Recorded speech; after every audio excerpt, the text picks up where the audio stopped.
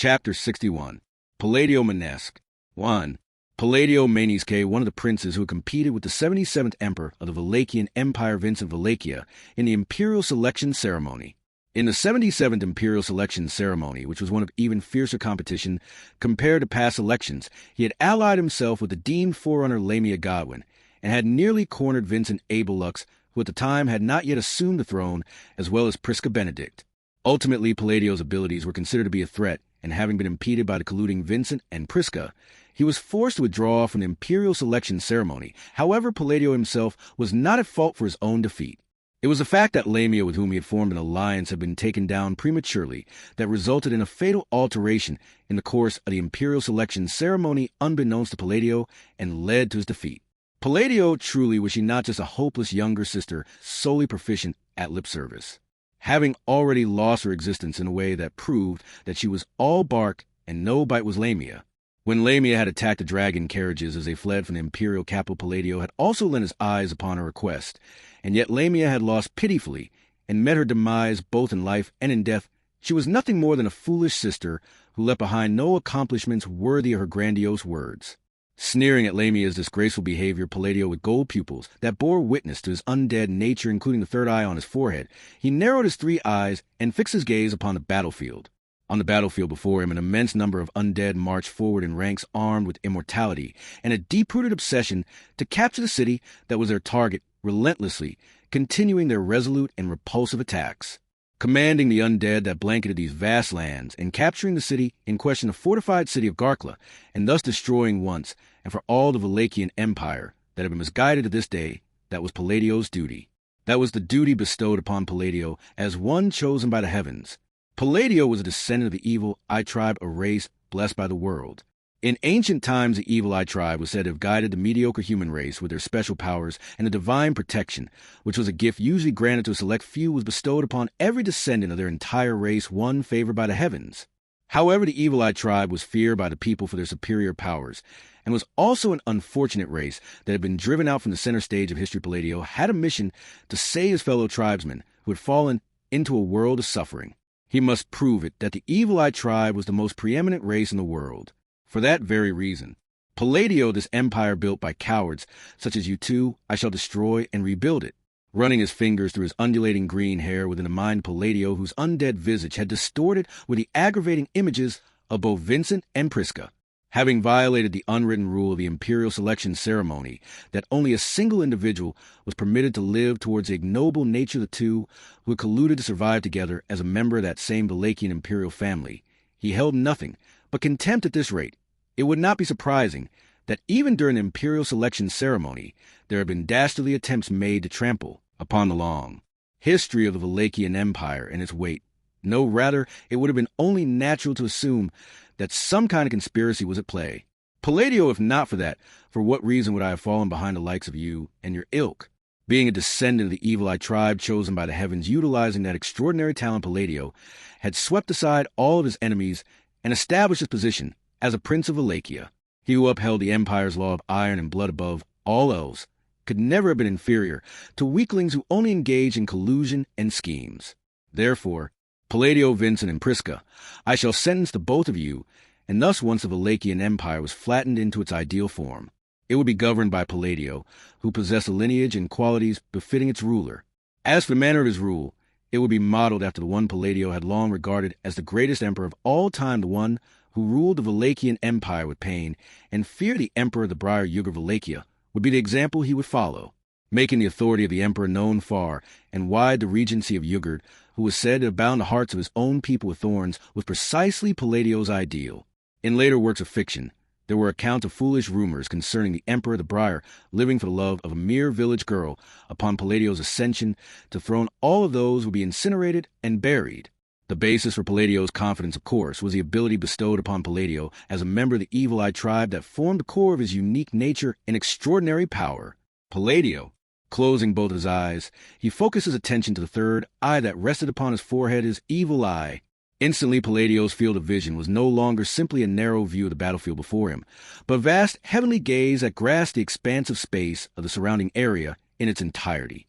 It was truly the viewpoint of the Sun Palladio's third eye integrated his own field of vision with that of the sun, providing perspective of a ruler looking down upon the world at large.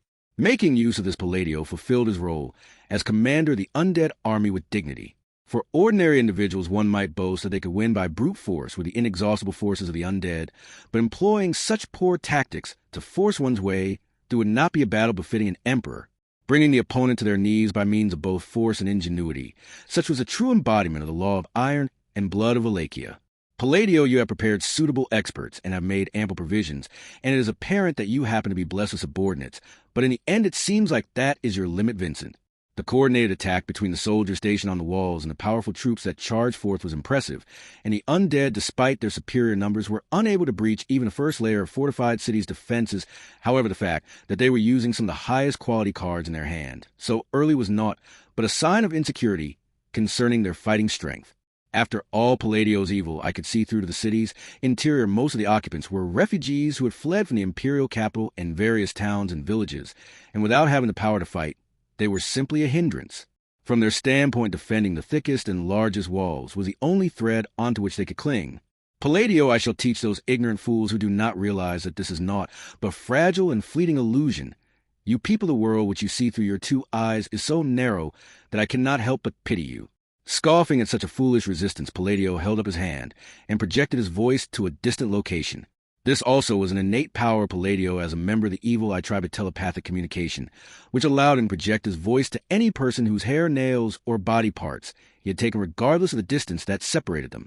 With that, Palladio made the decisive move that would end the fortified city. That being, Palladio, the undead flying dragons, are to be deployed at once to those fools who focus all of their efforts upon the city walls. We shall teach the methods by which a true emperor wages war. 2. The enemy's flying dragon squadron has crossed the great mountain behind the grand fortress and entered the sky above. Right now, the enemy's soldiers are being dropped in, and the undead have invaded the city. The messenger who came racing into command room reported the change of situation between pants and breaths. The walled fortress had been suffering from simple yet powerful brute force attacks, but now the opponent had decided to attack from the air, the largest weak point in Garkla. Gouged out of a mighty mountainside, the city's greatest fortress could be boasted to have a robustness that would not easily be defeated even if the ramparts surrounding the city were breached. However, the sky was the one place where it was defenseless. Serena, just when the situation has become worrying, you make your move. This tactic, as I assumed, is probably directed by His Excellency Palladio Maniske, Otto the Prince of Wallachia, who competed with His Excellency the Emperor in the Imperial Selection Ceremony. Otto muttered to Serena, who frowned at the report and traced a white sword wound on her face with her finger. Among the opponents who had joined the undead side, he was named as a target to be wary of in advance.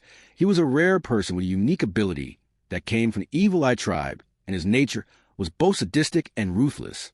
It would not be easy to handle an opponent who concentrated all their strength into one's defenseless blind spot, but it was a common war strategy. Especially in siege warfare, a small hole could often bring about destruction. On such a large scale, it would have been fatal to have such a hole created. Therefore, Otto, it is in accordance with the theory Serena theory. Otto, never mind, no need to worry about it more. Importantly, Serena tilted her head at the unfamiliar sound, waved her hand lightly, and then Otto gave a nod of approval to Brstets in the center of the room to send instructions to the messenger. In response, Brstets' thread-like eyes slightly opened. Brstets gave them the order. It is time for the special forces. Yes, he was able to use words that were not familiar to him in an appropriate manner. 3. That ought to have been an arrow fired as a decisive blow in a battle for the fortified city of Garkla. The utility of flying dragon riders was common knowledge that went without saying for the people of the Empire, but when applying condition of them being undead, it was something that could only be accomplished provided that both rider and flying dragon were resurrected. Fulfilling that prerequisite, the undead flying dragon riders contributing to the undead forces were few in number, therefore they have been handled carefully, naught else, but upon the scene where their involvement would be critical to the utmost. Palladio, the undead flying dragons, are to be deployed at once to those fools who focus all their efforts upon the city walls. We shall teach the methods by which a true emperor wages war. From the officer commanding the host of undead, an order was sent out telepathically. Obeying the strange voice that seemed to echo directly within their heads, a few undead flying dragon riders took their undead flying dragons along with him and seized the skies of the fortified city upon the flaps of their beloved dragon's wings. Towering over the rear of the fortified city, surmounting the height of the great mountain which served as a national border with the neighboring countries, was a life-threatening act no matter how skilled the flying dragon riders. They were disregarding that greatest obstacle of risking their lives. The undead flying dragon riders accomplished the objective of their operation. Undead flying dragon riders. Below the golden glow of their undead eyes, the great fortress, protected by a robust wall built of stone, could be seen.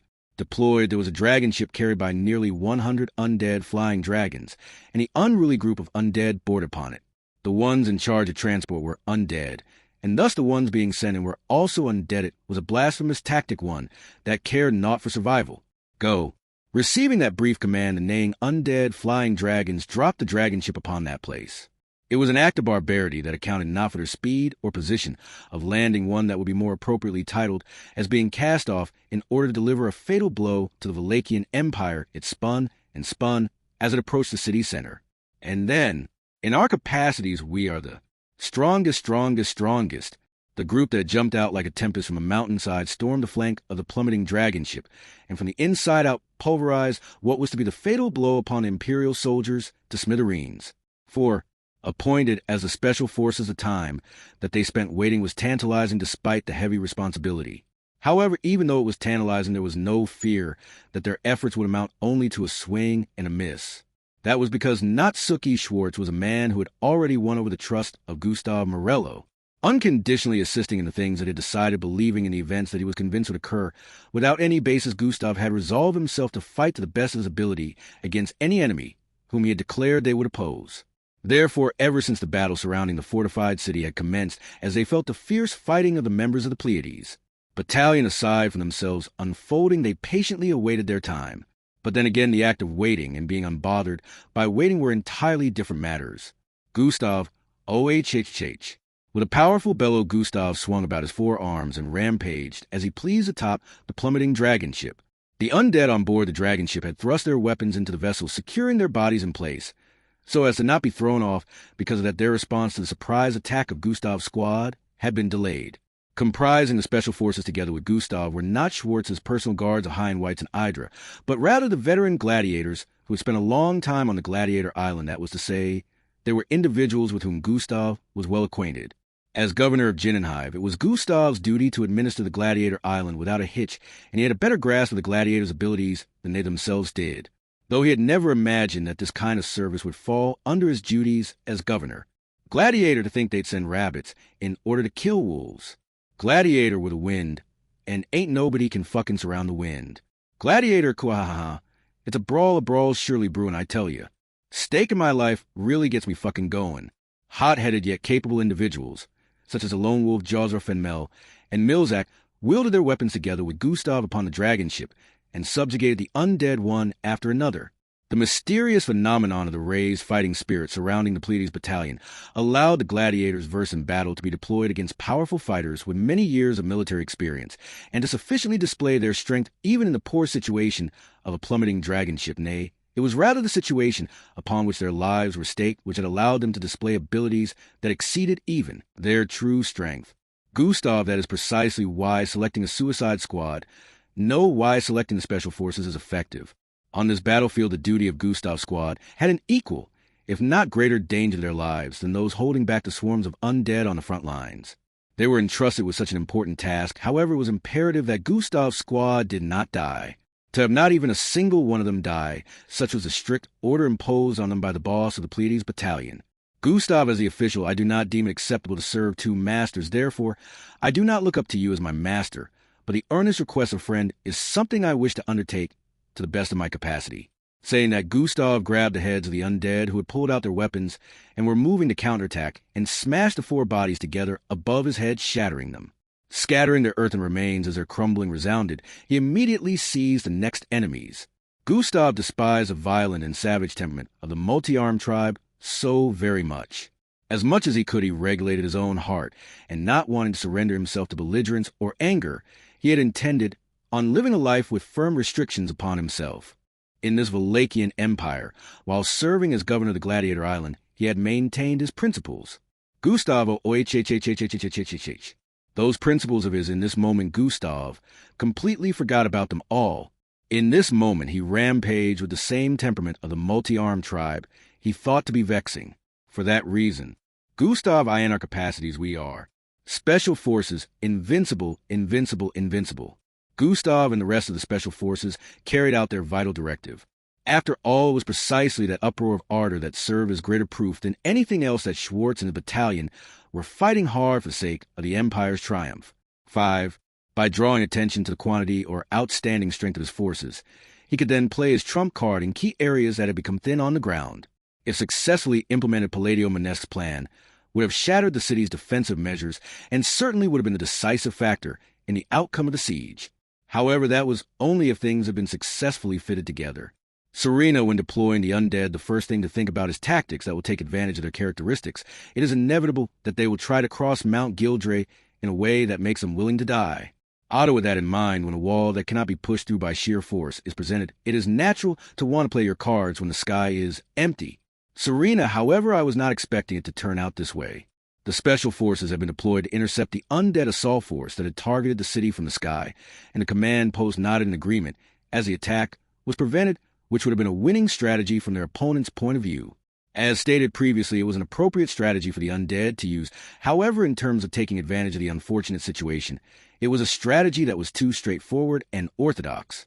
Direct attacks were standard methods and were effective when they worked, but they could easily be countered. Serena, according to what I've heard, his death during the Imperial selection ceremony was also due to his excessive focus on the right way of attack. For better or worse, the time of the undead has stood still. Serena, who had sent out her own Flying Dragon squadron to destroy the undead Flying Dragon riders that had appeared in the sky, described their opponent as having failed to read her plan. It was true that Palladio Manesque was considered to be the opposing commander, and his name was mentioned as a target to be on the lookout for, but that was if he were to assist others by taking advantage of his evil I-Tribe characteristics. In fact, Lamia Godwin's raid on a couple dragon carriages had nearly destroyed the Empire because of Palladio's assistance. However, it was a silver lining amidst misfortune that the opposing party remained unaware of how to utilize their abilities to the fullest extent. Serena, it seems as if His Excellency Palladio is saying that you can never lose a bet if you can see your opponent's hand. Otto, normally, if you could see your opponent's hand, you would have a significant advantage. Serena, really, I could make a bet with you on the same terms. The only thing is, if you play with me, your family will be in danger. Otto, so this is why they call it the Valachian way. Serena, being greedy for victory is a virtue. You're the same as I am, aren't you? Otto's face was truly bitter at the look in Serena's eyes, as if to suggest he had bad character. At any rate, it could be said that in terms of quality of the command post, they had surpassed their opponent. Having destroyed their winning strategy, the enemy would have no choice but to take the next step, and that was... Serena, he's playing his best trump card to continue his deployment of forces, is the flower of a losing battle. 6. KRUUUAGH. Raising a thunderous roar that shattered the sky, a three-headed dragon clad in black scale sword, flapping its wings as it flew over the host of undead, not even flinching as its whole body, was showered in a hail of countless arrows. The jet-black blight dragon, a foregone mind, once again appeared in the skies of the Empire. Once slain by the hand of the Admirer, the imposing three-headed Valgren was a threat incomparable to any of the other undead, and was undoubtedly the trump card of the undead army. Given the failure of the surprise attack from over Mount Gildre, the commanding officer was correct in their judgment that they would be overpowered if they did not immediately strive to recover. However, as before, that did not emerge in the realm of a frontal attack. Along with courageous voice, bulging thorns reached out to the sky from the city walls, furiously approaching the blight dragon of outstretched wingsit was the onslaught of Kaphma Irelix. Kaphma's oppressive power, capable of single-handedly upholding the war front filled with undead, as far as the eye could see entangled Valgren's entire body, its eyes not in its normal state, binding its wings before they could be torn apart. Of course, it was only a matter of time before the thorns would be torn to shreds by the dragon's physical strength. Kaphma, but my duty is this 1 second.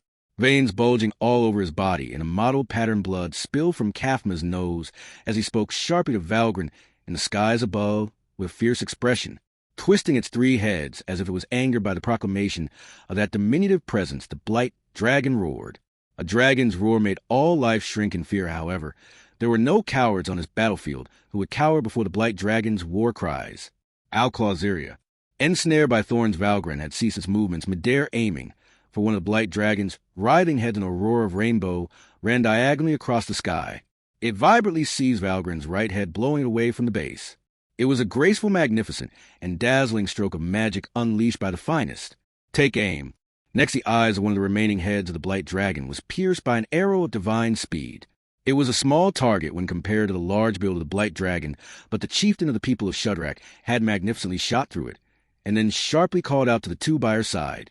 Among the two who were called upon, one aligned the aim by measurement, and the other used her entire body to draw a huge bow that would have taken 10 regular people pull. Let it have it. Take it down.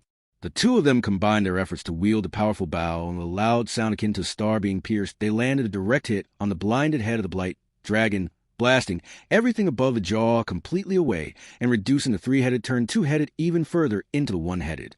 Valgren, Krughh. On top of that, having lost both its left and right heads, Valgren looked up to the sky as it generated tremendous heat within its large black body. The breath of destruction, so synonymous with dragons themselves, was turned towards a fortified city below. At that moment, the eyes of the crazed Blight Dragon were met by the eyes of someone watching from inside the great fortress that it was supposed to capture. As that someone stood by that window, they directed their hand towards the Blight Dragon as it tore off the thorns within the skies. Elfula, if an objective could be accomplished with minimal toil, neither flashy magic nor outlandish monstrous strength were necessary. With precision that could serve as an example for all such things, the Blight Dragon's final remaining head was cut off by a blade of wind possessing an unrelenting sharpness. Valgren, each of its 3 heads lopped off the Blight Dragon falleth. That was a pathetic defeat of the 3-headed Valgren, intended to be the trump card played by the undead forces. 7. Palladio impossible, impossible, impossible, impossible, impossible, impossible, impossible, impossible, impossible. His body trembling all over while scratching at his hair, Palladio could not accept the defeat of Valgren, which he had just witnessed occur through his evil eye. Things that should have been impossible continued to occur one after another. Because of that, Palladio fell from what was an overwhelmingly advantageous position, and with his pride wounded as the one who ought to have been leisurely waging the warfare of a true emperor, he tasted humiliation. Palladio, how have they seen through all of mine plans? The surprise tactic of having the undead flying dragon riders carry a dragon ship and cross over the mountain was perfect. He was not certain if it had been anticipated or if it had been preserved fighting assets that immediately reacted to it, but the surprise tactic had been thwarted only that was something neither unpleasant nor fatal, rather it ought not have been. Palladio, what even is the Blight Dragon, the 3-headed. The 3-headed Valgren had immediately been sent out as a harbinger of despair. In the past, it had exerted tyranny in the accursed neighboring nation, the kingdom of Legunica, the resurrected fearsome Blight Dragon. If that dragon of foregone mind displayed its true worth dominance through means of might, and fear would have been accomplished. To think that the mighty Valgren would be subjugated in such a manner, with its 3 heads lopped off. Palladio, why lie you all so asinine? Why be you unable to fulfill the duties expected of mine limbs? The fallen Blight Dragon, the failed ambush corps, the swarms of undead still having trouble conquering the first wall, each of them had failed to provide utility. To Palladio, a cluster of fools who only continued to drag down on his legs. When he took a moment to think about it, Vincent, Prisca, and Lamia all had competent servants in their service. In other words, the difference between Palladio, Vincent, and the rest came down to whether they were blessed with servants or not. They had nothing to do with the strength of the person in question, and were not more than external decorations, flaunting that they were a shameless bunch unworthy of being a part of the imperial family, attempting to outrival Palladio. Palladio, the emperor of the Briar solitary nature, is the unmistakable true desire of a Valachian emperor. I shall never stoop to the methods of you cowardly lot. Even in the past imperial selection ceremony, Vincent avoided the stratagem that Palladio had formulated, and he had outsmarted Palladio, snatching victory through such means.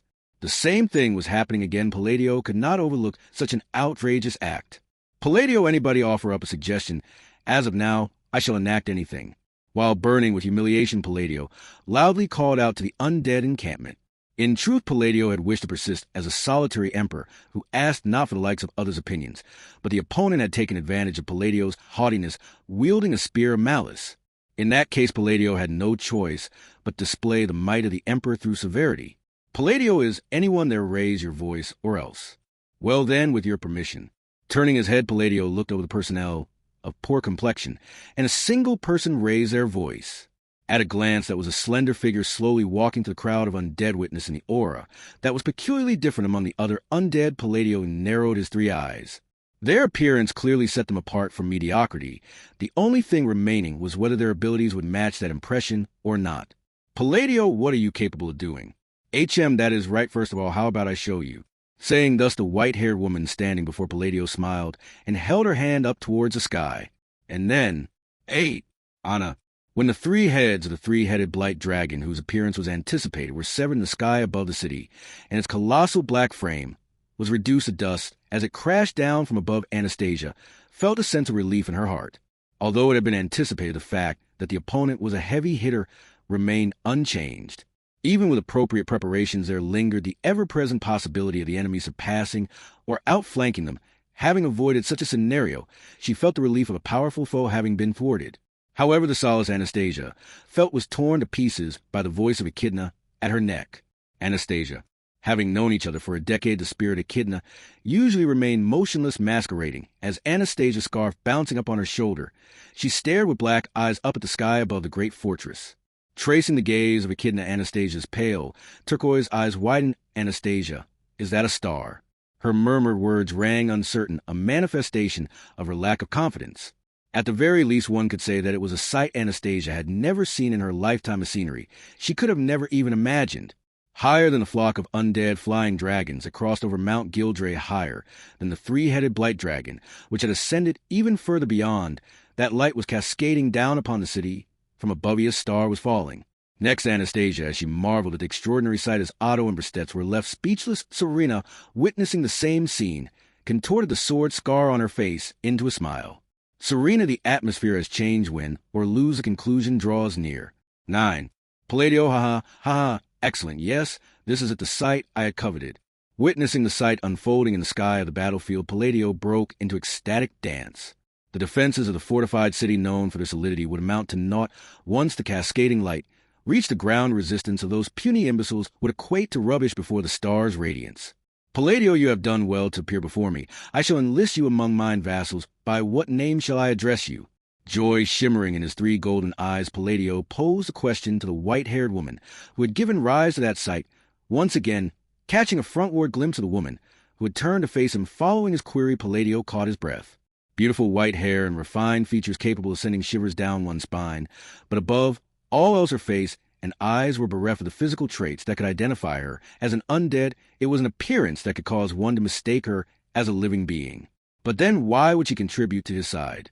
When Palladio questioned this, the woman deeply bent her hips and bowed. And then she returned an answer to his question, an introduction as to just who exactly she was. What name would be correct to use is a bit of a complicated affair.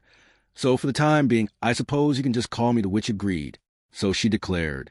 Chapter 62. The Power of Love. 1. The entirety of her body burst into flames, reducing the witch to ash. The awe-inspiring power of the Yang sword that at last had finally been unsheathed from its veil, which had stolen her soul, and whose fierce flames had reduced it to naught, but cinders exceeded even Subaru's expectations for his plan. Subaru, this must be the true power of the Yang sword. Not only was this which cut down, but the crimson flames of the blaze spread to the 2 other bodies of the which, seeing the resultant effect, Subaru could only gasp. Up until now, there had been several situations in which Subaru had witnessed the Yang sword being wielded, but the owner of the Yang sword had always been Priscilla. However, in terms of able exceeding Priscilla, as a wielder of the Yang sword, there would be no such simple answer. The opponents whom Priscilla had unleashed her Yang sword upon had always been formidable. This time the Witch Sphinx had been a similarly formidable enemy, and in order to defeat her, Abel had made an incredible gamble. In every battlefield, in every possible arrangement of the board, and in every crisis up until now, he had never once utilized the Yang sword. Thus for Sphinxer, rather for everyone, had been eliminated as a possibility. In order to bring such a thing to fruition, one could not imagine the nerve required. Vincent, you what is with that incomprehensible expression? Subaru, I'm just surprised we've been through so much together up until now, and I'm still easily discovering things about your personality to complain about. Vincent, and here I was wondering what you were going to say. Could it be that you are referring to this card that I kept unturned? If that is so, are you not also the sort to hatch up plans of this ilk? Subaru, it's not a matter of character on my part. It's okay, because it's a result of wit and bravery and cheating thinking back to the beginning with the lifeblood ritual, and that time we fought Zickerson and the others at Geraldine when Arakia made her entrance, then our dispute with Jornison at Chaos Flame, and the game attack with all Bartson, and the entire time we were on a couple dragon carriages you kept it hidden. Vincent, yes, and Subaru, yes, and ah. With the treasure sword crimson in hand, Abel's shameless affirmation amazed Subaru. But then in an instant the pain in his right arm that was broken by Sphinx as a warning came rushing back. As he held his broken arm with tears in his eyes, Beatrice rushed beside him with a Subaru and held her hand over it using her healing magic. And so as Beatrice attended to Subaru tenderly, Beatrice, no matter how many times you say it, it seems it will never have an effect on that man. In fact, perhaps his ability to feel guilt has probably died. I suppose he's of the same breed as Roswell, in fact. Subaru go. Beatrice there, that should make it feel a little better, I suppose. Heaping as much verbal abuse as she could upon Abel, Beatrice finished Subaru's medical treatment. The pain still lingered, but the broken bone felt like it had been healed. It could not be moved around too much, and it would take some time to be completely healed, but there existed other priorities. Vincent, shall you be able to save Jamal orally? Beatrice, so long as he's still breathing, he'll do what I can in fact. This is Betty's duty as Subaru's partner, I suppose. Leaving with these words, Beatrice trotted over to Jamal. After defeating the first Sphinx, 3 more Sphinxes had appeared, and it was Jamal who had provoked them and in turn received the most injury. The way he had done so by continuing to hurl abuse that was painful to listen to had been rather crude, albeit that too was an act of showing his loyalty to the Emperor. Spiky, Subaru, Spika, you did a great job. What about your body? It doesn't hurt anywhere. Spiko, with a vigorous nod, Spika tried to stop his worrying as she smiled. Using his hand to wipe away the dirt from her cheek, he gave her head a pat as a reward for her hard work. Truly, without any doubt, this was a victory that had been gained by everyone here doing their utmost to fulfill their duty. That said, he could not help but acknowledge that Abel's trump card had contributed more than anything else. Subaru, still am going to be holding a grudge against you for the rest of my life. Vincent, if I have made you say that much, then the one who suggested this must also be satisfied. No matter how reproachful the glare, Abel would ignore it nonchalantly. While his cold nature was infuriating when it came to the matter of hiding the Yang sword and having the confidence to stick with it, Subaru could do nothing but speak his praise. The fact that Abel was capable of using the Yang sword, but hid that fact, was something that Subaru had only become aware within the loop where the fight with Sphinx had already started. To put it plainly, it was a level of secrecy of a dead weight. Originally, the only trump card which could have been hoped to stop the great disaster of the Valachian Empire was for Subaru to combine his power with Spike-a-Star eating. But if Abel's Yang sword could reach the foundation of the souls of the undead, then the story was different. The Yang sword and Star eating, the 2 leading actors in this siege on the undead territory, could be utilized as trump cards in order to defeat the great disaster. Subaru, you having realized this earlier, decided to join us in this group right. Spika, you. Subaru, you see, Spika, the sly emperor, is able to use the Yang sword, and even knew that it might be one of the key items in defeating the zombie. Spika is the same right, so we had to proactively whittle down the zombies by using Star eating. What happened then? Spika, you. Subaru, that's right, the enemy's main forces came after us, and the method we used against that main force was Spike-a-Star eating. After all, I didn't know what the odds were that there was another method, so it would be just fine if Spika could deal with them, but in the event that you couldn't. Spika AUA. After Subaru concluded his explanation, Spika's eyes widened, and she pointed at Abel's Yang sword. Subaru replied, "That's right," to Spika's sudden comprehension, and patted her head. Alongside Spika, he looked at Abel as if he was human garbage. Subaru looked Spika. Those are the eyes of someone with a completely twisted personality. Your personality has to be pitch black in order to be the Emperor of Wallachia. I knew it wouldn't be better to destroy Wallachia after all. Vincent, changing sides. As soon as the enemy leader has been reduced to ash, you have chosen a terrible time to betray me. Beatrice, you don't beg us to help save the Empire, just to immediately become the head of a rebellion, I suppose. Though they were here out of necessity, the Empire was bad for Spika's emotional education. Abel was a prime example of this. So, outside a situation such as this, he was the first person that should not be around her. Spika should be surrounded by more wholesome and refreshing companions she could imitate, such as Emilia and Rem, or Beatrice and Tanza. Subaru, in that case, we need to keep her away from Otto and Roswell. As well as for Nisima, I like her, but dealing with more than 2 people would be tough. Garfield could also be a good influence, but Beatrice, Subaru, the healing over here is almost finished. In fact, Subaru, got it. Following Beatrice's voice, Subaru and the others went towards where Jamal had fallen. But Jamal did not raise his voice at the arrival of Subaru and the others, as he was still splayed out on the ground. Beatrice, for now his life isn't in any danger, I suppose, but any further treatment will require time, and will also take up Betty's remaining strength. In fact, Subaru, Bikos, remaining strength like your remaining mana. Beatrice, indeed, I suppose there's an irregularity which makes it like a lavish banquet, but it would be reckless to rely on it. In fact, Subaru irregularity. Hearing Beatrice's answer, Subaru stared down at his hands, what she called an irregularity, the remaining mana within. Subaru's body as Subaru's contracted spirit, the mana that was in Subaru became Beatrice's remaining MP, so in his current condition the amount of mana being lent to her could indeed be considered an irregularity. Subaru had some ideas as to why this might be the case. One possibility was that the connection between everyone in the Pleiades battalion and Subaru had brought about a positive effect. Another possibility was that infantilization had led to some strange occurrence in Subaru's gate. But in the latter case, it was not likely that Beatrice would be able to understand it. So he felt that the former option was more likely. Subaru to become stronger because of my connections with everyone, the kind of guy who gets passionate from stuff like that. Beatrice Subaru. Subaru, don't worry, Biko. No matter what, I agree that using as much magic as we please probably isn't a good thing. So we should try to conserve as much as possible, but if we're backed into a corner. While respecting Beatrice's judgment, Subaru stared fixedly at the fallen Jamal. Naturally, they could not abandon him as he was instrumental to their victory. However, if Jamal did not regain consciousness, someone would inevitably have to carry him. Vincent, for the record, I will not be carrying him. Subaru, you beat me to it. You've been on a roll. Ever since you got that Sorha, even though you were a close match with me in that catfight earlier, you were swooshing and bouncing around. Wouldn't it be trivial for you to carry Jamal? Vincent, even if I could do it, I shan't now that Jamal orally has fallen. I ought to be the most agile one present. We are in a position which requires vigilance, so I cannot be carrying baggage. Subaru, don't call him baggage, fine. I get it, it'll spike you. Angry at the unruly emperor who had given a sound argument, Subaru attempted to carry Jamal.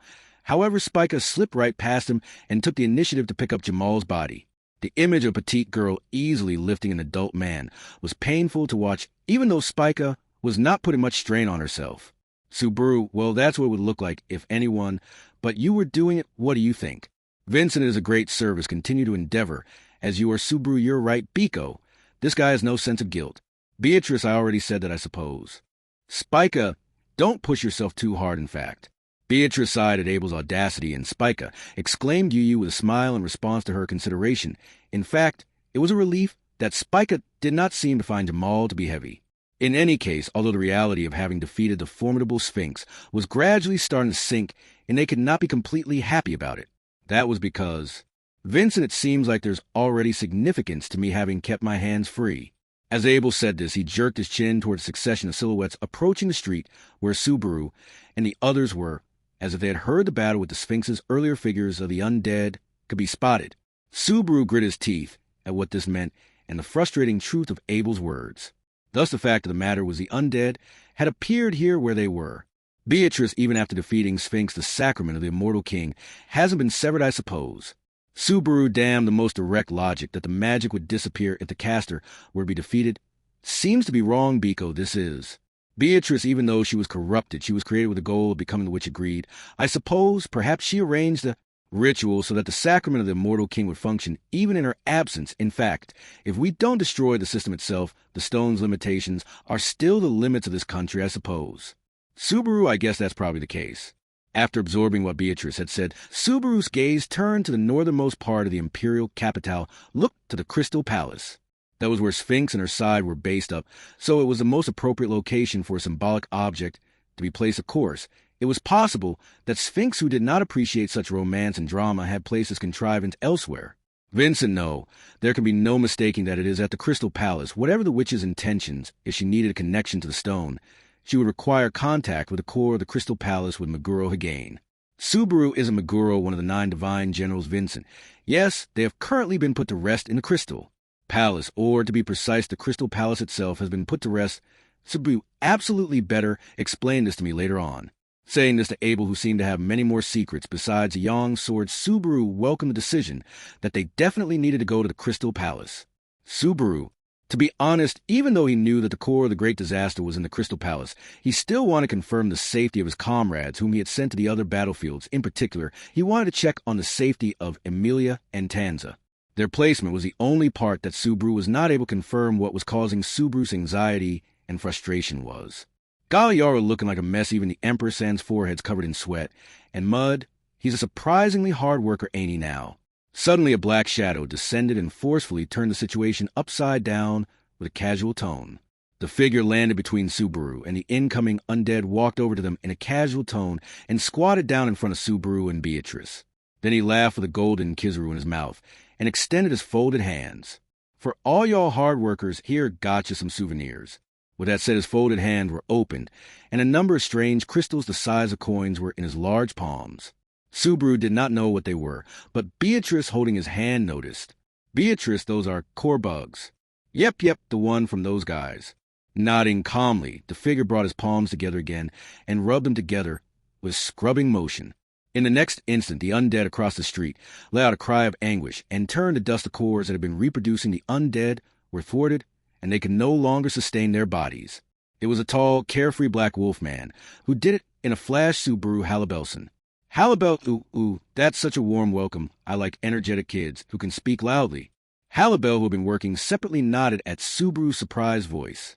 He was asked to eliminate the most important opponent in the decisive battle for the Imperial capital on enemy that had to be eliminated in order for everyone to give their best performance. The fact that he was here like this meant. Halibel, don't you worry, my work is done and taken care. Got no intentions of letting Lil Honest Face be crushed after all. Subaru, that's a huge help. Thank you. Can I count on you to keep it up with something else? Halibel, whom you sure ain't a shy boy, well s'posed would be Dan to go on and say it.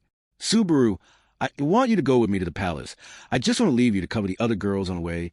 They'll be working able to the point of death over on our side after all. Vincent, disgraceful. Abel grumbled something about Subaru's suggestion, which he consciously ignored. At any rate, it was fortuitous that Halibel had accomplished his task. He was very anxious about Amelia and the others, but if Halibel were willing to go, it would make them even stronger and help Amelia bloom. Subaru Albartson should be in the palace. That's why I want you to go to Amelia and Tanza. Vincent, hold on, Natsuki Subaru. Is that a strategic decision? If that is not the case. Subaru, if that'll make you agree, then yeah, it's all part of my performance after all. Subaru retorted to Abel's interjections and glared at him. It was encouraging to have Beatrice holding Subaru's hand tightly, as if she were on his side. Halibel interrupted the exchange of stern glances with a hold on. He put his bladed hand in between Subaru and Abel as if to cut the thread of the staring contest, and... Halibel, ain't no need to be so belligerent, and as for the fight around the palace, I think I ain't gonna be needed for it, okay? Subaru, huh? Subaru's eyes widened at Halibel's comment as he stroked the hair under his chin.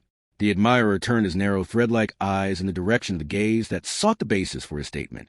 Halibel, the power of love, is mighty. I guess this is simply a case of that. And then he laughed with a face that mixed equal parts amazement and admiration.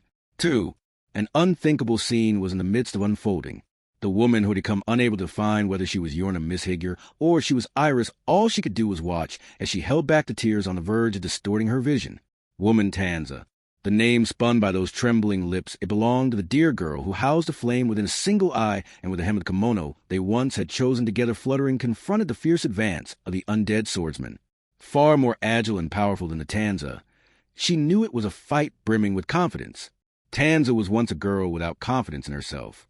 She was incredibly intelligent and capable for her young age, and yet the child had evaluated herself as being completely lacking in evaluation that was far too low of herself back when she was the same age as Tanza. In the truest sense, she had not been nearly as capable as her.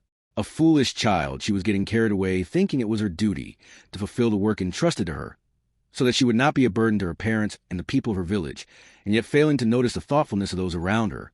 Compared to her past self, Tanza was far more admirable, and now, after believing that death had bereaved her Tanza, they had been reunited in this situation where her own foundation had become uncertain. Between Prisca, the Empire, the Demon City, Tanza, and Yugur, her mind was in its greatest state of turmoil throughout all of her lifetimes, numbering greater than 10. The only comparable instances that could come to mind were when she had first learned that she had been reincarnated due to a curse, when she had discovered that Prisca had survived when she had been reunited with Yugurd, and when Tanza, who had survived, had completely refused to listen to her. Woman, of late, there have been far too many. She wanted to lament the relentless series of shocks of this current life. However, the present moment was far too hectic, as these various mental burdens continued in order to protect her, as she could no longer recover the will to fight brazenly, utilizing the effects of the soul. Marriage technique, in addition to something else entirely, Tanza's back looked to be quite large. How much had she gone through after they had been separated at the Demon City? Ever since Tanza had arrived at Chaos Flame with her sister Zoe, she had intended on being the one to watch over Tanza's growth the most closely, but had she remained by her side, would Tanza's current self ever have come to be? Someone apart from herself that had gotten close to Tanza, pushed her, and made her stronger. She could feel it within Tanza's intense gaze and her gait, and in the fist that she had slammed into the swordsman's face. Tanzakin. Tanza, yes, Emiliasima, let us not give them any leeway. As her voice resounded in a manner resembling a silver bell, the silver-haired girl Emilia cooperated with Tanza. Her long hair fluttered as she swung her weapon constructed with ice to repel the undead swordsman, working in perfect sync with Tanza to support each other in both offense and defense. This was in spite of the fact that there should not have been much time for Tanza and Emilia to build such a relationship. Under the unexpected strength of Tanza and Emilia, working together, the blue-haired swordsman's undead sword masters were smashed one after another, scattering fragments throughout their surroundings. However, Swordmaster, all sad say, but seems there's a limit for you living folk. You sure wield your power with great vigor, but how long do I think that power's gonna last? Emilia, geez, don't brag when you're cheating. His characteristic undead golden eyes shining, the undead swordmaster smiled provocatively, and Emilia fell for that provocation. She raised both hands and slammed them hard onto ground, and in the next moment, while avoiding Emilia and Tanza, ice spread throughout the street in a manner akin to branches, entrapping the hands, legs, and torsos of the swordsman. That ice had an appearance just like that of a vine of thorns woman Ugg. Tanza, your Nasima. For a moment she crouched down, clutching her chest, as she felt an ache within. Having caught a glimpse of that foolish action of hers in the corner of her eye, Tanza cried out her name in a scream, even if momentarily. The fact Tanza's awareness had left the battlefield meant that. Swordmaster, you gotta be greedy for victory simple, as that Tanza HK. A fierce front kick was unleashed, sending Tanza's petite frame flying backwards. Tanza's sprung-up body flew, and at the end of its trajectory, as it bounced, the figure of her own crouching self was present. She immediately raised her face, and was about to call out Tanza's name, but what would that even achieve? It would have merely been another meaningless pull on Tanza's attention. Woman Tanza, yes, your Nasima. Responding to a cry that ultimately could not be held back, the bouncing Tanza readied her posture midair. Just prior to colliding, Tanza had managed to stop herself. That small yet large back of hers was just before her eyes. Thereupon the undead swordmaster's merciless sword strike drew near, threatening to cleave the two of them in twain. Tanza, Emiliasima, Emilia, yes. Without even a moment's hesitation, Emilia responded to call, and Tanza swung her leg upwards. That upraised foot, freshly clad in a getup made of ice, caught the strike from the undead swordmaster's katana head-on. It was a pair of thick-soled getup just like the ones usually worn by the flamboyant Yorna Mishigure. Tanza, having stopped the katana with the sole of the getup adorning her raised foot, had leapt upwards, using the same raised foot as a starting point, and spun vertically in midair, slamming down the icy getup the opposite foot onto the head of the mobilized undead swordmaster.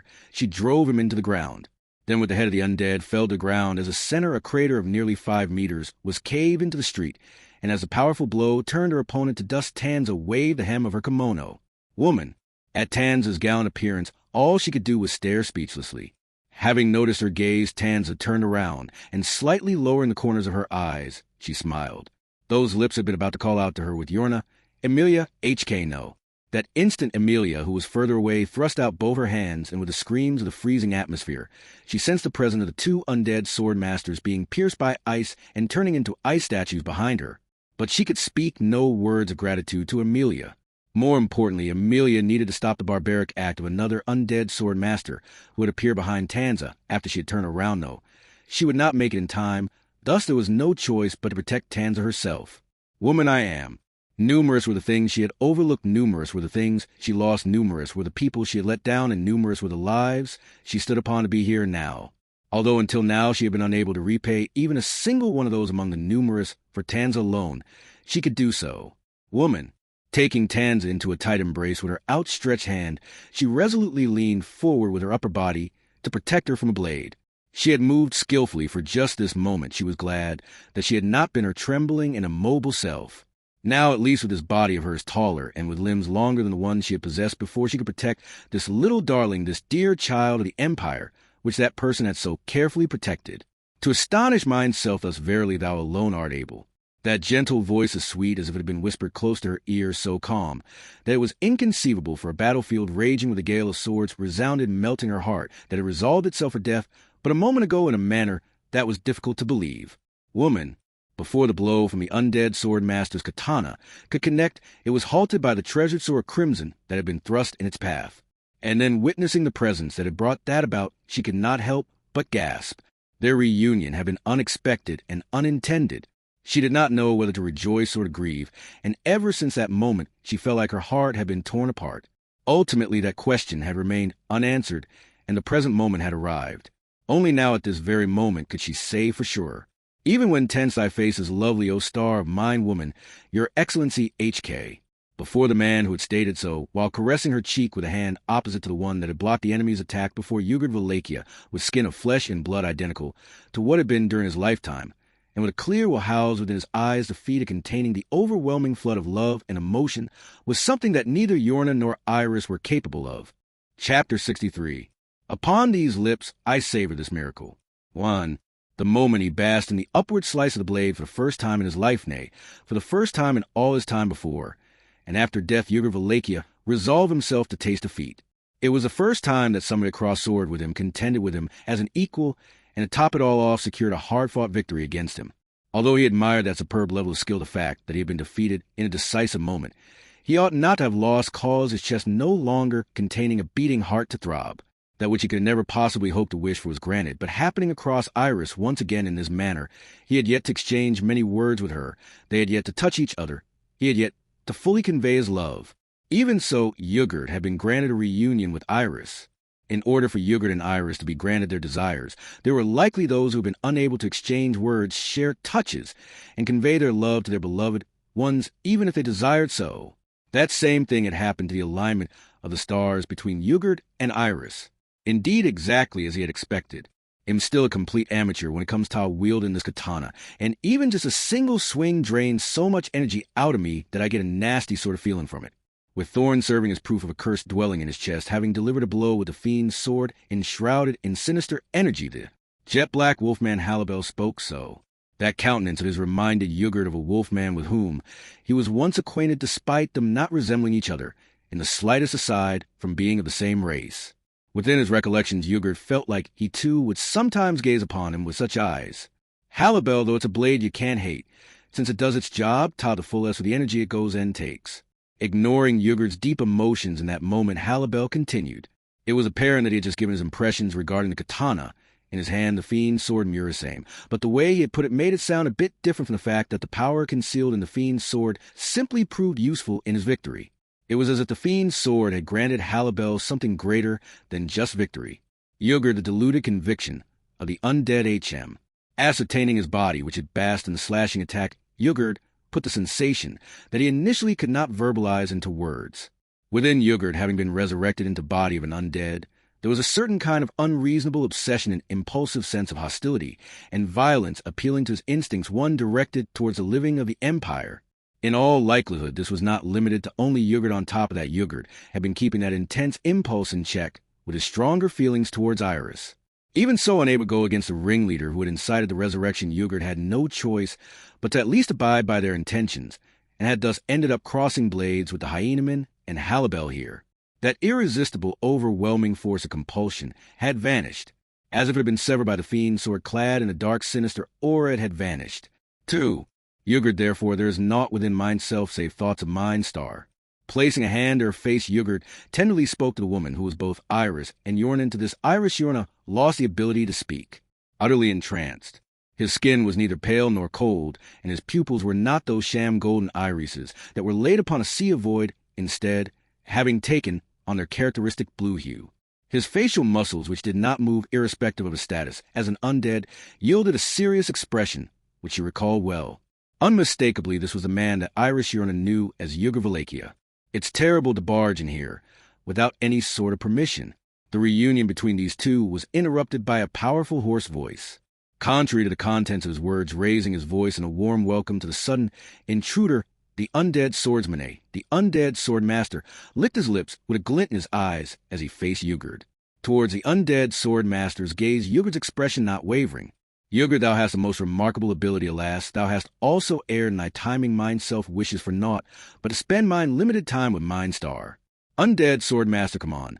There's no need to say something so chilly. Yogurt imparted to him his wish with indifference, to which the undead swordmaster promptly turned a deaf Erno. He tried to respond with a deaf ear, but he could not finish his reply. "Stay away from us."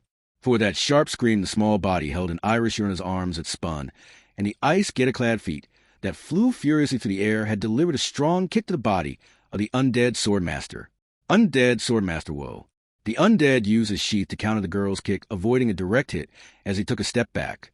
The impact was not entirely erased, but the undead swordmaster retorted with more joy than anger as his face split into a malicious smile. Taya, that malicious smile was crushed by the powerful blow of an ice hammer. This swooping blow from behind crushed him from head to toe, causing the individual known as the undead swordmaster to crumble into pieces. However, this did not mean there would be any rest. If they could have killed him this easily, the undead swordmaster would have already been felled 50 times. But as always, the undead could revive as many times as they pleased.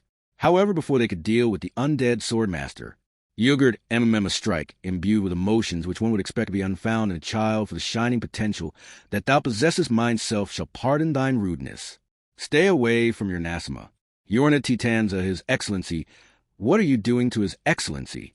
Within the field of view of the screaming Irish Yorna, the hilt of Yogurt's Yang sword collided with Tanza's get composed of ice, creating a harsh, shrieking noise. In order to protect Irish Yorna, Tanza had kicked the undead swordmaster while in the air, but this undead had not been her only target. Rather, she also aimed for the unknown emperor, who had suddenly intervened. As it was all so sudden, it was natural that Tanza could not distinguish Yogurt as friend or foe. Yorna, still you cannot do something like that. So, suddenly, your excellency, please excuse my Tanza. That girl holds no ill will. Yogurt, were not such a sorrow-stricken visage mine self loves any face, which thou might wearest, though thoughts rise of scorning mine very heart, which wishes to love thee even as thou entreatest mine self so earnestly. Yorna, he was this sort of person. Though Irish Yorna wholeheartedly apologized on behalf of Tanza, Yogurt's reply did not touch upon the core of the matter. This sort of thing had once been a daily occurrence with Yogurt. Yes, back during those times with Yogurt, this had been a daily occurrence. Tanza, your Nasima. Squeezing arms tightening around her. In a hug, Tanza called out to Irish Yorna to shake these arms away and once again jump towards Yogurt. Tanza had not lost her composure and discernment that far while she did not understand the relationship, she understood that there was no animosity between Yorna Iris and Yogurt. And besides that, hey, maybe it's a little too early for us to be taking our time to talk. Rushing over was Amelia, who had been fighting the undead swordmaster with Tanza. She mercilessly struck the undead from behind with her ice hammer, and while staring hard at Yogurt, who stood close to Tanza, and Irish Yorna with her amethyst eyes. Amelia, are you on our side? Yogurt, verily 'tis so. Amelia, thank goodness, you look really strong, let me count on you. Yogurt understood to leave everything to mineself. Having received an immediate response from Yogurt, Amelia patted her chest in relief.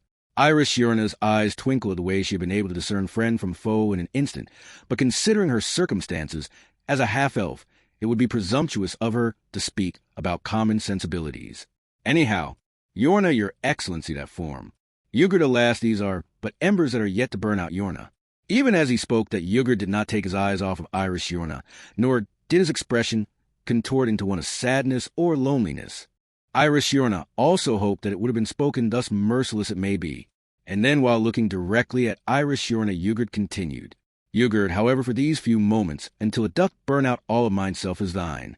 Yorna, yes, your excellency. He did so only to ensure that there would be no reason for Irish Yorna to feel sad or lonely. This gentle king of thorns, who was feared by all, had always kept his heart pulsing with tranquility, so that his thorns would hurt none but himself. Yorna, not at all. It brings me such happiness. Although their time was limited, she could touch Yogurt and speak to him. Ever since those days had come to an end, it was something Iris had been unable to accomplish, and because of that failure, innumerable sacrifices had been made. For the sake of atoning for those mistakes and regrets, Iris had joined the Empire as Yorna. Swordmaster, that treasured sword in your hand, it's the Yang sword Valakia, ain't it? Suddenly a hoarse voice that seemed to be restraining its zeal was heard, at which Irish Yorna and the others looked up. At some distance from where the four had gathered, a figure of singular undead slowly arose from the ground in the same fashion akin to insects emerging from underneath a large boulder dominated by a repugnant obsession. The undead sword masters began to appear one after the other. They were all alike without individuality, and with perfectly synchronized movements and shining golden pupils. They smile malevolently. Swordmaster, a legendary sword famous throughout the world, a magical tool forged by an unreasonable man on par with that dream sword. And fiend sword, the spoiled brats, got though I've seen it, I've rarely been blessed with the opportunity to exchange blows with it. Yorna, after going this far, has your warrior spirit been stirred even further? Swordmaster, it's embarrassing, but you got it right. Those words have been glib, for he did not seem embarrassed in the slightest. That much was painfully obvious in the pairs of eyes that were glowing ever more radiant and from the chilling heat of their malevolent smiles. Even when compared to the undead swordmaster's fiendish aura and delusional state were clearly abnormal, which true. Strength put aside overwhelmed Iris Yorna as she clenched her fists in shame. Those tightly clenched fists were gently embraced by the hands of Tanza from within her arms. Yugurd, child, to grasp the hand of mine star thus, and to remain in her embrace, I shall permit it. Tanza, I shall continue to do so, even if I do not receive your permission. At Tanza's indignant tone, Yugurd's sharp countenance remained undisturbed. However, Iris Yorna could perceive that Yugurd had accepted her reply positively. As Yugurd continued to walk towards a seemingly endless stream of undead sword masters that appeared to be increasing in number 10 or 20 at a time, Emilia, with a tense expression on her face, attempted to join him. However, Yugurd stopped Emilia with his gaze. Yugurd, thy will to aid is honorable, nevertheless. Entrust this unto mineself. Emilia, but you alone. Yugurd Valakia, that is my name, Emilia Valakia, that's... Emilia, surprised upon hearing Yugurd's family name, looked towards Iris Yorna. Responding to her look, with a nod, Iris Yorna's eyes followed Yugurd's back as he went forth.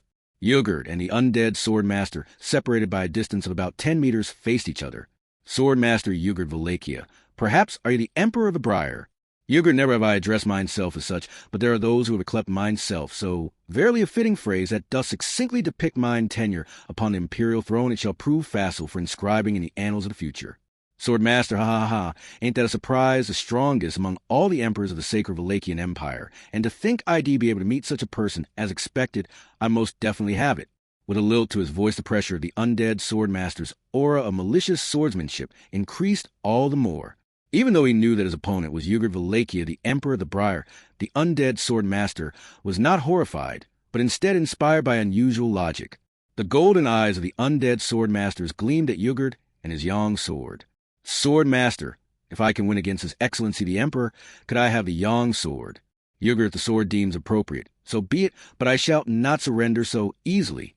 Swordmaster ho, Yugurd, many of mine subjects have staked their lives to make the dream of wielding this sword in mine hand true. Only Iris Yorna, who shared the joint rulership of Yugurd's many subjects, could understand the passion of the gentle King of Thorns, who was feared above all others. In front of Iris Yorna, who watched on Yugurd, and the undead swordmasters moved simultaneously. Swordmaster Ha, with a short exhalation, and lightning steps their distance from each other, was extinguished. 20 identical people were divided into 4 groups, and a flash of sword steel approached Yugurd like a whirlwind.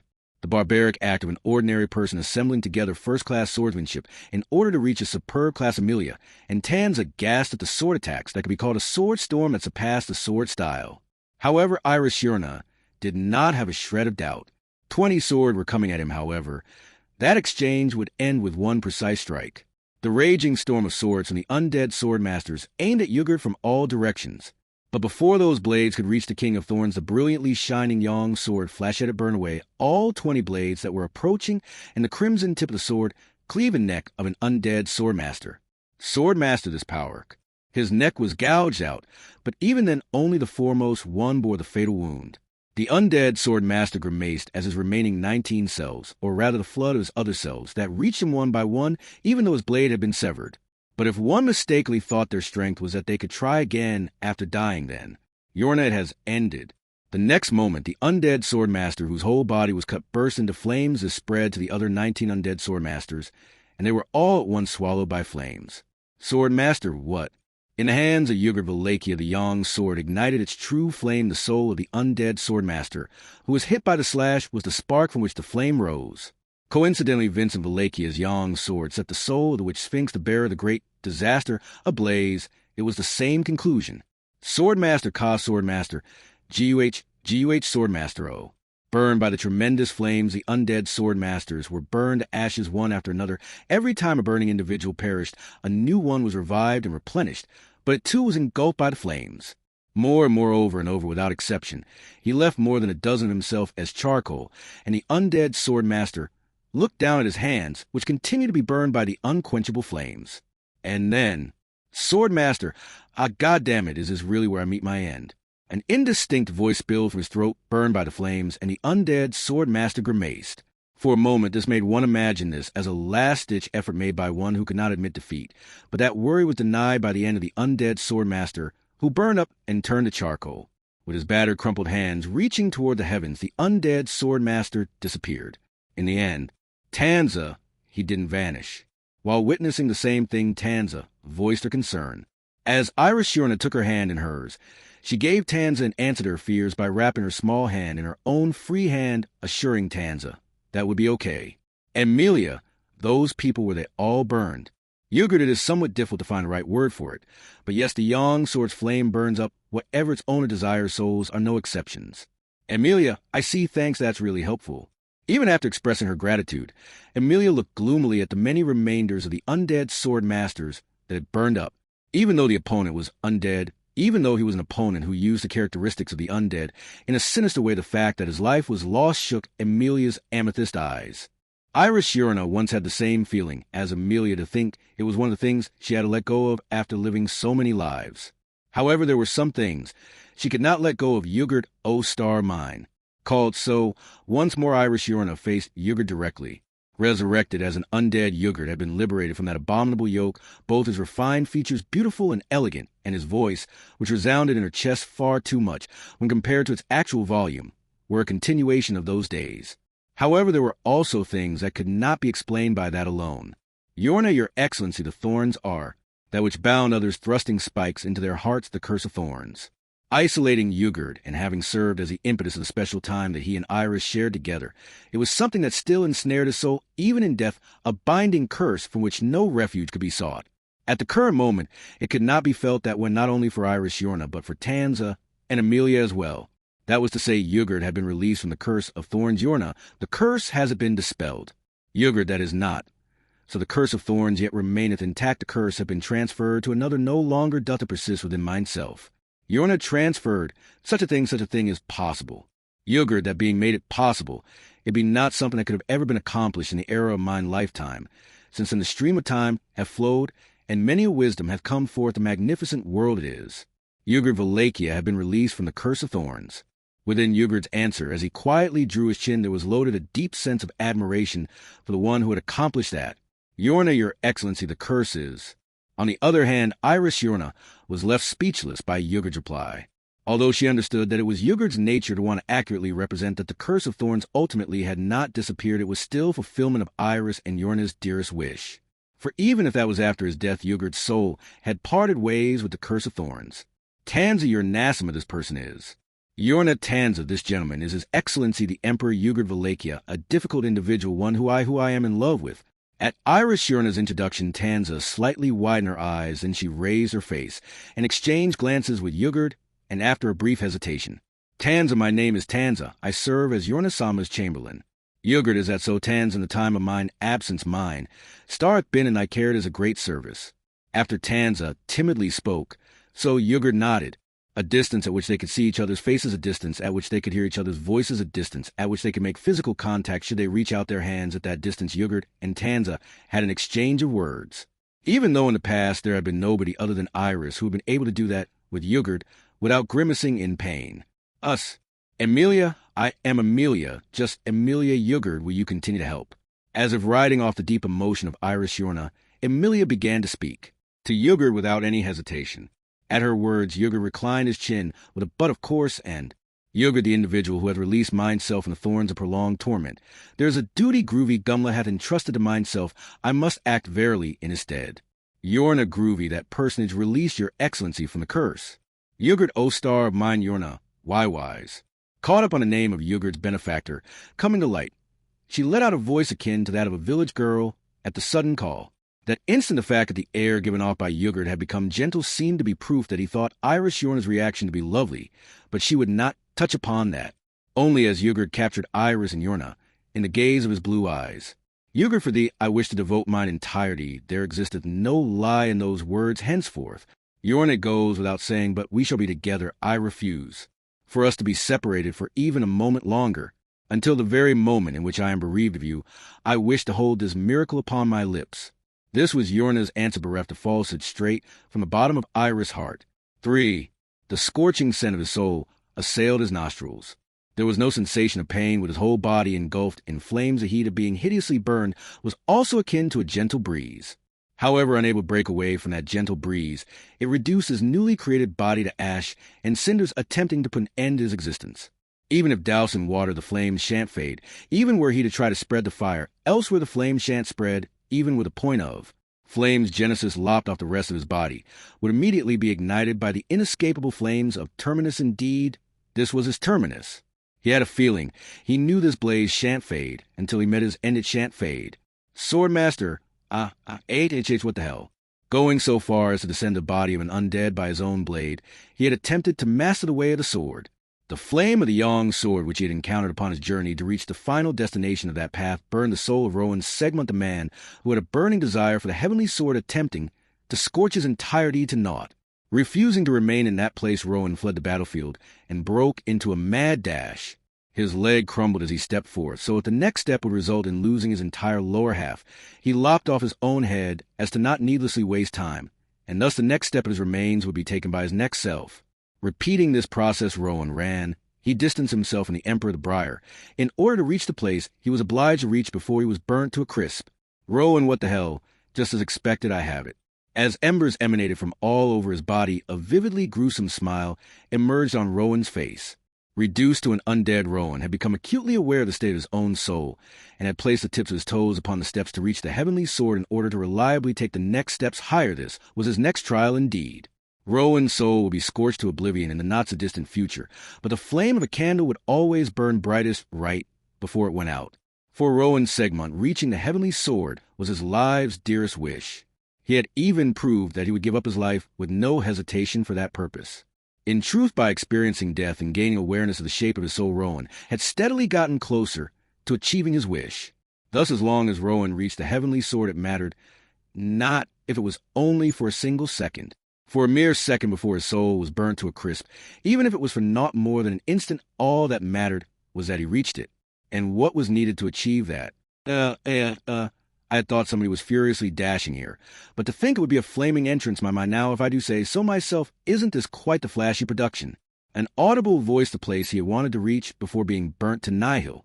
Beholding the owner of that voice beyond his burning field of vision, Rowan thanked his karma. He had arrived at the place he had wanted to reach. All that remained was to reach it. Indeed, before Rowan, as he gave a burning grin, the boy, holding a brown-skinned girl in his arms, smiled. As irony would naturally have it, the boy gave a smile that resembled Rowan's own and spoke. "Boy, just now you made me think this for the first time, Dad. I don't dislike it, rather I quite like it." So he declared. Chapter 64. Parent and Child of the Empire. 1. The person known as Rowan Segmont was a man completely unfit to be a father. Though Cecilus Segmont thought that so-called common sensibilities were unnecessary for the leading actor, it was apparent that Rowan was a father far removed from the conventional family image. An ideal father was not someone who would slay his own child, because it didn't seem like they would grow up in the way he desired. A single-minded eccentricity, divorced from all notions of paternal love, that was the entirety of the reason why Rowan had killed all of Cecilus' older brothers while they were still infants. A swordsman in whom a genuine madness resided, such that he had no qualms with trampling upon anything, as long as it was for the sake of reaching the heavenly sword. Rowan Segmont was nothing more and nothing less than precisely that. In all likelihood, Rowan would be deemed the foremost failure of a father, even if one searched far and wide all throughout the world born into this world, as the son of a father utterly lacking in such respect or familial love. Cecilus truly thought himself fortuitous from the bottom of his heart. The desire towards a heavenly sword harbored by Rowan was something that Cecilus also harbored himself. That was an endeavor that aimed to tread into the far distance, to a region above the clouds unseen by the eye, by no means could be achieved by somebody who diverted their gaze or took detours. If he had been raised in a family that was respectable and distinguished throughout history, or in a household of honorable poverty that hesitated to steal for the sake of a meal, Cecilus would not have had any conclusive evidence that his wish to reach the heavenly sword was not contaminated with needless impurities. Therefore it was Rowan Segmont, cutting down all blood relations that served as obstructive fetters, removing all hindrances without hesitation in his pursuit, To master the way of the sword with undaunted resolve, he prepared trial after trial with his son's life as a secondary concern. That pure madness staked on the sword free from any impurity was unstintingly poured into Cecilus by Rowan. Hence, Cecilus thought, as expected he born into this world, as the son of Rowan most definitely had it. 2. Drawn from a scabbard of dreams, the dream sword flashed as it ran through the sky of reality. Cutting the explosion of light which seemed to invite the destruction of the world, heat in its tip was delivered to the beautiful girl, who housed a blue flame in a single one of her eyes as she shed tears of blood. Basking in the supernatural stroke of the blade, the girl's Arakia's slender body had its very life severed in twain. Such a thing did not come to pass. The reason being even the outcome from the slash of the enchanted sword forged with reason, not of this world, was something that did not adhere to common sense. The stone muspel, as one enrolled among the four great, it was a great spirit that sustained the vast lands of the Valachian Empire. Even if he intuitively understood that what it exorcised of the dream sword Massium was both Arakia and not Arakia, an extreme presence which had been painting over her very existence, Cecilus had no way of discerning its true identity. But then again, Cecilus' resolve or actions would not have changed regardless if he had known. Even if he understood that the vast lands of the Empire would crumble together with the Great Spirit, if Muspel were to be destroyed, it was inevitable that Cecilus would draw the dream sword. To prioritize the presence of the heroine over the vast lands of the Empire was a natural decision for the leading actor. To begin with, when it came to the script, it was impossible that anything Cecilus carried out with conviction would result in a bad ending. Therefore, Arakia, unable to endure the power she had taken into herself, Arakia had been on the verge of bursting apart. Before Cecilus, having exorcised a gargantuan power that threatened her life with the dream sword, the innumerable bands of light encircling Arakia, those diamond bands were reduced to dazzling particles, melting into crimson-tinted imperial capital. As Arakia slowly fell in the midst of those dancing particles of light, Cecilus sheathed the dream sword into the scabbard, which had suddenly appeared on his waist like a dream itself, and reached out his hands. His body was covered in wounds, having sustained lacerations all over his figure. His blood-drenched kimono was torn, and frayed. The design was far too beaten up to be called attire for a bout. However, contrary to that miserable appearance, the light in Cecilus' eyes as he caught Arakia had not clouded over in the slightest. Cecilus, languidly the unconscious girl, had both her eyes closed and displayed a sleeping face that seemed as if she was dead. Since he knew that she was not actually dead from how she fell in his hands, he did not panic, only he quietly shrugged his shoulders as if to say, "Good grief. Cecilus, you really know how to cause a stir on ya." Among his faint memories that had been resuscitated in the midst of Battle of the Majority were of his evening conversation with a friend who had shrunk before Cecilus into the form of after Cecilus. However, when excluding that majority, the one who had left the largest footprint on his memories was this girl. Cecilus had a reputation both among himself and others that he was unable to look after others, since it made it so difficult to follow himself, until here there was no greater handful than her. Perhaps it would have been no exaggeration to say that she was the biggest handful in the whole empire. I guess it's fine to assume you've wrapped things up. Behind Cecilus, as he held Arakia, a voice with a slight sense of tension called out to him, approaching with footsteps that emphasized his caution, and in a state of being equally as battered as Cecilus from the aftermath of the battle was Owl. Not only had he survived without being reduced to spent charcoal at the edge of the decisive battle of the Bastion, but his act of playing supporting role by throwing his weapon at the end for Cecilus' spotlight was also something that clearly served as his own spotlight. Cecilus, that was quite the masterfully controlled performance. Alson, I think understanding my intentions back there and throwing your weapon truly merits quite the high amount of points. Al, what kind of points like favorability with you? In that case, I really don't give a shit. Drooping his shoulders in a fed-up manner, Al looked towards Arakia and said, more importantly, his gaze through his iron helmet was filled with trepidation, giving off a nervous and fearful atmosphere. But Al Lil Miss Arakia is. Cecilus not dead after all. In order to secure a conclusion where she wouldn't die, I went to the trouble of tearing to my limits a second, and a third time it would have been outrageous to stop her by killing her. It's the way of Cecilus Segmont to meet expectations and betray tasteless predictions. Al, if you're fine with not killing her, then I'm not going to press you for that conclusion. Cecilus puffed out his chest as he responded, so to which I'll heaved a sigh as he fiddled with the metal fixtures of his helmet. Of course, Cecilus understood ALS concerns. It was a matter of if the risk of letting Arakia live was worth the trade-off of a sense of security that would have come with killing her. However, Cecilus, if it's going to be that kind of complex and unexciting discussion, feel free to have it with some wise person with a frowny face in a place where I'm not around. My answer is just as you see it, Allison. Al, I already knew from the start that any persuasion or argue with you would be a three-hit combo of unreasonable, impossible, and thoughtless. You're going to need to take responsibility for the lil miss. Cecilus, apparently that was my intention from beginning. Seems like since the very first time I defeated Anya, my intention was to shoulder that responsibility. With a light feeling as if he was speaking of somebody else's matters when they were in fact his own, Cecilus saw the face of Erikia from when she was younger overlaid upon her sleeping face currently in his arms. Just like with the friend he had parted with amidst the evening sun, this was an illusion visible to him only because their acquaintance had been for so long. Perhaps he ought to put a bit more of his back into it and tackle the memories which he had been far too concerned about pulling out. Cecilus, but it seems like before I can delve into that episode, there's a separate duty that I need to carry out. Allah! As Cecilus suddenly muttered, I'll raise his voice in surprise. But Cecilus did not respond with words, and instead left his answer to the act of directing his gaze in another direction.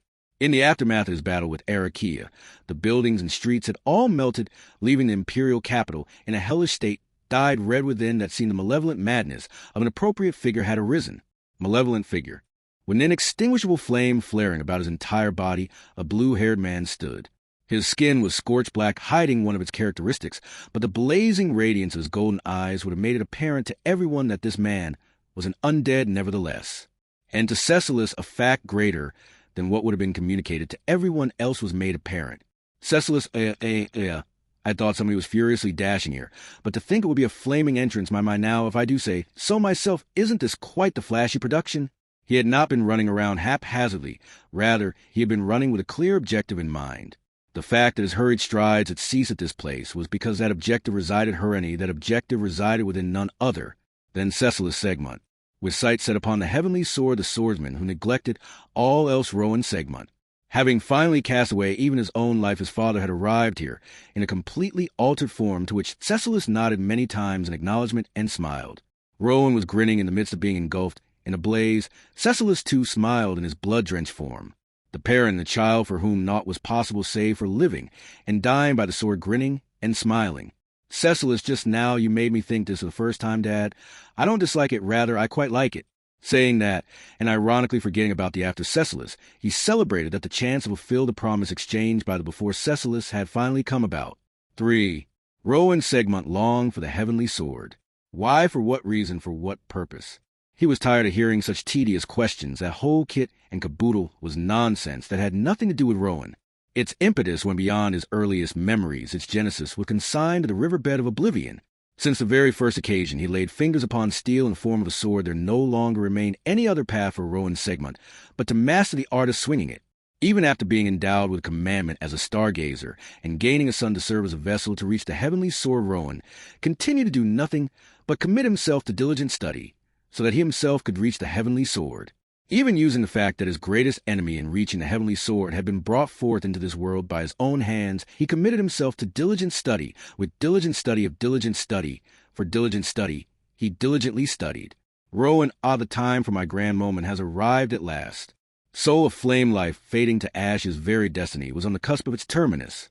All were engulfed in the blaze, and as Rowan's self was blurring into the realm after death, he entered into a domain untread by both living or undeath interval between life and death, the point that ought to be called beyond. That was tantamount to uncovering the very nature, the true essence of life and the soul. A few more seconds real, as they might be the final significance of Rowan Segmont's existence, would overflow. Rowan, each time his undead body crumbled, he readied his beloved katana, continuously resurrected alongside himself and faced forward. The small figure visible beyond the flickering flames, witnessing it take the exact same stance as himself. Rowan, now let us have ourselves, Cecilus, an honorable duel. Challenging the heavenly sword, the ephemeral flash of Rowan Segmont blazed bright. For Cecilus, am leaving Anya in your care. On the remains of the street that could no longer be called a road, answering the request of Rowan, who had appeared there, in a blazing form, Cecilus forcibly foisted Erikia upon Al. Cecilus could hear ALS' bewildered voice go OOY at the suddenness of it all, but he discarded that into the abyssal depths of his consciousness and focused all of his nerves on a lone man. Once again, color, sound, and smell vanished from Cecilus' world, and it became governed solely by the palpitations of steel. Rowan, now let us have ourselves. Holding his hand over katana at his waist, it was apparent that Rowan's lips had moved to spin such words as he readied himself. Even if he could not hear it in the form of sound, the sentiments between the parent and child, who loved extravagant pretenses, had allowed him to hear it within his soul. Hence Cecilus likewise responded with grandeur. Cecilus, an honorable duel. In an instant the distance separating the two disappeared. That was nothing out of the ordinary for a battle involving Cecilus Blue Lightning, as he was, but this moment was not created by just Cecilus alone, and it was evidence that Rowan had stepped past the confines of human capability. Cecilus, in surprise, this was honest admiration. A few hours prior, when he had parted with the yet-living Rowan, as far as Cecilus' eyes could see, his father had not reached this domain. However, now that they had been reunited with him, having become an undead, Rowan's skill with the sword had rapidly developed, and his talents were finally beginning a posthumous bloom. That was neither something like his speed nor the proficiency of his skills, but it was a transformation brought about by a change in his consciousness. The effect that mentality could have on performance was nothing to make light of, but having said that, breaking out of one's mental shell would not dramatically improve their physical abilities. Hence, the transformation within Rowan was not one of extreme physical nature. Rowan had become capable of taking himself one step further. That which was not a physical step was difficult to describe on a level above that of pure feeling. Just as there was a great distance between amateurs and experts, there existed yet another gap between first and second-class experts. Thus, between first class and super first class, and between them and the transcendent beings that were even further above, there existed more gaps. Invisible to the eye, inexplicable with words, Cecilus had deliberately expressed it here with the phrase one step, and had recognized that Rowan had tread over that boundary. To think that through the experience of death, he had overcome that difference of a single step, which he had never been able to cross over in his life. People would likely speak of how foolish, how incredibly ironic such a thing was, but none other than Cecilus alone would. Cecilus, I don't dislike it, rather I quite like it. An unyielding flame upon his body, as his life itself was being scorched, Rowan plunged into the realm of death as he was unleashed a stroke of his sword as the blade flashed across a world bereft of color and light. Cecilus watched in adoration. Within the glint of the blade there dwelled assiduous training, diligent study, in which no corners had been cut. Witnessing this, his eyes flickered. As a father, Rowan would likely be evaluated as the worst of the worst, and though Cecilus would not deny that he dearly loved Rowan's mentality of constantly pouring his entire soul into the role he played, Rowan, igniting the little life he had left as fuel, Rowan unleashed his greatest stroke of the sword in all of his time during both his life and after his death. That brandish honed to a razor's edge was pregnant with an aura of swordsmanship that caused even Cecilus to envision death. That nightmarish ending born out of a single-minded concentration was something that the dream sword Masseyum would not allow. The fiend sword Murasame was an enchanted sword that could sever the concept of anything's point. In contrast, using dreams as its scabbard, the true value of the dream sword Masseyum was. Cecilus' dreams are devoured, and dreams are granted. In exchange for motivation one possessed for a wish they desire to be granted, the enchanted sword would harbor the power to grant that wish. Hence the dream sword had been granted the name of a dream come true, which made dreams become reality, even if it might have become a useless dull blade, depending on the wielder, had continued to be extolled as an enchanted sword capable of severing the very world in twain. The blade spent many months and years being transferred from person to person, since as compensation for their wish being fulfilled, they would forget even the reason why they had yearned for it in the first place, as its owner had changed many times. Now the dream sword had settled into Cecilus' hand. For both Cecilus and the dream sword, this was a miraculous happenstance. That was because, Cecilus, there's no way that my dreams and motivation are ever going to run out. That was the reason why Cecilus Segmont was the master of the dream sword. An extraordinary yearning towards the dreams one harbored would allow the potential of the dream sword Masseyum to be displayed to the maximum degree. That instant the unleashed brandish blurred the boundary between dream and reality as it sliced. Cecilus, compared to the decisive battle of the bastion between Cecilus and Arakia a moment prior, this bout was far too quiet. The impact bestowed upon the imperial capital of the empire and the world was insignificant, something like an unknown against an undead that would have disappeared. Either way could not be anything but a trivial matter. However, for the parent and child duo that was Rowan Segmont and Cecilus Segmont, there was significance. Rowan, good grief, what an unfilial son I've got. Passing by each other the moment their blades had crossed, the parent and child had their backs turned to each other. His undead father, whose face he would never be able to see again, unpleasantly spat that out in a long exhale, and then, Rowan, this is how it ends. I should have cut you down right away back when you were soaking in your first bath. Cecilus, yes, that's right. That's the only time you would have been able to win Dad. At the sore loser who acted truly dishonorably, Cecilus roared in a great burst of laughter. Hearing Cecilus' unreserved laughter, Rowan looked up at the sky. Having lost its form as katana, was reduced to dust, and as his existence began to fray from his burning fingertips, he narrowed his golden eyes. And then, Rowan, next, I ain't the kind of person to give up on account of dying. Until the very end of the end, without leaving behind even a single word befitting a father, his body, his soul, was reduced to ash.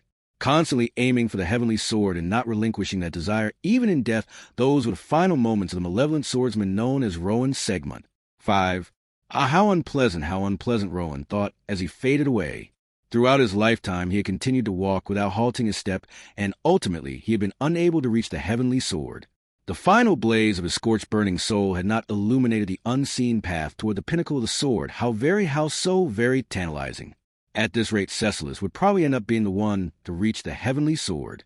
To think it would be his son instead of himself, what truly malicious discretion of the sword god chagrin, and despair dejection, and lament if he were to start speaking, he would never be able to clear away the inexhaustible negative thoughts. Be that as it may, Rowan will guess it's better than some other person reaching it. In that final duel, if Rowan had surpassed Cecilus, would he have reached the heavenly sword? He had not surpassed him in the end. It was meaningless to think about hypotheticals that had not come to pass. Rowan would not think about meaningless things, especially when he was on the verge of fading away. He ought not do what should not be done, so when trying to think of other things, he came to a realization. Ever since he had been aware of his surroundings, he had aimed for the heavenly sword in every waking moment, in every sleeping moment. He dreamed of nothing but reaching the heavenly sword. That was how the existence known as himself had persisted until this day. Once Rowan concluded that he would not reach the heavenly sword, there no longer remained anything for him to think about. Rowan H.M. For the first time since he began longing for the heavenly sword, he relinquished it. That sensation made Rowan feel a sense of loss rather than a sense of freedom, as well as a certain kind of discomfort amidst the sensation of his soul. Feeling ill at ease, Rowan thought this for the very first time in his life. Was the blaze of my soul that I had spent my whole life to reach at least able to become a flame for a candle that will illuminate my son's path? So he thought. 6. Leaving behind naught but ash and dust, the figure of Rowan Segmont faded away. Within his soul, Cecilus Segmont understood that this undoubtedly signified the death of his father. Having already met his end as a mortal, Rowan had still continued to aim for the heavenly sword after being reduced to an undead, and as his life was on the cusp of burning out, Cecilus had certainly severed it in twain. Cecilus Alson, sorry for so suddenly entrusting you with Anya. It must not be easy to carry someone with only one arm. So, I'll take her back now. Returning Massium to its sheath after it had completed its duty, Cecilus turned around and called out to Al. However, Al gave no response to that call, on one knee, and supporting Arakia's body with one arm, as he shook his head side to side in a feeble manner. Al, how are you so calm, Cecilus? And by that you mean? Al, you know what I mean just now. That was your own father, wasn't it? He was still alive when you last saw each other, and yet he died and became a pawn of the enemy. That's... Cecilus, wait, stop right there, Alson, you're a little mistaken. So please allow me to correct you. My dad certainly became a dead person, but he hadn't been made into a pawn. The reason why my dad attacked me wasn't because he had lost his sanity. Al, wah. Cecilus, by the way, I said sanity with the widely accepted meaning of the word. So perhaps my dad was already quite divorced from that regular type of sanity. On that front, make no mistake. But, waving his hand, Cecilus added that bit regarding Rowan's mentality. Either way, Cecilus wanted to clear up ALS' misunderstanding that this was an act of returning the favor for Rowan having attacked Cecilus, which happened because his mind had been destroyed after being turned into an undead. Cecilus stuff like a child killing their parent was also a major development in the play Magritte's Guillotine. But then again, things between me and my dad turning out like this was something that was appointed by fate quite a long time ago. Al, appointed by fate. Cecilus. So it's simply a matter of that time finally having come around. This was a conclusion that both Cecilus and Rowan knew would eventually come. Thus, when Rowan had returned as a dead person despite having parted when he was still alive, Cecilus was not very surprised for Rowan. Everything outside of reaching the heavenly sword was trifle. So it was understandable that if necessary he would sacrifice his own life as if it was the natural thing to do. Nobody was capable of understanding Rowan. Nobody except Cecilus. His father, who was exceedingly the best at being a bad example, was not an incomprehensible monster. That was sufficient proof that the Segmonts had a healthy parent-child relationship, even if it was atypical. Cecilus, most people would probably disapprove of the relationship between me and my dad, but, unlike Rowan, Cecilus did not view all things in the world as trifle, so long as one could properly distinguish between the cheers and the other interference, the world was filled with blessings as far as the eye could see. The light of the sun, the cool breeze, the trickle of raindrops, the fragrance of grass and rowan segmental were blessings that had been granted to Cecilus. Cecilus, my dad, called me an unfilial son, but I don't think there's any son as filial as I am after all. Despite being my father, he has achieved the exceedingly meritorious achievement of having brought me into this world. Of course, that would not serve as consolation to Rowan, who had failed to realize the wish he had pursued throughout his life. Being called an unfilial son, for such a reason Cecilus had no room for excuse, though from the outset. He had no intention whatsoever of leading a life in need of excuses. Walking right up to the speechless, Cecilus folded his arms and tilted his head. After this, there was a worry of what should be done with Aricia. Even if he tried to bring her somewhere safe, was there anywhere in the current imperial capital that actually was safe? Were there any safe zones aside from Cecilus' direct vicinity? Cecilus having said that it'd be a bit strange to carry Anya around the whole time, as I run, about if we don't head back soon, then Groovy Sands. Sure to loudly yell at us, he went off to go hold back the caster of that curse. And speaking of which, do you think Groovy Sands will be okay with us coming back with the Dream Sword instead of the Fiend Sword? From the start, the encounter with Aricia was an unexpected combat. The reason that Cecilus and Al had come here was to search for the Fiend Sword Murasame capable of cutting curses, and unfortunately, they had not fulfilled that objective. By now Groovy should have been doing battle with the caster of the troublesome Curse of Thorns. Cecilus, for the time being, how about it, Alson, while you do your best to carry Anya? Here, it'll clear the way ahead by cooperating like that. Al Nye can't agree to that, Cecilus Alson. At Cecilus' proposition, Al shook his head, side and declined. Standing up from his kneeling position, he foisted Aricia back upon Cecilus. Cecilus reflexively took Aricia into his arms, and then, Al, I've said it before, got something that I gotta do, little Miss Aricia. Was an unthinkable Dieter feel bad for Groovy, though. Lowering the tone of his voice, ALS gaze through his steel helmet was directed towards the Dream Sword on Cecilus' waist. Al, even I can tell that the katana on your waist is an insanely powerful weapon. It may be different from the one Groovy wanted, but do your best with it. Cecilus, so then Alson is going off on his own. It may not be my place to say this, but will Alson be all right walking around by himself, unarmed? Wouldn't die in vain be the most you could do? Al, I want die in vain. That's the one thing he'll never do. Cecilus, indeed, seems like it. I kind of understand somehow, or another. As Al spoke with conviction, Cecilus nodded in assent, having acted together. Until here, Cecilus thought that Al possessed a special trait of the same kind as Schwartz's true sight. With that true sight capable of seeing excessively ahead, Al surely would not die in vain. Cecilus, but that's not the only reason why Alson is trying to part ways with me, right? Al, Cecilus, it seems like you really weren't pleased in the slightest with how me and my dad settled things. Perhaps Alson also has some reservations regarding parent-child relationships. Al, that's got nothing to do with this. Even if it had nothing to do with this, ALS tone made it clear that a nerve had been struck. So Cecilus slightly shrugged his shoulders and adjusted his hold on Aricia. Personally, Cecilus was reluctant to part with Al and leave him alone. Part of that was because he judged that it would not be ideal to have his hands full with Aricia, but more so because of his debt to Al in order to finish things without letting Aricia die. It was a fact that Cecilus had borrowed ALS power. Long story short, Cecilus had to repay his debt to Al. If Al had someone he wanted to save, then it made sense for Cecilus to assist him in that rescue. Worst case scenario, he could knock out Al and carry him back to Groovy.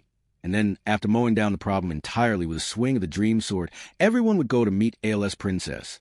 It happened at the same moment. He had thought that it was unexpected that you did not take her life. Reconsideration required. Suddenly, the voice of a third party interrupted Cecilus and ALS conversation. Those who heard the voice faced towards it, and Cecilus slightly narrowed his eyes. The owner of the voice was in the air, not in the midst of a jump, but in a state of simply floating there. For a moment, upon hearing the familiar manner of speech, Cecilus recalled the existence of the witch whom he had once killed, but present there was not the same witch in question. Cecilus, know you're the same person. You look different on the outside, but you're the same on the inside. Perhaps you're a little different on the inside too. Is such a thing even possible? Which, if the form and nature of a soul changes the exterior, follows suit the converse, is also true. But by what sort of principle were you able to perceive that with merely a single glance answer required?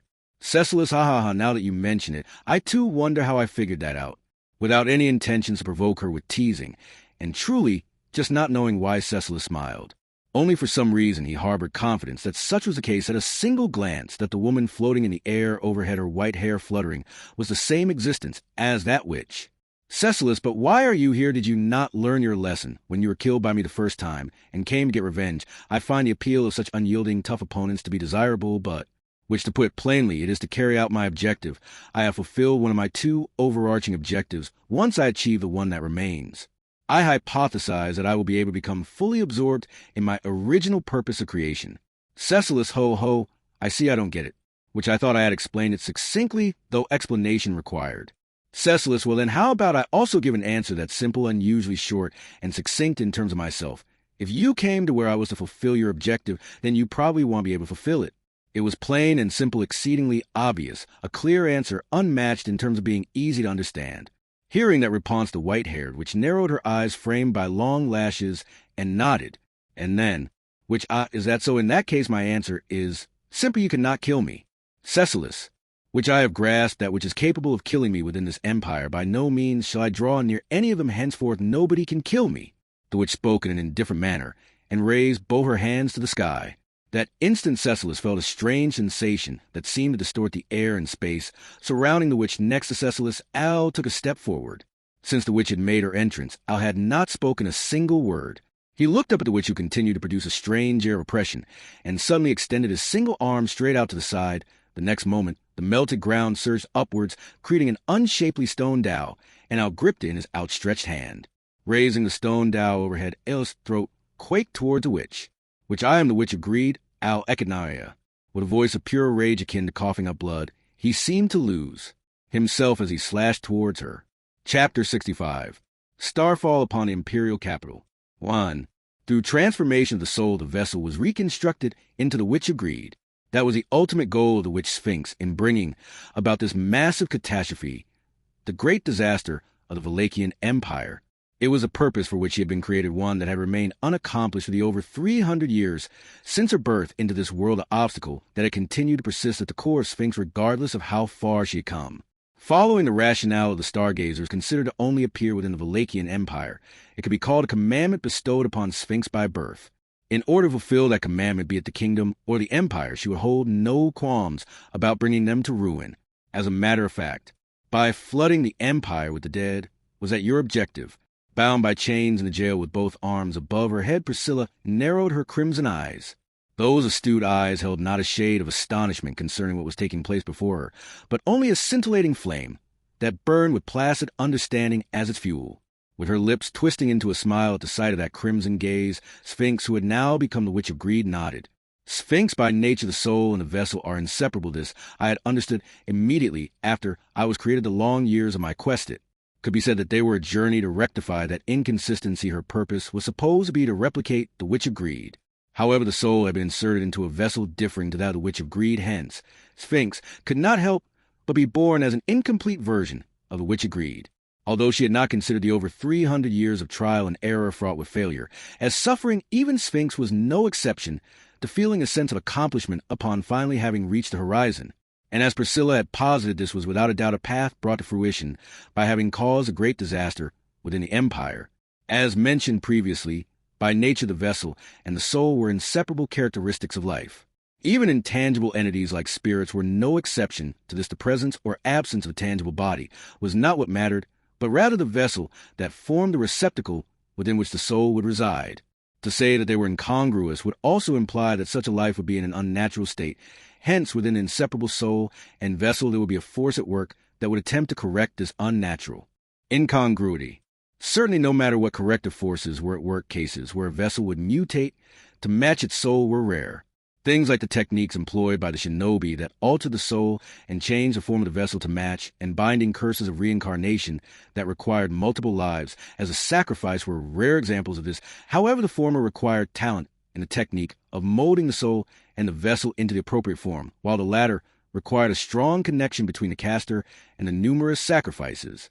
Both of these were conditions that Sphinx could not meet, thus she was forced to abandon them as possibilities after considering their feasibility in order to achieve her desire. Hence, Sphinx had taken advantage of the great disaster. Priscilla, in the process of resurrecting the dead across the empire with evil magic, you are able to make innumerable observations concerning invisible and intangible souls. It was perfect for conducting investigations pertaining to your objective, was it not? Sphinx, the fact that the great disaster would occur was foreseen. The sole consideration that remained was whether my plan would be deemed worthy, for that the results are, as you can see. Priscilla, for someone so triumphant, was it not quite the tightrope you had to walk upon? Sphinx, I shall not deny it, challenge was required. Priscilla's remark was correct. It was indeed an endeavor fraught with myriad uncertainties. Whether the sacrament of the immortal king could be modified to establish a connection with the stone, the great spirit of Wallachia, enabling the actualization of an undead army, whether the artificially created Sphinx would be recognized as a singular soul and be included as a target for resurrection, as an undead, and whether something capable of inducing a transformation of the soul that Sphinx had been unable to achieve on her own would emerge, all of these have been uncertain. Sphinx, however, the revival of the undead to the recreation of the sacrament of the immortal king was successful, and Sphinx's plan to resurrect herself as an undead also went smoothly. Furthermore, those who had received an alteration to their souls, such as Lamia Godwin and the giant Ismail, had also appeared, henceforth laying the foundation that Sphinx had required. And then, Sphinx to think that the final push needed was the flame of the Yang sword. How very ironic. Priscilla, Sphinx, if things had continued as they were, I would undoubtedly have been annihilated. That predicament, however, became the impetus for me to conduct countless analyses in the end. Priscilla know that is incorrect, Sphinx incorrect. At the denial of the fact that she had narrowly escaped the crisis of her soul being incinerated, Sphinx tilted her head. In contrast to when she had been the incomplete vessel of the Witch of Greed, the height from which she gazed upon her differed. Her face, neck, and exposed skin were no longer the pallid hue bereft of complexion, and no longer were her eyes the gold upon black of the undead, but rather black irises had been reproduced. Nevertheless, it was certain that Sphinx was still an undead.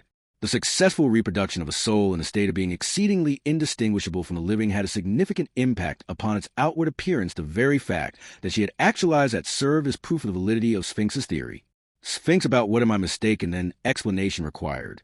Priscilla, do not use lifeless words such as countless analyses to describe what you have brought about. Your life was on the brink of burning to naught, so with disgraceful earnesty you strove to survive. Sphinx, I am dead, though. Priscilla, do you think the dead have no right to strive for survival? Those countless tightropes you had to cross, none of them could have been traversed with naught but a leisurely attitude.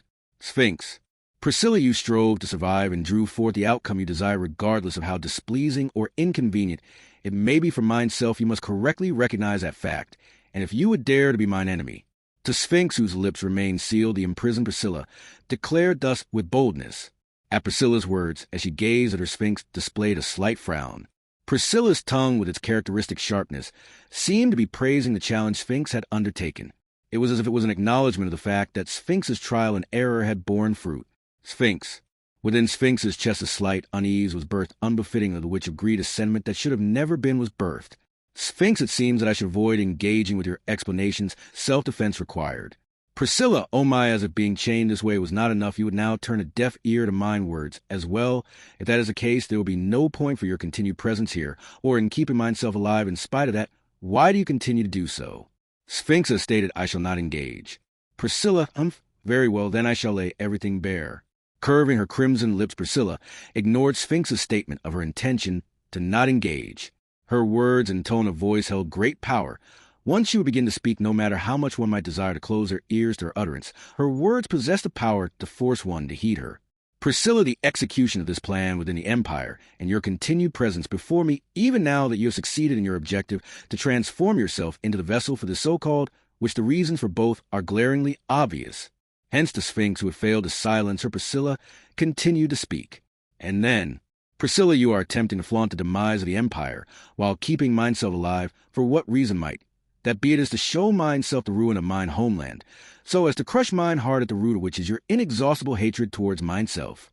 She had correctly surmised the two ultimate goals of the Witch Sphinx: to recreate the Witch of Greed through transformation of the soul, and to enact her revenge upon Priscilla Barrio. 2. For Aldebaran, this was a fateful encounter that should never have happened. Al-Ekanaya, his voice trembling with wrath, Al grabbed the rapidly emerging stone dowel from the ground and hurled it at the Witch of Greed, her white hair fluttering as she floated in midair. The dowel distorted the space like a mirage and approached, furiously spinning vertically toward the witch, who was preparing to launch some kind of attack. ALS' ability to jump was not enough to reach the Witch of Greed, but his sword went straight for her, which I am surprised that someone would address me by that name. Explanation required. Having said so nonchalantly, the Witch of Greed easily avoided the dowel with minimal movement. The blade, which had missed its target, sailed in vain past the Witch of Greed without even grazing her. And that was exactly as intended. Al, eat this. Immediately after, Al shouted in a deep voice to Dao that had missed its target, glowed, and exploded. To begin with, he was not so naive as to think that the sword ether would hit his opponent. In fact, Al was well aware that his attacks would not be effective against most opponents. That was why ALS fighting style would not have been worth considering if he had not laid out all of his moves in advance, which the stone Dao that had exploded turned into flying debris, mercilessly striking the slender frame of the Witch Agreed. It was a small explosive projectile, and although the damage would be far from fatal, if it hit its target, the way it splintered was designed to cause damage that could not be ignored. Even with a small amount of mana, he had purposely sculpted the Dao in such a way that the shards would be sharp. He was skilled at making the most out of what was at his disposal to produce the maximum effect. You see, I used to be in an environment where I would have died if I couldn't do things like this. Above ALS' head, as he barked, the flying debris pierced the Witch of Greed with a painful sound. However, things did not turn out as expected. The Witch of Greed squinted slightly at the approaching debris and did nothing. There was no need to do anything. The flying debris deflected off of the floating Witch of Greed, as if avoiding her by itself. ALS' attack could not even break through. The lingering winds that the Witch of Greed wore to fly. But for Al, even that sadly was to be expected, which HK. If the Witch of Greed's attention could be diverted even for a moment or a minute, that would suffice. Using that gap, Al cast a spell beneath his running feet, and the rising earth became a springboard propelling ALS' body high up into the sky. Then Al jumped upward and transformed the stone that he had grasped into a second Dao, compared to producing fire or water from nothing. Using a pebble as a catalyst to transform it into a large sword consumed less mana and was orders of magnitude faster in terms of transmutation speed. Al employing all of his body upon the springboard, he delivered a swinging blow to the Witch of Greed. Unlike the flying debris, this was not something that could be auto-guarded by the wind. ALS. Full force was put into that face with those all-too-well-defined wicked features. Alga, which compensating for your lack of skill by utilizing your ingenuity is commendable, but skill required. The slender arms of the Witch of Greed smoothly parried the Dao, and her long legs struck the torso of the astonished Al. As Al instinctively folded his body over midair, the Witch of Greed rotated her hips and kicked him straight to the ground. Alga! He quickly curled his body up, preventing his neck from being broken by the impact of the fall.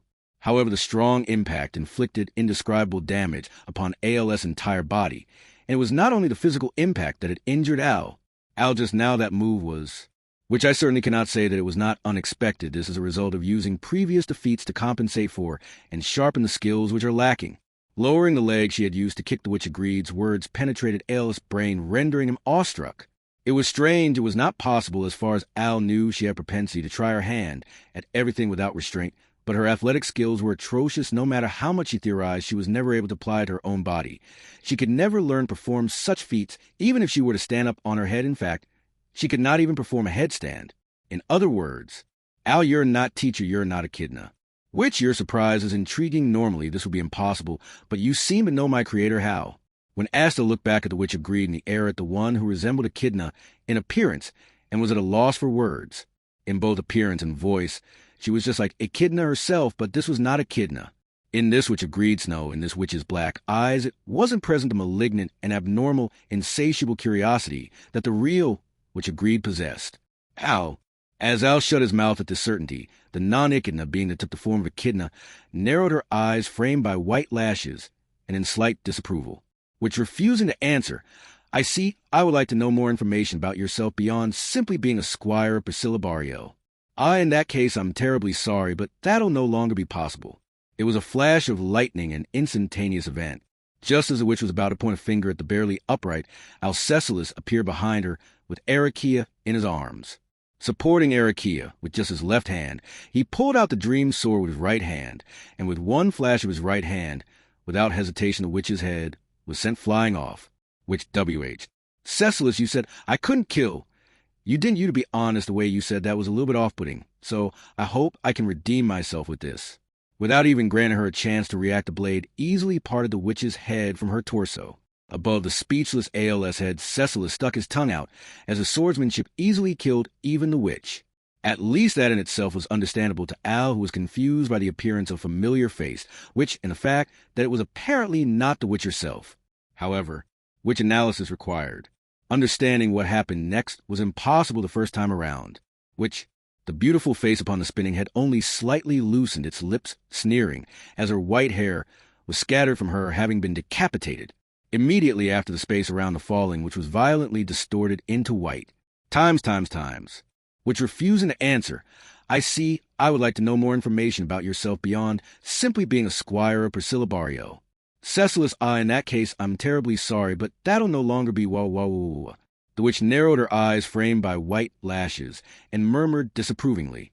Cecilus, aiming at her slender neck from behind, was startled by the earthen wall that suddenly appeared before him, and immediately kicked away into the air, spun around, and landed, then turned his furious and reproachful eyes toward Al.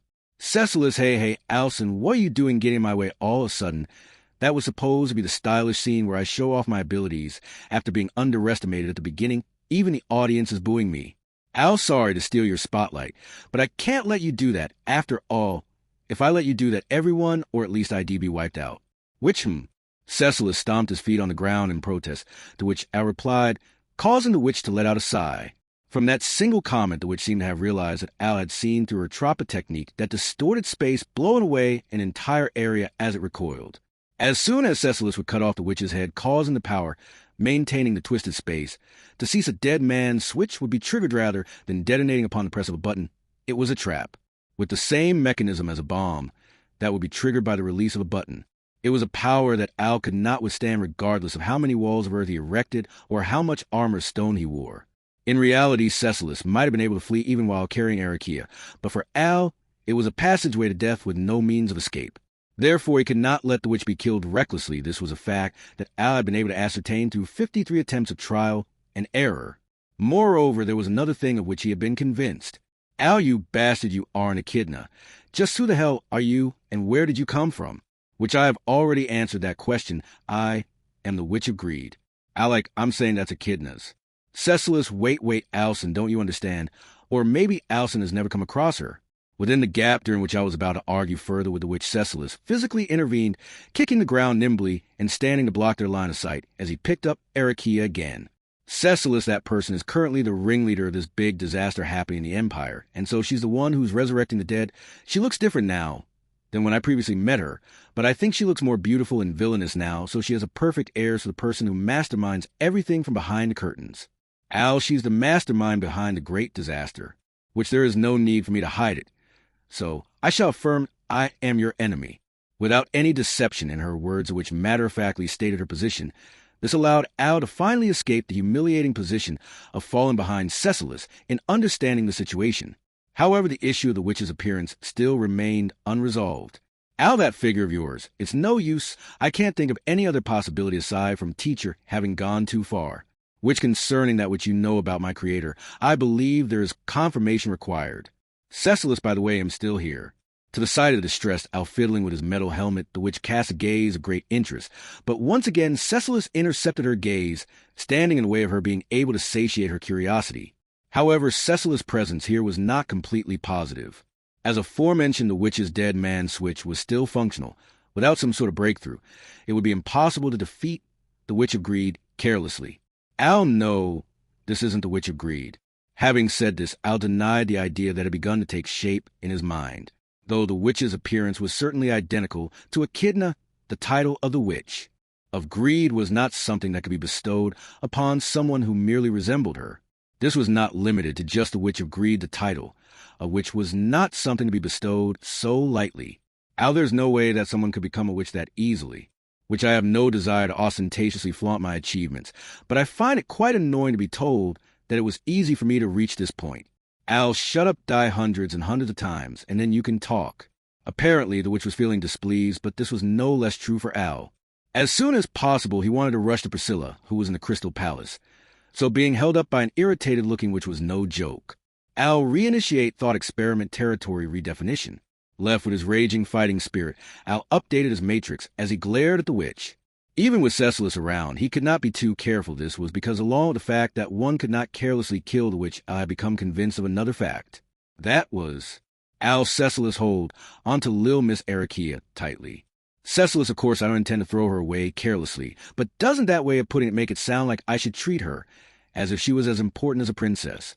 Al, that's right, since the aim of that woman is Lil Miss Arakia's life. the which the bearer of the great disaster had brought herself here, all due to the fact that Arikea's life slumbered within the arms of Cecilus. 3. Priscilla, had things progressed ordinarily, Arikea would not have been able to suppress the stone, which she had devoured, thus bursting asunder and losing her life. However, your calculations were off. Sphinx.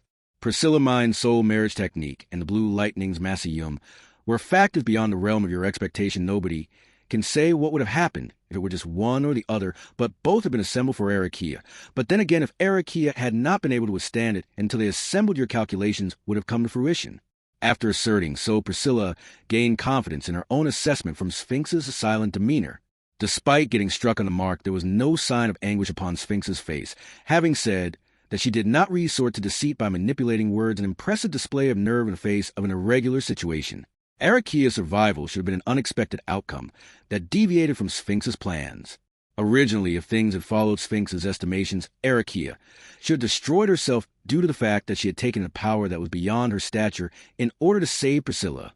Making a display of Arikea's tragic demise must have been one of Sphinx's schemes prepared to torment Priscilla, much like the downfall of the Wallachian Empire.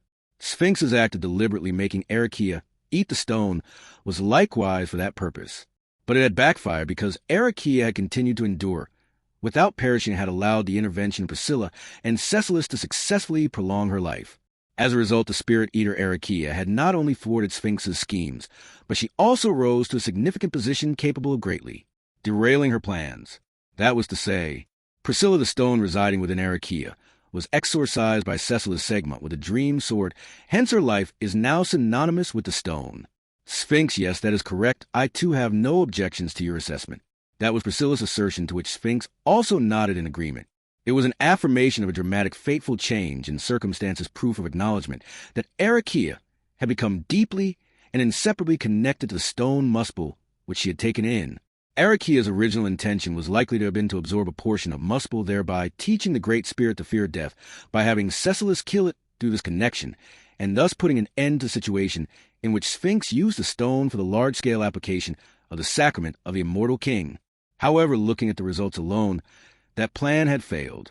In essence, for both the living and the dead caught in the grip of the stone, this turned out to be an irregular situation beyond expectations of all involved. Sphinx, however, you are still the one who is cornered. If she of General First-Class Arikea were to lose her life, then the stone muspel would likewise meet its demise. Of Wallachian Empire shall not escape destruction. Priscilla, do you presume that mine eyes shall cloud over if my once discarded homeland falls? You have underestimated me. Sphinx, in that case, sit back and watch whether or not this is all bravado shall become clear. Crimson and jet black the eyes of Priscilla and Sphinx glared at each other squarely. Despite the heat and sharpness of Priscilla's gaze, Sphinx's firm resolve remained unshaken in response to being openly told that the cogs of her plan had gone out of order. That was a displeased display of intimidation. At the root of that rivaling her long-standing, century-spanning fixation that had allowed Sphinx to fulfill her purpose of becoming the Witch of Greed was her hatred towards Priscilla. Priscilla, to detest myself to such a degree, nay, perhaps you are thinking of them, O witch. Sphinx, there exists no name for the splinter that resides within the depths of my chest, or perhaps do you know just what it is that dwells within myself? Answer required. Priscilla, the boorish act of a party uninvolved, committing it to words, I shall not be made to do so. To the unnamed emotion of the person directly concerned, Priscilla had no intention to try and place a name to it. Even were its name unknown, a blooming flower would still be a flower in this parable. Even if it was a flower that only grew petals atop piles of corpses, there was no sin in its beauty. Sphinx. Silenced by Priscilla's answer, Sphinx instead snapped her fingers. At that moment, the image of the distant view that had been reflected in the magic crystal fitted into the end of her staff before the witch's appearance had changed was projected onto the surface of a water mirror that was created in the air. The sight of a being with the same appearance as the witch before her, sending down a star from the yet bright sky, in order to put an end to the land of the sword wolves. For Cecilus clouds gather over the moon, and wind scatters the flowers, so to speak. Allowing the elegant, picturesque poem to flow off of his tongue, Cecilus plunged himself into the tempest of stones. The upheaved maelstrom of debris before him was bound to be a fatal hail of bullets through a forest of blades, but pulling Arikea tightly into his arms, Cecilus successfully evaded it with a minimal amount of movement. No. Cecilus, how wonderful is a difficulty level that only I'm capable of dealing with. Licking the blood that trickled down his grazed cheek, Cecilus trained his gaze on the witch who was blowing a raging storm. Though it was troublesome, He could not tear down the advantageous position the witch was maintaining from a high altitude. Arakia had essentially flattened all the surrounding buildings that could have been used as footholds, and there were no stage props on this battlefield that could buy him the range to reach her with a jump. Having said that, even if he wanted to lead the enemy to some other battlefield, which Algoa, brought about by the short incantation, was a gargantuan mass of flames that plummeted down on an unbelievable scale. If it were to make impact with the ground, the entirety of the surrounding area would be engulfed in the tongues of flame, and it would likely amount to a hell's cape on par with that of his battle against Arakia. And unlike Arakia, the witch had no need to concern herself with limiting the area that comprised her theater of war. Cecilis, its simply troublesome scatter.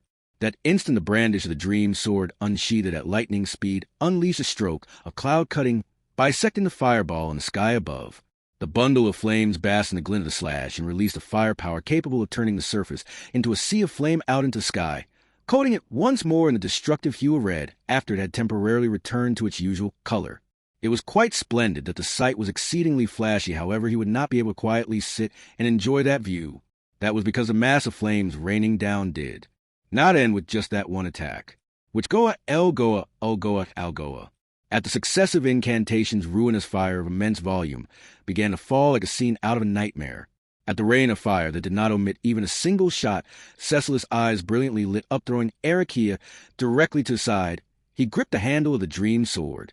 Cecilis don, while slicing in a staccato rhythm the shimmering dream sword cleared away the downpour flame as the sound of thunder, the sound of explosions, the sound of the world ending where all strummed the perilous radiance of the sky, increased all the more. His cheeks contorted into a smile. However, Cecilis would not welcome a war of attrition. Cecilis was capable of disregarding the risk that came in exchange for the dream sword's power to the maximum degree, but forcibly avoiding the payment of resources that were supposed to be limited was a mutual occurrence between the two parties.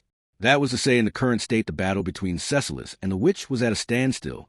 If what El had said was true, if they carelessly lopped the head off of the witch, the whole area would be blown away. When he strained his eyes, he could see that the atmosphere surrounding the witch was distorting, so there was quite a high amount of credibility to that. Even if the space was about to be blown away, Cecilis could probably outrun it and get away, but the moment that Al, who was deep with doubt and capable of using true sight, just like Schwartz, did not make any indication of that being the case, Cecilis could somewhat presume that it would be a disadvantageous gamble. Therefore, this was a standstill, and if the only way to move the situation forward was Cecilis, it would be a one-way ticket to their demise. Cecilis, that's why this is your time to shine, Alson. Al, I know, goddamn it. Also, don't be throwing Lil Miss Arakia away without any reservations like that. Cecilis, how vexing that you call it throwing her away was a feat only made possible due to the mutual trust between myself and Alson. As Cecilis caused countless blazing flowers of brilliant crimson to bloom in the sky, Al shouted at him while carrying Arakia, who had been thrown over to himself with his one arm.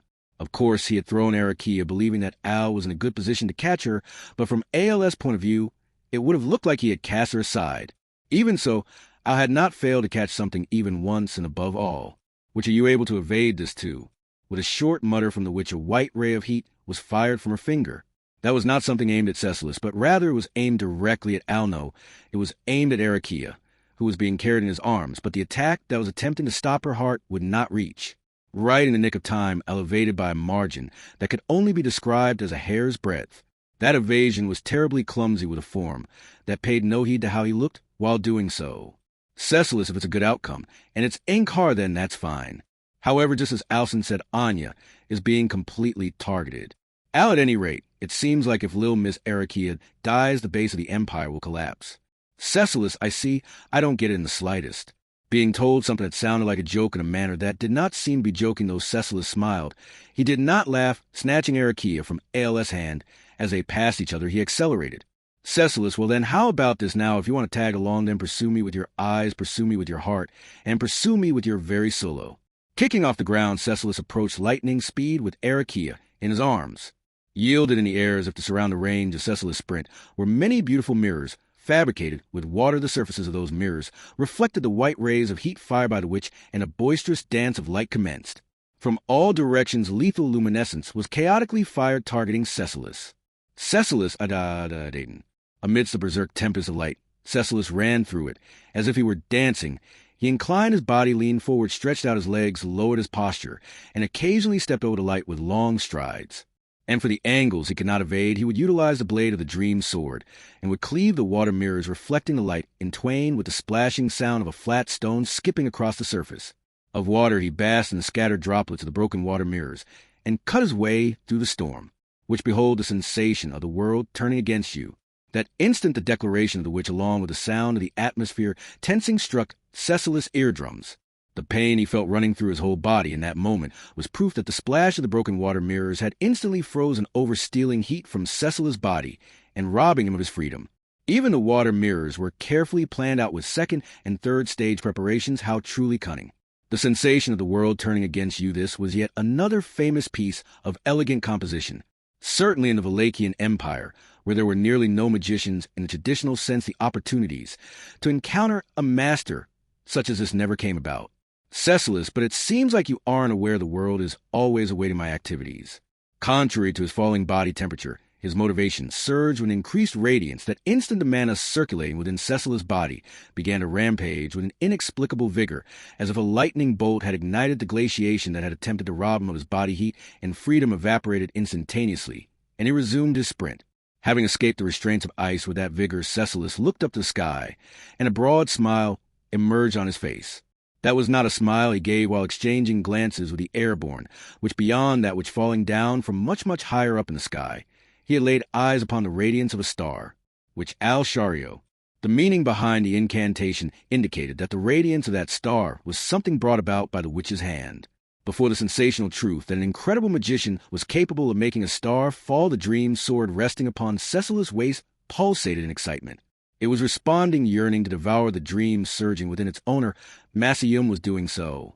Cecilus, how truly enthralling. The downpour of light spoke, thus slay the star. The beloved blade mounted on his waist spoke, thus slay the star. The many members of the audience, standing in unison, spoke thus, slay the star. The soul of Cecilus Segmont spoke, thus slay the star. Cecilus, averting a mere sliver of his consciousness away from the star, for a moment, Cecilus licked his lips. Currently aside from the dream invigorating his soul, with a supreme challenge, everything would become notions of the past. In order to actualize that, Cecilus laid the girl in his arms down upon the ground, and stood in front of her. He had chosen the most even surface he could find, even having taken off his Haori, and laying it out, he had handled her with the utmost amount of thoughtfulness. From here, though he felt sorry about it, even her presence would be excluded from his field of consciousness. Cecilus ha! A beat after the hoarse exhale, Cecilus silently unsheathed the dream sword from his waist. The drawn blade made contact with the atmosphere, and as it started to vibrate, as if siphoning Cecilus' ardor, as he clasped his hilt, luster began to dwell within it. The enchanted sword would devour its owner's dreams, and turn their pipe dreams into dreams come true. Concentrating his focus upon the starlight, Cecilus forgot to blink, to breathe, even to make his heart beat, and poured all of his energy into becoming one and the same with the enchanted sword. While he was doing so, the witch seemed to be doing something to disrupt Cecilus' focus, but Cecilus consciousness was singularly honed in on the radiance of star. Thus, he would exclude absolutely anything and everything unnecessary for accomplishing that. Color and sound and smell and taste, the approaching earth, wind, fire, and water, all were unconsciously excluded. But merely removing those was not enough. If it was necessary, then Cecilus, the starlight hurtling down toward the ground, even if the destructive power enshrouding it did not make direct contact with the land of pressure, alone would make the surface split apart, burn the atmosphere, and convert light into pain. Looking up to the sky in hopes of delivering a counterattack, Cecilus Segmont was thankful for this moment. With that gratitude in his heart, he celebrated all Cecilus. The escape of his exhale, just who would notice that the way it resounded had changed. That which was required of Cecilus in this moment, that which was coveted in order to wield the dream sword to fullest extent, without any misgivings, that answer had been brought about by emotions that reeked of blood, ones that were awfully transient in nature. The clash of blades that had been exchanged in his father's final moments had informed Cecilus Segmont. It had informed him about the whereabouts of the soul. The blade of Rowan Segmont, the sword of the man who had desecrated life and death, alike had done so. Therefore, Cecilus swordsman Cecilus Segmont, indeed giving an austere statement, the blue lightning Cecilus Segmont, the most powerful being within the Wallachian Empire, swung the dream sword with limbs of length most befitting the leading actor. 5. Lightning had cut through starlight. There was no other appropriate expression to describe what had happened. only the moment in which he bore witness to the events unfolding before him. The only question he had to ponder was whether or not he could believe that what he had seen was actually real. However, no matter how fucking absurd it may be, Cecilis Segmont had slayed the star. In the likeness of the Witch of Greed, the one behind the curtain who had employed a forbidden magic that was a specialty of that same, which was now wide-eyed at the same reality Al had witnessed. It was no easy feat to make a star fall. Even the real Witch of Greed had said that she would not want to make more than one fall in the span of a day. In other words, she could not fire more in succession. Al OHHH. In a world where the light of the sundered star painted the sky white, and where even all semblance of sound had vanished, Al raised his voice to rouse his own spirits, making his approach towards the midst of the sky using stone pillars that he was creating as footholds. A star had fallen, that star was slain, and thus approaching the witch who had ceased her movement in surprise. Which it is true that I was surprised, however. The stone dowel which had thrusted forth as he lunged was crushed in the palm of the witch. The wind, enshrouding that palm, had vibrated immensely, a combination of magic and martial arts capable of shattering its target. If a direct hit had been made, the magical technique would have shredded flesh, bone, and everything else into pieces. With it still within her grasp, the witch attempted to smash Ellis' head along with his helmet. The witch had updated her threat assessment concerning Cecilis, who had unleashed a stroke of sword that was far too extraordinary, and she corrected her perception of Al as an obstacle to killing Arakia, regarding him as a pebble that ought to be eliminated quickly. But she was not aware even a pebble could sometimes kill the one who stumbled over it. Which innovation was Requi. A moment later, the witch's head was struck by Al's left arm, an improvised prosthetic arm, constructed of rock and stone. Al, your stars were bad, witch. As Al slightly altered the connotation of his habitual words, the witch's eyes trembled. It was the instant she was maneuvering to attempt some manner of counterattack or countermeasure before Al, who had already completed all his preparations, that instant felt like it was as distant as an eternity. LOL Shamak. In response to the incantation spun by AL's lips from within his iron helmet, the world transformed. Basking in the unthinkable attack, the witch, who had become unable to think for an instant, had her whole body entangled, preventing her from moving her body and halting the activity of the gate within her body. This was an anti-witch trump card that Al had acquired, which, the witch fell to ground with a weak exhale, having lost her freedom. Constrained by a power that ought to be called by the contradictory expression of black light, her form resembled the chrysalis of an insect. As a matter of fact, the degree to which her movements had hardened was also to that extent, just as had been done unto the most terrifying witch in the world. Al, but with this blurred. Al landed beside the fallen witch and attempted to look up, but he was struck by a sense of lethargy as he fell to his knees and vomited on the spot. His improvised left arm had already collapsed. He quickly lifted the chin of his helmet with his right hand, and his whole body creaked from the enormous exhaustion as he vomited yellow gastric juice from his exposed mouth. A pounding, intense pain shot through his head, and his vision completely blacked out. From this sensation, he knew his eyesight would not return for a while, though there was solace now that he had already finished restraining the witch. Which correction required Al, gasping for breath with the edges of his mouth stained by gastric drool. Al looked up. Even when turned upward, his vision remained dark. However, he turned his head toward the sound of the voice and exhibited doubt. What did the witch just say? Her gate having been forcibly closed, the witch ought to have been unable to need her magic. So, just what? Al what? Al, whose vision was occluded, was unable to tell the entirety of the Crystal Palace, located in the northernmost part of the imperial capital, renowned as the most beautiful castle in the world, began to glow faintly. 6. The Crystal Palace flickered, and the ultimate weapon of the imperial capital of Lupagana, the magic crystal cannon, was fired. It had been unleashed once during the Imperial Civil War, when the living were contending for the throne just before the Great Disaster had posed a threat to the entire empire, even capable of causing the maps to be redrawn. It was a weapon that transcended human capability. That the target was M. Silvesno. It was aimed at the witch, who had transformed into a black mass on the ground, a fact that was, as expected, immediately noticed by Cecilis Segmont. It was a suicide bomb tactic designed to lock onto the witch herself, ensuring that the target would be eliminated. The person who came up with it would be a genius at harassment, and this was surely the work of an evil and cunning villain. Cecilis Massium. Confirming the sensation of the enchanted sword in his hand, Cecilis immediately, after slaying the star, attempted to push himself even further.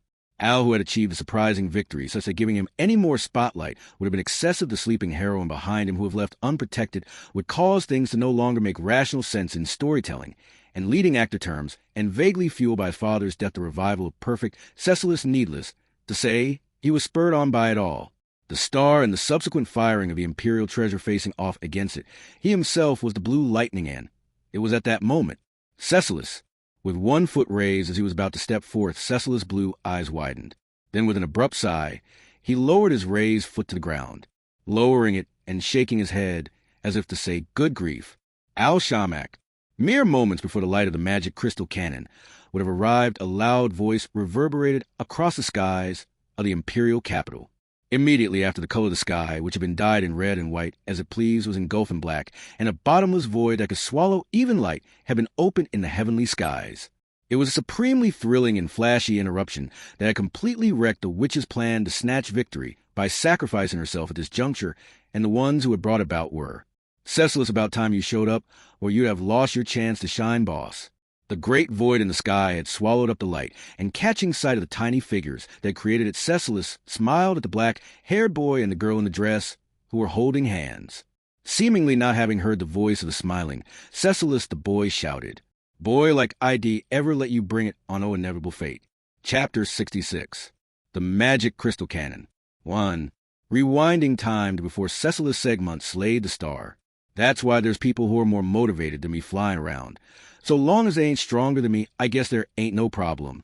People stronger than Halibelson. Halibel, the only one who's absolutely stronger than me, is the Kingdom's Sword Saint. Other than that, it depends on compatibility and the circumstances. Halibel's softly worded response gave Subaru a sense of both relief and trepidation. Cecilus being included as an ally, having a strong person take pride in their strength, was nothing short of reassuring. That was especially true if they were among the strongest in the world. Precisely because of that, he could not help but be astounded by how out of the ordinary Reinhard was, who had his strength absolutely guaranteed by some of the world's strongest. "The two of you sure have plenty of time to talk, no?" Abel's sullen voice interrupted the conversation between Subaru and Halibel.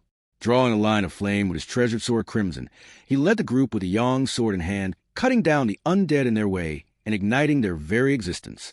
The power of the Yang sword was incredible, allowing Abel, who was originally only capable of catfighting with the child Subaru, to move, as well as a first-rate martial artist. Frankly, the sight of Abel kicking the ground with such agility and dancing with the sword was enough to bug his brain. "Vincent, you disrespectful lot, do not make the Emperor do all the fighting for you." "Subaru, shut up. This is your punishment for hiding your trump card. Besides, I'm not making you do all of the work," was what Subaru was about to say before he was interrupted by a tremor. Subaru, who had caused the ground to shake, was 2 undead who had dropped from the sky. A giant and a tall figure landed as if to obstruct their path, readying their weapons behind the sullen-faced Abel and Subaru, who glared at him. It was as if the two were trying to make them pay for foolishly arguing on the battlefield. Vincent the Monster Arm Rondando. Abel's calm black eyes reflected the undead behind Subaru. While calling out that name, he stabbed his Yang sword into the other undead that had appeared behind him, burning its existence. Accepting the offered name, Subaru looked back at the man standing behind him, who had only an oddly developed right arm, and saw Halibel caught the surprise attack with one raised finger. In their contest of strength, the giant did not overwhelm his opponent. "Halibel Doncha, be disappointed you're real powerful. I just gave you some ground." Halibel stood with his heels in the air, the streets rippling like the surface of water beneath his feet, before dissipating, that highlighted the difference in status between the still Herculean might of the monster arm and Halibel. Whether that was a relief or not was unknown, but in any case it was helpful. "Subaru Rondando, you!" Onto the body of the monster arm, who had been stopped from moving, Spica's palm was placed. As she held Subaru's hand, the next moment the roll of the undead was stripped away, and their opponent, clouded by hostility, Rondando, blinked his eyes. Turning to dust from his fingertips, Rondando was released from a mission that had been imposed upon him. That their face looked relieved as they disappeared was most likely because Subaru wanted to believe it so. That's a more peaceful way to go than having your soul burned away, I suppose. Beatrice, who held Subaru's hand opposite from Spica, understood his sentiments. To the kind judgment from his partner Subaru, said yeah, and squeezed her tiny hand back, and then he looked up at the wolfman beside him. "Subaru, that was helpful, Halibelson, thank you." Halibel, no worries, it's just as the Emperor said I shouldn't be just looking around all the time. I at least got to make up for the sleeping kid. Halibel laughed appreciatively, and bobbed his Kizaru up and down between his teeth. The wolfman was holding the unconscious Jamal in his arms, but contrary to boasting about his overwhelming strength, he was probably being overly modest about his performance. Jamal was in a bad state, but this reinforcement more than filled the gap that he had left behind. Beatrice, it would be troublesome if you were satisfied with simply working as a replacement for Jamal. I suppose an outlier like you must work even harder, in fact. Subaru, I didn't say that. Halibel, well, ain't ya a fierce little pup, but it's more invigorating when someone expects that much from you, though. If I get too enthusiastic and die the wolfmen, might end up getting wiped out.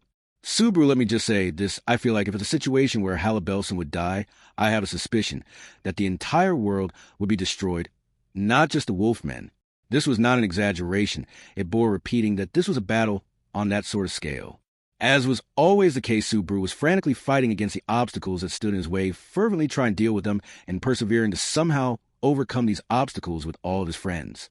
Subaru, could lower-level people like me please not have to fight against the enemies of the world? What's with those eyes, Spica? Spica, you. Beatrice, the day that you became Betty's partner and Amelia's knight, it was already too late, is what Spica is trying to say in fact. Subaru, there's no way Spica would have such a detailed overview of the state of the world. He objected to Beatrice's arbitrary interpretation.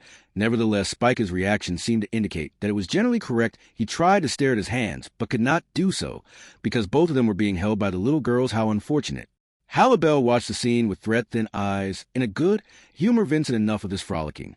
Again, Abel spoke in a cold voice that seemed to split the air. However, no one, including Subaru, could complain about his latest request because they had finally arrived before their destination. Subaru, the Crystal Palace. Even from a distance, the towering majesty of the palace was overwhelming, but looking upon it up close like this, that impression was not diminished, but only intensified. It was not for nothing that it was praised as the most beautiful palace in the world. Beatrice, such an outrageous palace, I suppose. Beatrice muttered as she tightened her grip on Subaru's hand. What would contain in that murmur was not an admiration of the beauty of the palace, but a quiet fear. When Subaru gave her a sidelong glance to inquire about her true intentions, her eyes with their distinctive patterns flickered. Beatrice, to amass such a large amount of rare and highly pure magic crystals is something extraordinary. In fact, even if we were to overturn the Empire, we would never be able to build something like this, I suppose. Subaru, that being said, it's actually here, right? Beatrice, so this means that they crafted the magic crystals they lacked. In fact, it's no wonder that the number of spirits willing to lend a helping hand to others is extremely low in the Empire, I suppose. Subaru, that's... Subaru was taken aback by Beatrice's grim face and her words. In short, a magic stone was a mass of condensed mana, and their purest form was called a magic crystal. The fact was that Beatrice, after seeing the Crystal Palace, which had been made lavishly from it, looked extremely displeased and said what she had just said. Vincent, magic crystals can be artificially created by preparing a large amount of colorless mana and condensing it. There is no denying that such a process was involved in completion of the Crystal Palace. Beatrice, not just Subaru, but Betty is telling you too. In fact, this empire is detestable, I suppose. Abel's words and Beatrice's reaction gave away the fact that many spirits had their lives sacrificed to build this castle. This was something Subaru, a spiritual arch user, certainly had some feelings about. Subaru Biko, I know how you feel, but that and this fight are... Halibel, now, there's no need for you to say nothing. The kid gets it just right. You see, Valakia's history's bloody and unequaled, but the shinobi are just as bad in retrospect. Beatrice, don't compare two bads and talk about which is better than the other in fact. With her cheeks puffed out, Beatrice responded to Subaru, and Halibel, then noticing the gaze of Spica peering at her through Subaru, Beatrice. It's all right, Spica. I suppose my conclusion is the same as... Subaru's, in fact, despite hating the Empire, there are people living here who have helped us. And there are even those whom Betty doesn't dislike. That's why Betty will fight earnestly, I suppose. Spica yelled. Beatrice, just now, Betty felt like you called her Biko, in fact. Only Subaru is allowed to call her that, not you, I suppose. Saying this with even more dissatisfaction than when she had seen the Crystal Palace. Beatrice then smiled. At that smile, Spica let out the EU of relief, which came along with a deep sigh from Subaru. On the other hand, Abel, who had lived in this castle, which was the root of all evil, remained indifferent to the emotional compromise of Subaru and the others as he gazed upon the castle. Subaru, it's not just about you, it's about the deeds of your ancestors. Show some remorse. Vincent the Emperor does not easily bow his head. If you truly wish to pursue those responsible from that period, you should take a walk. Those who were involved in construction of the castle might be around. Subaru, you. Abel's inability to stop talking was met with a glare by Subaru, but the argument came to an impasse as the castle appeared within sight. In the front of the Crystal Palace, figures began to sprang up. Halibel, these fellas must be elite here to stop us from going in. Seems like they're real strong, so it's going to be tough. Subaru, if the castle is well defended, it must mean that something important is hidden. They're able. Where should we aim for in the castle? Vincent, since the stone is being utilized for forbidden magic, the treasury, where the core of Meguro had gained the nucleus of the Crystal Palace, is kept, or perhaps the underground cathedral, where sacrifices are offered to anchor the stone. There's also the dungeon next to the cathedral. No, disregard that. Subaru. In the face of successive obstacles, the group's readiness to rush him was heightened. In the midst of this, Abel's retracted words made Subaru squint one of his eyes. Abel's brief mention of the Crystal Palace's underground dungeon, thinking of who might be chained there, Subaru sighed. Remaining in the imperial capital, it was Priscilla whose whereabouts were unknown. Her survival had been confirmed thanks to Schultz, who could feel their connection, but even with Subaru's repeated challenges, her presence had not been sighted in the imperial capital. And Sphinx, whom they had just defeated, had attempted to get Abel to return to the castle in order to meet Priscilla. Subaru, I already know about your relationship with Priscilla, but even if you are worried about your sister, there's no need to insist on it. Vincent, do you plan to seize the Empire's weakness? Subaru, shut up, you Siscon. Your sister might have the worst personality, but she's also on my list of people I won't let die, so I'm just saying we should save her while we're at it. From the beginning, their encounters had never contained pleasant memories, as he had always been manipulated by Priscilla. However, her follower, Al, hailed from the same homeland as Subaru, and he himself had been helped by Priscilla on several occasions. Also, sometimes he wanted to save Priscilla from a dire situation, just to see the look on her face when she would have to say words of gratitude. Beatrice, knowing her, shall probably just say that you're late, or that you've done a great deed in fact. Subaru, I can already imagine it, but I want to confirm that for myself. Abel, that's my policy. Vincent, do as you please. Somehow thinking that the reply was somewhat like a rehearsal for Priscilla, who never thanked him, Subaru, and all the others except Abel looked at each other and nodded. For a moment he was inclined to wait for Amelia and the others to catch up to them, along with the former emperor of Wallachia, whom Halibel had seen off. Subaru, there's no missing the turning point while being so eager. Let's go. Beatrice, I suppose, spiky you. Halibel guessing. We'll go with that. Vincent, do not fall behind, Subaru, come on.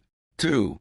For Viva the Dissector, this resurrected state of life was akin to a dream. Individuals who had been revived as undead were abiding by the will of the caster for various reasons. Many were reluctant to fight with the goal of destroying their homeland, and thus had been mostly stripped of their sense of self, accepting the instructions to direct their instinctive violent impulses towards a living.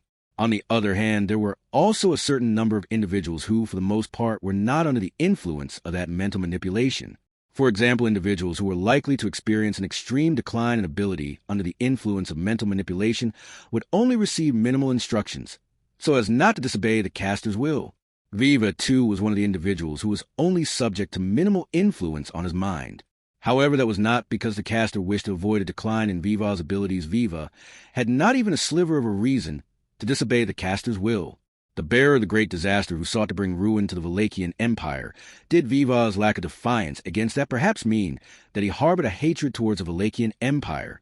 Unfortunately, such a question could only be answered with a resounding no. The aspect to which the intentions of Viva and the bearer of the great disaster coincided was not concerning the survival of the Wallachian Empire. It was the investigation of the soul and of its true nature. The reason why Viva came to be known as a dissector was because he did battle with many enemies as a warrior of the Wallachian Empire and dismembered the bodies of his opponents into thousands, tens of thousands of pieces. Only the reason why Viva would dissect his opponents' bodies to such an extreme extent regardless of their survival was not because he harbored any perverted interest. The pursuit of knowledge, that was his reason. At the extremity of dissection, what Viva had truly wished to ascertain was not flesh and blood, but the soul. The discrepancies between individual lives, the differences between strong and weak, the distinctions between male and female. Just what exactly it was that individualized individuals thirsting to know Viva had dissected many a life. Despite having done all that, Viva had failed to perceive the soul during his lifetime, not even achieving the result of laying his fingertips upon it. He had died in the midst of chagrin that had been the life of Viva, but having been resurrected from death, Viva laid eyes upon what lay beyond his hopes, which ought to have already come to an end. When he himself was revived by the power of the witch who was abusing the usage of souls, he gained a fragment of understanding of the soul, which he had failed to touch even a portion of during his lifetime, the witch had given him the opportunity to turn that fragment of understanding into an even greater fragment.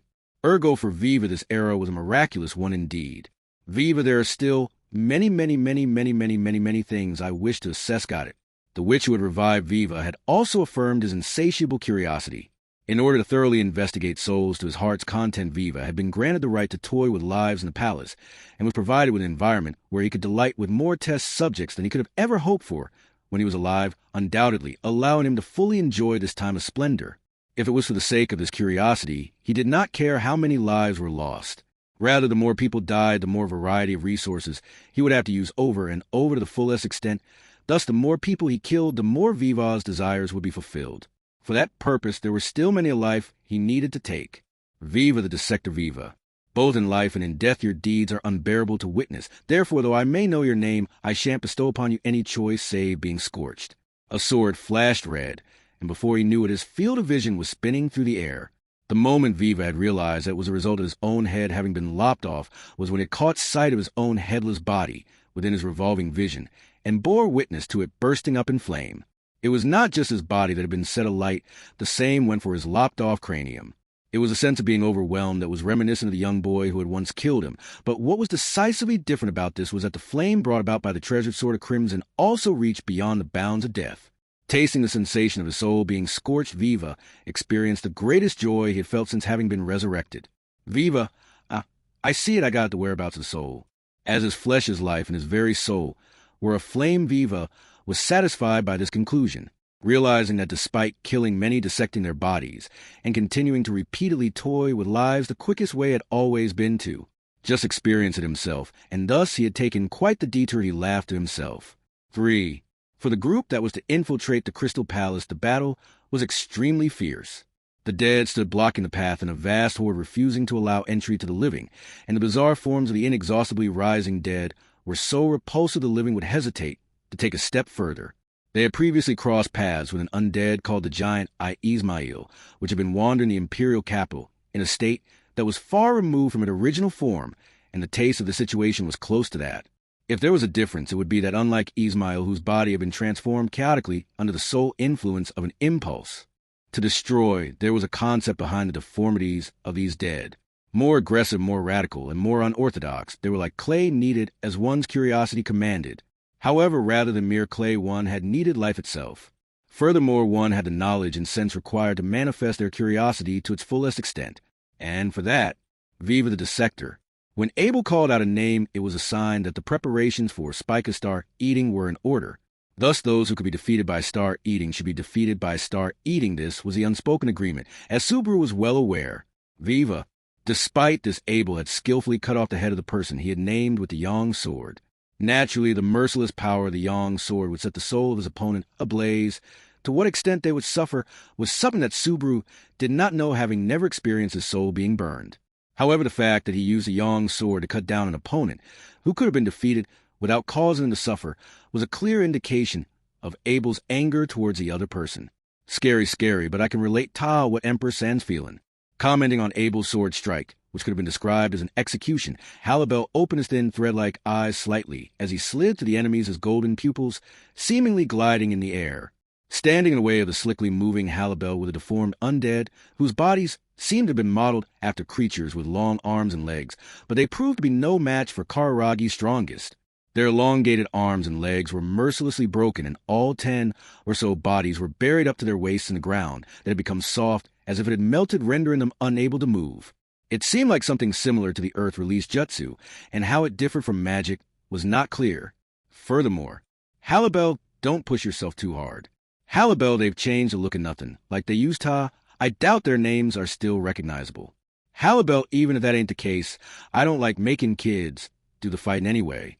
And then the number of Halibels had simultaneously increased by 3 more each with the same capabilities as the original in what was an outstanding feat.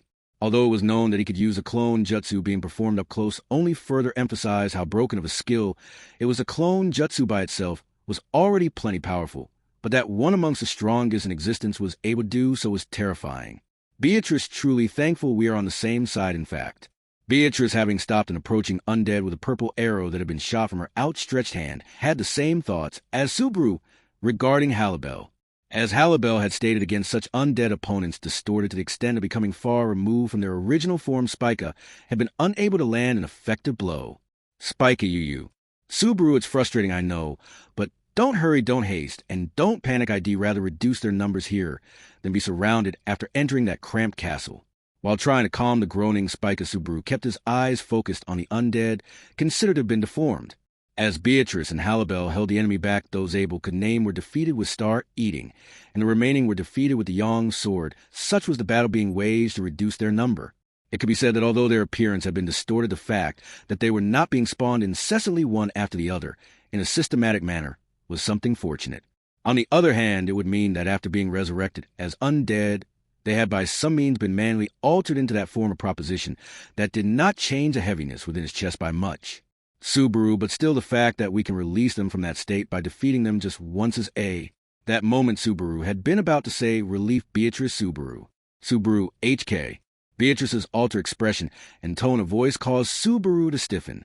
Beatrice's round eyes were wide open, and the reason for her reaction had also become known to Subaru for the anomaly taking place. It was just that obvious. Spica Yuyu. Spica, who had also noticed that anomaly, the very cause of their astonishment, exclaimed as she pointed at the Crystal Palace that had begun to glow slowly, painting the entire landscape in a pale white radiance. The castle was clothed in a brilliant luminance. However, the situation was not one where its beauty could be admired. The fact that the Crystal Palace was glowing meant that Vincent the magic crystal cannon has been activated. While cleaving to the bodies of two undead, one before him, and the other behind with a swift spin, Abel, upon sighting the radiance of the Crystal Palace, had loudly proclaimed thus. The magic crystal kanonas mentioned previously, it was a weapon with an anti-army level of power that could be unleashed utilizing the energy stored within the magic crystals embedded throughout the Crystal Palace. Upon seeing the light that foretold its discharge, Subaru gasped, Subaru, are we the target? Vincent, no mowing down the ground beneath the castle with a magic crystal cannon would be an act far too careless, even if they are undead who could be revived endlessly. Subaru. Hearing Abel's cries, Subaru's thoughts began to heat up and accelerate. Abel's conjecture that the target was not themselves was not a relief, but rather it was unfavorable. If the target had been Subaru and those with him, even if they were wiped out, the situation would have been easier to deal with. What was irreversible for Subaru was the deaths of his allies somewhere beyond his reach. He had not yet experienced a case where the magic crystal cannon had been fired, and now that they had come to a point where Sphinx had been defeated, to have it fired prior to reuniting with his allies could not be allowed. The magic crystal cannon needed to be stopped, however it was already too late. The light was undoubtedly the pre-fire charge, yet none of the prerequisites for putting a stop to it had been cleared. Not good, not good, not good, not good, not good, not good. Letting it fire would be. Beatrice stopping it from firing is impossible, I suppose, Subaru. Beatrice said so to Subaru, whose thoughts were spinning fiercely. Blinking his eyes, Subaru looked at Beatrice. Then Beatrice, who had just said that it would be impossible, looked back at Subaru with eyes that, contrary to what had been said, had not lost even a sliver of their vigor. For his partner, the most adorable and reliable partner in the world, Subaru forced his cheeks into a smile. Subaru Biko wanted to do something reckless. Beatrice, good grief, Subaru can't do anything without Betty. In fact, Subaru, yeah, that's true. Saying this, he tightened his grip to make sure that her hand, presently almost the same size as his own, was still in place. For, swinging the treasured sword of crimson, traced the ground, and the square in front of the Crystal Palace burst into flames. Raging like beasts, the scarlet flames blocked the path of those who had transcended the boundary between life and death, preventing them from advancing further, and allowing none of them to interfere. Vincent to leave the Emperor by himself at the front line, you blasphemers. Abandoning such curses behind his shadow, fiercely retreated from the Crystal Palace as it grew more radiant. What had appeared from a distance to be nothing more than a black shadow passing by was the earnest sprint of a jet-black furred wolfman renowned as one of the strongest in the world. And once the running wolfman had gained sufficient acceleration through his sprinting, then let all your strength out. As the straight and fiercely running Halibel kicked off the ground, another Halibel awaited up ahead, and using his folded hands as a foothold, he forcefully flung his body into the air. Like an arrow akin to a bullet, Halibel had leapt upward, but that was not the end. Subsequently, two Halibels, having jumped from the buildings on either side, had caught up to him, each aligning one of their feet with the soles of the first Halibel, who had been tracing a parabolic path. Halibel and more still. Halibel, if I don't go all out, I do get a scolding from Lil Anna. The kicks from the second and third Halibels propelled the first Halibel even higher into the skies. Drastically and rapidly, Halibel soared diagonally, and just as the momentum reached its highest point, he adjusted his posture midair. Halibel, I can only earn till this point you're thinking ya. Can manage Subaru. Yeah, that helped a lot. Halibel, who had been carrying Subaru and the other two with him, cleared his throat at that reply, then having arched his back as far as he could, he flung Subaru and the others from that position. Utilizing the clone jutsu, the cooperative play of the four Halibels had gained both distance and altitude all at once, and Subaru with Beatrice and Spica in the firm embrace of both his hands had been sent flying. Having gained sufficient altitude in that manner, Subaru, despite his whole body being buffeted by fierce winds, still opened his eyelids to look at the Crystal Palace, which was now far off in the distance. He closely observed the Crystal Palace, which was increasing its white light to the utmost limit to determine the direction towards which the magic crystal cannon had been aimed. Subaru Spica. Spiky. He tilted his head in the direction the magic crystal cannon was aimed, and in the next moment, Spica's teleport was activated. With that, Spica teleported with Subaru and Beatrice repeatedly over and over again, swiftly closing the distance to the trajectory of the magic crystal cannon. Spica yelled. Beatrice G's Betty said no more, in fact, Murak. In response to the strain evident in Spica's voice, Beatrice activated magic that lightened Subaru and the others. With Subaru and Beatrice now lightened to the utmost, Spica twisted her body in midair and gave them a kick with all of her might as a final push. Out of the corner of his eye, Subaru held Beatrice's hand tightly as Spica spun around and away from him. Subaru, Abel, Halabelson, Spica. Having called out the names of his companions who had worked together to bring Subaru and Beatrice this far, Subaru clenched his teeth and opened his eyes wide. In the next moment, as the light of the Crystal Palace flashed with exceptional strength, Subaru, Biko, I love you. Beatrice, that goes without saying, I suppose. Holding each other tightly, Subaru and Beatrice turned to face the light, and then Beatrice, Alabama, Shamak. The light from a magic crystal cannon was swallowed by a massively large void that had appeared in the sky. Chapter 67. The cards in one's hand. 1. Taking the stone muspel Arakia had ended up placing her life or death on the same scales as the survival of the Valachian Empire. As Priscilla had said, the combination of the soul marriage technique and the dream sword Massium had brought about a situation quite capable of greatly derailing Sphinx's plan. Sphinx's two objectives in becoming the bearer of the great disaster and flooding the Valachian Empire, with the dead one of them that of reproducing the soul of the Witch of Greed, had succeeded the rest, was only a matter of time until the soul became acclimated to the vessel, and the existence of Sphinx herself was painted over by her creator. Thus, before that was fulfilled and Sphinx fully disappeared, her remaining objective, let it be deliberately asserted, as revenge, she would enact her revenge on Priscilla Barriel. For that purpose, she intended to make the best use of the cards remaining in her hand.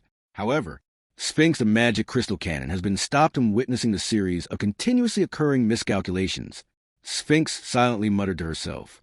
Reflected on the surface of the floating water mirrors were those who were taking action in various places throughout the imperial capital of Lupagana, individuals capable of holding back the ruination of the Valachian Empire.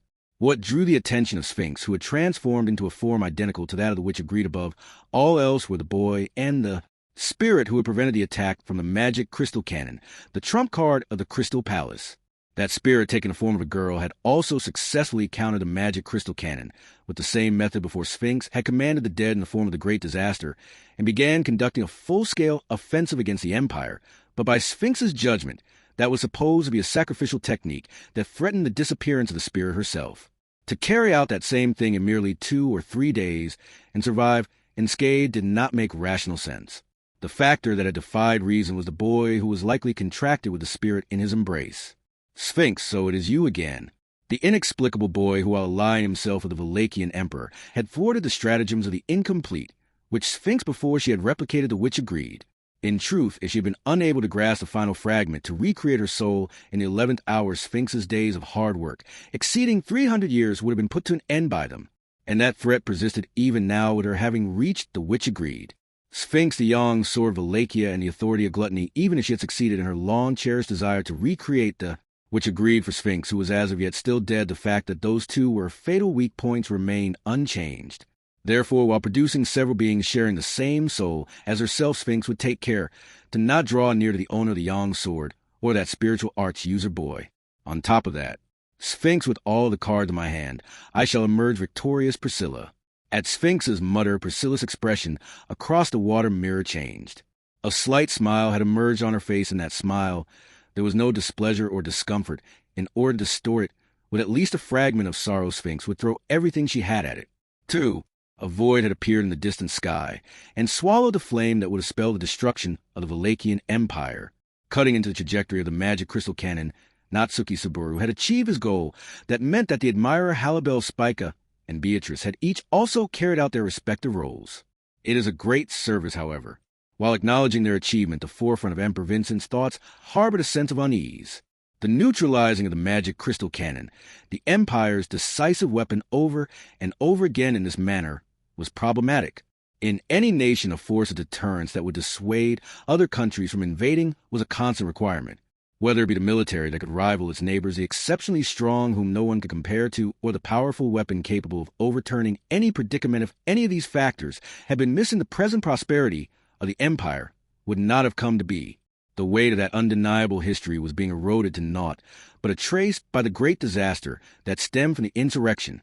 Vincent, in that sense, you all have already destroyed the law of iron and blood that protected the order of the Empire.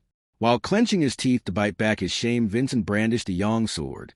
Before Vincent's eyes, leaping over flame of the treasured sword that had been drawn in a horizontal line, undead of a kind that differed from those until this point could be seen rushing towards him. Just what was different about them, that was simple. Vincent could not recognize them. Vincent, that detestable, which had she managed to learn of it prior to her demise. In the garden before the Crystal Palace, which had turned into a battlefield, appearing one after the other before Vincent, as he held the front line, were all undead, who had likely carved their names into the history of the Valachian Empire in ancient times. Vincent could match the faces and names of all the imperial soldiers of his time. However, he was unable to determine the identities of the undead, resurrected from the past, with whom he had no direct acquaintance. Based on his intuition, thus far among the dead called forth by the great disaster, proportion of those from recent times have been overwhelmingly high. In the most extreme cases, those that perished while fighting the undead have been instantly resurrected. As an undead, this would be speculation, but perhaps those souls also possess an aspect of freshness. Or it could simply be that the further back in time one went, the more difficult it became to resurrect the dead, or a greater cost was required. Therefore, the majority of the resurrected corpses were from recent times, and thus Subaru and his companion Star eating in combination with Vincent's memories was highly effective, but Vincent, to these ones, that might not be applicable. Even if there were other conditions imposed on resurrection, be they large or small, the best way to prevent Star eating was to prepare undead who did not correspond to Vincent's memories. It seemed the witch had come to understand this before her soul was consumed by the flames. In other words, there remained no means to defeat the unknown ancient warriors that stood in the way except Vincent's Yang sword. No, if it were just a Yang sword, then there was another besides Vincent's own. Vincent Priscilla. Yes, calling the name of his younger sister, whose whereabouts remained unknown after the evacuation, Vincent resumed his battle with the attacking undead.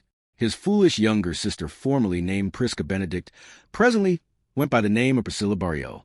Upon confirming the fact that after leaving the Empire she had changed her name and become one of the royal selection candidates for the kingdom of Lugunica, Vincent had nearly fainted, but it was bearable. Her reason for rushing to the aid of her homeland was not something endearing, like being concerned for Vincent or the Empire. Rather, it was to silence the one who owned the blades of the assassins that had been sent to her. But then the presumed reckless soul had already gone ahead and lost his life. Vincent Chisha. Chisha, the one who, deceiving even Vincent, had resolved to defy the world's fate of the great disaster, was among the few who knew that Prisca had survived as Priscilla. Chisha, who knew of her fierce temperament from her time as Prisca, intending for her to be alongside Vincent, who must ward off the great disaster, was likely to take drastic measures to bring her over. Beneath that white, expressionless visage, he may even have thought about how the matters of the imperial crown needed to be handled post-war. Chisha, the fact that it was necessary to go to such lengths, I am forced to revise my opinion of your excellency. At the echo of Chisha, the embodiment of disrespect and disloyalty to the emperor, he clicked his tongue. Setting aside his annoyance at these alto-ethereal visions of him, Vincent kept Chisha's parting gift to conclusion regarding how Priscilla should be dealt with as his own responsibility. Presently, Priscilla's life was safe, as confirmed by Sphinx's attempt to bring Vincent to her. That much was good enough for now. As for the need to increase in numbers the Yang sword, it would be fulfilled when Vincent became more accustomed to being the apex of the land of the sword wolf. The moment this thought crossed his mind, thy valiant striving is magnificent. As thy predecessor, I doth swell with pride. A deep sonorous voice struck Vincent's eardrums amidst the clash of swords. Simultaneously, his field of vision was diagonally bisected by a sword flash so transcendent that Vincent, who had witnessed the swordsmanship of many a warrior, would deem it preeminent. That flash had swept across the warriors of old who had dared to wound Vincent's noble presence, and being unable to evade their body esno, their souls were ignited. In other words, it had been a strike from the Yang sword Vincent. A moment ago he had concluded that he could not desire for a reinforcement who wielded the crimson treasured sword. Hence Vincent's eyes widened slightly at the arrival of this unlikely aid, and upon stealing a glance at the profile of the person standing back to back with him, his breath was caught. It was a familiar visage, that appearance he had seen in paintings of old. Vincent the Emperor of the Briar, the crown of the emperor, had been duly bequeathed unto the succeeding generation, and now it doth rest upon thee for mine self to lay claim to the title Emperor of the Briar. Would be folly. I am Ugard Valakia. Vincent, Ugard, thou a purse both sagacious and well-favored in retrospect, never have I beheld the faces of mine children and descendants in proximity. Were it feasible, mine self would like it to exchange many words and fain to gaze upon thy face for long. While the person continued to speak to undead who had called himself Ugard Valakia, Vincent remained silent. That tranquil aura he exuded, with eyes that held the light of reason and skin that had the color of life, distinguished him from the countless undead encountered thus far. Why was there not the hostility towards the living that characterized the undead, or the signs of being deprived of free will? Ugard, mine love for mine star is why, Vincent, what? Ugard, didst thou not seek it an answer to wherefore mine self acts thus, or was I mistaken? For a moment Vincent attempted to discern the true meaning behind those words, but he quickly gave up. He had to reconsider, for if Ugard Valakia was indeed the same personage as described in the old tale of Iris and the King of Thorns, then to doubt his words, although incomprehensible, would be foolish. Therefore, Vincent the reigning Valakian Emperor, Vincent Valakia.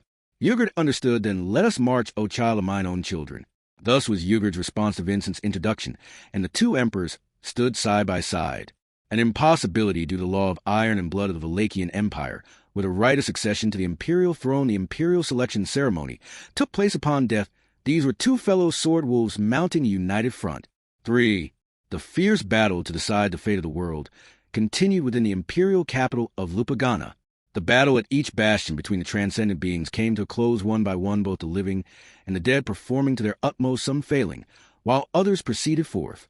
As if to mock the efforts of all involved, two disasters attempted to bring it all to naught. The starlight crashing through the sky that was struck down by a swordsman who would not relinquish his dream, and the flare of destruction created by sacrificing the lives of countless spirits that was stopped by a boy who resisted fate, along with his friends who supported him. The prevention of both disasters had been the result of each person using all the power that they possessed. However, it was not the starlight being severed or the fire of destruction being extinguished that contributed the most to the war situation for the living. It was a man who alone arrived to prevent the next step of the great disaster that no one else could have realized or reached for, even if they had. Good grief, y'all are making old people work too much. The vicious old man Albert Dunkelkin leapt with his small frame as he complained grumpily. The low-leaping, ground-crawling movements of the shinobi chieftain, the monstrous old man, aimed for the undead sorcerer, guarding the blood-red magic circle that was painted at the end of the passage. The sorcerer turned their palm toward Albert, and then black filth flowing from the walls and floor around him formed chains that roared out to bind the limbs of the approaching monstrous old man. Albert, I've been doing this for 90 years, no. Faster than the chains could reach him, Albert swiftly swung his right arm, the arm missing from below the elbow, and threw a kunai from within its supposedly empty sleeve. It pierced between the eyebrows of the sorcerer, who was wary of his approach at lightning speed, and slammed him into the magic circle on the wall immediately after Albert struck with his left palm and pierced through the sorcerer and the magic circle. His martial arts, which had been honed for as long as he could remember, shattered the sorcerer and the magic circle to pieces. He was under strict orders to not kill any more undead than necessary, but this soul-tampered abnormality and opponents like the sorcerer he had just seen were exceptions to that command. The sorcerers that guarded the magic circle, which distorted the space within the castle, he had taken care of about 10 of them. Albert, so it's finally done. Albert muttered, so sensing the change in the air on his dry old skin. Glaring at the inside the crystal palace, with both his eyes obscured by abundant eyebrows, a strange atmosphere pervaded within the place, could see that the anomaly that had transformed the familiar structure of the castle into a strange magical place had been lifted. Doors that should have been connected were not, and the window through which he had entered did not allow him to reach the desired location.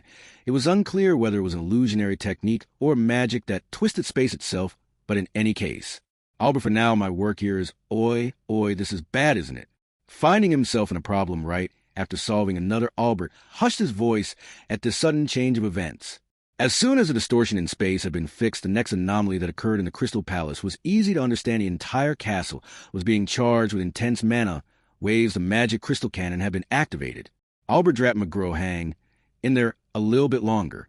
At the vibrations of the magic crystal cannon activating, Albert complained to the core of the Crystal Palace McGraw Hagany Steelman, known as the Crystal Palace Meteor itself. Until now, the commendable McGraw had been obeying Vincent's instructions, attempting to prevent the great disaster from using the magic crystal cannon, but it appeared that they had broken through. It was dreadful that the magic crystal cannon had been seized as the opponent's weapon. Albert, if their target in Garkla, were going to be deep in shit. The fortified city, which had attracted hordes of the dead and was supposed to be a seed for survival the Empire needed to keep its strong defensive walls preserved for the battle, if the magic crystal cannon were to blow it down, the situation would shift dramatically and the city would be destroyed. And that would be the same as the Wallachian Empire suffering irreversible damage. Even if Albert and the others were able to destroy the mastermind behind the great disaster, the loss of the personnel currently within the fortified city would make the rebuild impossible, and that would spell the end of the Wallachian Empire. Albert Dunkelkin had an ambition. As the chieftain of the shinobi who were expected to operate in the shadows of history, he intended to leave his grand mark on the history of the Empire and to destroy the very foundation of the way of being a shinobi to which he had devoted his life. For that reason, the allure of flashy outbursts, such as a quick rebellion against the emperor or his assassination, had often been tempting. However, the great disaster had made those plans null, and with the feeling that he missed the opportunity window for betrayal undeniably present here, that chance made itself clear again. If the magic crystal cannon were to be used in a manner that would determine the victory of the great disaster, then Albert would fulfill his ambitions not as an imperial general, but rather as a shinobi. Whatever great disaster had in store, he would stately rush to Vincent's side, snatch victory from him, and fulfill his own personal ambitions. Therefore, Albert, even though this was supposed to be my final betrayal, the distortion of space having been resolved, Albert ran up the castle and arrived at the turret of the magic crystal cannon. There, he watched as the glare of destruction was engulfed by a large void in the sky, his white eyebrows fluttering in the aftermath of the magic crystal cannon, which had been fired by the narrowest of margins. If the magic crystal cannon had determined the destruction of the Empire, Albert could have betrayed the Empire without any regrets. But that did not happen. Albert Kakakaka, that lil brat, not only did in the Demon City, he's gone, and done it here too. I swear young people these days don't have a shred of respect for us old folks. Albert laughed heartily at the sight of the two distant figures in the sky, the black-haired boy and the little spirit girl. This was the second time Chaos Flame included that Albert's calculations were undone by the boy, but he did not feel any anger or hatred for what it had done to him. As one would age, it would become easy to give up on many things, but this was not the reason. Albert was not one who gave up easily, so he was not giving up, he was just admitting defeat. Albert, if they're able to outperform me, then that's that. Having lived for nearly 100 years, there have been countless dreams that Albert had not been able to achieve, of course. There were many that come true by force. That was the way of things. Thus, Albert was able to let go of his long-cherished desire to leave his name in history by assassinating the emperor in a fit of desperation. As far as the Empire is concerned, an act of violence comparable to that of the Wolfman, who had killed the titular Iris and the King of Thorns. Then, having let go of his long-cherished desire and having prepared his barren left hand for a karate chop, Albert, then you'll come along with me in my dream of being the next hero to save the country, won't you? A white-haired woman stood right next to the turret before the slightly smiling Albert. At the top of the Crystal Palace on the turret of the magic crystal cannon that had just finished discharging the fire of destruction, a sweltering torrent of mana blew around, stirring one's senses as it did so. At the center of it was the keystone of the Crystal Palace, with its magic crystals of various sizes, the base on which the magic core, the heart of the magic crystal cannon, was installed. A woman in white smiled at him as she placed her hand upon the pedestal. And then, it is undesirable for you to be here. Elimination required. It is futile, Albert, your opponent, witch.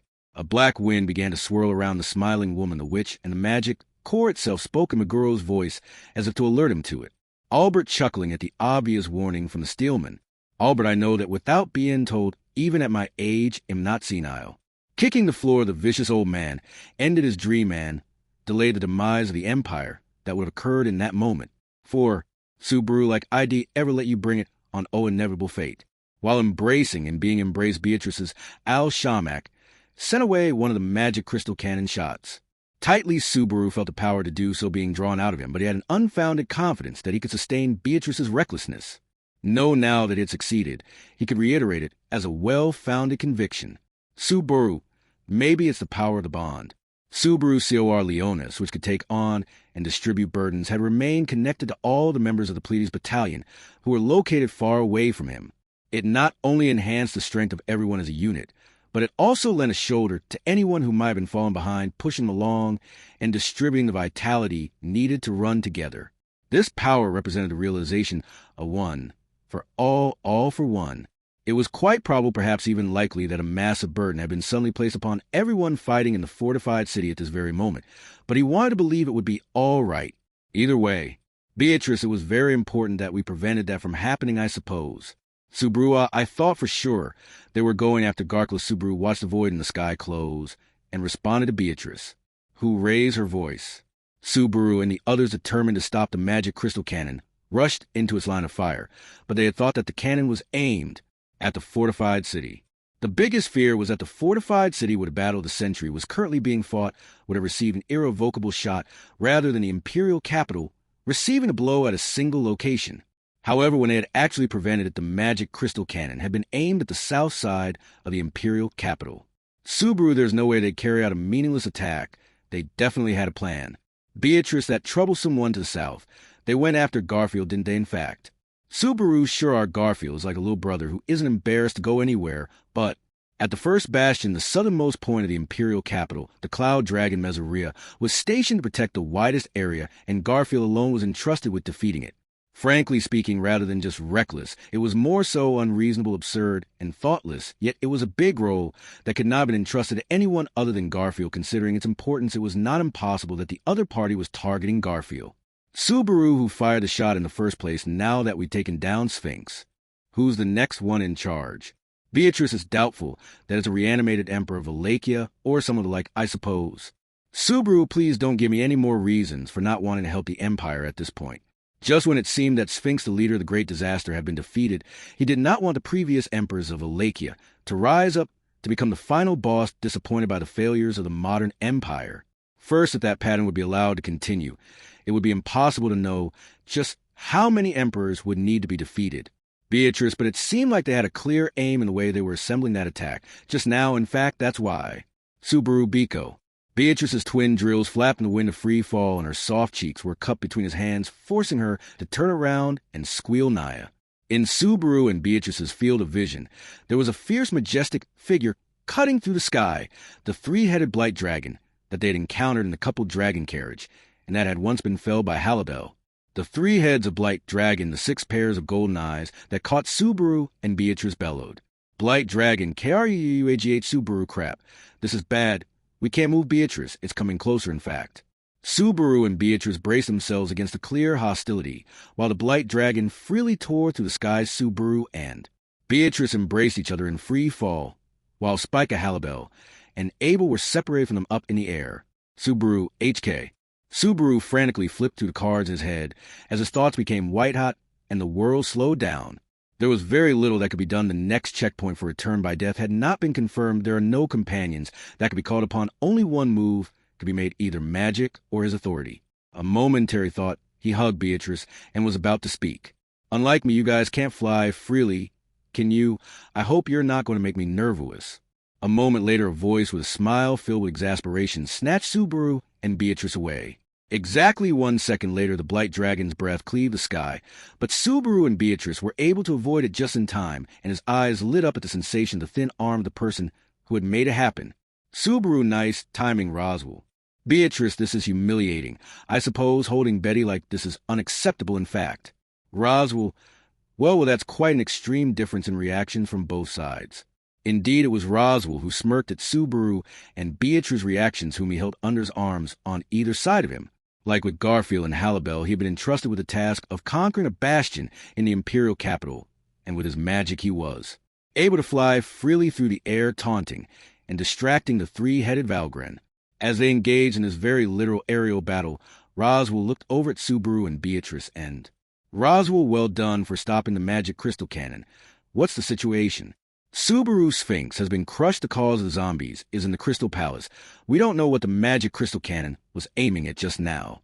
Roswell, clear and concise. I see you defeated Sphinx. That's both a blessing and a disappointment. But Beatrice, is that a concern or a complaint, I suppose? Upon hearing the report from Subaru, Roswell's expression turned grim and his words became muddled. Beatrice was unsparing when it came to Roswell's words and actions, but this time her eyes were not as piercing as they had been. Subaru was also concerned by his pensive expression. In response to Subaru and Beatrice's gaze, Roswell responded no. Roswell, that thing had been destroyed once before, I hate to admit it, but its tenacity and thoroughness in accomplishing its goals are probably above even mine. I'm still not convinced. Beatrice, they are someone who makes Betty and Roswell feel unpleasant by mentioning their name in fact. Roswell, of course, am not saying they couldn't have been defeated. But if it were an enemy that makes a plan that will end in failure, if they merely died, it wouldn't have been an enemy of the world for more than 300 years. Subaru could not dismiss Roswell's conjecture as pessimistic. He was right, because if the Witch Sphinx had been a trivial enemy, the Valachian Empire would never have come so close to destruction. In fact, the magic crystal cannon that Subaru and Beatrice stopped was not fired until after Sphinx was destroyed. There remained the fear that the witch was still working on a way to destroy the Empire. Roswell then, just destroy all of them in the meantime. Beatrice, that big dragon, is 3 times more troublesome than a normal one, yet will leave the stage in a snap, I suppose fly now. Roswell, in fact. At Beatrice's encouragement, Roswell smiled wryly, and an aerial battle with the blight dragon began. 5. Vincent and Ugard, 2 emperors of Wallachia who normally would not be able to entrust their backs to each other, were performing sword dances, and the crimson swords flashed with flames that raged like a storm. Tanza, amazing. Tanza muttered in amazement at the sight, which was like an illusion that burned her eyes. Ugard, having sensed the signs of battle from the direction of the Crystal Palace, went ahead, and by the time Tanza, holding hands with Yorna, caught up with him, the 2 emperors were already fighting together. The undead whose souls were being set ablaze by the brilliance of the Yang's sword were all very skilled, and there had not been much difference between them and the undead Rowan. But the howling winds of the crimson swords kept them at bay as they were overwhelmed by the coordinated efforts of Ugard and Vincent, who exchanged neither words nor glances. Yorna, this is the first time I've ever seen His Excellency wielding a sword with someone that way. Suddenly Yorna, who was staring at the same scene as Tanza, remarked. Tanza could not comprehend the complexity of the emotions contained therein, the shaking eyes and trembling voice, all of which were created by years of not being able to do more than lean on Tanza. Obviously, she did not know the details of the situation. However, Yorna was in love with Ugard, who came back from a long time ago, and she knew that there was more to it than simple longevity. Tanza's unfamiliarity with these bonds gave space to a sense of relational hierarchy between she and Ugard in her mind. Yorna, I love both you, Tanza, and His Excellency, both of you are very dear to me, and I love you both in my heart, just in different ways. Tanza, the anxiety that creeped into Tanza's heart was seen through by Yorna, which made her want to bury her face. But Tanza relied on the feeling of the hand in her hand, and with the reason why she was standing here in her heart, she ceased wailing in self-pity. She had to keep her face up. That was what Tanza had in common with all the amazing people she had ever met. Tanza, HK. Gritting her teeth, Tanza's nerves were on edge. She was entrusted with protecting Yorna, who was not in good shape, or perhaps emotionally traumatized from a battle with the dreadful Rowan. She could not rely on Ugard, who was fighting, or even on Amelia, who had separated from her on her way here. So as long as Tanza was not able to join Ugard and Vincent in their battle, all she could do was to be the first to notice anything unusual in their surroundings. Tanza, your Nassima, look, her vigilance paid off. Tanza's round eyes widened, and she pointed to the Crystal Palace's top level with a hand, not held by Yorna's, looking at the same thing, as Tanza Yorna stared up with her almond-shaped eyes. Their gazes fell on a half-spherical tower near the top of the Crystal Palace. Tanza did not know, but it was a tower where the magic crystal cannon, the trump card of the Crystal Palace, was located. The tower glowed from within, and then in a violent explosion the walls were blown away. Tanza blinked as the tower was destroyed, scattering pieces of the castle in a spectacular manner. Then a small shadow appeared out of the thick plume of smoke. Yorna, old man Albert. Yorna's voice, somewhat taken aback, was evidence of her surprise at what she saw. Slowly Albert emerged from a broken wall, but rather than his usual aloof and detached self, blood stained his tattered garb. Just then Albert noticed Tanza and the other living people below him. Albert, your Excellency, things ain't looking good at this rate. The witch's tricks ain't over yet. And as such, his voice, tainted by desperation, screamed, as if to push an impression very much not like himself. 6. And so at the same time that Albert shouted in his blood-stained garb, Amelia stood reflecting on the fact that she had taken an unplanned action with her intuition as the basis. It was a big decision to go against the wishes of Subaru and Abel, both of whom had worked very hard to think through the best course of action, and to act separately from Tanza Yorna and the others. Amelia, if my uneasiness turned out to be just a misunderstanding, I thought I'd hurry back to Tanzikin and the others, but following a slight unease and a change in the air of misapprehension that seemed to wash over her, Amelia ran not to the Crystal Palace, but further north. And there she found someone she was not supposed to have met. If someone were to merely be somewhere, then no matter who they were, assuming that they were committing wrongdoings would usually be unacceptable, but this other person was a bit of an exception. After all, Amelia, you really surprised me. Why are you here, Echidna? At Amelia's prompt, a white-haired witch turned to look. She spoke with only the slightest hint of surprise at her well-formed appearance. Which I believe I am the one who ought to be surprised, witch of envy. So she declared. Chapter 68. The man I fell for. 1. Upon being called the witch of envy, Amelia widened her eyes in surprise. The cause of her surprise had been twofold. One reason was how long it had been since she was treated like the witch of envy. The other was that being called the witch of envy had not hurt her. It had been more than a year since the royal selection began, and in the kingdom of Lagunica, those unaware that one of the candidates was a silver-haired half-elf with amethyst eyes were few. To put Subaru-style Amelia, as Amelia had become a household name. As a result, even occasions when Amelia needed to wear her usual cognitive disruption robe had become sparse, and the reason she had donned it so diligently in the Empire for the first time in a long while was to prevent people from recognizing her as Amelia. For that reason, it had been a while since she had been called the Witch of Envy, and even when called so, she had remained unperturbed, for she had conviction to confidently say, "You're mistaken." The conviction that there was a person who acknowledged Amelia as Amelia and had said, "I love you. Amelia am Amelia, just Amelia, not the Witch of Envy." Supported by that conviction, Amelia was able to respond with her back unbent.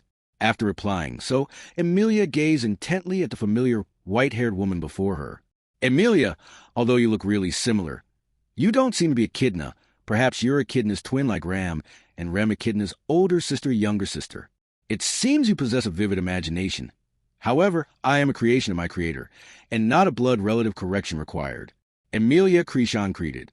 Amelia frowned upon hearing the not-so-familiar words, but could understand that the other party had denied being Echidna's sister. Thinking about it calmly, given that Echidna was from 400 years ago meeting the person herself, or her sister, here would be very strange, of course. Since it was a situation where those who had died were rising up again, there was a chance the same could have happened with Echidna and her sister. "Amelia, but you seem hale and hearty, and not like you've died." She who looked like Echidna did not have a sickly complexion like the undead, and her eyes were also normal, but when compared to Echidna, her expressions might be slightly stiffer. The Echidna Amelia knew usually had a mean look on her face. The crying face she had shown at the end still remained strongly within Amelia's heart. "Amelia, I understand that you're not Echidna. So may I ask your name?" "Yes, I too am uncomfortable with being called by the name of my creator. By all means, please call me the witch agreed." "Amelia, do you perhaps have a name that's easier to call you with?" Respondents required. If not, that then Sphinx. Amelia, yes, wait, Sphinx.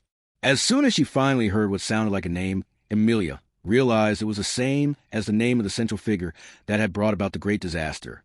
As far as Amelia was aware, Sphinx should have looked exactly like Ryuzu.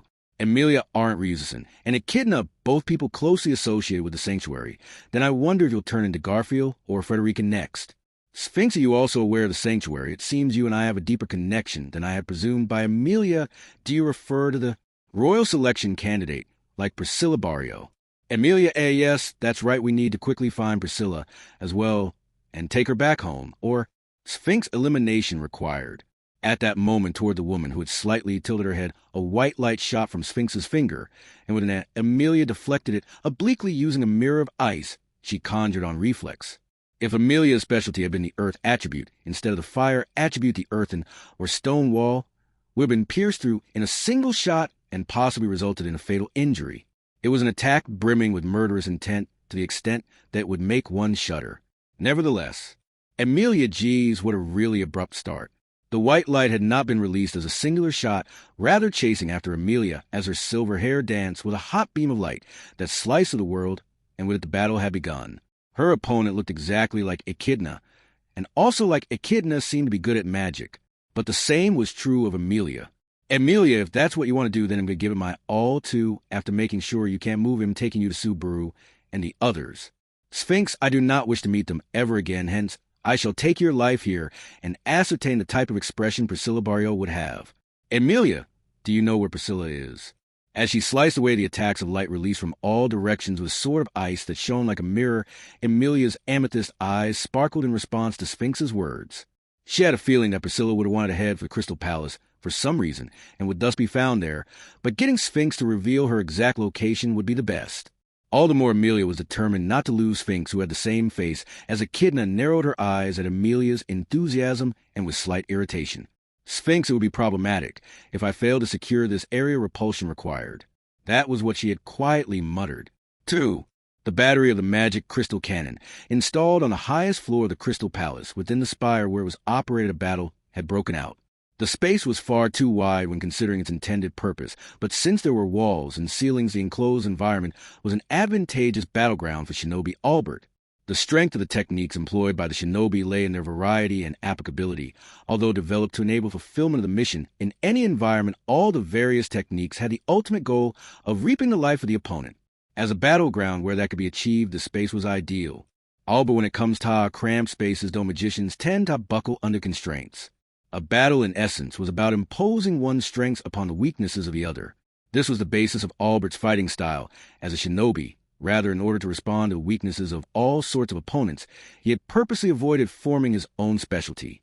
Prior to Albert becoming the head honcho, the shinobi were generally encouraged to specialize in a singular technique. However, the idealized conception of single-skill specialization was only for the privileged few like Cecilus and Arakia, who possessed a single technique that could be effective against anyone, while those with ordinary abilities must be adaptable or they would simply die. Although Albert did not particularly care how many people died other than himself, he did feel pity for the shinobi who were dying merely because they had been taught wrong. Thus, when Albert became the head honcho, he immediately abandoned the doctrine of single technique specialization. Rather than blindly honing one's own special skill, thoroughly training in strategies to thwart the strong points of the opponent, and learning techniques of guiding the battle, so as to bring about that situation. But then, again, this change did not readily bear fruit. Those who had been properly shaped by it were few, with the last being a genius girl who had appeared in the village 4 or 5 years ago. It seemed like that genius girl had also died, so the cultivation of talented individuals was nothing more than a lost cause. Truly, his life was filled with nothing but regret. Albert, that's why at least give me a reason to have lived to my dotage. Having kicked off the floor, he sent off shards of broken stone to smash into the witch's head, simultaneously swinging his right arm that lacked a hand, and his left arm that had a hand back and forth. Albert threw spinning kunai that would reach the target with a time delay. Then he exploded off the ground with his legs. Be it evading the flying debris, avoiding the chop from Albert's hand, or shooting down the kunai approaching from both sides, all of these actions were chipping away at the witch's ability to take the initiative and gnawing at her life. At that assault from the shinobi, which perspective shift required, the white-haired witch who had slightly narrowed her eyes received it in its entirety, without any show of resistance. Albert, the flying debris had split her forehead, kunai had been thrust into her neck and femur, and her chest had been pierced through the middle by Albert's hand. Even then, the witch had not moved an inch. The witch had been unable to react to Albert's movements. No, the witch's gaze had been following his movements. She was not as sluggish as her appearance seemed to suggest. That was what Albert concluded. In other words, the witch could have done something, but had gotten hit. Without doing anything, no, she would do so from now. The next moment, surrounding Albert and the witch, now in close proximity to each other, countless fist-sized orbs of light had begun to float in the air. Albert, Meguro, who had realized the same thing, shouted, and Albert, with a single long eyebrow raised, looked at the witch. The witch, her beautiful countenance not having wavered in the slightest, had been observing Albert for his subsequent decision. That gaze, which felt like it was peering into the 90 years of his life, made him feel nauseous. Based on that, Albert had gotten his priorities. In order, rather than aiming for the witch's life, he would thwart her objectives. Bearing fatal injuries all over her body, even after being pierced through her chest or hand, remain on the pedestal, would aim to sever the flow of mana that the witch had been pouring into the magic core of the Crystal Palace. Albert, you know, they say harassment's what we shinobi are made of. That instant the witch's wrist making contact with the pedestal was blown away by the toes that had shot Yupan, the countless orbs of light surged forward to annihilate the small-statured Albert together with the entirety of the witch who had cast him. 3. Vincent Yorna, Miss Higger. Upon sensing that something was off, Vincent took a step back from the battlefield and shouted out down towards Yorna. Overhead, the voice of Albert that had come down from the half-destroyed battery of the magic crystal cannon was one of urgency, one that did not maintain the usual easy-going attitude of the vicious old man. Sharply turning his gaze to the side, Vincent swung his yang sword adjacent to himself and locked eyes with Yugurd, who was restraining the undead in the vicinity. Yugurd, thou must proceed. Entrusting this location to Yugurd, who had guessed his intentions with a brief comment, Vincent hastened to Yorna, receiving Vincent's gaze. and after displaying a face of befuddlement for but a moment, Yorna tensed her lips and let go of the hand of the dear girl next to Harif Tanza. Yorna Tanza, please support His Excellency Vincent Tanza. Yes, understood. Drawing her chin in assent at Yorna's, called Tanza, made a cup with her hands, and slightly bent down, surmising the intention behind Tanza's movements. Vincent made an agile hop, landing with his feet in the small hands of the girl. The next moment, with a vigorous upheaval of those slender arms, Tanza launched Vincent towards the sky straight upwards, aiming for the uppermost floor of the Crystal Palace. Vincent H.K.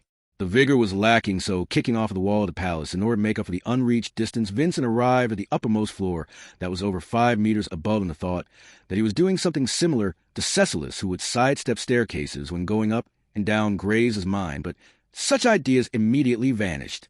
After all, this was the first time Vincent had seen Albert in such a state. Albert Cockadidia, think I was dead? When you saw me, ain't that hilarious?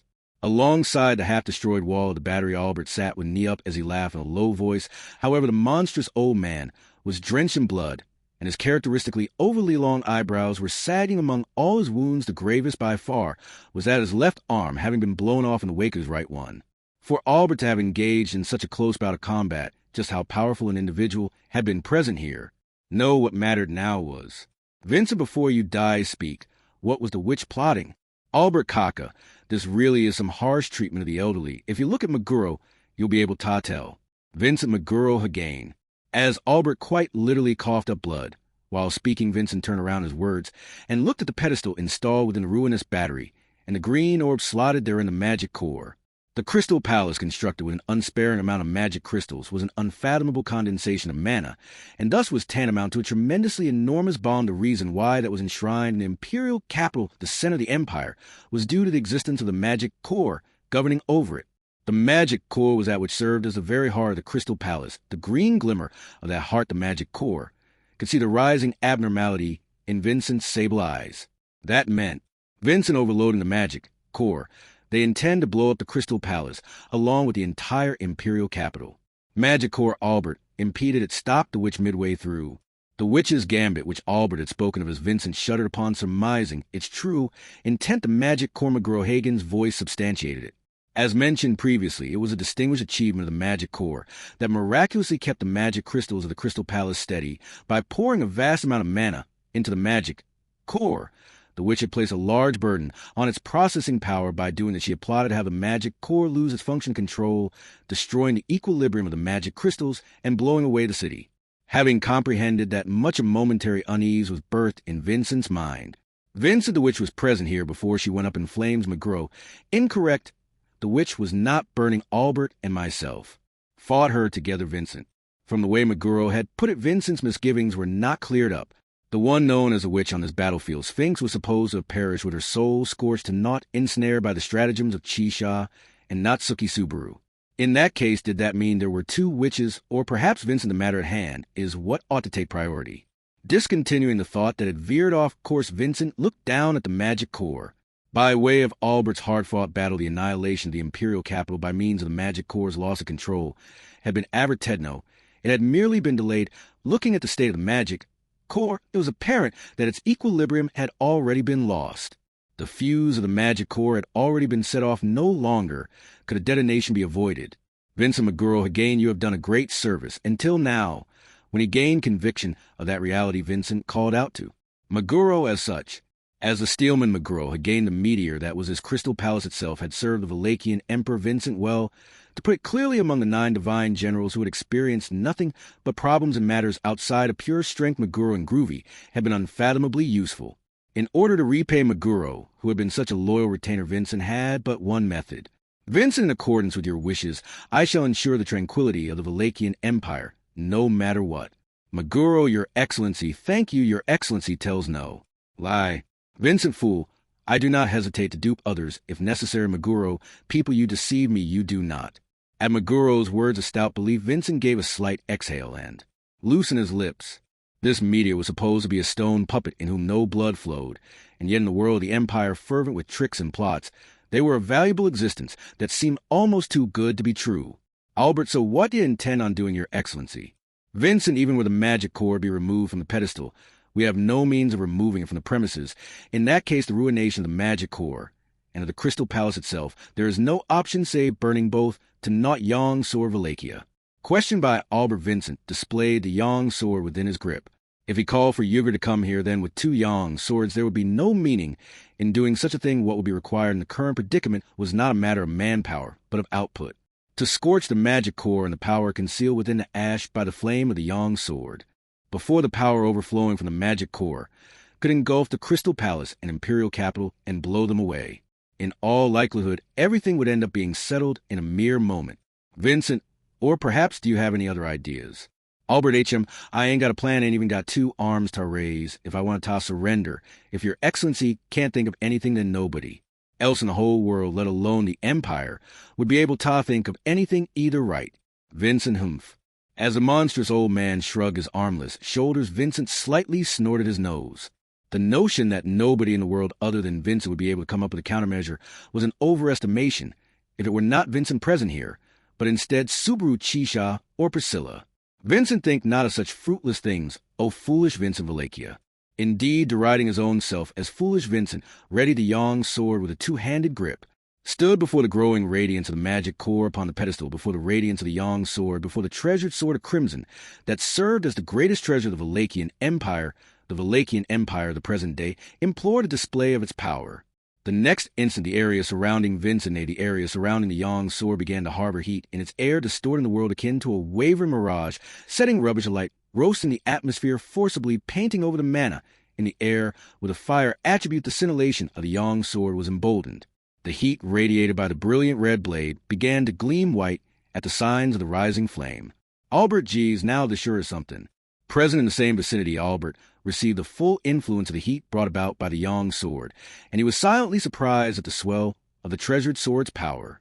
To begin with, the Yang sword was something that was sparsely drawn, even for Albert, who had lived through 3 generations of emperors. This was the first time he had witnessed this much of the Yang sword's power on display. For Vincent himself, this was his first time unleashing this much of the Yang sword's power. However, Vincent, it is insufficient. While feeling the unprecedented upsurge of power, Vincent ascertained that the output was lacking. Calculating the ratio of the ever-increasing pressure of the magic core and the magic crystals used in the construction of the Crystal Palace, the current output of the Yang sword would not be able to burn away the might of the explosion. It was not a matter of reducing it as much as possible. What was required was complete eradication. And with Vincent's incomplete Yang sword, that would be impossible. The Yang sword of Vincent Wallachia was not capable of displaying its true value. The reason was plain and simple. Vincent had allowed his biological sister Prisca Benedict to live, and thus the imperial selection ceremony had yet to come to an end in its truest form, deceiving all citizens of the empire. He was a transient emperor who had ascended the imperial throne without having gained the right to do so. Ergo, Vincent could not draw out the true power of the Yang sword Wallachia. In regards to the true value of the Yang sword, the same went for Yugurd, one of the historic emperors. After all, although the Yang sword lent its power to the undead, Yugurd by way of his imperial lineage, its true power would dwell in naught but the true emperor of the current generation. Was his only option to make the attempt with the incomplete Yang sword, or perhaps Vincent, in exchange for my own life, offering something of equal value, he would seek to invoke the true flame of the Yang sword. It was a choice that was quite likely to reduce the promise he had just exchanged with Meguro to Drek, but if that was what it took, Vincent would enact it. All things were the results of the path Vincent had chosen to walk atop the extremity of all the results of choices he had piled up. Currently, Vincent was standing. Therefore, Vincent, the duty I must fulfill. I don't think so, Abel Chen. Imploring the Yang sword in his grip, Vincent was about to draw out value, equivalent to setting his own life aflame. The hand of Vincent's was held down by the white hand of the one who stood next to him. Lost in concentration, the tall woman had gotten close to him through the opening. In his undelivered attention, at the blue eyes staring into his side profile, Vincent widened his eyes. Vincent medium, O'Connell medium, he him here Vincent. As medium smiled with her answer, Vincent was at a loss for words. This place where the heat of the Yang sword only continued to swell was no longer suitable for ordinary individuals to breathe. She had suddenly appeared in such a place. However, she was smiling, with a smile on her face and her hand holding down Vincent's medium. I know that Abel Chin is carrying a huge responsibility, but you can't let yourself die. After all, that's the kind of thing I hate the most. Vincent, think about the magnitude of the matter at hand. To begin with, you have no qualifications to divulge your opinion to me. Medium, yes, I do in becoming Abel Chin's wife, aren't I, Vincent, that is. Medium, you said that it was okay, Vincent. Medium, you said so. Held down by her vigorousness, Vincent was overwhelmed by Medium's fierce spirit. That was different from the pressure of someone aiming for Vincent's life, or that of a potential political opponent. It was the kind of thing for which Vincent had not made preparations to combat. Vincent, take a look at reality. No matter how much you value the seat of Empress Consort, the most vital thing is that the Empire. It was at the moment he had attempted to brush her aside. A sudden impact having struck his cheek, Vincent stared in shock that his face had been flicked, turning around with that stare. He looked at Medium, who had struck the Emperor's cheek. Medium, never speak about my reason for worrying about Abelchin like that again. Vincent, you. Tensing her cheeks, Medium's declaration made Vincent unconsciously blink his eyes, and witnessing that Medium spoke on surprise. Medium, Abelchin closing both his eyes, this is the first time I'm seeing it. As she gave a broad smile and spoke, Vincent did not utter a word. His eyes ought to be kept open. If he closed both his eyes at the same time, the Emperor's life would be in danger. That was an ironclad rule of Wallachia I, that Vincent abided by even in his sleep, that had been violated not to deprive him of his life, but by a woman who was worried about Vincent flicking his cheek. Albert Kakakaka. Oh, even though this isn't the time for that, isn't it just a masterpiece? Perceiving the turmoil within Vincent, the elderly man on the verge of death loudly butted in regaining his ability to think and make decisions. Vincent gritted his teeth. Even if it were true that he was taken aback for a second, nothing about the situation had changed. All the same, the imperial capital of the empire and the world were heading to meet their demise. That Medium, I tell I'll be okay. Abelchin, I tell I'll be okay. As Vincent bit down on his molars, Medium still continued to smile at him. It was a baseless emotional argument that merely spoke of hope in a place of discussion. That was something Vincent loathed from the bottom of his heart, for it harbored the least potential. Such loathed arguments of emotion since he had been ousted from the throne. Just how many times had he been tormented by them and rescued by them? How about that your excellency ain't my lil sis? Quite the big deal. It was at that instant. The reason for Vincent's silence, the one speaking as if it were his own personal matter, as if perceiving that he had also gone through the same thing, was, for ultimately, no matter what he did, Balroy Temaglyph had always been half-hearted. He derided himself so. When he was alive, he had served the Empire and then opposed the Empire.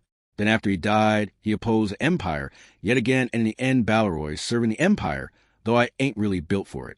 As Ballard's grumbled as the hole in his chest having been pierced and opened up by the magical bullet of the most horrible magician was proof of the decision that had caused his defeat.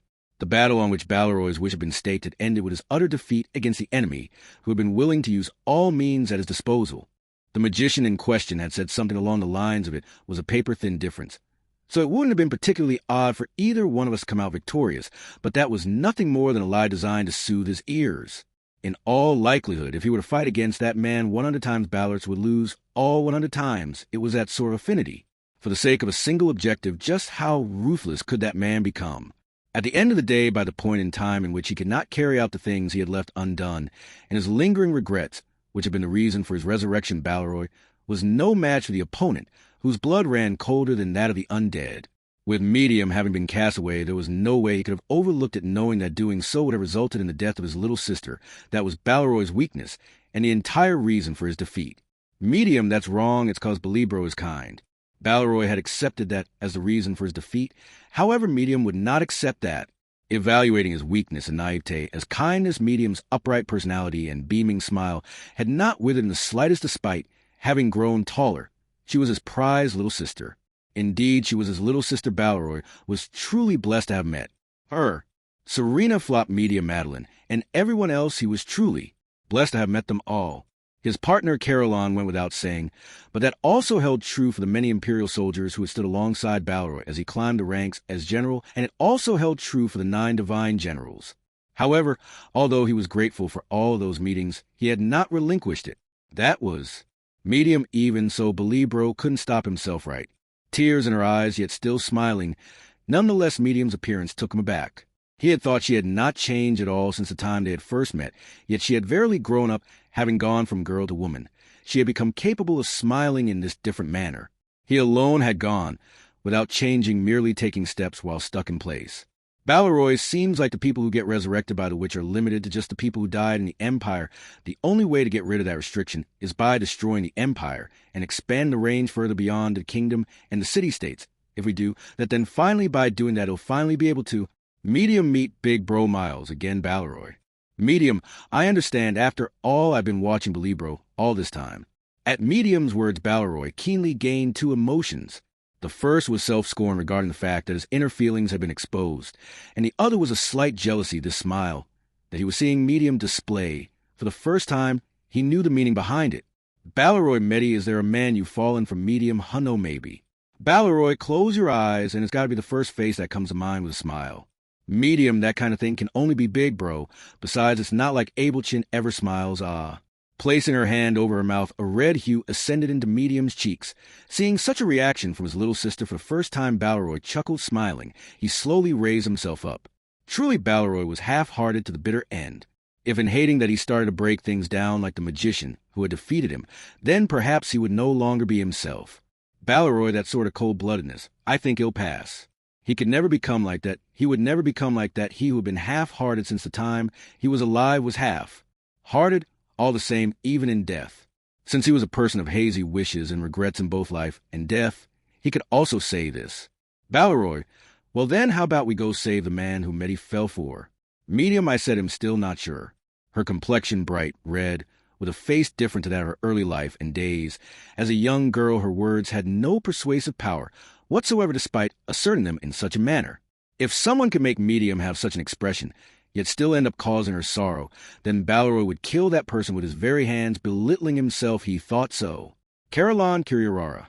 At Balleroy's selfish brotherly feelings, Caroline, with whom he shared in heart and soul, neighed in high spirits. 5. At that moment, all those present in the imperial capital, be they living or dead, gazed up at the sky. For what reason that had been none could easily explain. If the question was regarding the reason why they had individually looked up at the sky, there were likely many who could explain themselves. Those with keen senses may have perceived a strong undulation of mana, and those with good hearing would have heard the loud neigh of a flying dragon. Likewise were those with a focus on the origin of the magic crystal cannon, having been fired a moment prior, and those moving with the palace as their destination. But even if they could all provide explanations for themselves, they could not explain the reason for everybody having done so. If it could be done, then it was only by the leading actor who decided the logic of the world within himself. And if he were to be asked, then his answer would be plain and simple. Cecilus, of course, it's because it's somebody's climax. He likely would have declared so in a grandiose manner, with a loud voice and a bright smile. And there existed not a single soul in this Valachian empire who would have been able to deny him. The reason for that lay in pure strength, and since the sole person capable of objecting to the leading actor regardless of pure strength was currently seeing off their own reason for gazing at the sky right before their eyes. By leaps and bounds, a dazzlingly radiant streak of green light drew a line toward the sky directly above the Crystal Palace, pulling inwards before anyone could realize that all the clouds present in the sky above the imperial capital had been congregated into an enormous sea of clouds and plunging right into the midst of it. That instant, as if the sky itself was aglow, a flicker of light suddenly illuminated the world in dazzling scintillation. Chapter 69. I Forgive You. 1. As gauntlets of silver rang out the torso and cranium of the undead, standing in the way were pulverized. Inside the body of every undead there existed a core bug, and without piercing it causing a fatal wound, would be impossible, even if their head and heart were to be blown away. In that case, the best choice was to punch in a way, so that the impact would spread throughout the whole body. How about this? Until now, he had been giving priority to swinging his fists with all of his strength and having them hit their targets, and he had not given much thought to the result that would be brought forth after they had landed, but he revised that way of thinking. The shock wave born from the impact of his fist, he imagined it propagating throughout the body of his opponent by doing so a change could be yielded in the way his fist was unleashed, and in the result it brought about. HK, with a shivering response from its back, the body of the struck undead was smashed to dust, lagging a moment behind the area that had been directly punched. It was proof that the impact had been transmitted throughout the entire body, and that the core bug had been killed. As to not relinquish that after having grasped it once, he engaged a swarm of countless undead with his fists. 1, 2, 3, the number of the shattered undead was rapidly increasing. Oi, brat, that's enough, there'll be no end to this. A gruff voice called out to the back of the one holding his ground as he swung his fists at the undead. With a sword of fine craftsmanship in hand, dealing with the undead that had broken off towards himself, Heinkel persisted with earnest resistance as his face and hair were getting worn out. At that quavering voice of complaint, Garfield contorted the corners of his mouth into a smile. A person who would have been better off running away if he so desired was sincerely holding his ground here. He had insisted that he would be safer remaining here with Garfield, rather than running away on his own, but it was difficult to believe that such a claim was still valid in a situation with this much pressure. After all, this place was a grand gate that served as the entrance to the imperial capital, a crucial position that held the key to capturing the imperial capital by holding back the large army of undead that was attempting to march in. Garfield ain't gonna move 1 inch. If I don't hold down this position, I'll get in the way of Captain's tactics. Hence, it was Garfield's duty to defend this place to the end by any means necessary. Striking his fist together before his chest, Garfield gave a reply brimming with motivation, to which Heinkel clicked his tongue with a grim, unpleasant look on his face. In an angered voice, he went, "But, Heinkel, if it's just to fulfill your duty, wouldn't it be easier to carry out if you fell back a bit? There's no reason for you to hold your ground here. Just leave that dragon on its own." Having cut down an undead, what Heinkel pointed to with the raised tip of his sword was the cloud dragon Mezaria, which had engaged in a battle to the death against Garfield, and was now lying on the ground. Mezaria was supposed to be on the side of the undead given its position, but the undead were unrelentingly directing their hostility towards a collapsed cloud dragon, and if neglected, the dragon's scales would likely be stained with blood. Garfield can't do that. Heinkel, why, isn't an enemy. It'd be best to let them harm each other. Garfield, I don't want Captain to be disappointed in me. At Garfield's childish answer, Heinkel's expression stiffened as he found himself at a loss for words. But those were his true feelings without any exaggeration. Even in this battle, Subaru desired to reduce casualties and bring them as close to zero as possible. Garfield, too, wished to assist in that. Besides, he still had yet to exchange any meaningful words with the cloud dragon Mezaria. That was why. Garfield, my amazing self, ain't moving. Bring it the fuck on, you zombie bastards. Fiercely roaring in a loud voice, the sound of Garfield's 2 gauntlets striking each other rang out. It would be best if the undead who heard that sound all gathered here, aiming for the living who was brimming with vitality. Garfield, exactly, that's fine by me. All of you strong fucks come at my amazing self. After all, by holding out as much as he could, Garfield should have been able to make things even a little easier for the people precious to himself. Heinkel, there's something wrong with you. Distorting his expression, Heinkel listened to Garfield's war cry. As he did so, Heinkel did not notice the slight stirring of the fallen cloud dragon behind him. 2. When affectionately lifted up from the bed, Madeline was convinced that this was the end, because in Balleroy's chest, as he stood, a painfully large hole had been opened up. It was the body of an undead. Madeline knew that a fatal wound would not simply prove fatal. However, from the fact that the wound was not repairing itself like it was immediately supposed, that she could sense Balleroy's intentions. Madeline's darling, a person she loved, would now once and for all head to a place she would be unable to reach, where even the child of the dragon that commanded clouds could not reach, toward a place even further beyond the heavens above the clouds. Balleroy, I'm real sorry, Madeline. As Balleroy spoke with a kind expression, Madeline's eyes slightly widened. That expression of Balleroy's had overlapped with one he made in his lifetime from before he had reunited with her. As an undead, of course, his eyes were still comprised of black, with an auriferous hue looming within, and his complexion was still that of a pallid undead. Even so, for but a moment, it seemed as if the warmth of life dwelled within Balleroy's gaze and voice. It was just like those many times when he would come to see Madeline at the summit of Mount Palzoa. The fact that she had not been the one to help him regain that warmth vexed her from the bottom of her heart. Madeline HK. As her voice choked up due to her sense of powerlessness and worthlessness, Madeline's golden eyes began to fill with tears.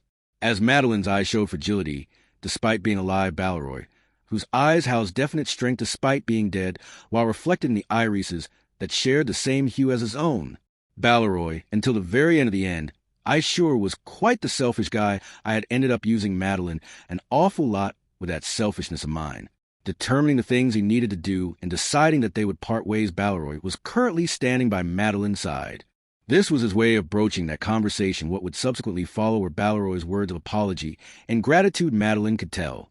Indeed, because she had been able to tell Madeline friggin' stop. Balleroy, Madeline. Madeline apologizing, expressing gratitude. All those sorts of things. Friggin' stop it. As the roots of her teeth trembled and she forcibly evaporated the tears that had welled up in her eyes, Madeline appealed so. As half of her consciousness was still connected to the dragon husk, Madeline could not put strength into her limbs, but bypassing that reason through sheer will, Madeline gripped the arm of Balleroy, who was holding her up. His arm, the undead arm, was gripped tightly enough to cause cracks to form and shatter. But what she wished to convey through that was not anger or hatred, only it was the thoughts Madeline was harboring and wished to convey. Madeline, if you're saying you're selfish, the most selfish thing that Balleroy did was selfishly disappear all on your friggin' own. You selfishly showed up at this dragon's nest, selfishly became someone precious to this dragon, selfishly stopped showing up, selfishly died, and selfishly disappeared. And now you're friggin' planning on selfishly disappearing again. Balleroy, Madeline, you've already been friggin' selfish enough. So then I won't friggin' forgive your selfishness anymore. Instead of Balleroy's gratitude or farewells, friggin' listen to what this dragon has to say. She was crushing his arm, however Balleroy had his eyes fixed on Madeline without saying a word. Staring back into Balleroy's golden eyes with those of differing radiance yet identical hue, Madeline spoke. That was, Madeline Balleroy, you friggin' brought this dragon to the outside world. Balleroy HK. At Madeline's words, Balleroy's eyes widened. Being told something utterly unexpected, Balleroy was flummoxed. It was Madeline's first time seeing Balleroy make such a face, even if he was undead. She was happy that she could still see new sides of the person she loved. As if to sear all of that into her tenacious dragonkin body, Madeline continued. Madeline, this dragon, was brought outside Balleroy. Friggin' did that for this dragon, Balleroy. Brought this dragon out below the sky. Balleroy, Madeline, this dragon hasn't been friggin' used, or anything like that. The reason why this dragon was able to come down from the mountain like this, and is now able to talk to Balleroy again like this, all of it is thanks to Balleroy. If only she had been quicker to decide, she harbored a great many regrets of that sort. If only they had conversed and shared in each other's touch more, she harbored a great many lamentations of that sort. Even so, the things she had decided, the things they had conversed on, and the times they had touched, she wished not to relinquish even an iota. Madeline, all the things Balleroy gave me, Balleroy, you friggin' brought this dragon to the outside world. She would not allow the time Balleroy had come to bid his thanks, and farewell be used for such things. She did not want to use the scarce time she had left with Balleroy to listen to and deny such inconsequential things. If the total time they had remaining was 10 seconds, then in those 10 seconds Madeline would.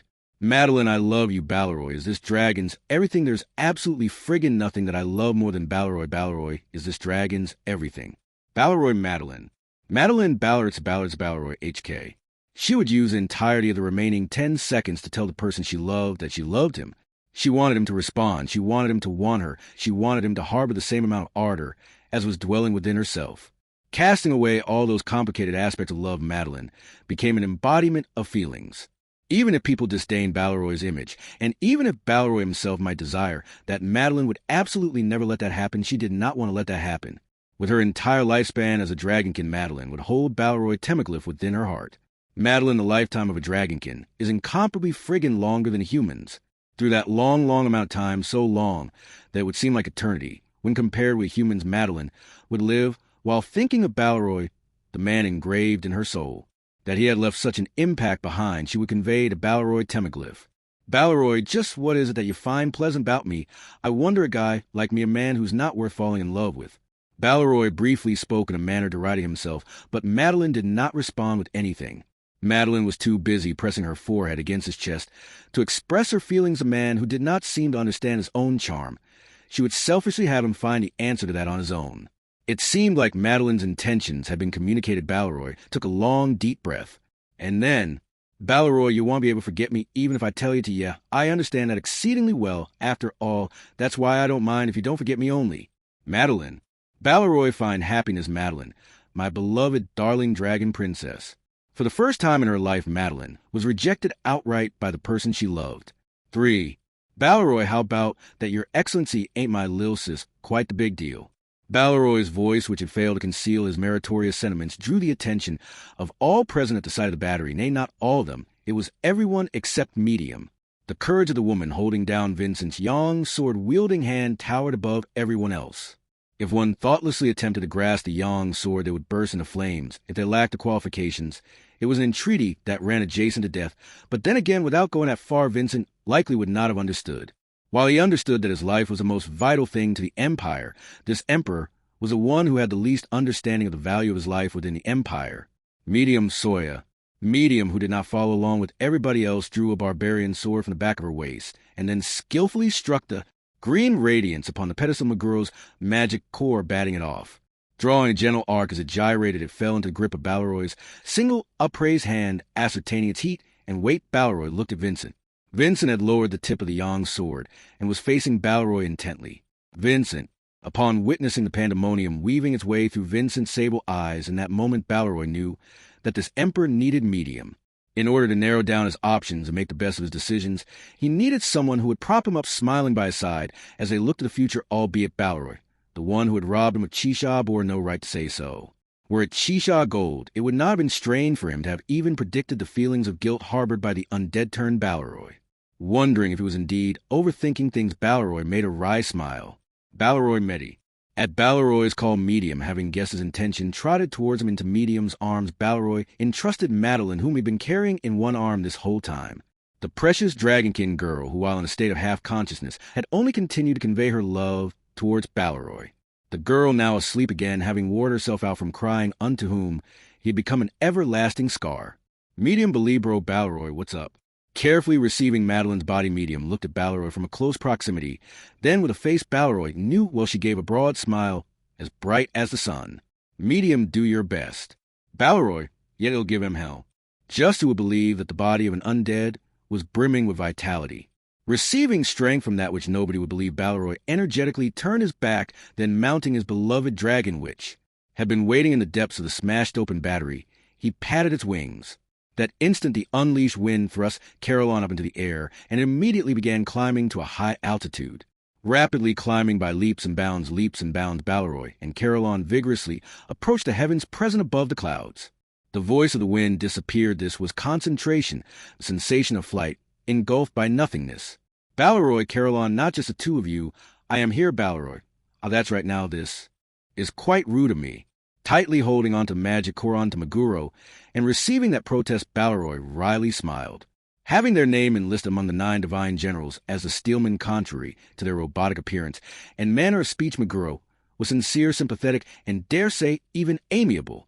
Meguro, I am the meteor of the empire. That is my purpose of creation. Balleroy, purpose of creation. The words Meguro had used to explain their reasoning was ironically enough the same that Sphinx would use on occasion. In order to fulfill their respective purposes of creation, Sphinx would destroy the Empire, and Meguro would protect the Empire, and there he was indecisively going back and forth supporting each of them. Meguro, why did you betray us, Balleroy? At the exceedingly straightforward query, Balleroy chuckled at what could only be described as sheer Moguro-ness. That question could have been referring to his betrayal from before or after his death, but perhaps Meguro likely had not made a distinction between the two within themselves. If anything, Balleroy was grateful for it to have been that way. Both before and after his death, Balleroy's reason for choosing to oppose the Empire was the same. Balleroy, it was for the sake of someone precious. Whether it was because he was approaching his imminent demise, or if it was because he thought of this robotic meteor as a friend who was easy to get along with, Balleroy spoke thus. This was probably the first time he had put those feelings to words, and he had not intended on ever speaking of them to anyone. Caroline Kiriyara. Perhaps because Balleroy's shame had been transmitted, Caroline looked back at him and returned a nod as it flapped its wings through the sky, through the special trait of flying dragon riders only Caroline knew. No, it seemed like Medium had also figured it out, but he had generally been hiding it. For that to be divulged, he thought it must have been unacceptable for Meguro, but Meguro, I see, understood. We are same for the sake of somebody precious. Balleroy. Meguro, Balleroy, I forgive you. At the forgiveness of Meguro, who was robotic, yet still attempted to get close, Balleroy's cheeks stiffened. Those cheeks of Balleroy's housed a hue of life distinct from that of the undead, and in his eyes there no longer loomed the hue of gold upon black, but rather they regained their natural glow that was the brilliant blaze of Balleroy Temeglyph's final moments. Balleroy, you've got my thanks, Meguro. As a dead individual who was now by no means inferior to a living one, Balleroy looked up to the sky as he spoke thus. Still rapidly accelerating by leaps and bounds, Balleroy and company pierced the clouds. The maelstrom of clouds was swirling as if it had a certain will, and it began to envelop them as they raced into the sky. That which was not intent on crushing them was something Balleroy had seen in the past at the summit of Mount Palzoa. This was the dragon's nest made so as to not let those within clouds escape outwards. Balleroy. Within Balleroy's mind, many faces emerged. Vincent, the 9 divine generals, Madeline, Serena, Medium, Flop, and Miles. They were the proof that Balleroy had lived, and they were the meaning in Balleroy having lived, together with his beloved dragon Caroline, carrying them all. Balleroy was a life rife with its ups and downs, but I dare say it wasn't a bad one. Caroline Kiriyara. With even his final words unable to break away from his half-hearted nature, his slovenly self ended up receiving a scolding from his beloved dragon. For that instant, dragon claws thrust into the ground, and the collapsed body raised itself. Immediately, the red-haired man to its side screamed as he fell onto his backside, but that did not weigh on their mind. More so than such insignificant things, what mattered now was Balrog. The impact of being punched had been far too tremendous, so they were unable to stand up, but that was no matter. What was needed now was not the strength to stand up, but the might of an Empyrean being. With a quiver of their long whiskers funneling power into their sharp eyes, they focused their attention on the sky directly above the crystal palace. The scintillation ascended straight upwards, streaking a hue of emerald green across the ether, and at the summit of that beam of luminescence, only continuing to climb higher, was somebody precious. That intent, that resolve, that determination, and that selfishness, they would forgive it all. P-R-A-H-H-H-H-H. The power gushing out of their humongous body obtruded upon the welkin, and a cumulus maelstrom began to coil in the sky of the crystal palace. Once they ushered the emerald gleam into the vortex, they drastically increased the density and accelerated the gyre further. So the cloud dragon, Messeria Madeline, summoned all of her power. Madeline, that instant a flicker of light illuminated the world, and the maelstrom of clouds was ripped asunder from within. What that signified would have been lost in the world, would have become distant from herself, she keenly understood to a painfully clear extent. Madeline, H-H-H-H-H. Gazing up at the sky of scattered clouds, thinking about the one she loved of whom there no longer remained any vestiges, Madeline burst into a wail with the large mouth and thick neck of the cloud dragon. Underneath the odiously clear sky, the lovelorn maiden of the dragons just kept crying. Chapter 70. The Final Stratagem. 1. The blast spread out, blowing away the thick swirling clouds from within, and painting the sky over the imperial capital a bright red ahead of the approaching dusk. The light from the explosion burned the eyes of those who looked up at the sky, but the damage was minimal compared to catastrophe that could have blown away the imperial capital itself. This was proof that each and every person of the rescue of the Valachian Empire from Destruction Squad, who had gathered at the imperial capital, had continued to evade the traps of destruction laid out by the Great Disaster through their mutual cooperation. This did not mean that each and every one of them had a full picture of the traps set by the Great Disaster. Only by maximizing the potential that each of them possessed, they were able to remove the causes of destruction within their respective reaches. The relay of fate for that purpose was now transcending the boundaries between the living and the dead, and the imperial capital of Lupagana's chain of command was at the height of chaos. Still, there was one fact that remained resolutely unmovable. Sphinx, the spearhead of the Great Disaster, was the absolute enemy of all living things in the Empire, no matter what. Thus, the witches' elaborate plans of destruction were nearing their final stages.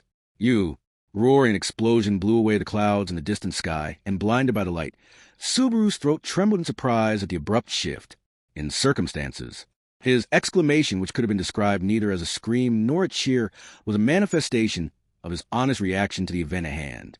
Together with Beatrice, he had fended off the destructive flames unleashed by the Crystal Palace, and then Roswell saved them from the onslaught of the three-headed blight dragon that had appeared just when it seemed that a dizzying aerial battle was about to begin. A huge explosion occurred in the sky far away. There was enough hectic activity to confuse anyone, but the undead dragon paid no attention to the light in the sky, with each of its heads craning towards its pitiable, distracted prey. Dragon Kiriorara. The blight dragon had 3 heads, and its prey numbered exactly 3 people. Subaru, Beatrice, and Roswell, the 3 heads of the blight dragon, approached, as if in competition with each other, with the size of a single large head appearing to be more than enough to get all of them. Just as the sharp fangs of the undead dragon were about to tear the lives of Subaru and his friends apart. One strike. I won't let y'all take him. On either side of the blight dragon, 2 shadows rose up diagonally from below and struck a blow from each direction, slicing off 2 of its 3 heads, sending them flying. A jet-black furred wolfman and a thunderous blue lightning rising from the earth into the sky. The ones to do this were Subaru Halibelson and a huge Cece. Cecilus, ha ha ha. What an unexpected coincidence meeting you here, boss. I did think you might be here since it's the final stage and all that, but your performance just now was brilliant. I can't lose either, so I quickly took the sky, but just beating a dragon won't be enough, will it?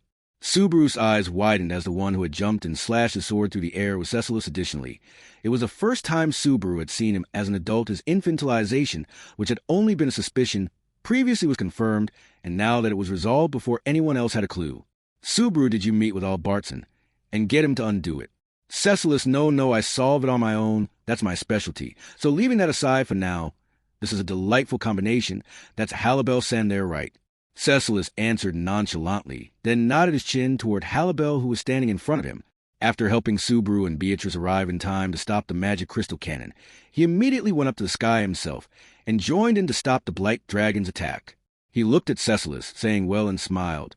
Halibel, from my point of view, am just complimenting the work you're doing. Cecilis, ho, you did a great job filling in for me, but then only a suitable actor can do that. So I think Halibelson is on the right track, whoa. At a glance, the exchange was amicable, but the scene took place in the air in the middle of a fight to the death. The blight dragon, with two heads blown off, but still with one remaining in the middle, flapped its wings and quickly made distance to escape the two transcendent beings, who suddenly interrupted it. It was an instinctive decision, but it was the right one. In fact, even though both Cecilis and Halibel could jump to get airborne, they were not free to fly around. However, Roswell, that's something I can make up for. With Subaru and Beatrice under Roswell's arms immediately after he spoke, the debris in the air gathered instantly, and an impromptu scaffold was created there. That scaffold provided Cecilis and Halibel with another chance to leap Halibel, even if it's only got one head of dragon's a dragon. Cecilis, we don't want to be interrupted during the decisive moment. Let's slay it quickly. How many people could so casually say such a thing to one of the most powerful creatures in the world, a dragon, and no other than the blight dragon? And yet the two immediately proved that it was no kind of jest or boast. A flash of blue and black streaked across the sky, instantly catching up with the blight dragon that was trying to take advantage of the distance. In a moment, the dragon's wings were torn to shreds as it was pierced by three separate wolfmen in midair, creating death holes. However, the warriors would not let the dragon miserably fall to its death. A flash of lightning, a slash from the sword that manifested dream, split the black scales of the blight dragon vertically, and its life was severed in two. It was one of the most abrupt and legendary dragon-slaying acts in the world. Beatrice, those guys are outrageous, in fact. Subaru had seen the same thing that Beatrice had, and agreed wholeheartedly. Even though Subaru was aware of this, his information, two of the world's strongest individuals were unbeatable in ways that went beyond his simple imagination. In fact, with them, he felt like he could not lose, just like having Reinhardt on his side. Now that Cecilis had grown up together with Halibel, that feeling was even stronger. Not yet, bro. A voice lunged at Subaru as his mind was relaxing, as if punching him in the side. He looked, and standing there in the area that was originally the second bastion, a place where the ground was like boiling magma, was a man in a familiar helmet. It was Al, one of the missing people in the imperial capital. Al screamed out desperately from the ground. He said, "Al, the alignment of the stars hasn't changed, yet the witch is still up to something." 2. At the rapid changes occurring in the situation, Vincent could feel his thoughts gaining heat and speed. Even though he was lionized as the wise Emperor, Vincent did not think of himself as being particularly wise when compared to others. If there was one thing he was more conscious of than others, however, it would be none other than the difference in the depth and vastness of his thinking, as well as the time it took for him to produce an answer. Thus that difference in time taken would change depending on whether or not he could still function, and make use of the trivial time in which everyone had their attention stolen by the radiance present overhead. Vincent, its fuse set off by the witch's stratagem, the magic core of the Crystal Palace, had been brought to verge of collapse, taking the true body of Meguro. Again in hand, the undead Balor, Temaglyph, rose to the skies. As a result, the induced explosion of the Crystal Palace had been avoided, and the imperial capital, nay, the entire empire, had been rescued from ruination. But then again, this was that Balor, what he had truly wished to protect, was likely neither the empire nor the imperial capital, but rather somebody to whom he was emotionally attached. In any case, the fruits of the deceased Balor's sacrifice were the safety of the imperial capital and the sight of the evening sky, for which the surging clouds had been scattered. Vincent, but is this truly the end? Right beside him, tears streamed down the cheeks of Medium, who was embracing the unconscious Madeline. With that in his peripheral vision, Vincent cold-heartedly immersed himself in thought. Using her position of Empress Consort as a shield, Medium had prevented Vincent from relinquishing his life. If he were a strong emperor, if he were an emperor who had such leeway, he surely would have displayed an empathetic demeanor or words of consolation. However, Vincent was neither of those, ergo he did nothing for Medium. For all the things he did not do for her, Vincent coldly worked his head. Vincent, without cease, the great disaster, has continued to take measures intent on bringing about total destruction. In addition, each stratagem is multi-layered and without openings. The sacrament of the immortal king resurrecting the dead was fueled by the power of the stone muspel, and the undead continued to be felt. The power of the stone would be depleted, resulting in the collapse of the Empire's vast lands. The previous firing of the magic crystal cannon, what had been targeting, was unclear from Vincent's position, but after it was fired, the magic core was filled with immense heat, and had been a bomb left behind, as a parting gift to blow away the imperial capital. By merely averting these threats, it would have been short-sighted to think that they had overcome the entire affair. If there was still a subsequent measure that the great disaster was preparing, Vincent, suddenly a certain possibility flashed through Vincent's mind. Rather than deep and thoughtful foresight, It was a product of something that was already closer to a pretext or paranoia. However, now that he had thought of it, there was no choice but to verify the possibility. Vincent was aware that the things he thought were things that anybody else could also think of given enough time. If so, then this was the same. Vincent Albert Dunkelkin, have you searched every last corner of the palace? Albert O'Doy, Your Excellency, I've lost both my arms, you know. Even if you were to make my pitiful nurse life from here on out a little more fleeting. Vincent, within the palace, did you see Priscilla Buriel? I shan't ask for her survival. Albert, Vincent, answer, we mustn't let time go to waste. Albert, you're talking about the young gun lass with red eyes and the flashy dress. Right, ain't seen her, though I did go around killing the troublesome caster, along with a bunch who'd had their souls tampered with. At Vincent's threatening demeanor, Albert raised one of his white eyebrows and answered so. Originally, the duty that had been entrusted to Albert was to infiltrate the Crystal Palace and conduct a thorough search. The general objective of that was to destroy the technique of the sacrament of the immortal king. As a result of his interference, it was difficult to say whether the opponent's objective was fulfilled in a satisfactory manner, but, Albert, since I came up not just empty-handed, but with no hands at all, I didn't produce any results. Are you dismissing me from my post as general? Vincent, the matter of the status of your employment is postponed, but if you were unable to find her medium able chin, the monstrous old man's face had, voice of inquisitiveness as she lowered her gaze from the sky, still influenced by the reverberations of Balleroy's, conclusion media with her blue eyes posed that question to which Vincent loathsomely tread upon the floor where debris was scattered about. And then, Vincent, Priscilla is not being held captive within the Crystal Palace. I cannot guess the entirety of the reason behind that, but at the very least it is because one part of the enemy's objective is to have her witness the Empire's destruction. 3. Aldebaran had called out to Natsuki Subaru that the alignment of the stars had not changed, and Vincent Valekia had seen through the objective of the witch at the center of the great disaster, though her intentions were not clear. After witnessing those events that had led to this point, the imprisoned Priscilla Buriel also accurately inferred her own situation. Priscilla, at first, this was inexplicable. If mind self were your objective, Arakia's death would not have been a matter of concern, but the demise of the Empire would have been an inconvenience. The floating reflective water mirrors not only showed the battle for the imperial capital, but also the battle for the fortified city, along with the people falling victim to the undead in various parts of the Empire. It indeed was a sign that the threat of the great disaster was spreading throughout the Empire. She showed these events to Priscilla in order to color her heart with despair. The aim was easy to understand, but whether it could be done was not. However, Priscilla, the ruination of the Empire resulting from the death of Stone would not serve your goals, and that is because ultimately it is not your desire to take mine life here. Consequently, Sphinx, consequently, Priscilla Mind Self is not being held within the dungeons of the Crystal Palace. The reason why Sphinx continued to layer on measures to bring about the Empire's downfall was because she was convinced that all of that destruction would not reach Priscilla.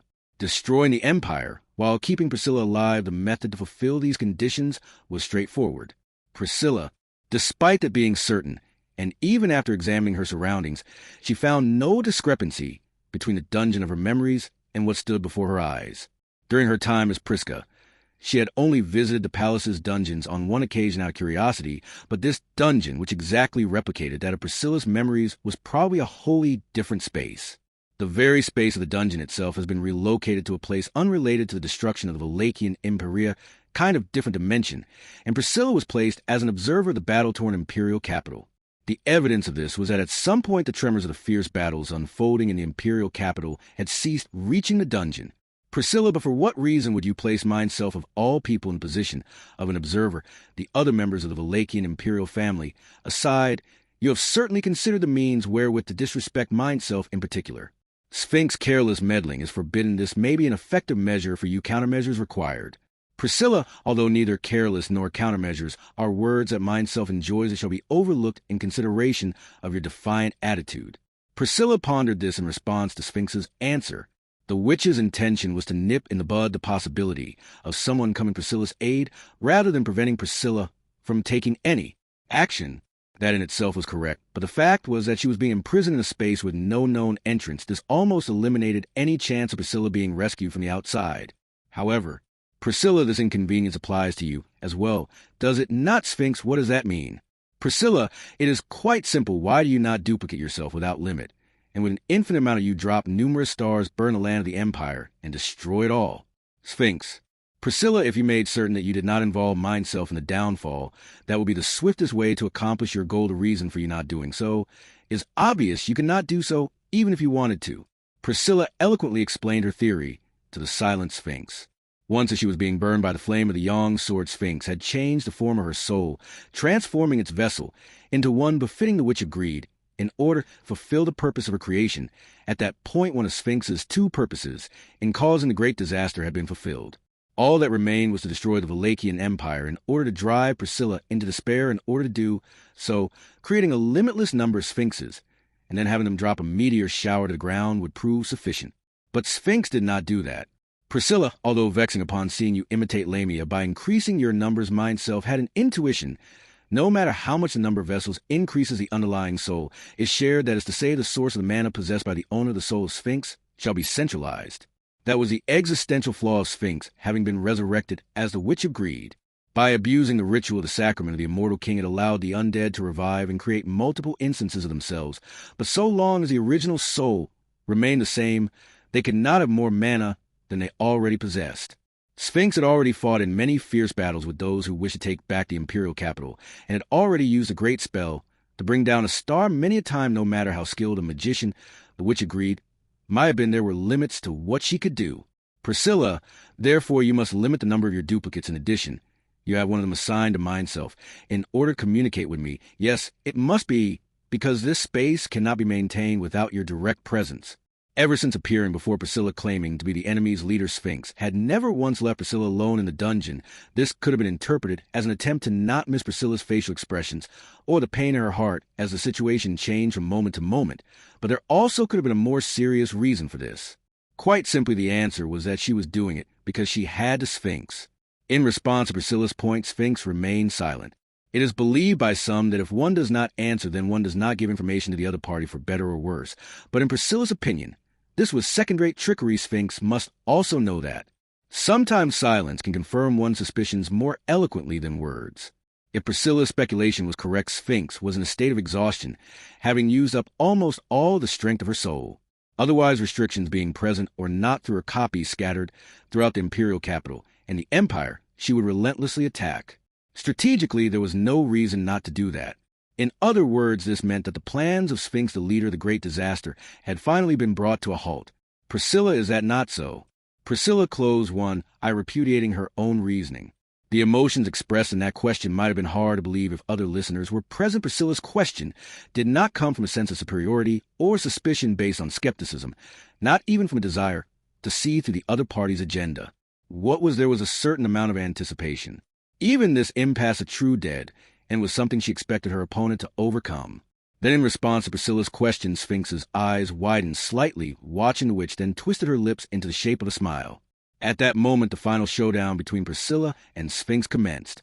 For the Sphinxes resurrected from the same soul were all independent and did not share in the same consciousness. Hence, among the Sphinxes serving as the Witch of Greed, who had manifested as 7 total bodies, the only one who knew that Priscilla had seen through their intentions was the one directly facing her. However, that would not have had any influence upon the intentions of the 7 Sphinxes. That was because it was a stratagem that had been formulated under the assumption. Lost his complexion, yet he still jested, as if all was normal at that exchange between Albert and Vincent. Medium uttered a. That Priscilla would have seen through their intentions from the start, correctly guessing them. The one that had verified Priscilla's answer was just the one facing her, but Sphinx could not help but admire her abnormal insight, having guessed almost everything correctly. As she had said, several Sphinxes were sharing mana through the source of one soul. So the more of herself she multiplied, the amount of mana that each individual Sphinx could use would decrease. Due to this battle, which had raged on for several days with no respite to reality, was that all the mana that she had remaining was not reliable enough to utilize large spells, such as Al-Shario, which had already been employed to bring down a star. Of course, simply making use of large spells was not how a magician displayed their talents. For Sphinx, who had inherited knowledge as a Witch of Greed, there were a myriad of small techniques she could employ that did not balance the degree of mana used with the scale of results. However, it was also true that for any such small techniques, there were extraordinary transcendent beings who could hold them back. In particular, she could not disregard the presences of the Wolfman, who was bringing about the curse of death, and the swordsman who had slayed the star. Therefore, the 7 Sphinx, excluding the one participating in the great battle for the fortified city of Garkla and the one monitoring Priscilla, the 5 Sphinxes reached for the final stratagem. Her attempt to directly assassinate Arakia, who had assimilated with the stone, had failed. The utmost powerful attack to exterminate Arakia, fired via the magic crystal cannon, had also failed. The strategy of lighting the fuse of the magic core right after the magic crystal cannon had fired, having it run rampant and exceed its critical point to annihilate the imperial capital, had also failed. With all of those failed stratagems as a groundwork, the Sphinx's station in 5 locations around the imperial capital of Lupagana would activate the magic circle they had laid out. They would interfere with their true target, the magic crystals of the Crystal Palace. Sphinx multiplex magic circle activation, executing final stratagem importance required. This plan was fundamentally different from the stratagem that had attempted to blow away the imperial capital by using the magic crystals of the Crystal Palace as a catalyst via the magic core running rampant. Regardless of being in a rampant state, the administrative right of the meteor, known as the Crystal Palace, belonged to the magic core Meguro Hagane.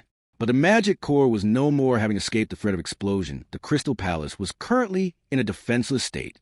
With Meguro Hagane's presence now gone, the administrative right of the magic crystals forming the Crystal Palace was vacant. Present, there were lumps of colorless mana, which had stockpiled immense power over many long years, and for the witch, who was on the verge of depleting the little mana she had left, it was an offering for which she would water at the mouth.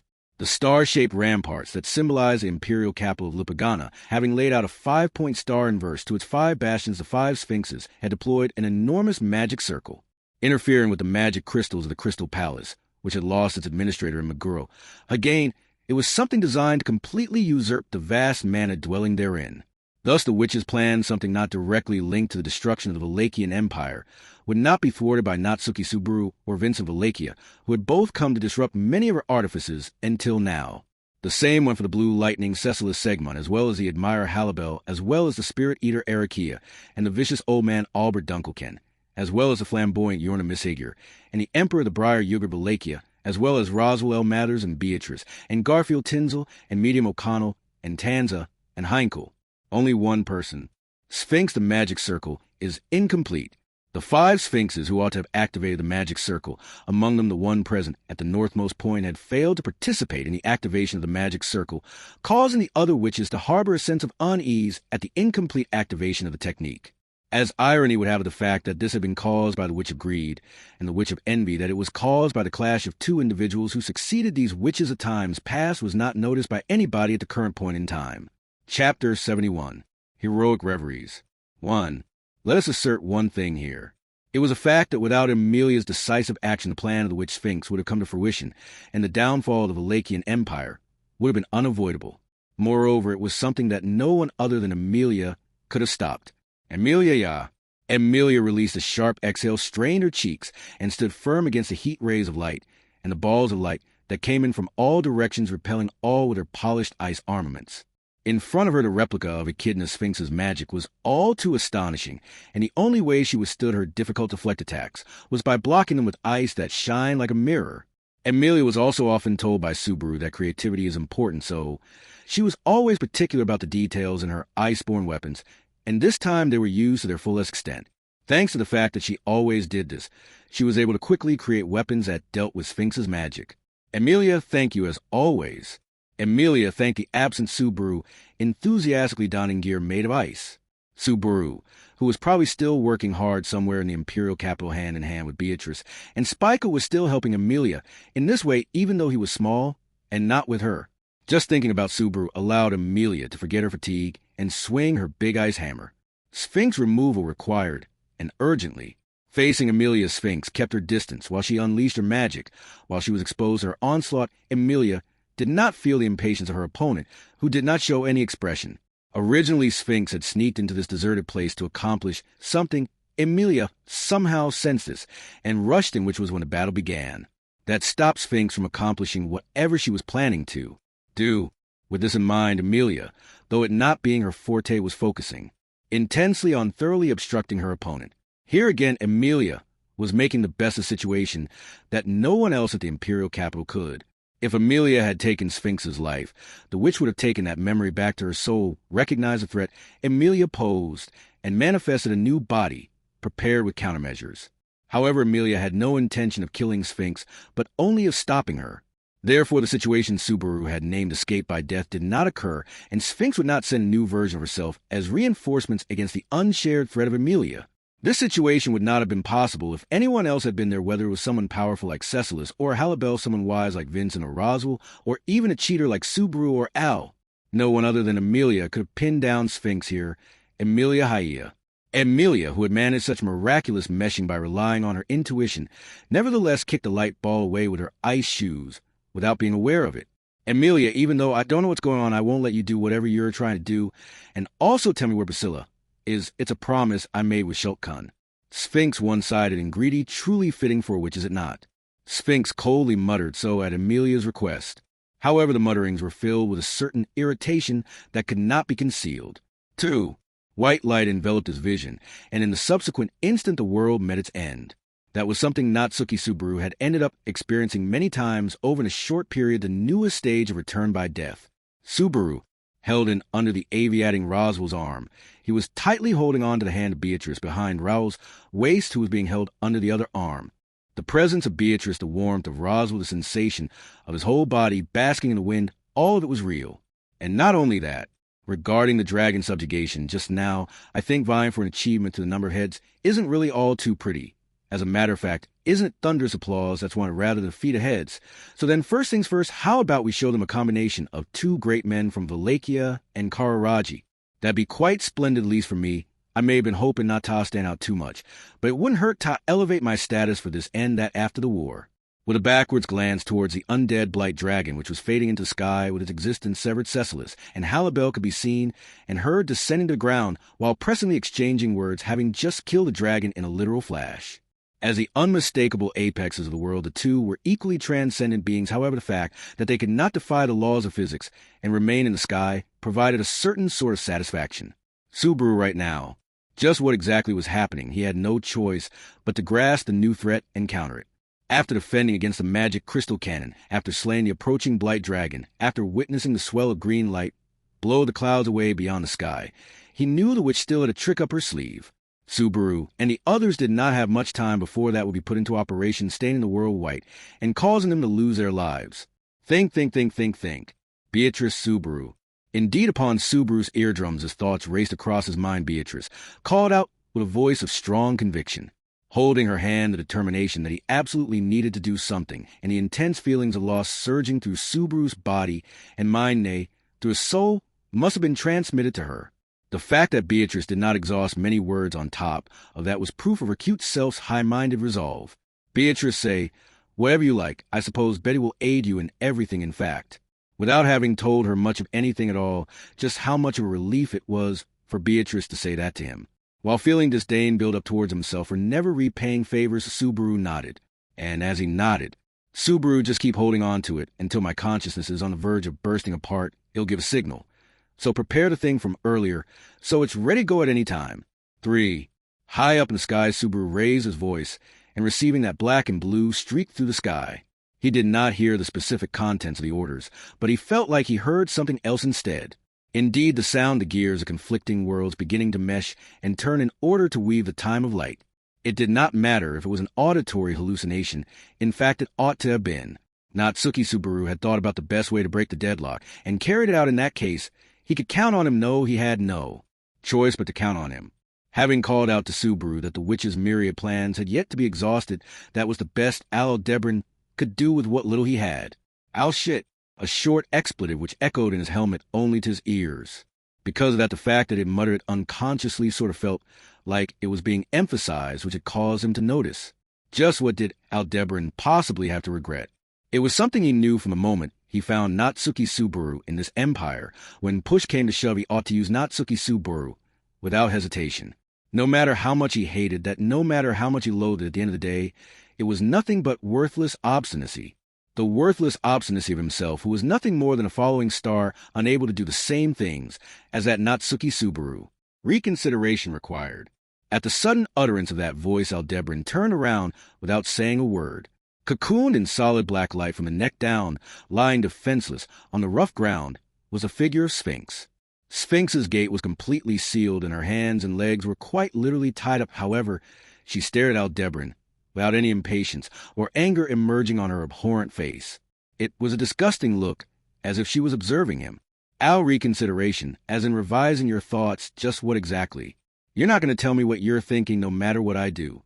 The edges of her mouth contorted, and Aldebaran glared at Sphinx through his helmet.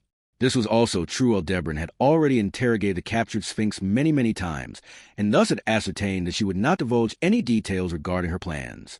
Ironically enough, even among the innumerable number of attempts Aldebaran had, there existed a certain number of results that could never be distorted.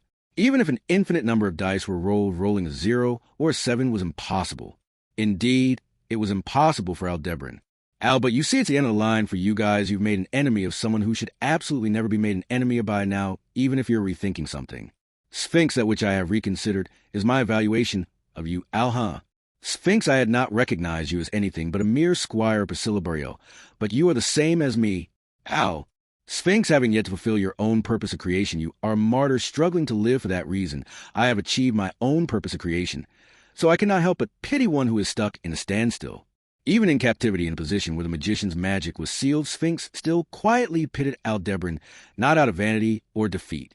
Aldebaran's throat froze at Sphinx's honest gaze.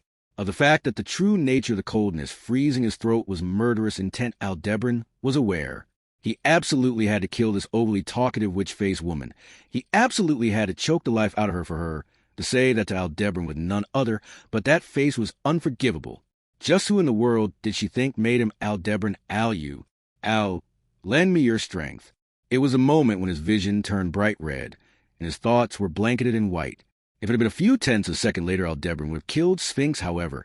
That was stopped by a furious gliding wind accompanied by a hard-hitting voice. I need your strength. As you said, the great disaster isn't over yet. It's an all-out war. He landed right next to him, and then with an intense color on his face, he called out to Aldebaran. With two reliable people beside him, a long-haired magician, and a dress-clad spirit, Natsuki Subaru, capable of searching for as many hands as he pleased in order to reach the light that Aldebaran could never reach no matter how far he reached out did so. Even if you asked me to lend a hand. So, Subaru shut the hell up, LHK.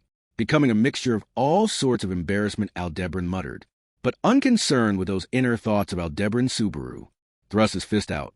Subaru, at the moment, I don't have time to sympathize with each and every person's troubles. That's why right here and now, let's switch gears and cooperate. You said it before. Me before. Subaru, you said that you have expectations of me. I'll say the same thing back to you. Allah! As Subaru yelled at him with a red face, Aldebaran caught his breath. At the same time, he was reminded of his interaction with Subaru when they were reunited here in the Valachian Empire, when the latter was on the verge of losing his own meaning of existence in the fortress city of Garrow. When Subaru's foundation became unsteady after being rejected by the girl known as Rem, Aldebaran had encouraged him. Back then, what was it that Aldebaran had said to him? Subaru, the confidence and everything else you lost can only be regained through results. It's all the same as it's always been. At the sound of Subaru's voice, the girl who held hand with him and the long-haired girl who stood behind him had eyes brimming with expectation. And so Subaru, who gave strength to those around him, reached out to Aldebaran in the same way, offered him a hand, and spoke as if repaying him for that time. Subaru, come on, I'll carry them with me, these heroic reveries. So he declared, for the witch's plans of ruination of the Valachian Empire and death had come to fruition time and time again. Perhaps a painless death was the ideal way for things to end. Perhaps the arrival of demise in the midst of not knowing what had happened was the only gentle way to save people from their fear of an end that would inevitably come. However, he thought thus. Subaru, no, my ideal ending would be to die peacefully with Amelia Biko and my grandchildren by my side. So that's not it. Even if the great disaster were a last boss situation that brought about a painless and fearless end in order to save all human beings from sorrow and suffering, Subaru would resolutely reject it. When the ideal ending that he envisioned would arrive, the thought of Amelia and Beatrice, whom he would be leaving behind, brought pain to his heart, like being stabbed with glass still until he reached that situation. It was a problem that Subaru would need to suffer through and find a solution to. There was absolutely no way he could abandon himself to a sweet dream given to him by another. The whole thing was a hypothetical to begin with, and the premise was not valid since the goal of the great disaster was not a gentle end, but rather the destruction of the empire through a series of the most terrible measures imaginable. That was why there was no compromise in this battle other than to thwart the goals of the great disaster. Subaru, little by little, am starting to see it. At first, the world was stained white, and Subaru had no choice but to be swallowed up by the death that was thrust upon him, without knowing what destroyed him or his companions. Moreover, Subaru returned just after Roswell held him and Beatrice on both sides, and Cecilus and Halibel had cut down the attacking blight dragon. After that, in less than a minute, the end would come Subaru. The time frame was short, and much needed to be done. If Al had not told him that the witch was up to something, it would have taken him much longer to uncover it. It had probably saved him 5 or more return-by deaths. Still more trial and error was necessary in order to ascertain what was occurring, and through that trial and error, the most likely thing is that the stone muspel will be killed. I suppose if our opponent has a comeback left to make, then that would be the most likely possibility in fact. The collapse of the Empire's vast lands, it's possible that our opponent is preparing a trigger to bring about that great cataclysm. If it is Sphinx's conventional method, there could also be some kind of magic circle. For now, Groovy's gone and lifted the Curse of Thorns, which was our biggest obstacle. So you wouldn't really think that there'd be anybody hiding away a curse that's even greater than that, right? Yes, according to Allison, if Anya dies, the whole Empire will be destroyed. So this may have something to do with that. That means that there's a possibility that a large army will be sent to kill Anya. Will I finally get to do it again, slaying 1,000 people? Ooh, oh. Have you been safe, child? I heard that you took very good care of Tanza. If there is anything at all that I can do to help, please let me know. Schwartzhammer, I have a bad feeling. Is everyone in the battalion safe? Although Young now has Pleasant Eye's mind, Star seems to place trust in the albeit not as much as she places in mineself. If thou requirest anything, thou may speak. Captain, my amazing self's glad you're here, but it's too soon to give me praise. It ain't over yet. Write anything you say, I'll do it. Get lost, don't lump me in with you guys, brat. Friggin' disappear this dragon has nothing left. Friggin' disappear this dragon has nothing left. Subaru-chin am not good at thinking, but he'll try to your best as well, Subaru-chin. Oh, sorry about this, but I've lost both my hands, so you're gonna have to get back on your own. Okay, looks like there's no way I can need your soul back to its original shape, Kaka. He was not some Superman who could solve everything by figuring it out on his own. A time frame that amounted to not even a minute, repeating it over and over again in exchange for his death. Subaru certainly moved to checkmate his enemy. On the board, they had constructed one move at a time. The death of the stone muspel, a magic circle, the curse of thorns, Arakia's life, Spike a star, eating. He was glad that Yorna was safe. The war situation at the fortified city, the undead emperor, who energetically boasted of his love as Garfield, was the best, the drunkard, not worth talking about the dragon. He could not talk to the dragonkin. He could not talk to do his best, not wanting to be told things that would hamper his willpower to do his best, etc., etc. Fool, do not face downwards, Natsuki Subaru.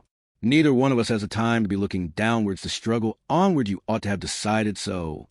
I have no intention of giving up. Just who do you take me for? How much self-respect was truly there behind those prideful words?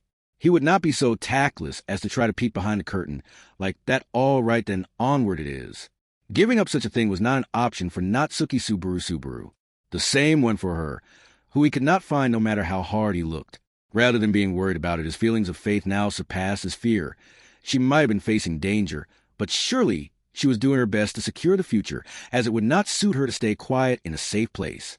That was why it was time to overturn the witch's board. Subaru, come on, I'll carry them with me, these heroic reveries. 5.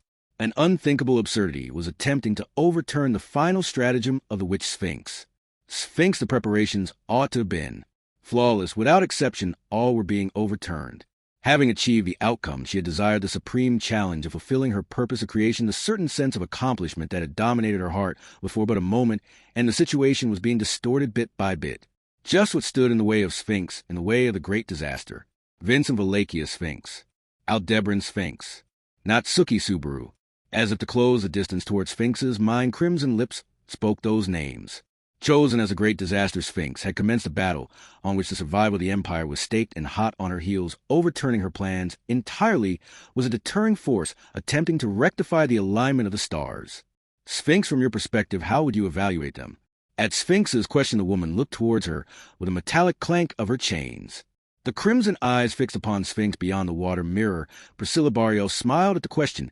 Neither ridicule nor pity, it was a smile. If anybody who knew Priscilla were to have seen, that they would have likely been surprised, for within her smile affection could be found. The affection harbored by Priscilla Barriel towards Sphinx for what reason? Priscilla, do I make such an expression, you ask? Did you not just inquire regarding mine evaluations of those men, just as one would expect from the witch of greed or avarice extends even answers? Sphinx, if you are going to mock me. Priscilla, you ought to be aware such is not the case, bluntly told. So Sphinx was silenced by Priscilla's gaze.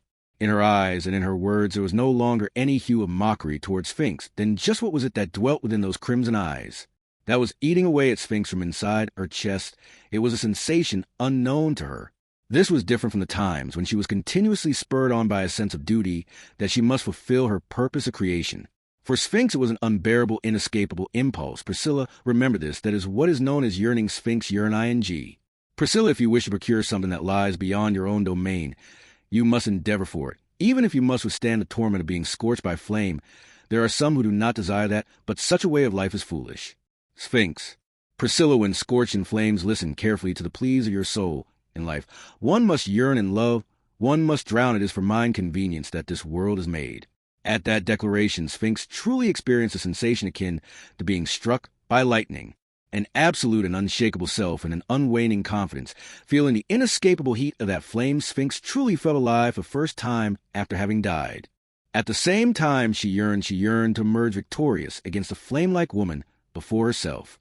Ergo, Sphinx countermeasures required no, let us see if you can prevent this.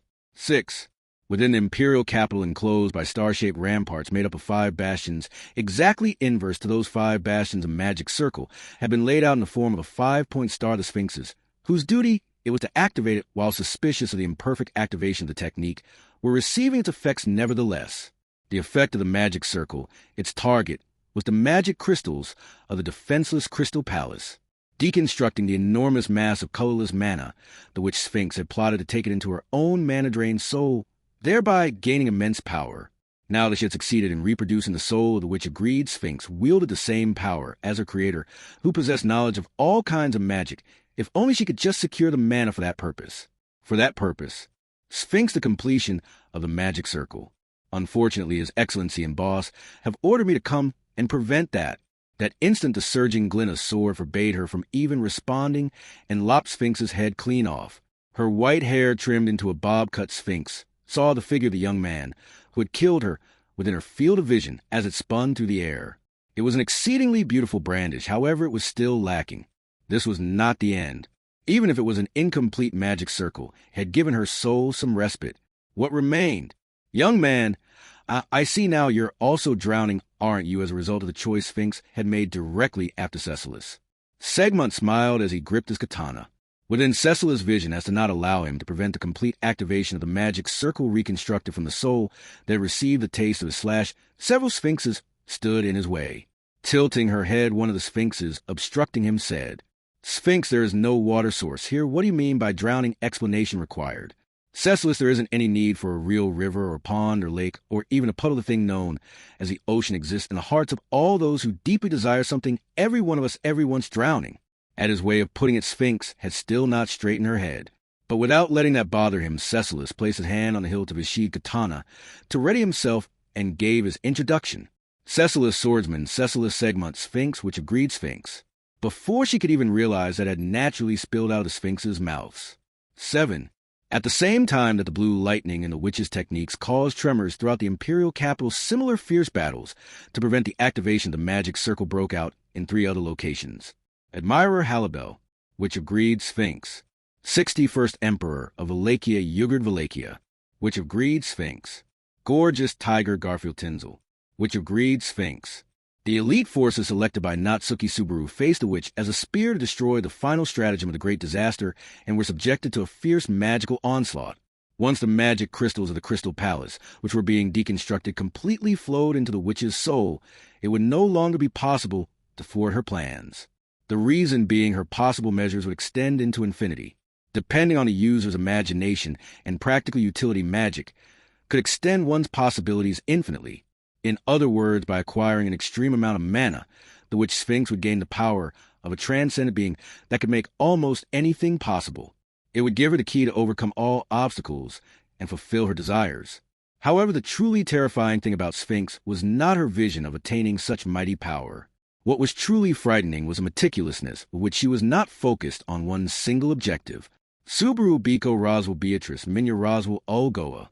A storm of purple arrows and flaming projectiles spread out around them with no escape, blowing away the undead who dared to advance. However, even after the vanguard troops were repelled, the undead who still continued to march and had come here with their sense of self completely destroyed assailing as puppets that were following orders in order to kill Arakia. Stopping not only the magic circle, but also them was necessary for Subaru and his team's victory conditions. Subaru Al gotcha. Breaking through the encirclement, Al pounced on the undead, aiming for the girl's life, thrusting the earthen dowel, causing it to expand inside his opponent and explode from within. He had not seen Al fight since Chaos Flame, but even looking at him again, he was too risky and harrowing. He was not a skilled combatant by any stretch of the imagination. Still, it was an all-out effort, with everyone taking on the challenge together as best as they could. Subaru 1 minute has passed. Having overcome the line that had been fatal, until now Subaru realized that the situation had progressed. Sphinx, the commander of the Great Disasturdo, be honest, it was quite a shock for Subaru to see her look so much like Echidna, but it was Beatrice who kept his turmoil at bay. Beatrice remained calm and composed even when she saw the witch who had become an exact duplicate of her parent Echidna. Beatrice Subaru, that's not the same person as Mother. In fact, Roswell, yes, that is right, even if she resembles the Witch of Greed. Echidna, they are not alike in the slightest, though she is an exceedingly unpleasant opponent. For some reason, Roswell's words, which were just as convincing as Beatrice's, spurred Subaru forth, and he shifted his attention away from the uncanny appearance of the witch and focused instead on discovering her intentions. First of all, the fact that the witch who was supposed to have been burned by Abel's Yang sword had changed her form and survived was in itself the ultimate counter to the Yang sword and star eating. That strategy also needed to be taken into consideration. However, right now, Subaru, if we can completely obstruct the activation of the magic circle. It was the moment when he had thought that. A massive water mirror was deployed in the sky of the imperial capital, and an image was being projected onto the screen. The fortified city of Garkla, driven into a moment of desperation, was about to be obliterated by a falling star. 8. Medium Abelchen, wearing an expression of altered complexion medium, called out to Vincent with an urgent voice, embracing Madeline. In one arm, she pointed to the sky, with a barbarian sword in the other. There was a huge distortion of light that seemed to cover the sky of the imperial capital, and Vincent immediately understood that it was a thinly spread mass of water. For a moment, he was wary that it was the next attack prepared by the witch, but he became convinced when the water's rippling surface reflected a scene from somewhere else immediately afterward. As expected, that was an attack of the witch.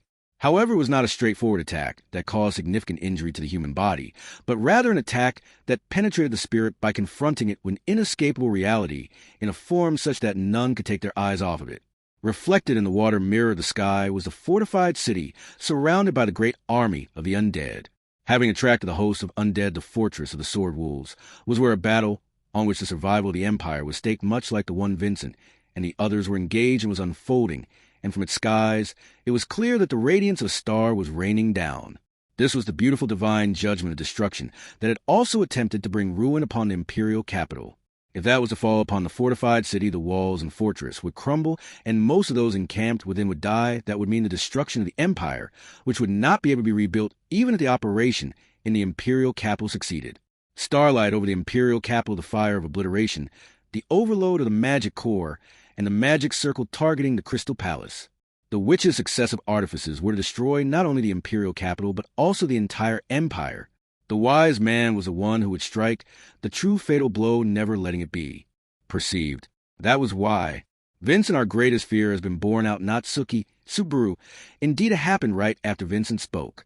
A fire of obliteration smashed through the water mirror of the ether as it opened a hole in the sky, perforating directly towards the north of the imperial capital. 9. The authentic trump card of Natsuki Subaru and Beatrice. The magic crystal cannon's fire of obliteration sent into another space by Al-Shamak was returned to this space by a subsequent Al-Shamak, shooting down the starlight that was supposed to mark the demise of the fortified city. With the assistance of Cecilus and Halibel, that trump card did not have to be used to slay the Blight Dragon, and instead it was used to defeat the final measure prepared by the witch to perturb them. Subaru HK. Subaru felt dizzy from the intense feeling of exhaustion, and his nose began to bleed as he was bathed in a multitude of water drops from the shattered water mirror, which rained upon the imperial capital like a passing drizzle. It was the backlash from Beatrice's endless display of seriousness over the past few hours. Beatrice's adorableness might have been priceless, but there was a heavy cost to pay for her abilities. There was a limit as to how much of that burden could be shared with the Pleiades battalion. Subaru involuntarily dropped to one knee as his limits emerged before him. Beatrice Subaru. He was supported by the shouting Beatrice. However, he could not speak, even though he wanted to reassure her. Beatrice tried to stop the unending dripping nosebleed with the sleeve of her dress. He did not want her beautiful outfit to become stained, but he could not lift his arms. Subaru, not yet, not yet. He could not afford to come to a standstill here. There was still a duty he had to fulfill, a plot that still needed to be thwarted. This was an all-out war, and it was none other than Subaru who had made that decision. For Subaru to be the first to run out of steam, there was no way such a ridiculous story could exist. That was why Subaru, huh? Beatrice, Subaru, you shouldn't force yourself, in fact, even if just for a moment rest. Beatrice hurriedly tried to admonish Subaru, who had suddenly let out a breath, but Beatrice's words stopped mid-sentence because Subaru stood up suddenly on the spot. Beatrice. Beatrice's round eyes widened, and she looked at Subaru as he stood up. As she met his gaze, Subaru looked down at his hands, bewildered. The sense of lethargy that had gripped Subaru's entire body until just before it had disappeared without a trace. No, it was not that the feeling of exhaustion had vanished. Rather, it was the opposite. Subaru's strength is surging up within me. Subaru was dumbfounded, and just as he said this, his whole body was filled with energy. It was a similar feeling to that of being united with the other members of the police battalion, having even the strength of one's body and mind intensely heightened, a feeling of omnipotence, of being enveloped by a great flame. And then for what reason this had occurred was something Subaru immediately understood. The shattered water mirror in the sky and the fire of obliteration that pierced the radiance of the distant star, drawing a band of light in the sky of the imperial capital, where those two had reigned supreme, a new light was birthed. It was tiny in comparison to the light of the star, and even small in comparison to the fire of obliteration, but in terms of its brilliance, not only was it equal to them, it overwhelmed them with its blaze. Falling from the heavenly skies, adorned in a dress the color of blood, was a woman akin to flame. It is a great service. Even as the water mirror had tried to project despair, everyone had looked up to the sky, however, through an even higher intensity than that. It attracted the eyes of all present in the imperial capital to the sky and set their souls ablaze. She was ascending a female sword wolf with fluttering orange hair and blazing crimson eyes. No superfluous words are necessary. You may call upon my name. Holding the treasured sword of crimson in her hand, the princess, as if the sun itself descended upon the city in its plight as one of those who gazed upward towards her, Subaru unconsciously abided by her wishes. That was to say, Subaru Priscilla. Indeed, he invoked her name as she descended. With a flame ablaze in his right, as one of the people receiving the blessing of the sun, he called out her name. Chapter 72. The Sun Princess. 1. I have use for you. You shall serve me well in order to grant my wish. Those were the first words a man spoke to them, and they symbolized the relationship between him and them, which until the very end had not changed even once. They had spent decades together with the man. During that time, they were never given freedom amounting to being shackled and confined in a basement. Although they had a caretaker keep them from dying, the cautious man would silence them and replace them periodically. So the man was the only one whom they could say they had any contact with over the decades. Late Barrio. He was a nobleman of the Dragon Kingdom of Lagunica, a man dominated by what was, to put it simply, a foul ambition. During the demi-human war, House Barrio had been commissioned as viscounts, but they forfeited their titles and were demoted to barons when they were forced to take responsibility for their defeat during the Civil War. That humiliation and anger ought to have been the driving force behind Leip's actions, but if such were the case, then one would have to wonder how long human anger and hatred could retain their intensity. Leip would constantly remind himself of the humiliation of decades ago, as if it were only yesterday. Leip, eventually I will certainly have you make yourself useful. I am the one keeping you alive, you best not forget that. Human beings who possess intelligence had something known as emotion. For example, if one spent 10 or 20 years with another, even if they did not like the other person's personality or relationship, their attitude would soften, and the harshness of their contact would dissipate. However, that was not the case with Leip. There was always a fresh sense of hostility from him. Not once did he ever speak warm words to them. They did not know anything regarding Leip's personal history, family makeup, or House Barrio's affairs. Day after day, they spent a long, quiet, and idle time in captivity, only to be told by Leip's occasional visits about the current state of affairs in the kingdom and the unchanging days of lying in wait. However, on merely one occasion, they had a different conversation with Leip. Leip, you led the Civil War in collusion with demi-humans. Just what in the world was your objective?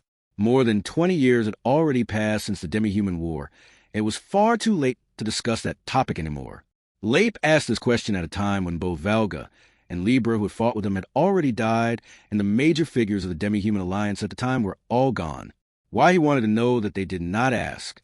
They had a feeling that if they asked questions back, Leip would be taken aback, and the topic itself would be closed. Therefore, they did not say anything out of line, and did not feel the need to hide their purpose. So they spoke frankly. Their cooperation in the demi-human war was to fulfill their own purpose of creation. Leip rubbish. Upon hearing that the demi-human war was part of the process of trying to achieve the purpose of their creation, something they had been pursuing for more than a century, Leip readily spat back that retort. They did not feel any anger or sadness from Leip's reaction. They had always been that way, and Leip's reaction was as expected. From the point of view of this man with foul ambitions, all wishes other than his own were worthless. But, Leip, you were born as yourself, but wish to go out of your way to become someone else. Why bother pretend to live under someone else's name and way of life, only to let your own name die? That conversation, which they thought would end after being cut off with that single word, had continued. Leip turned toward them with eyes clouded with negative emotions, more frustrated than ever, as if to say that this was a truly repugnant idea. Leip, your objective has no value whatsoever. As expected you are to be used by me after all, your desire is one that would not have even a shred of value when fulfilled should you intend. To squander it, give it to me. You, Leip, your purpose of creation is worthless. If you cannot live without someone telling you what to do, then you ought to be used for the sake of my wish. There was not an iota of righteous indignation or compassion in Leip's eyes as he spoke. In Leip's clouded eyes was anger toward those who brought about his undiminished humiliation, resentment, and hatred toward an era and a world that refused to acknowledge his existence, and an ambition, like a black flame, to push himself into a more deserved position. They were so violent, as if they trampled them, as if they were pouring sludge on them, that they certainly plunged a blade into their being, tearing them apart and causing them to bleed cold blood, to fulfill their purpose of creation born out of their Creator. That was the meaning of their life, the purpose of having kept walking forward for such a long time. Yet had they ever harbored an intense ardor for that purpose? Never. Never once had they harbored a passion for it, the need to accomplish what was given to them only because they had been given it. Such was a habit and compromise bereft of ardor which ruled their life. However, intrinsically was this not what a wish, what a desire was meant to be. To deeply desire something, to try to fulfill a wish that one wanted to, was it not correct for those to become like this? Was Leip Burial's way of being not the correct method for one to grant their desires? Once again, a long time had passed. During that time, their relationship with Leip had remained unchanged. Not many words were exchanged, and time ticked moment by moment, without a role having been prepared for them for which they had been told they would be of use. Then, eventually, there was a change. Leip, at last, it seems an opportunity has presented itself. Indeed, Leip, whose eyes blazed with maniacal glint, had grown thin and gone, his face and body, corroded by an age that could not be reversed despite his undiminished ambition. The time he would be able to seize the thread that dangled in front of him had finally arrived, and it delighted him that he would finally be rewarded after prohibiting himself from even blinking. According to what they had heard, Leip had established himself among the royal family of Lagunica over the past few decades, and was entrusted with the management of the tablet of prophecies, called the Dragon History Stone, which the divine dragon had conferred on the kingdom. Having grasped the fact that the prophetic tablet had been inscribed with information about a calamity that would soon strike the kingdom of Lagunica, disease that would spread through the royal family, Leip blazed with aspirations towards the next battle for the throne that would follow thereafter. Leip, I will find a candidate before anyone else. I will take her as my wife and send her to royal selection, and I will surely get my hands on the throne. I will make use of you too. With fists clenched tight with nothing but skin and bones, Leip was determined to do just that. They had always been told that they would be of use, but now that it was feasible, even as someone who had been connected to them for several decades, there was a small sense of excitement. They had expectations. The next time he came, Leip had found a candidate, and he ordered them to prepare a technique to break their mind by doing. So he would turn the candidate into a puppet and rule the next stage of the kingdom with his own hands.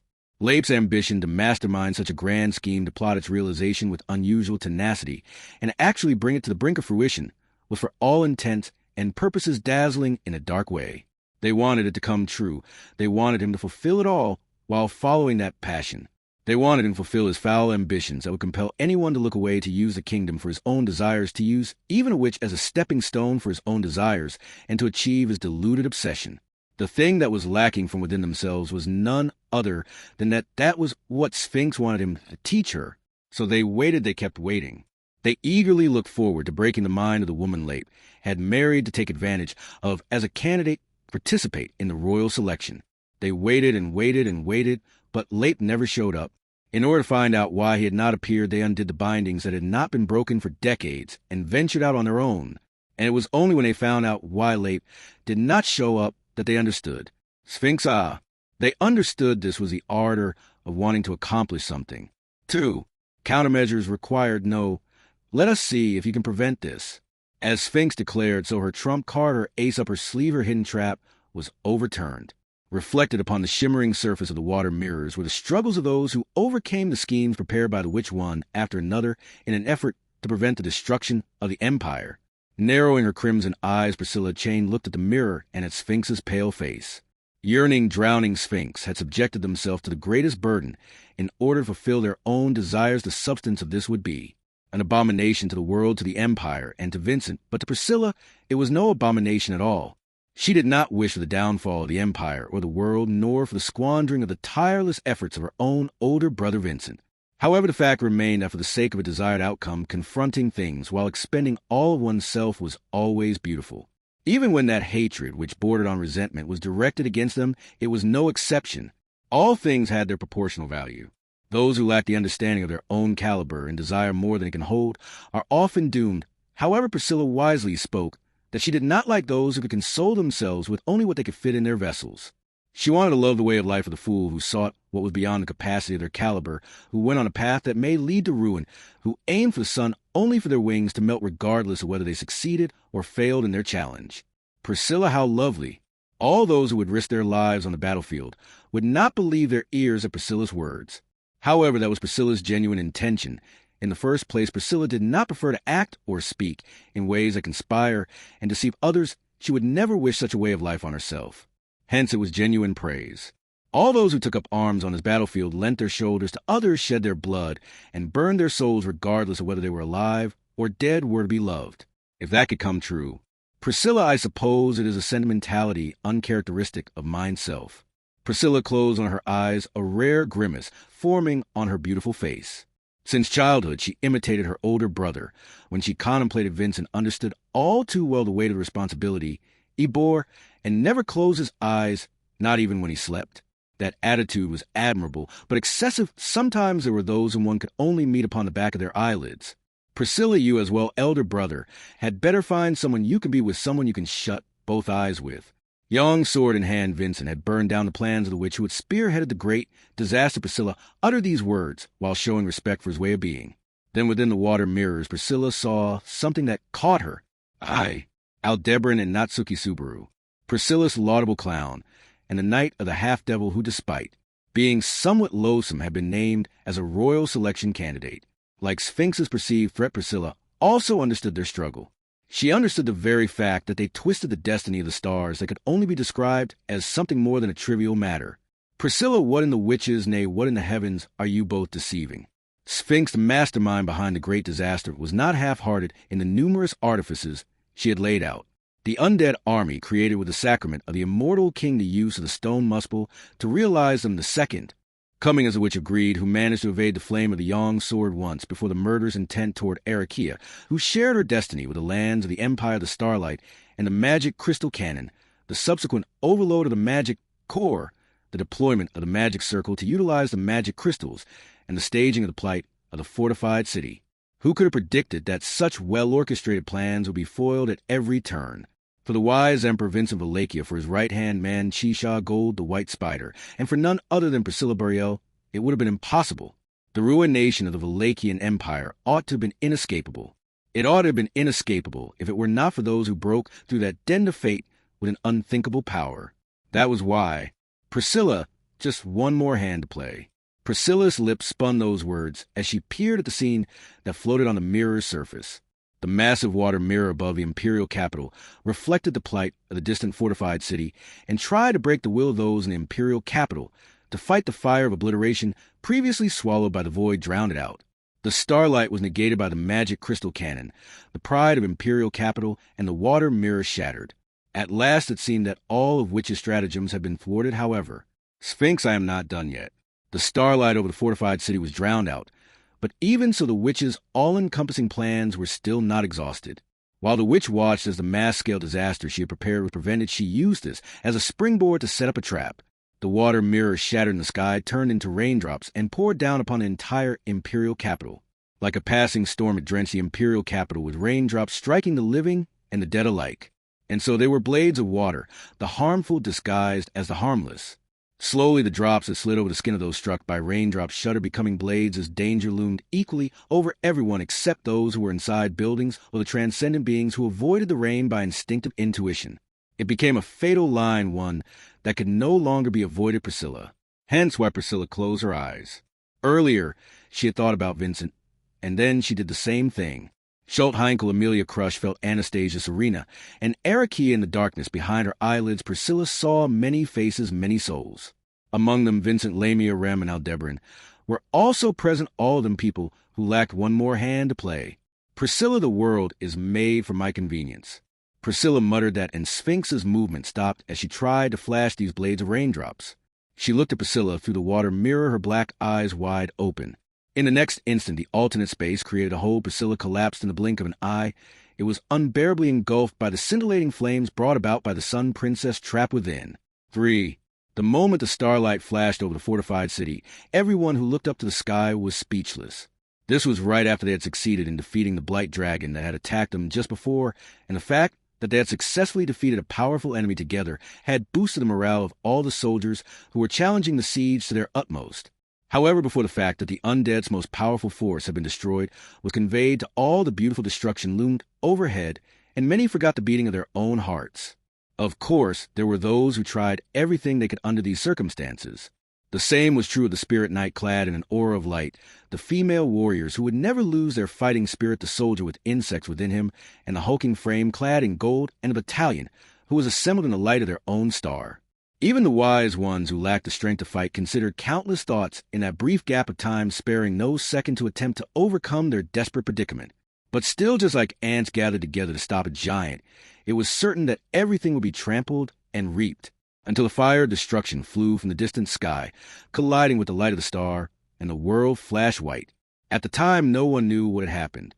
However, the retinas of those who did not look away were burned white, revealing that the destruction that should have arrived before their eyesight had returned did not descend upon them. And then, HK, the two lights, the white of the star and the red of the fire, blended together, and a shock wave covered the sky of the fortified city. The blast, which occurred a moment later, scattered in all directions, shaking even the city's sturdy walls, sending gusts of wind throughout the city, blowing away both the living and the dead alike.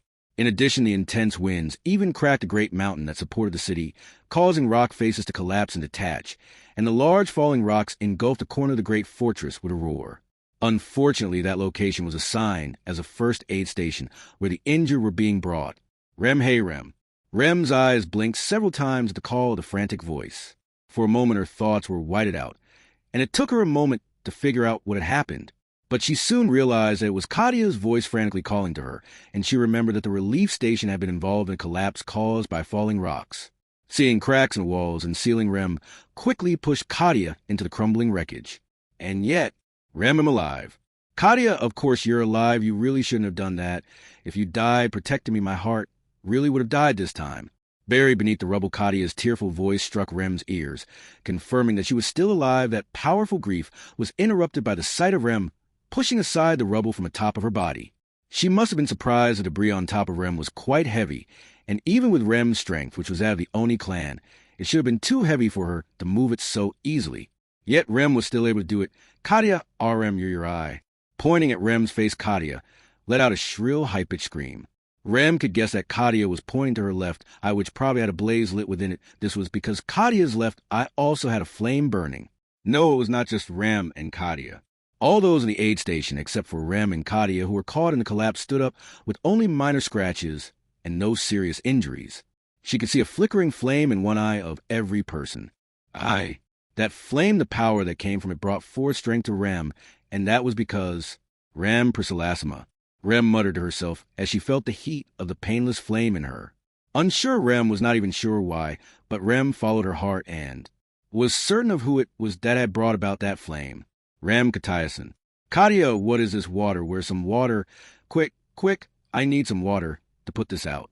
Rem, no, I don't think this is a fire that should be put out besides Kadia besides. Before the flustered and confused Kadia, Rem stood up and found her overturned, barely damaged wheelchair, lifted Kadia into it, and sat her down. Then she looked at the people in the relief station, who were standing up, and nodded.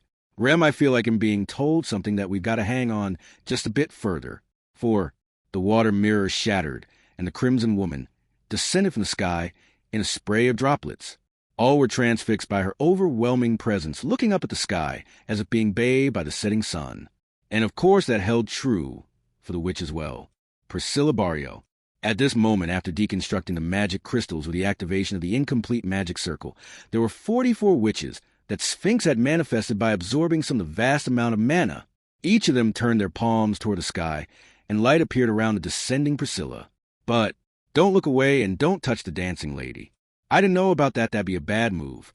Not missing this opportunity, the transcendent beings interfered, reducing the number from 44 to 36 in one fell swoop. Despite that the balls of light more than enough to threaten one person gathered together all at once towards Priscilla, a lethal attack from all directions, it tried to capture the sun as it escaped its captivity. I won't let it. Responding to that cry of parental love, the streets of the imperial capital shifted and moved before shooting out like spears. They blocked the blasts of light that were trying to reach Priscilla in the air, and a series of explosions and blasts painted the sky as they protected her. Together, Beatrice. No need for you to say it, I suppose. An amethyst glow appeared around Priscilla as she continued to descend to a blast of light. It was a disc-shaped crystal acting as a shield to intercept the approaching balls of light that was created by the combined efforts of both spirit and caster to protect and defend Priscilla. However, which not yet. The witch screamed with emotion as if she were spitting blood. Immediately afterward, the disc was struck hard and began to creak. Eventually, the cracks widened and the disc shattered all at once. Having done so, the witch, her white hair fluttering, rose into the sky and attempted to shower life-rending light upon Priscilla as she fell unprotected. You, I will not let you do that. The blonde girl teleported from the ground, and the deer girl jumped and kicked with a force that could break the crystal palace, striking a blow to the torso of the witch, who saw none else except Priscilla at the same time. The witch crumpled, and the heat ray that was fired missed its target, which Catalyst required. The crumple which shattered into bits of dirt, but even that was part of the plan of which he spoke. A moment later, multiple witches on the ground joined hands with each other. Because they were the same being in perfect synchronization, they shortened construction of a technique generating a great storm. It became raging water, wind, and light, engulfing Priscilla in the sky. In the next moment, Priscilla would be torn to shreds, her body left in a pitiful state. Icicle line. The storm of destruction exploded from within, and what appeared next was not the torn figure of Priscilla, but rather a flower of ice that split open in the heavens as if to protect and adorn her. The great, ravishing flower petals trapped the light, not allowing it to reach Priscilla. And then a figure furiously approached as Priscilla defied all of the death, destruction, and demise that loomed around her. It was Princess. Aldebaran rose from the ground of the imperial capital, stretching into the sky, with a distorted, misshapen pillar of stone and earth beneath his feet, drawing ever closer Priscilla. The column rapidly grew, and the distance between the falling Priscilla and the ascending Aldebaran shrank and shrank and shrank and shrank until the distance became zero. Al-HK, balancing on top of an unstable pillar, he stretched out his right arm to forcefully catch Priscilla as she fell just as they were about to fall together. Aldebaran secured his legs firmly atop the pillar, risking his life to protect Priscilla from the fall. Priscilla's almond-shaped eyes narrowed at Aldebaran's life-or-death decisive action. Priscilla, it is a great service. As Priscilla briefly spoke, Aldebaran, overcome by emotion, bowed his head. Then he looked up, his voice trembling. Princess, my princess, finally again, ouch, Priscilla, nonsense, who belongs to you. Priscilla struck Aldebaran, who was on the brink of losing it, on the head with the hilt of her yang sword. Aldebaran instinctively crouched down as he felt the force of the blow, which threatened to dent his steel helmet. He was unable to rub the spot where he was hit as he was supporting Priscilla with his one arm. Priscilla gave a short snicker to the pitiful Aldebaran with a hair. Priscilla, however, that was an excellent effort from you. I bestow mine praise. I well am very grateful and honored. What about you, princess? Everything okay? No injuries? Did they hurt you or anything? I mean, you look so pretty for someone who was being held captive. Priscilla, do not repeat such nonsense. In the first place, mine beauty is not going to diminish from being imprisoned for a short while. Mind your tongue, Al. Al. Held by his arm, Priscilla told him so in a stunning manner, and Aldebaran's breath caught in his throat. Then once again he nodded deeply, confirming that Priscilla was indeed before him. To ALS reaction, Priscilla, still in his embrace, looked around. Priscilla witnessed the true star of the show. You shall have grand excitements. Reflected in Priscilla's eyes as she spoke atop the stone pillar were multiple figures, those who were putting their lives on the line in this battle, and in the eyes of each of them a flame was lit. The flame of Priscilla Burial's soul blazed within the eyes of those she deemed worthy of love. That, of course, included our princess. With Al right beside her, she lifted the visor of the helmet he wore with her finger and peeked within the right eye upon his face, which he never revealed to anyone, but Priscilla was lit by the same flame. Upon seeing this, Priscilla smiled pleasantly and spoke. Priscilla, it is no matter of consequence, as always this world is made for my convenience. Chapter 73. Fated Foes. 1. It was a similar feeling to being buried from the neck down in a dark place.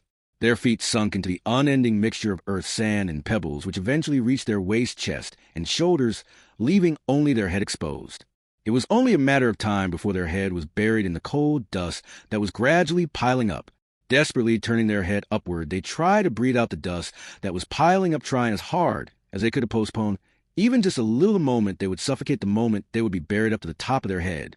From the time they were born until today, they had never felt so much discomfort. Their mind was always unstable, like walking on water, but their body was never like that. They were sure that they were better at moving their body than most people. When that source of comfort was taken away from them, they felt like crying, thinking about how helpless they were, but they did not know how to shed tears. They were not even good at crying. They lacked in just about everything. Still, there were things they wanted. They were all too unaware of it, but they finally realized it. They finally realized how greedy they were. And then, suddenly the feeling of dust pouring down from above disappeared. It hit their foreheads softly, and the feeling of it burying them as though spilling out stopped, and a flickering blue-white light illuminated the area as it swirled around them.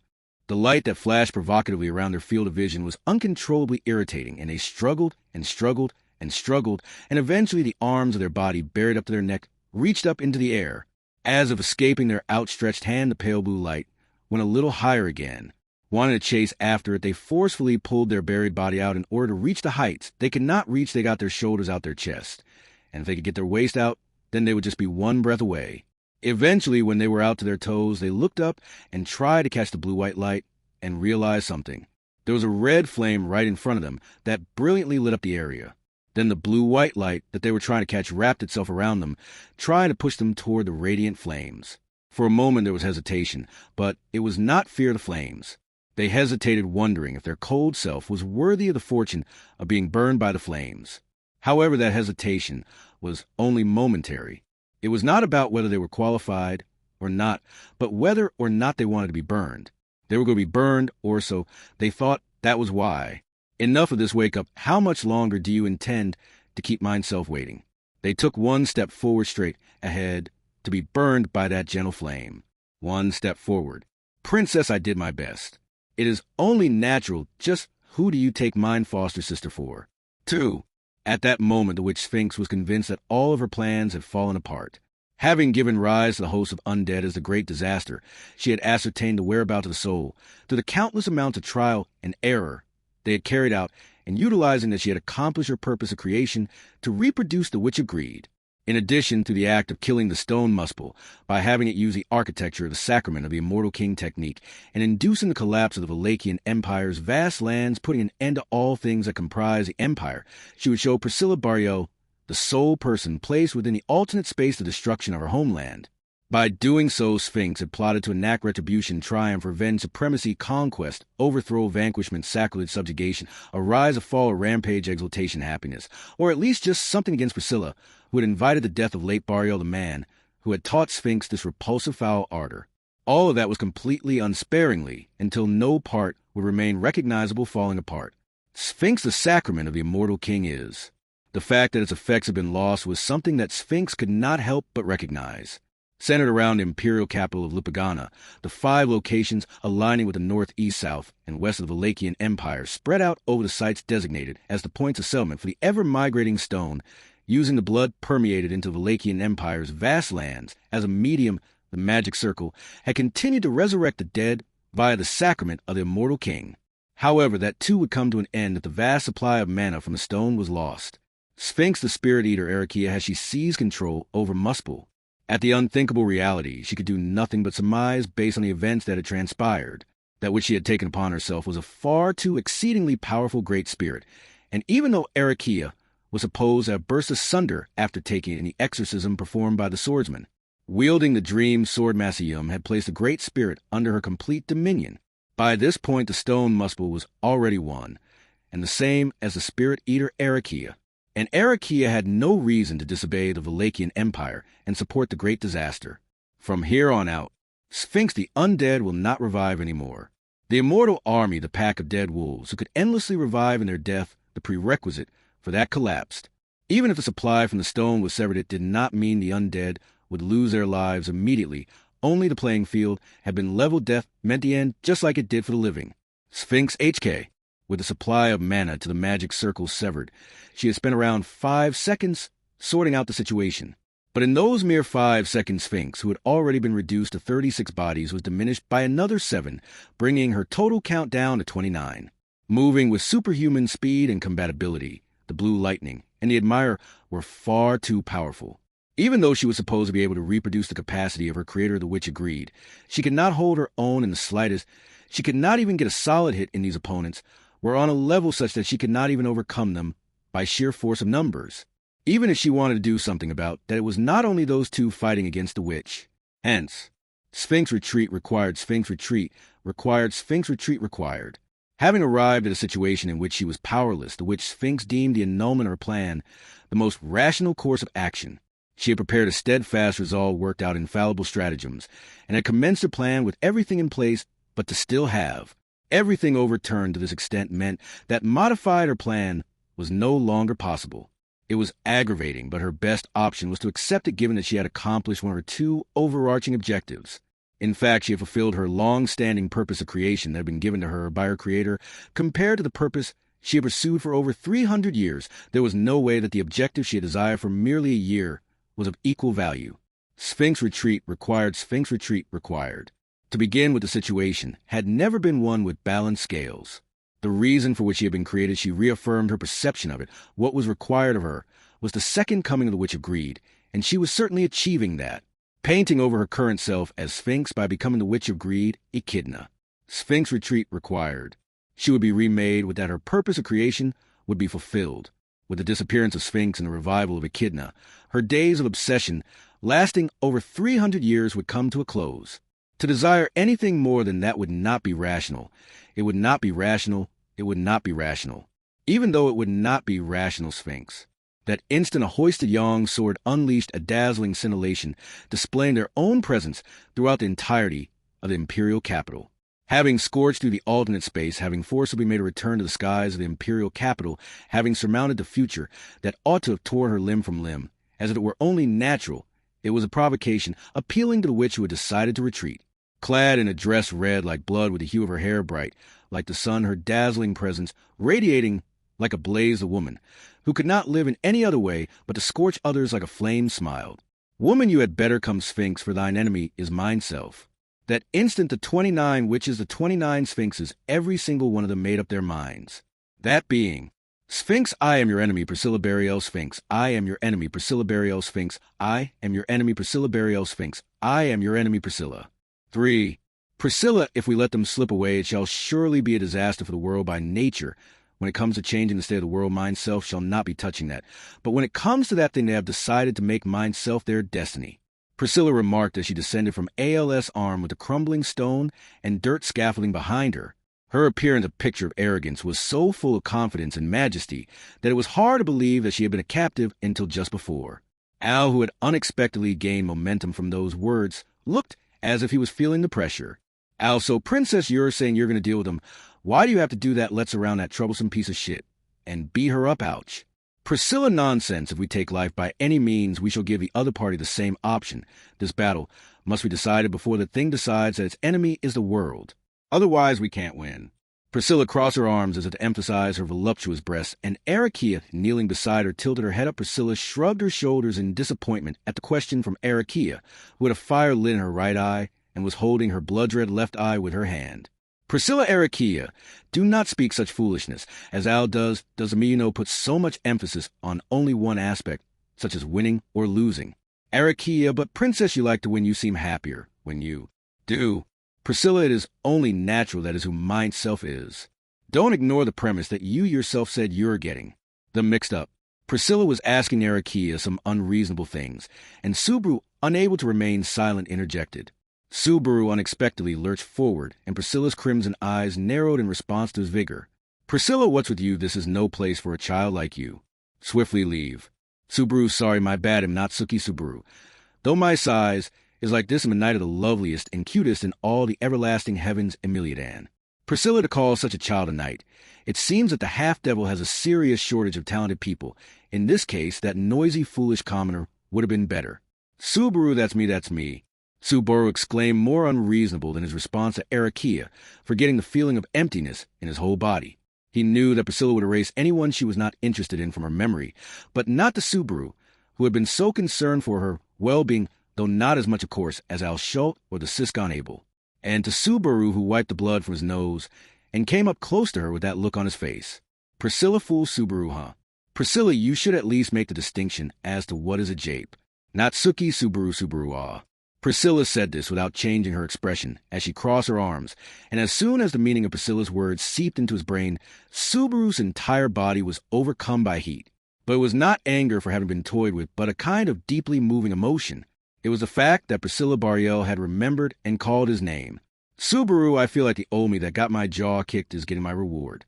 Stifling his past emotions, Subaru touched his chin and spoke those words.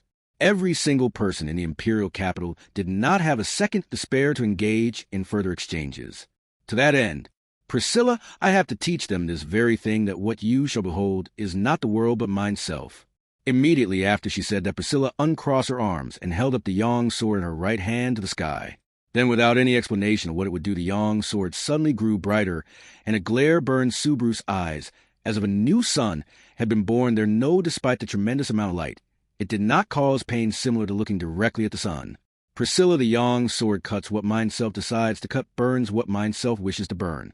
Once again, Priscilla explained how extraordinary it was, and smiled, holding the dazzling, shining treasure, sword that made its presence known everywhere in the imperial capital. As she laughed, she drew the provocation of whom should have been paying attention, but was neither present here. Priscilla, you had better come, Sphinx, for thine enemy is mineself. Subaru understood intuitively that this was a trap set by Priscilla. Sphinx, who tried to take Abel away from Priscilla, was obsessed with her for some reason, and that attachment grew as she interacted with the captive Priscilla, or perhaps Priscilla provoked her to do so. Either way, I am your enemy, Priscilla Bariel. Indeed, the tense atmosphere on the battlefield clearly showed how the witch had received Priscilla's declaration of war. Subaru could not laugh at this emotional conclusion, which seemed neither logical nor rational. No creature could ignore the glare of the sun when challenged by Priscilla. Al, I shall entrust this place to you, Arakia, come. Al, HK, okay, Arakia, yes, princess. Al and Arakia respond Priscilla's short and compelling instructions. One is entrusted with this place, and the other is asked to accompany her. Then Priscilla turned to someone who was neither of them Subaru. Priscilla, not Suki Subaru, Oami. Priscilla, heroic reveries, is that what you spoke of, Subaru? The shock of being called by name again was easily overcome by the words that followed. The resolve and determination was one exchange between Subaru and Al that they had to keep carrying with them, that they had to fulfill in both the empire they were in as well as the world to come. If someone would have asked, they would have laughed at what a foolish statement a weak person like Subaru and Al had made, but it felt like Priscilla would not laugh at it. Priscilla, do what you ought to do.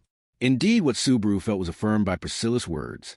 Subaru felt Priscilla's voice push his back, then his soul, causing him to fall silent. Priscilla, however, did not wait for a reply. She just said what she wanted and turned away. As soon as Arakia embraced Priscilla's slender waist, their bodies flew up into the air. And just like that, Priscilla flew away with Arakia. Our princess, please act like you always do. Priscilla, 'tis only natural. Just who do you take mineself for? Al, Priscilla Bariel, you're my princess. Priscilla, who belongs to you, fool. In response to the eldest words, Priscilla flew away, leaving behind a slight afterimage of her lips breaking into a smile. Right after Priscilla and Arakia left Subaru, and the others know in actual fact they did not exactly leave them, they moved away from the witch that was being held captive there. Subaru and Al both turned to look at the witch, who was sitting leaning against a shattered wall, her entire body bound by a black light, was restrained from moving. The seal was similar to one applied to Roy Alfredson, Archbishop of Gluttony, who had previously been captured at the Pleiades watchtower, but also gave off a slightly different impression. Subaru's role was to confront the witch, her power now having been sealed. Beatrice Subaru, there you are in fact. Right after Subaru's display of enthusiasm, Beatrice returned at the perfect time together with Roswell. Beatrice welcomed her very much. Needed partner for this final phase of the game. That partner was Spica, who flew in on Roswell's back along with Beatrice. Roswell keeping both hands free is more reasonable for a magician, but I don't think it's possible in this case, no. Beatrice, how fussy. I suppose, come on, Spica. Let's go, in fact, Spica Yale, oh. At Beatrice's prompting, Spica kicked off Roswell's back and landed on the ground at Subaru's side, stroking her head. As she looked up at him, Subaru flashed a smile at Spica, her semblance one of amusement. After that, he again held her hand and turned to the witch and then, Subaru, Spica, I know you might have a bloated belly and heartburn, but I need you to give it another try, please. Spica, you. Spica responded to Subaru's request in a hearty manner, smiling, as if to show off her sharp teeth. Entrusting everything to her stout nature, Subaru looked at the witch. This witch stared back at Subaru with the same face, as the witch who had the worst kind of nature in the world narrow in her black eyes. The witch smiled and opened her mouth. Which will you be able to capture my soul? In her state of immobility, when it came to just matters of life and death. The witch spoke those words while always keeping control. In response to the witch's answer, Subaru thought the sensation of Spica's hand joined in the presence of Al nodding, beside him Beatrice, and Roswell working together to get rid of obstacles. In Subaru's way, the people who cooperated to save Priscilla from coming to ruin and the warm flowers of ice that appeared at the end. Subaru, don't be mistaken. It's not me who's going to beat you, it's us. Which, after announcing that Subaru and Spica took a step forward, closing the distance with the witch. Then he and Spica reached out and touched the witch's cheek, Subaru Sphinx, in order to eat the way of being of the undead, which they threw down their challenge onto their final star eating. For the moment that balls of light rained down one after another, Vincent took Medium's arm and jumped out from the uppermost floor of the Crystal Palace. While Medium screamed, and as he pulled her slender waist close, she took care not to drop Madeline as they took off towards the outside, at the same time turning his attention toward the other person also present who he could not reach. Vincent Albert Dunkelkin Albert, you don't gotta tell me. Immediately afterwards, a battery of the magic crystal cannon, which Vincent, who was carrying Medium and Madeline and Albert, had jumped away from, was blown apart. With the wind blowing strong from the high altitude, Vincent instructed Medium to hold on tight, ensuring that her arms were wrapped tightly around him. He kicked the wall forcefully. Using the momentum from the kick against the wall, they evaded the pursuing heat rays of light, landing on the ground.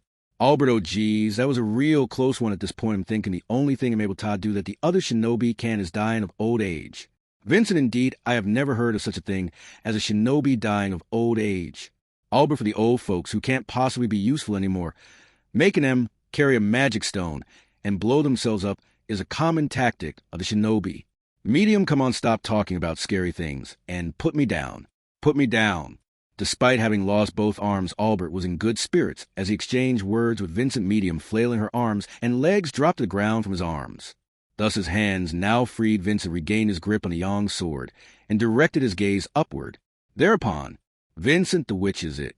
Within Vincent's field of vision, a woman with fluttering white hair descended upon the battery. With the magic core lost and a decent amount of the palace's magic crystals having been removed by a large-scale technique, the witch still landed there, because that was where her objective lay. Having moved Vincent and the others out of the way, just what was the witch scheming? Vincent Meguro Hagain, is it? Albert, what are you talking about, your excellency? If it's about that Meguro fella Balroy snatched him up, ain't that right? And yet, Vincent fooled what was taken away was merely the magic core. Within the palace parts of the meteor, other than the core, remained Medium Abelchin. With a sensation akin to a thunderclap, a possibility struck Vincent, as a flustered Medium tapped him on the shoulder, pointing at the castle. Before Vincent and the others, as the former gritted his teeth at the stimulus, a new alteration was yielded in the Crystal Palace. Slowly, the Crystal Palace itself began to stand up. It was Meguro Hagain, the emblematic meteor of the Valachian Empire known as the Crystal Palace.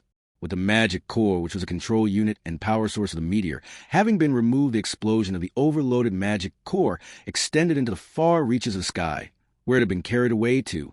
In short, the individual recognized as Meguro Hagain of the 9 Divine Generals was simply a single part of the enormous meteor. Even during the battle for the imperial capital, before the great disaster had occurred, Meguro had demonstrated the palace's true capability without fail. The original defense mechanisms to protect the magic core were still in place. The witch had exploited this after the magic core had been lost by forcibly activating the defense mechanisms that were no longer able to fulfill their original role. The steel giant, nay, the magic crystal giant, was awoken, having stood up the Crystal Palace, which could have even been called the giant magic crystal soldier, while it shared similarities with Meguro Hagain as an individual. It exuded an incomparable aura brimming with malevolence. Its huge body stood taller than 50 meters, and moreover its structure was mostly composed of magic crystals, making it the equivalent of a gigantic walking bomb. Vincent, if we heedlessly interfere, the meaning of Meguro and Balleroy having staked their lives on the line would disappear. Indeed, it was right after Vincent grit his teeth. Let us begin. Yes, princess. By no means was it a loud voice despite. This it was a well projected. 1. The moment after Vincent and the others wondered if something had passed over their heads, a mighty fist of flame clad in light, that which was 10 meters in size, was unleashed, resolutely striking the giant magic crystal soldier. A tremendous wave of heat spread across the sky and the ground, causing the battered giant soldier to take a large step backward, and the streets beneath its feet were smashed apart as if they had been swept away by a great army. It was an exceedingly unorthodox blow, one that did not watch where it was going. I am told that I do not watch where I am going, as if mine self is thoughtless in the actions I take. Vincent, medium Priscillachon. The giant magic crystal soldier leaned back significantly, and the one who had unleashed a fist of flame that struck, it was Arakia flying around midair at high speed, while clad in the radiance of a diamond. Then letting go of Arakia's hand, landing on her feet, and flipping the hem of her dress, the woman Priscilla was pointed at by Medium, who announced her presence in a loud voice. Medium Abelchin is Priscillachon. Vincent, even without raising your voice, we can all see her. Where were you imprisoned? Priscilla, how typical of you, elder brother, speaking in a manner such that this could never be construed as an emotional reunion. Mine self was in an alternate dimension to which the witch had carried away the entirety of the palace's dungeon. Vincent, I see it is no wonder you could not be found. How did you escape? Priscilla, by setting it ablaze, of course. Priscilla's straightforward response made Vincent feel a certain sense of satisfaction.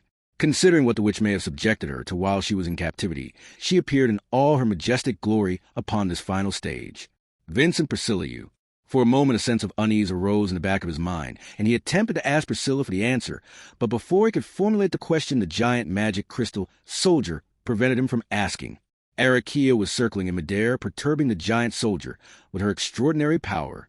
In order to kill Arakia, the entirety of the giant magic crystal soldier emitted light, and a fire of destruction was unleashed from what ought to be called its right arm. It might not have been as powerful as the mighty blast of the magic crystal cannon, but it was more than enough to blow away a single life or half of the imperial capital and targeting Arakia, as she flew through the sky, targeting her. Priscilla, it comes. As Arakia was being fired upon, Vincent looked for an opening to intervene and provide cover, but when he witnessed the same thing spoken by Priscilla's words, he held his yang sword aloft. At that moment, opposite to the right arm that was being aimed at Arakia, a light of destruction was fired from the free left arm, and it was mercilessly directed toward Vincent and the others. Medium. With Medium behind them, Vincent and Priscilla stood with yang swords at the ready. The dazzling crimson glow of the treasured swords became a rising flame, one that confronted the oncoming light heathen. However, battle after battle, due to this conflict that never ended even if he kept burning the firewood of fighting spirit, without respite blood trickled down the hand in which Vincent held the yang sword. Priscilla, why is this not quite careless of you, elder brother? Vincent, you have been resting until recently, so muster up your courage for the moment. Priscilla, my goodness, after having poisoned and killed your own sister, even after having driven her away from her own homeland, to think that you still would treat her so cruelly, how much like a Valachian emperor you have become, elder brother. At that exchange of tit-for-tat in the midst of a life-threatening struggle against the light of destruction, Vincent bit down on his molars and tensed his lips, which were about to loosen. He would admit it. It was pleasant. His heart was elated at the return of the captive Priskine. Priscilla, even her merciless belittlement, could be burned as fuel instead of his will to fight. And thus upon where Vincent and Priscu were holding their ground. O child of mine own children, 'tis a great service. That moment an impossible third yang sword joined the fray, and after a beat, there was an explosion of light, putting an end to the struggle of one who had accomplished that swooping and fiercely was the King of Thorns with a brandish of artistry. With no trace of tarnish within his splendor, Ugert Balakia had entered the battle. Ugert, mine star, has sent mine self to stand in opposition against the awoken crystal palace. The twinkling of the magic crystals shall be nigh impossible for all save the yang sword to handle. 'Tis not a matter of thyself being bereft of strength.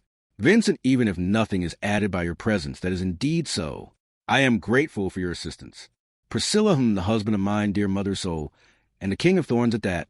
Standing side by side, Vincent responded to Ugert's words with one.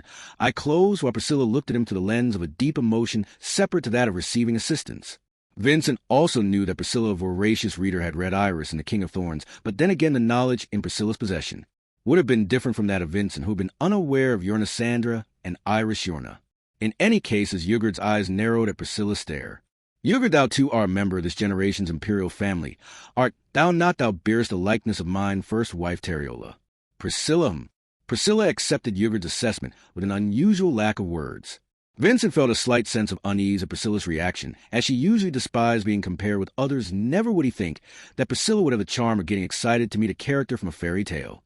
Either way, Vincent, Priscilla, and Ygritte were here. Vincent, without an imperial selection ceremony, 3 young swords, is beyond the realm of reason. Ygritte, indeed, 'tis true, aside from being turned against one's siblings, never has it been greater than one young sword manifested, much less for that to be against an enemy of the Empire. As Vincent and Ygritte said, it was a situation that should not have been possible. This was a scene that had resulted from the great disaster, which resurrected the undead, and from Vincent's outrageous defiance of the mechanisms of the imperial selection ceremony, the struggle to become emperor of the Valachian Empire. Priscilla to be so overcome with emotion for a journey approaching its end, mine elder brother, and the King of Thorns truly have too much leeway. Vincent and Ygritte nodded to each other, and standing between the two of them, Priscilla snorted. With her brightly shining treasured sword in her hand, Priscilla conducted herself as a majestic flame at this. Vincent and Ygritte looked at each other once more, then looked forward. Medium Abelchin, Priscilla Chan Yornikan's husband. Behind the 3 of them, standing side by side, Medium shouted aloud as she fell back together with Madeline in her arms and the injured Albert. Until now in the scene, in the loudest voice she had ever shouted, Medium, do your best. Receiving that, Vincent loosened the corners of his mouth. Ygritte deeply nodded, and Priscilla looked up at the giant magic crystal soldier with her crimson eyes gleaming. Priscilla, a matter of course you ought to gaze upon mine sword dance in fascination to your heart's delight. Chapter 74. Love. 1. What was necessary was to take hold of that which was formless. Though it was something that was certainly, there was something that when touched would lose its original shape, fading into the distance as it passed through outstretched fingers. Akin to water, akin to wind, akin to light, akin to heat, akin to shadow, akin to a dream. The more one roused themselves to touch it, the more one feared they might break it the further away it grew. Even if you try to touch me, you will not be able to catch hold of me. They could not touch the person who was right in front of them, even though they were already undisputedly touching them. The legs planted upon the ground, the skin basking in the evening sun that illuminated the world in scarlet, the eyes attempting to stare at the opponent, directly in front of them the heat of the flame dwelling within one of those eyes that could all be certainly felt, and yet. Sphinx, calling that name the role of the witch who had plotted everything in hopes of becoming a disaster, would be devoured. The heinous authority which had plundered the lives of many sowed misfortune and cloaked its catastrophe would now justly be utilized to seize happiness, to restore the lives of many people. In refusal of that, the witch's soul was quite literally assiduously pursuing 1,000 transformations. Through continually raising the undead, the witch Sphinx had learned the nature of the soul. In doing so, she had succeeded in reproducing the witch of greed, and by altering the nature of her soul, she acquired a means to escape both the flame of the Yang sword and the light of star eating. It felt like an outrageous and aimless journey, like searching for a single needle dropped in a great desert, like searching for a spirit that did not know words and had dissolved away into the atmosphere, like searching for someone who had plunged into the sea something that did not exist in this world. You should never go sailing out to the ocean without a map and compass. Behind Subaru, as he was about to challenge the final decisive bout of the Empire's upheaval, a man who came from the same world called to him. Covered by a cold iron helmet, he never displayed his true face. Likely as ILS, I was blazing, just like Subaru's was alight with flame. At those words of ALS, Subaru realized he was not in a position where he could really rely on himself. It was as Al had said, if you knew that you were standing in a desert, that you were looking out onto an unfamiliar world, that you were floating upon a great ocean, then you could not afford to be reckless. You.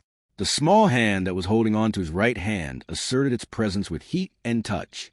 The reason why he knew Spica was there was not just because they were holding each other's hands. It was because before they had even made contact like this, he had clashed with her many a time in an attempt to understand her. Again and again in an endeavor to understand this incomprehensible girl, Natsuki Subaru had. Subaru, my map is my heart, and my compass is the two of you, Spica Rem. The more he reminisced his first days when he was sent to the Valachian Empire had truly been the worst. Unable to rely on anyone, he was pushed away by Rem, who he had wanted to stay close to, and was kept close to Spica, who he had tried to keep at a distance, all the while he kept on walking, having lost sight of his path. And yet even without her memories, Rem was still Rem, even with her past Spica, was still Spica, thus no matter where he went, what he did, or who he met, Subaru, could not be anyone but Subaru. Subaru Sphinx.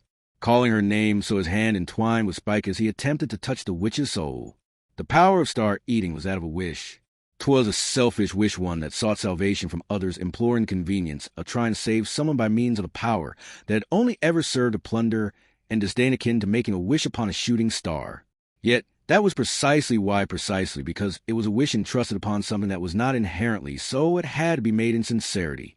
It was not a matter of simply calling upon a name to truly know somebody's name, and call it out was to declare that you would rise to the stage with them and participate in their life. In that case, you absolutely must look your best every second of life. It is lived upon a grand stage to shine. Everyone is an actor, everyone has been cast in a role. So everyone has an obligation to speak iconic lines. Is there such a thing as lines that are fine with not sticking in the hearts of all? Is there such a thing as acting? No such things exist.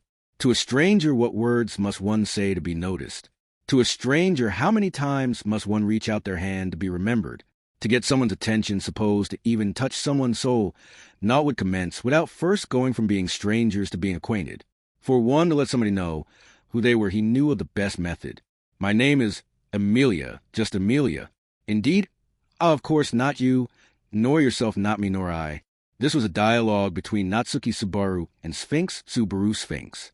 No longer was that just a reckless call in order to touch their soul, but rather it was an appeal to get their attention.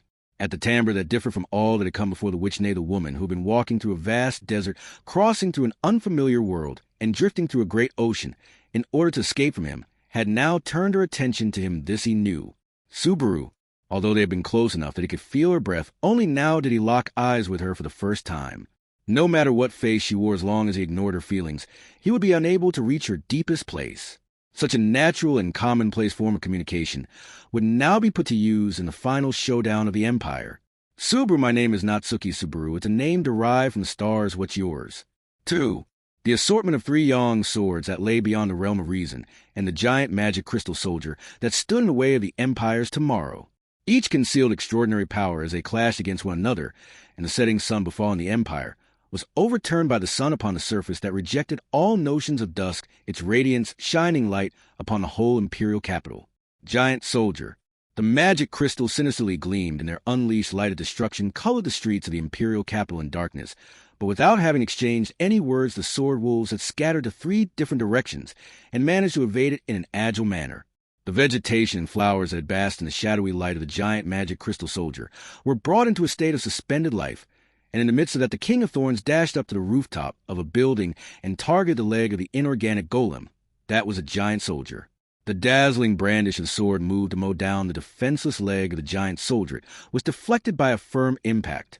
Ho, so you were shy enough to cover up your bare skin, protected by the sword of her ancestor, the King of Thorns the Sun. Princess laughed, her crimson eyes had ascertained the deployment of white cloth weaved with mana to protect the colossal body of the giant magic crystal soldier. Unlike the steelman Meguro, again was it not rather a witch or a woman who had clad themselves in clothes? Ready yourselves. Contrasting the Sun Princess as she laughed, so the wise Emperor shouted with rigid expression. Immediately after, an enormous shimmering sword sliced down, and its afterglow attempted to hunt down the enemy, bustling about its legs, tearing through and reshaping the streets of the imperial capital in a range of over 1 kilometer. That act had been performed by a pillar of magic crystals held in the arm of the giant magic crystal soldier. It was one of the pillars that had been constructed around the Crystal Palace, at height matching that of the giant soldiers, and as it was transformed into a deadly greatsword with a blade of 50 meters, its sense of scale was such that it would not lose out to the Yang sword. However, Sun Princess, very well flashiness is to my liking. Thrusting the Yang sword into the blade of the brandished magic crystal, great sword of Sun, Princess rode upon it. The swung tip of the sword was raised to a height of over 100 meters off the ground, so she glared into the head of the giant soldier, the former battery of the magic crystal cannon, and the sight that had become the current throne of the witch. The throne had become like a closed flower bud of magic crystals, and she was unable to make direct eye contact with the witch. In that case, until she could tempt the witch to look at herself. Sun Princess, how about I show you some dazzling entertainment? That instant, in response to the scintillation of the Yang sword, the magic crystal great sword in the giant soldier's hand burst into flames in the blink of an eye. With the purple swell of an inferno, the 50-meter-long pillar of magical essence turned into light, dazzling the eyes of the world. Of course, by burning the great sword, she had lost her foothold. So the Sun Princess was falling headfirst towards the ground, extending a white arm toward the heavens. The heavenly maiden caught the Sun Princess out of the sky with a flap of her wings of fire. Sun Princess, it is a great service. The praise of the Sun Princess produced a smile upon the heavenly maiden's cheeks and granted power to her heart as the two soared through the sky, pulling the bands of light behind them. The giant magic crystal soldier drew out a second great sword and moved in an attempt to slash forth. King of Thorns, 'tis to mine star and mine peoples that I dedicate this brandish. Wise Emperor, do not look down upon the apex of the sword wolves. Aiming for the slender torso of the giant soldier, two streaks of sword light slashed obliquely upwards from its left and right. The combination technique of the King of Thorns and the Wise Emperor destroyed the cloth deployed to protect the body of the giant soldier Hedon, and with a white flash the swords were relentlessly driven into its large body. As the treasured sword struck the magic crystals, a pleasant tune of shattering resounded through the skies of the imperial capital, as of a scream from the giant soldier. Giant soldier.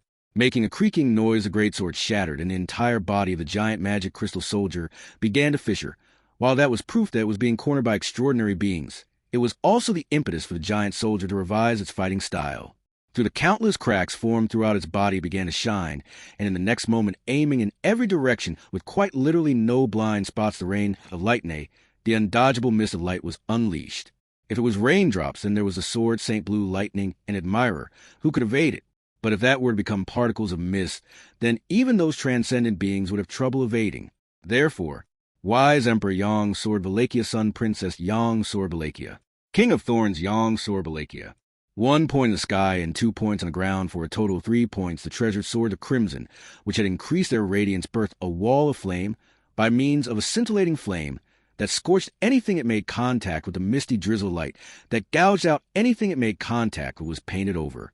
They had defended against the witch's destruction. However, the fissures throughout the body of the giant magic crystal soldier expanded, and just as a snake would shed its old skin, the giant soldier exfoliated a purple gleam, and its radiance grew a level deeper, as to not allow the giant magic crystal soldier to fire off. Its next move, an undulation of power differing from that of the Yang sword, spread out slowly, as if giant unseen fists were being drawn out of the ground. The buildings that made up the cityscape of the imperial capital rose out of ground 10, 20, nearing a total of 100. They surrounded the giant soldier. The one who had done that was the heavenly maiden, who was holding the Sun Princess with one arm and directing the other towards the giant soldier. Heavenly maiden, I am the prince's dog, Sun Princess, a splendid attitude to possess. Immediately after, the maelstrom of buildings swirled, storming towards the body of the giant magic crystal soldier, as if to sink its teeth into it.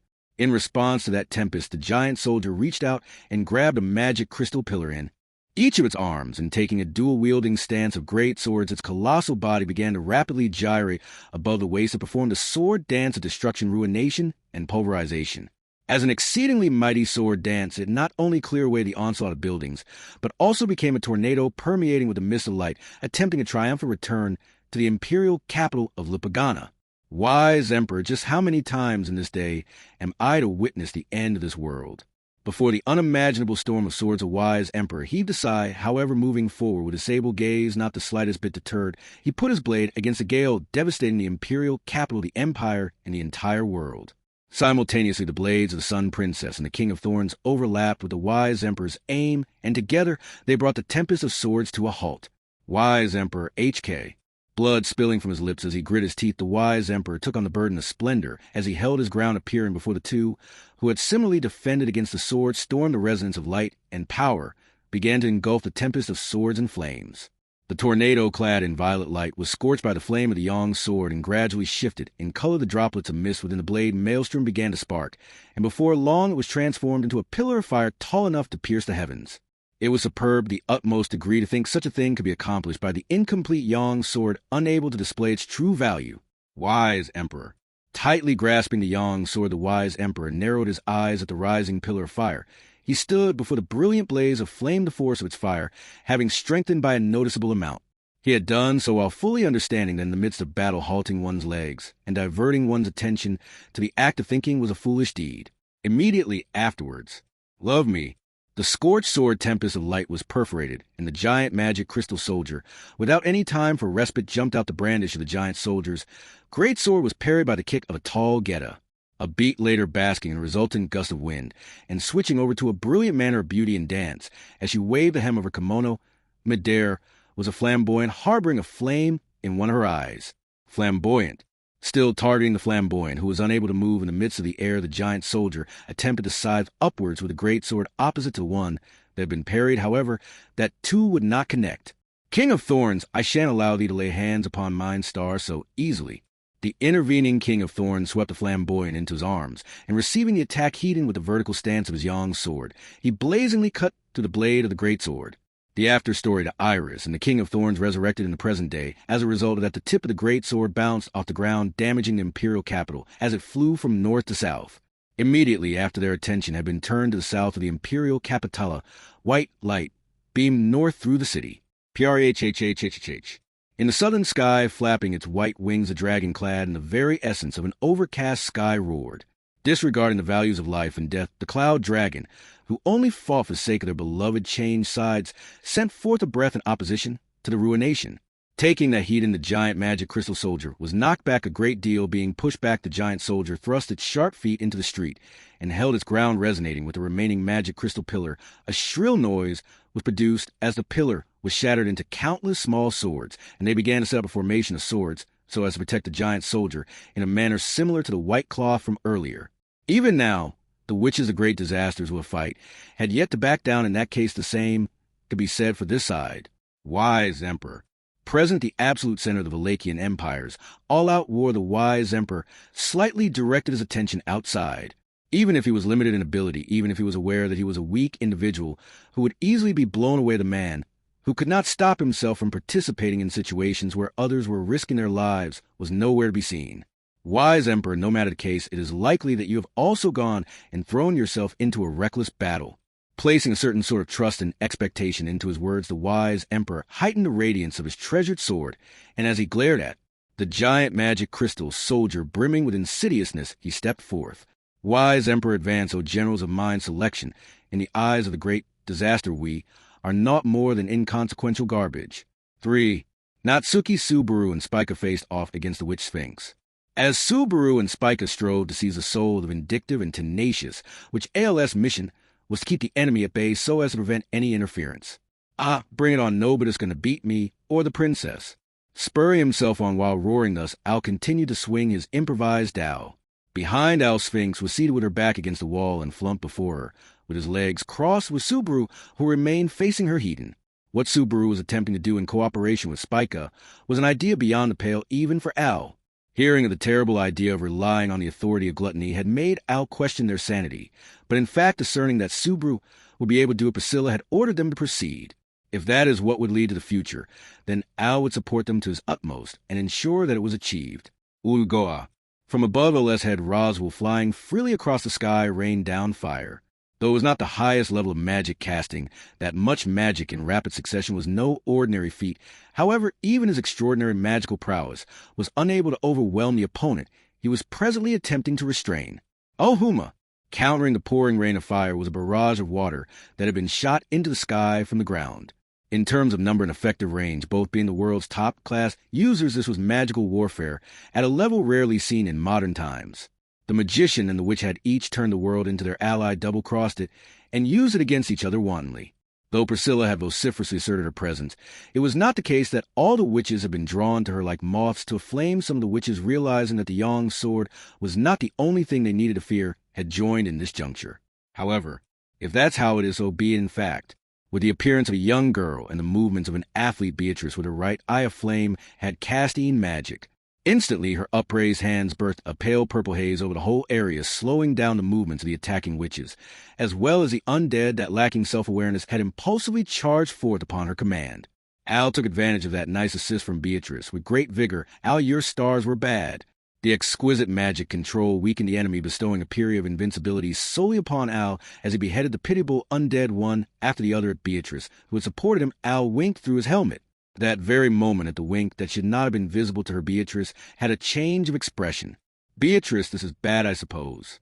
At her words, I'll turn around with a huh, and saw some thingdom massive fragment, with a purple glow in the scale of tens of meters, hurtling towards him as it skipped across the ground.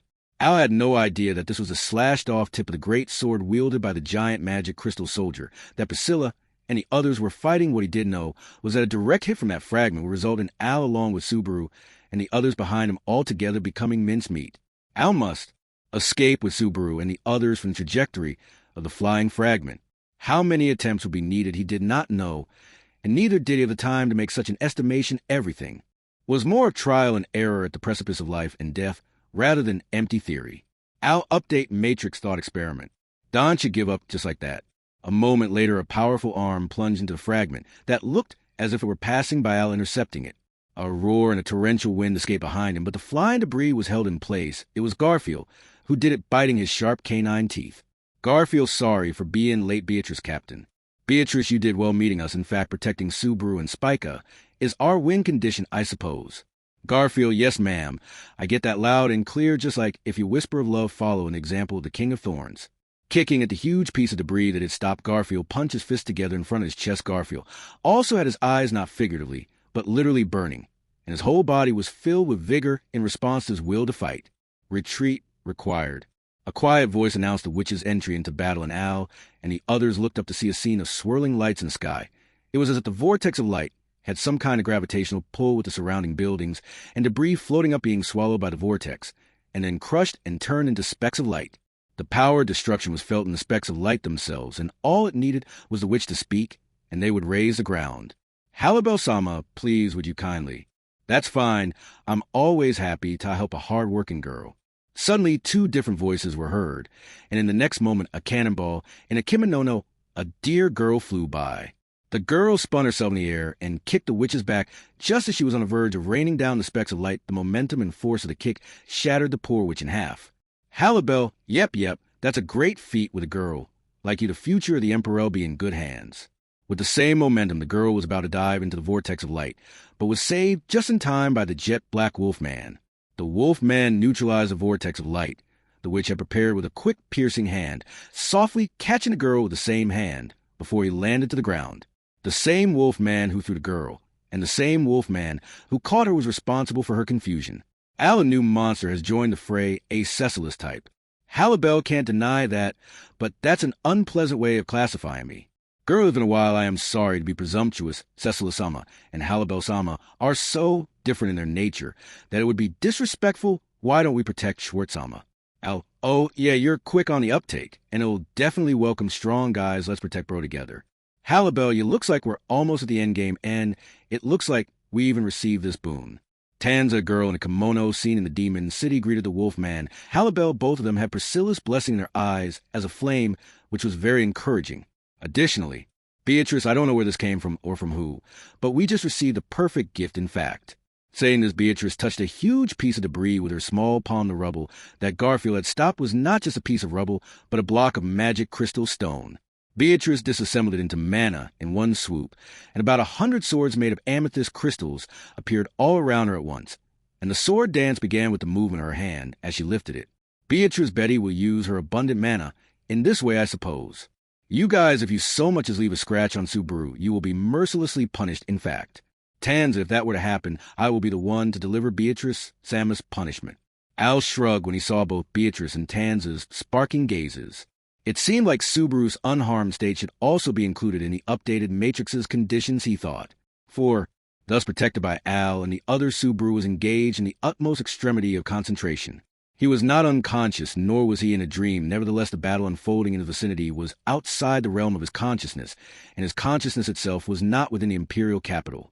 At the present moment, the whereabouts of the existence known as Natsuki Subaru resided not in the war-torn imperial capital, but instead in a world of white, where none were present save himself, Spica, who was holding his hand, and Sphinx, who was facing the two of them directly.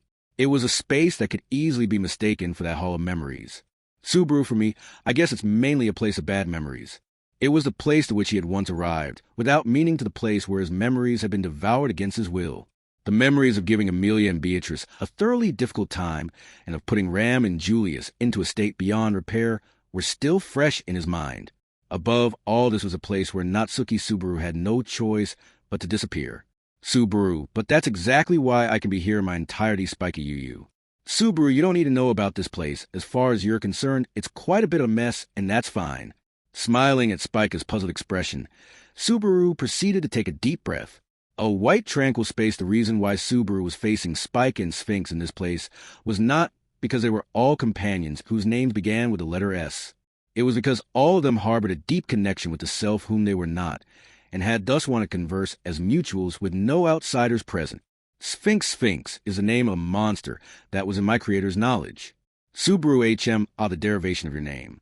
Sphinx, indeed, if my creator's desires had been realized from the beginning, I would have ended up going by the name Echidna. Since that did not happen, the need arose for a different name. Directly facing him, Sphinx told Subaru about her name's origin in a surprisingly calm manner. The Sphinx's Subaru knew it was a monster with the body of a lion and the head of a man. It guarded the pyramids and gave off the impression that it was good at giving riddles. Subaru, 4 legs in the morning, 2 legs at noon, and 3 legs in the evening. Do you know what this is? Sphinx, would it not be a monster, or a shape-shifting monster, perhaps? Subaru, you'd think so. By the way, the answer is actually a human. When he told him the cliched riddle, both Sphinx and Spica frowned. It was as if to say they were not satisfied with that answer, but he would have liked to direct their complaints to the other Sphinx who had devised the riddle. In any case, Subaru, thanks for telling me that in exchange, I have something I want to show you as well. Sphinx, you want to show me something? Subaru, yeah, although I'm not sure if you'll be happy with it. After prefacing that, Subaru smiled faintly and then glanced at Spica. As it delayed Subaru's apprehensions, she lifted her hand, still holding on to his, and gave an you. This was Spica's yell of encouragement, saying she had come to terms with her own self a step ahead of Subaru. When one closed their eyes in the Hall of Memories, they could strongly smell their own scent. It was just something he had heard, but apparently memory and smell were closely intertwined. Many memories were associated with smell. So that may have been why the Hall of Memories gave such impression. In any case, following his own scent as he walked to the faux Hall of Memories, Subaru tried to slowly reel in that which was uncertain and bring it to that which was certain. Amidst his many returned by death attempts, Albert, who had lost both arms, apologized that it would be difficult to undo the infantilization with a casual tone of voice, so, instead of an apology, Subaru sought instruction. His vessel and soul were eager to return to normal, thus all that remained was to let scent guide his way. If he could do that, Subaru, my name is not Suki Subaru throughout heaven, and earth the one, and only broke beyond compare.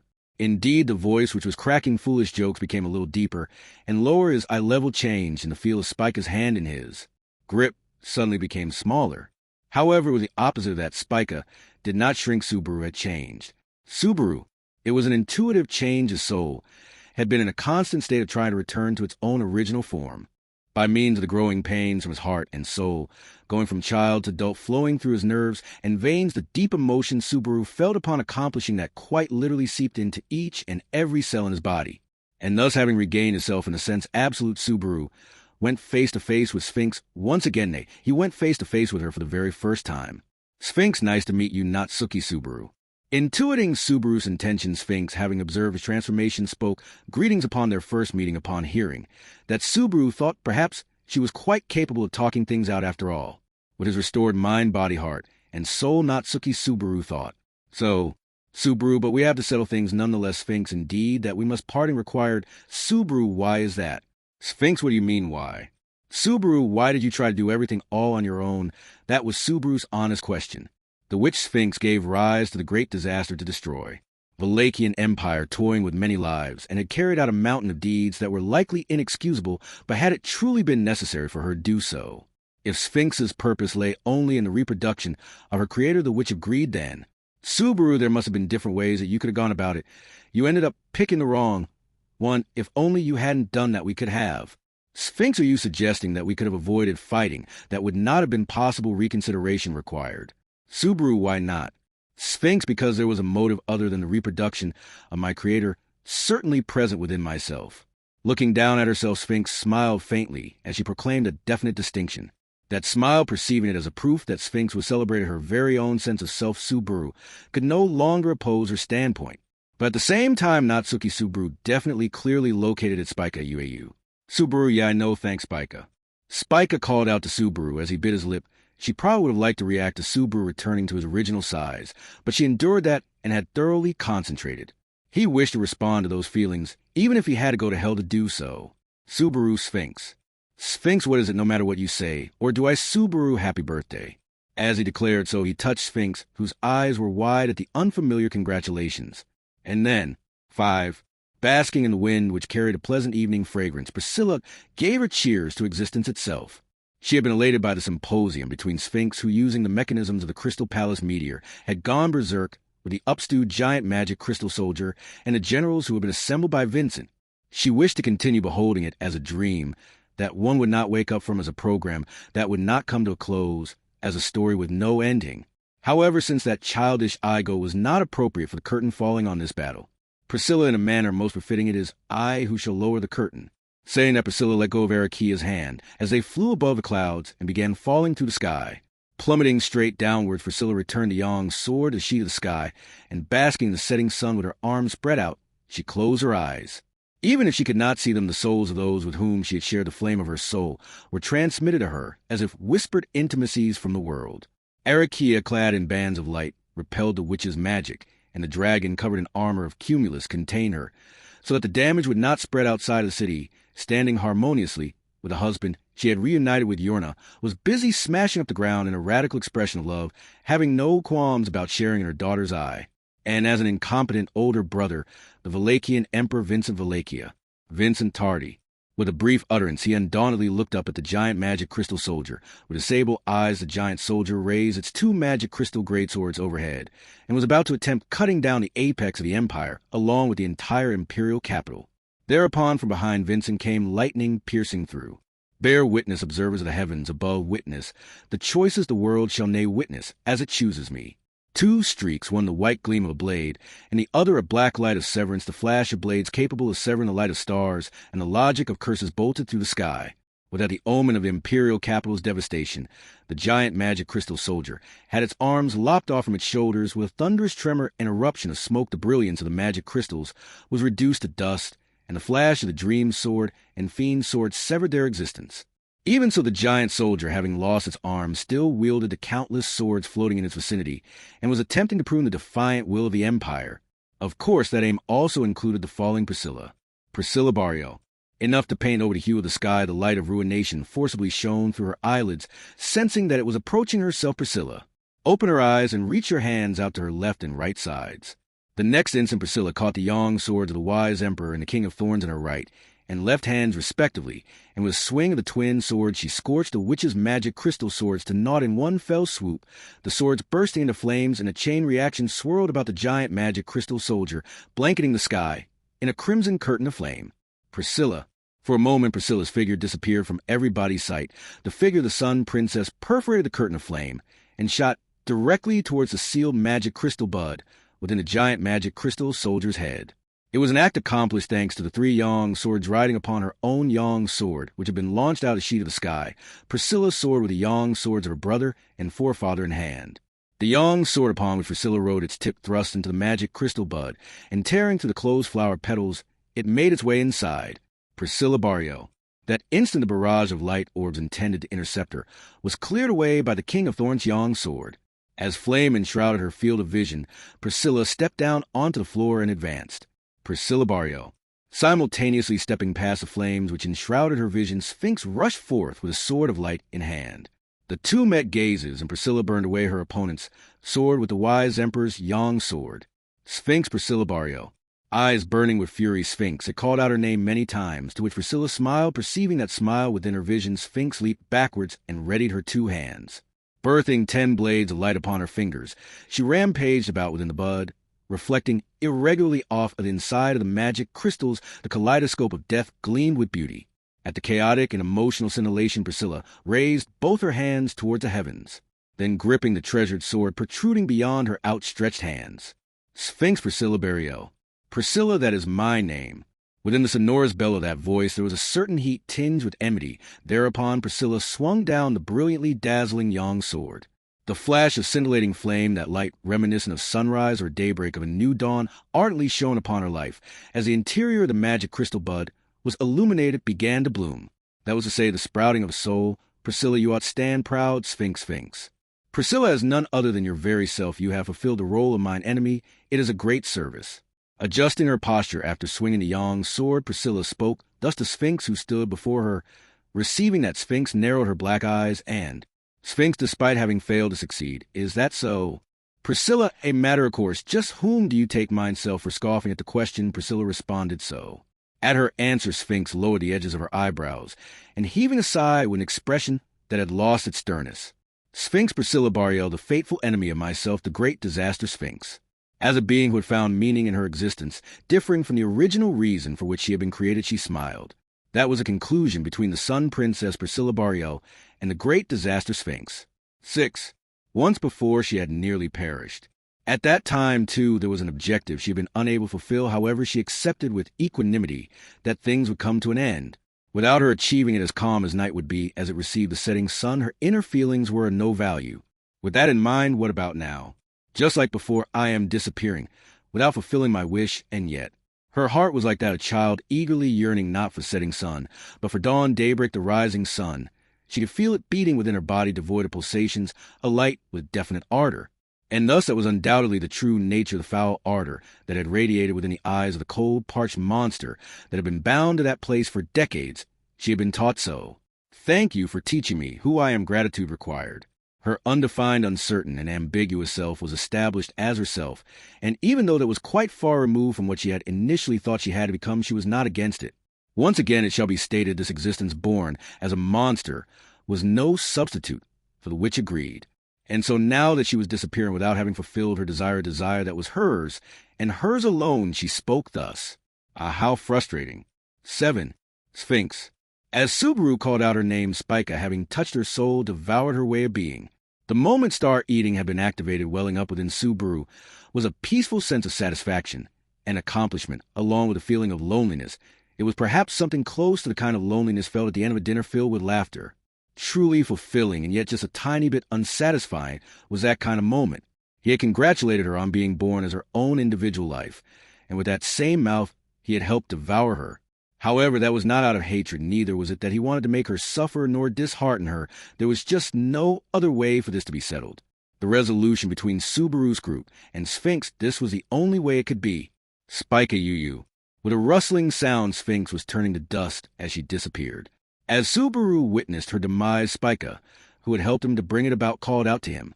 To Spica, 2 words of gratitude and appreciation were in order.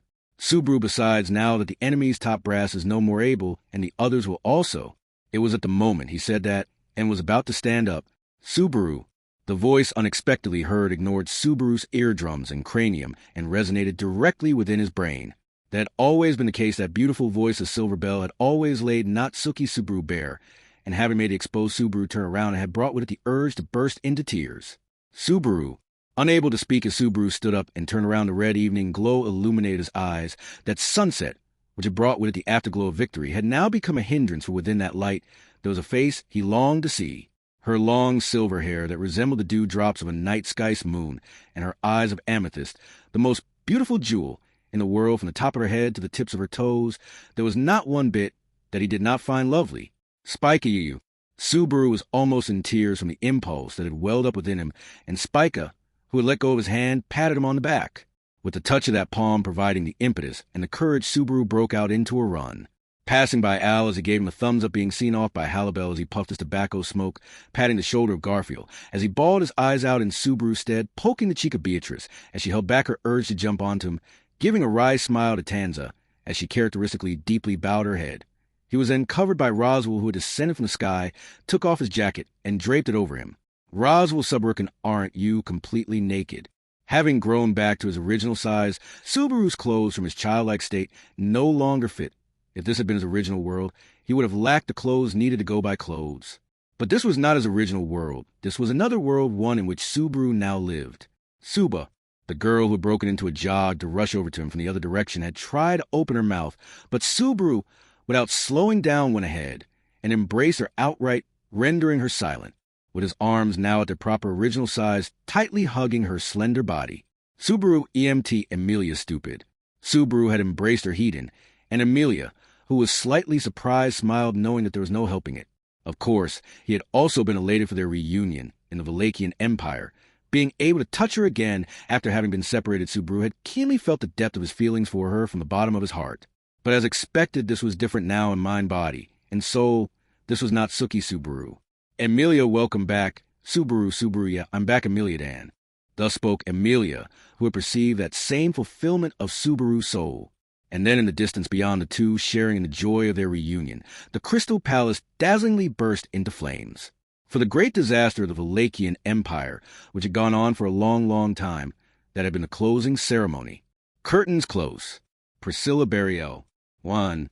The great disaster averted the sacred Wallachian Empire had at last escaped ruin. With the imperial capital that had centered the host of undead that had deployed throughout the entire empire lost its leadership and fell apart as they scattered and fled the battle approached its curtains close. However, even though their commander Sphinx was no more and the manna that had been provided to the sacrament of the immortal king by the stone had been severed until they were granted death, once more the resurrected undead still struggled onward with the entirety of their new lives. Although the struggle against the great disaster had concluded in this manner, the scars that had been left behind would never disappear. It was quite possible that from here on out within the Wallachian Empire, the undead that had managed to escape would frequently cause trouble even with the war itself having ended, everything that had been influenced by it would never truly be put right once and for all. Naturally, the towns and regions that had become war fronts and the people and things that had become casualties would all need to be verified so that they could be processed and returned to their pre-war state. And sadly, things such as heroic reveries were of no use to the post-war recovery. So it's unexpectedly true that I got nothing to do. What was that? Do you have complaints towards myself? It's not that I'm complaining, it's just like a strange feeling. As Subaru grumbled it out walking alongside him was a beautiful woman, Priscilla, and he had carefully selected the words that he directed towards her profile. In response to Subaru's reply, she used a fan. She held to cover her lips, a small hoof slipping from her mouth. To that response, he was well accustomed to. Subaru tilted his head in wonder as he walked alongside her.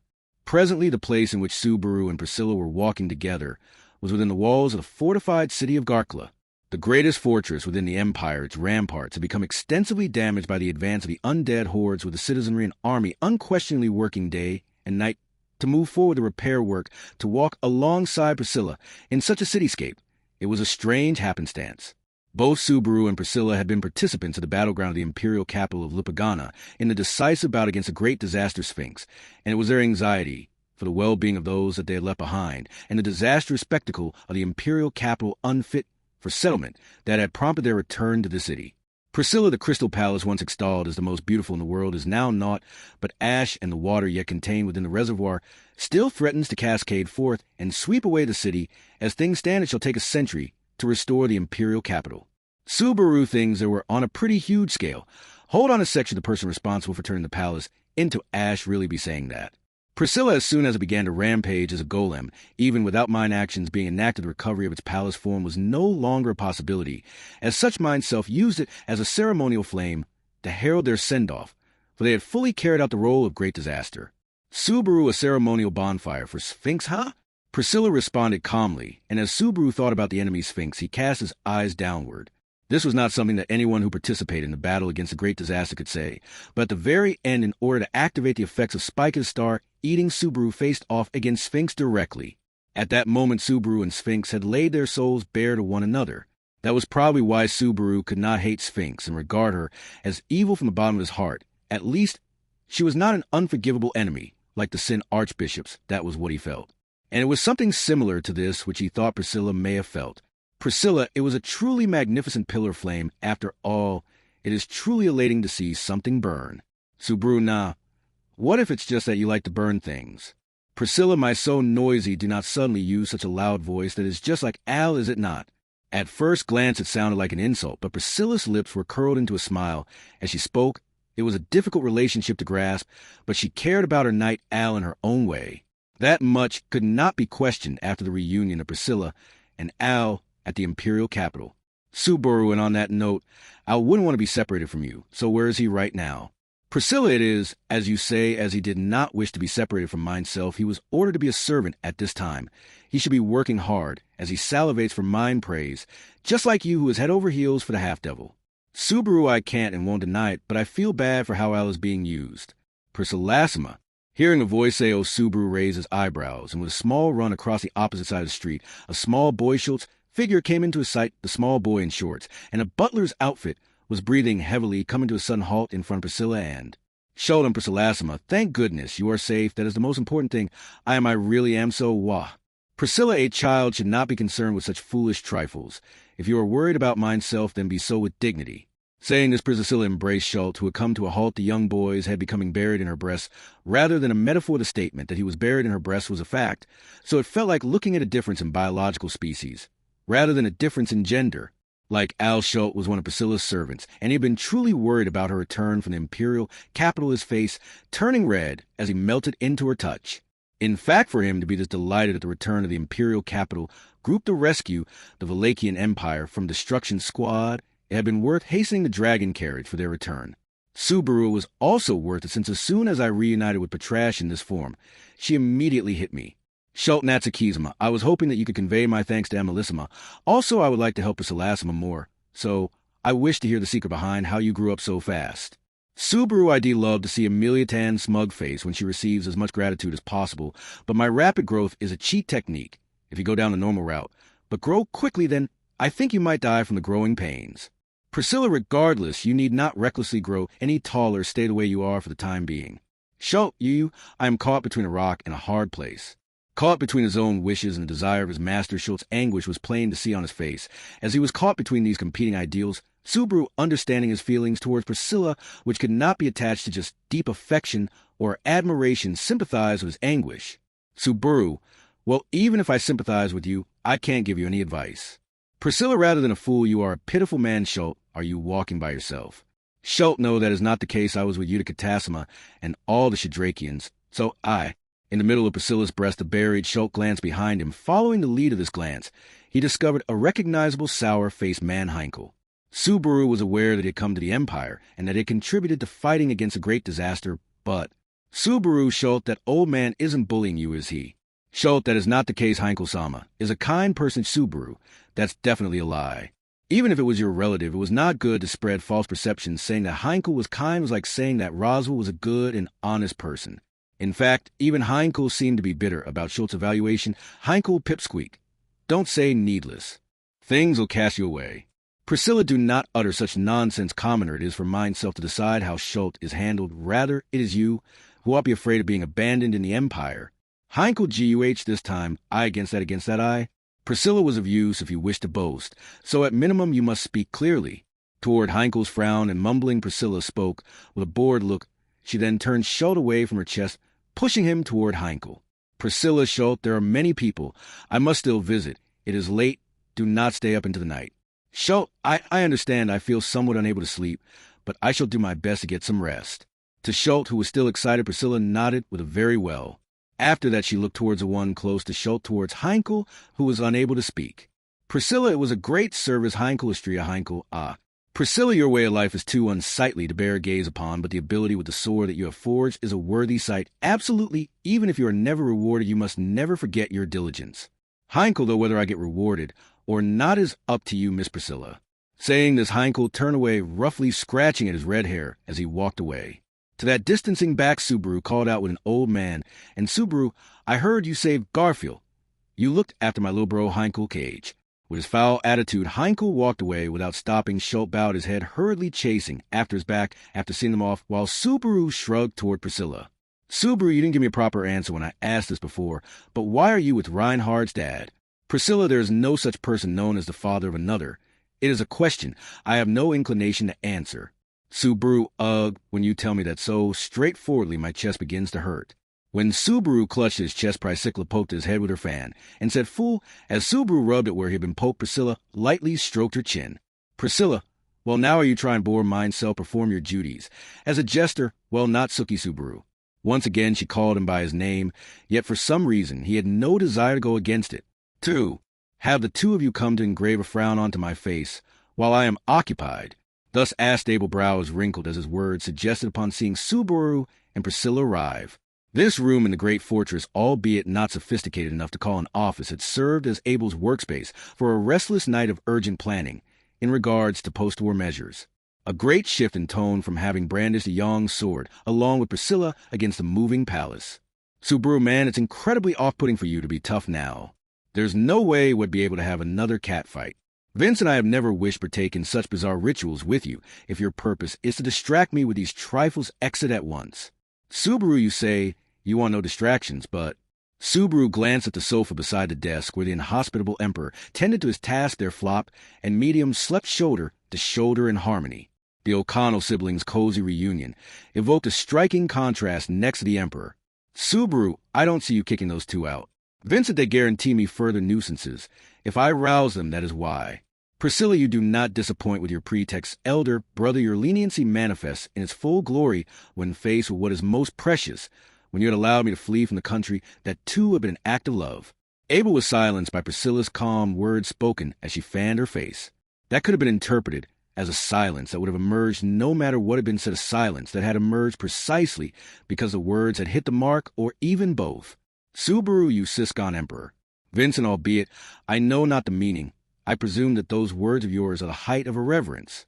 Priscilla sees for the empty threats due to the great disaster on this occasion. The empire has forged far too many debts toward the kingdom and the city-states, especially toward the camp of Natsuki Subaru's bunch. Is that not so? Subaru, Priscilla, it's not my camp, it's Ameliadan's. It was a rare follow-up on the part of Priscilla, but he had to firmly correct her on an important part. Priscilla, return to you are quite well trained with an expression slightly taken aback, and Abel silently massaged his brow with his fingers. Whoa, uttered Subaru when he witnessed Abel proceed to close both eyes. Vincent, what is the matter, Natsuki? Subaru, do you intend to pile up even more irreverence towards me? Subaru, now not this time, not like I want trouble with you, and since you're busy, I should just leave. Pouting his lips, Subaru did not point out the fact which he had noticed. He did not think Abel to be unaware of it either. That was because the reason and impetus of that change had occurred in a definite form. And it seemed that Subaru was not the only one who considered that a pleasant change. Vincent, I extend that to you, Priscilla. I have many matters due. Priscilla, so you put the empire above your dear sister. With a decade past, have the scales within yourself finally come to a settlement, elder brother, if that is so? Vincent, what?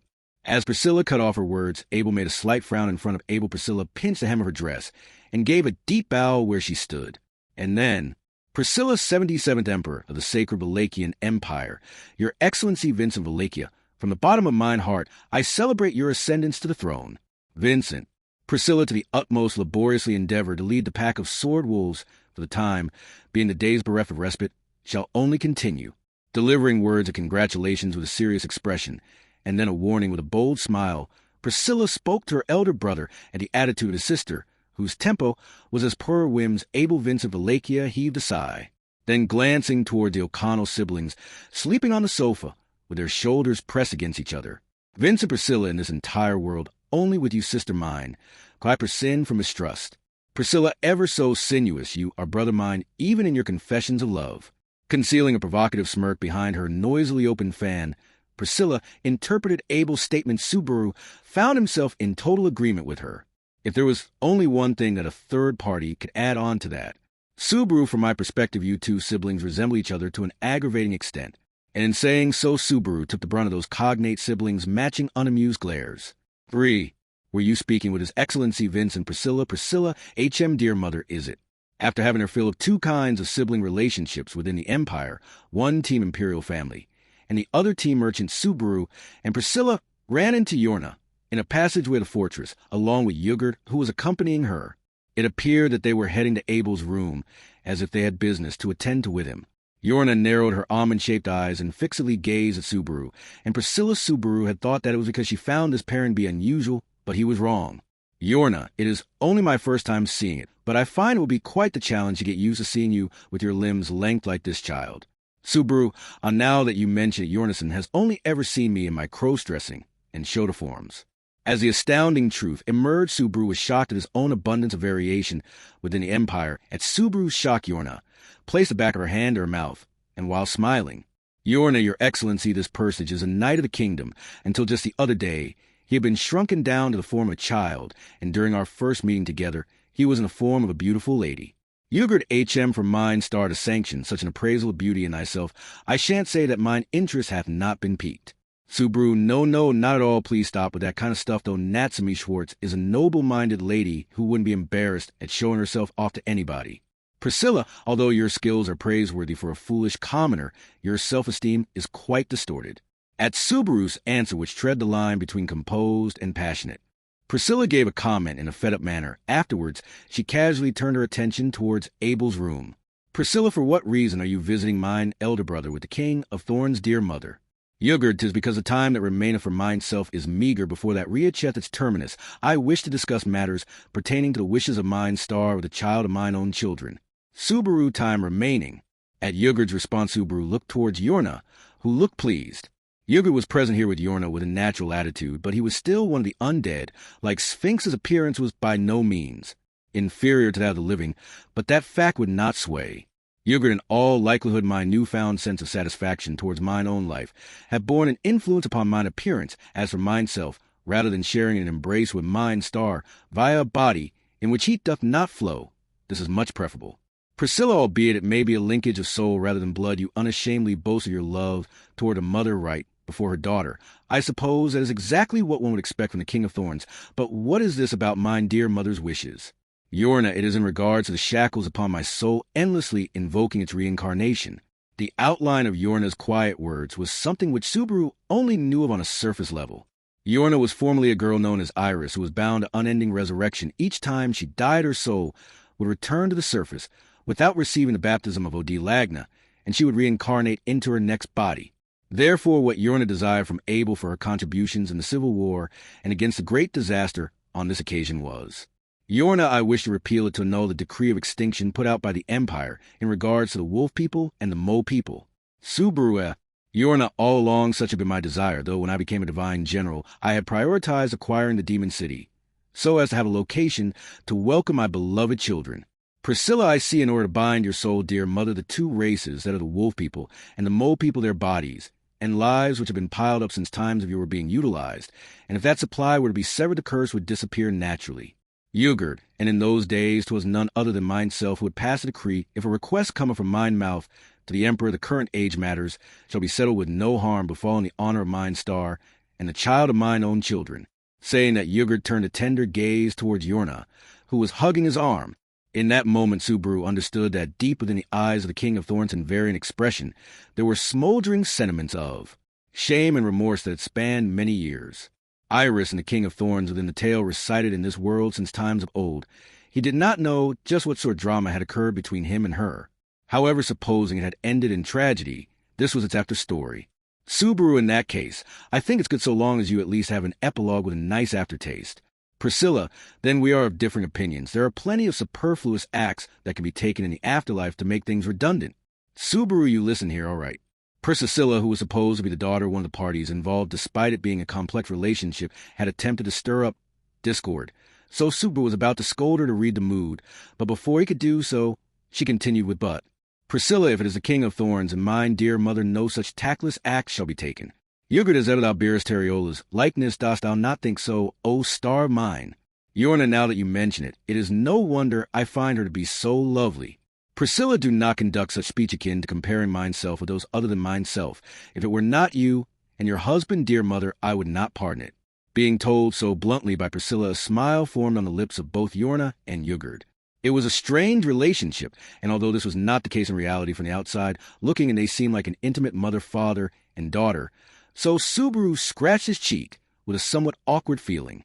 At Subaru's gesture, Yorna smiled, saying, "It seems we have caused you tedium. Yorna, I shall go now with His Excellency. Priscilla, dear, you mustn't bicker with the child. Priscilla, I do not treat him as a child to begin with. If this foolish commoner angers me, I shall simply lop his head off." Subaru, don't say such scary things. Well then, Yornis and Yugurd-san, until we meet again. As Yorna and Priscilla had an exchange befitting a mother and daughter, Subaru called out to Yugurd. He had said until we meet again, but he felt like this would be the last time. The other party must have also thought the same thing. The former emperor looked directly at Subaru and spoke. "Yugurd, thou wilt spend thy days of virtue together with those whom thou lovest. May good fortune and happiness be upon both thee and thy star." For, wow, to see Subaru and Priscilla together, it's really surprising. It truly is. Ain't it? There's plenty that we need to get done. So it'd be trouble if it rains tomorrow. At Anastasia, who after saying so had turned to gaze out the window at the night sky, Priscilla snorted with a humph. Having had the opportunity to talk to many people, they had stopped by the lounge for a glass of water, and had unexpectedly come across Emilia and Anastasia, who were seated at a table facing each other. Since their adventure to the Pleiades watchtower, such a pairing could no longer be considered peculiar. Rather, like how Emilia was surprised, it was much more surprising that Subaru was with Priscilla. In any case, what was this pair with different roles, one the brains, and the other the brawn, doing here? Emilia, Well, actually, Otacon scolded me saying I shouldn't work anymore today. Anastasia, first of all, it ain't all that good for us to be meddling in the Empire's post-war proceedings now, is it? So I thought, why not chat a bit before we rest? And why do you know Amelia-san's been bragging about Natsukikin nonstop? Subaru at talking about me, Amelia-tan has let me hear. Hearing of some intriguing girl talk, Subaru leaned forward. However, with Subaru's collar having been grabbed from behind, he shrieked out with a gway. As expected, the one who had done so quite capable of decapitating Subaru, let alone strangling him, was Priscilla. She let go of Subaru's collar and glared at Amelia and Anastasia, as if to rein them in. Priscilla, a half-devil, and the she-fox, both fellow candidates in the royal selection meeting face-to-face, and the topic of discussion is the exploits of a foolish commoner. Time is not to be spent so worthlessly. Even counting the stars would be marginally less objectionable. Amelia, I get it. When I was alone in the forest, I would sometimes do that to pass the time. Anastasia, as for me, I spent long hours counting the money I've saved up. Subaru, hey, it's not good to let the topic of conversation veer off like that because of Priscilla's thoughtless words. To say that one should be counting stars instead was a rash comment on a level of telling them to just give up on everything and just go to sleep, of course. If it were the stars, Subaru could spend countless hours searching for constellations, but that was beside the point. As he tried to prevent that retort from rapidly spreading the conversation into the realm of the night sky, Amelia suddenly laughed with a hee-hee. Amelia, still feels really strange, doesn't it, me, Anastasia-san? And Priscilla-san, we're all candidates for the royal throne, and yet all of us are in the Empire like so. Anastasia, if only Natsukikin hadn't been so careless as to be sent away from the tower, none of this would have happened. Subaru, that was beyond my control. Besides, if I hadn't been sent away, the Empire would likely have been destroyed. Although in no way did it make up for the event that started it all, considering the scale of the great disaster, those words had not been far from the truth. It was not to say that it liked being sent away, but that it had served a purpose. But then again, Priscilla would likely snicker and scoff at such a reasoning. Priscilla, indeed, that is so. Without you lot, the history of the Empire would have come to an end yesterday. Subaru wa. Amelia, hi, Anastasia, oh. Priscilla, no need to gasp like fools. It was but a statement of an obvious fact. That was all there was to it, was what Priscilla had said, but the fact that it was her who had said it had surprised Subaru and the others. At those unexpected words from Priscilla, Anastasia chuckled, saying, "What's this now?" Anastasia, how darn's a prison, didn't think you had to be so upfront and admit that we helped you. Priscilla, do not misunderstand. In the first place, the Empire was Prisca Benedict's homeland, and thus is no longer the homeland of myself. The responsibility for the survival of the Empire rests upon the Emperor and the army that bows to him. Anastasia had only just thought so, but there she is, yep. If the princess ain't this way, she wouldn't be a worthy rival. Amelia, geez, Priscilla is such a contrarian, so don't tease her, Anastasia-san. Subaru, who even says contrarian these days. At that very Amelia-like assessment, Subaru chucked with equal parts exasperation and admiration. However, it was not as though he could not understand Amelia and Anastasia's feelings. Previously, Priscilla had been such an unknown entity to Subaru, like an alien creature he could not fathom. And although he had acknowledged her strength and insight, the nature of her humanity seemed like that of a carnivorous beast that could not be reasoned with. That impression he held Priscilla, he felt it had changed a lot over these past few days in the Empire. Subaru right now, just like Amelia-tan and Anastasia-san, as well as Crushson, and felt I can recognize Priscilla as a royal selection candidate well. Priscilla, for what reason would I be in need of your recognition? Watch your mouth, foolish commoner. Amelia, there you go again with that harsh way of speaking. But we also had briefly spoken about that, right? Amelia had clasped her hands before her chest, and Anastasia, whom she had called out, to smiled softly. Anastasia, you know, the whole thing at Priestell at the time I hadn't invited the princess, over cause I felt there wasn't a reason to but. Amelia, then next time let's invite Priscilla too, especially since she's a royal candidate like us. Priscilla, foolish commoner, it seems your master is unaware of what sort of event the royal selection even is. Subaru, she's cute, isn't she, behold my angel? Although a vacation was not the intention behind the meeting of the candidates in Priestell, from the way Amelia would see it, she must have felt bad about Priscilla seemingly having been excluded from the gathering. That said, rather than a situation where the witch cult goes on a rampage, a vacation would be much better. Subaru, if it does come to that, let's go someplace where we can have a swimsuit vacation next time. Anastasia, about his desires, ain't Natsukikin a straightforward child? Well, not like I ain't gonna consider, of course, if the princess says she's fine with not being invited, we ain't gonna invite her, right? Amelia, Priscilla, what do you think? Anastasia had been provocative, while Amelia was timid like a small animal, as expected at the invitation from the two beautiful girls, who were also royal candidates. Priscilla shrugged her shoulders. Priscilla, do as you please. If it shall amuse, then very well. If not, 'tis poor no reason in particular for mine self to refuse. Amelia, yes, let's do that. We're all in a difficult position, and we all have very many things that worry us, but I don't see any reason why we all can't get along. Anastasia, whenever Amelia Sands involved, everything's all mellow and a bit troublesome. Priscilla's answer could not be taken as being enthusiastic, but the way Amelia had taken it made it sound like she had been chomping at the bit, and Subaru nodded in agreement with Anastasia's thoughts. Priscilla, as well seemingly not bothering to correct her, looked up at the night sky. Priscilla, a lass from the slums and a duchess, as well as she-fox of the city-states, and an amethyst-eyed half-devil. Amelia Priscilla. Priscilla, 'tis no matter of significance. I merely had the thought that when listed out like so, it sounds akin to characters starring in a poorly penned tale. Subaru, that poorly penned was unnecessary in the first place. I don't think you're in any position to talk. Priscilla, basking in the wind, held the position of a supposedly deceased princess of the empire. As for a title that could spice up the story, hers was more than flashy enough. After responding in that way, fearing his words might have truly angered Priscilla, Subaru's heart had lurched, however. That was a needless fear, nay, it was far from a needless fear. Priscilla, no doubt about that. Saying so, Priscilla brought the tip of her fan to her lips and laughed.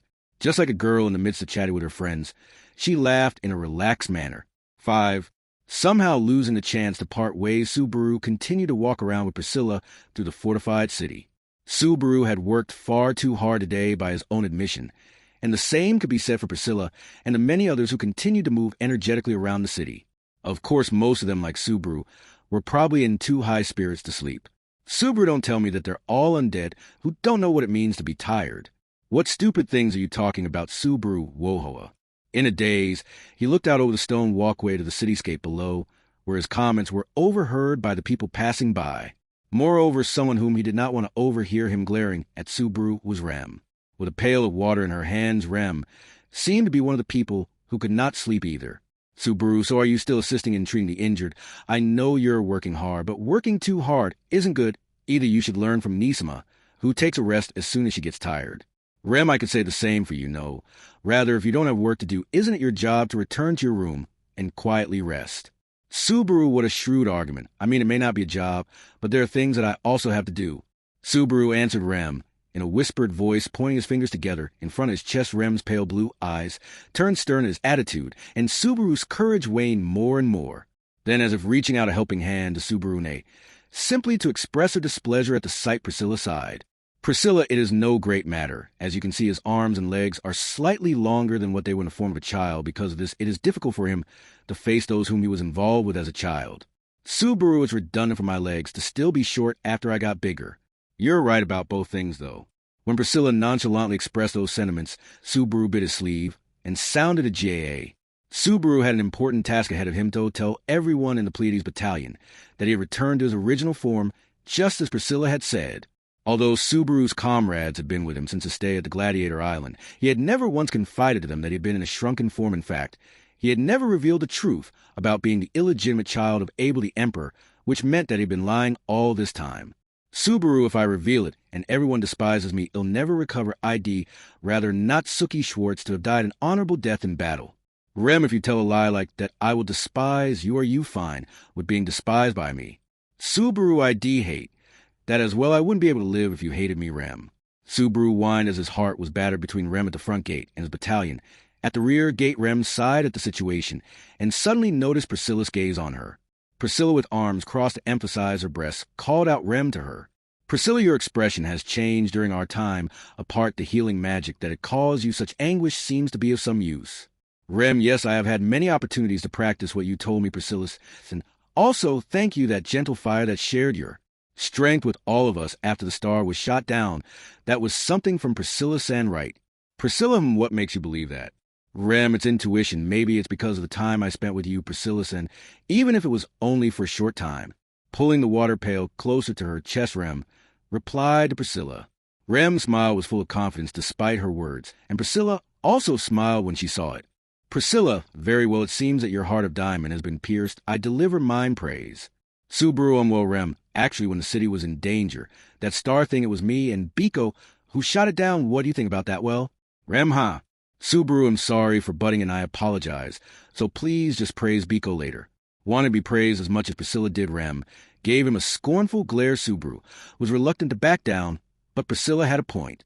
Rem seemed to stand tall now to the point that the expression Hearted Diamond was apt, he thought, that her reunion with Ram Petra and others and the presence of her friend Katia had a big part in that.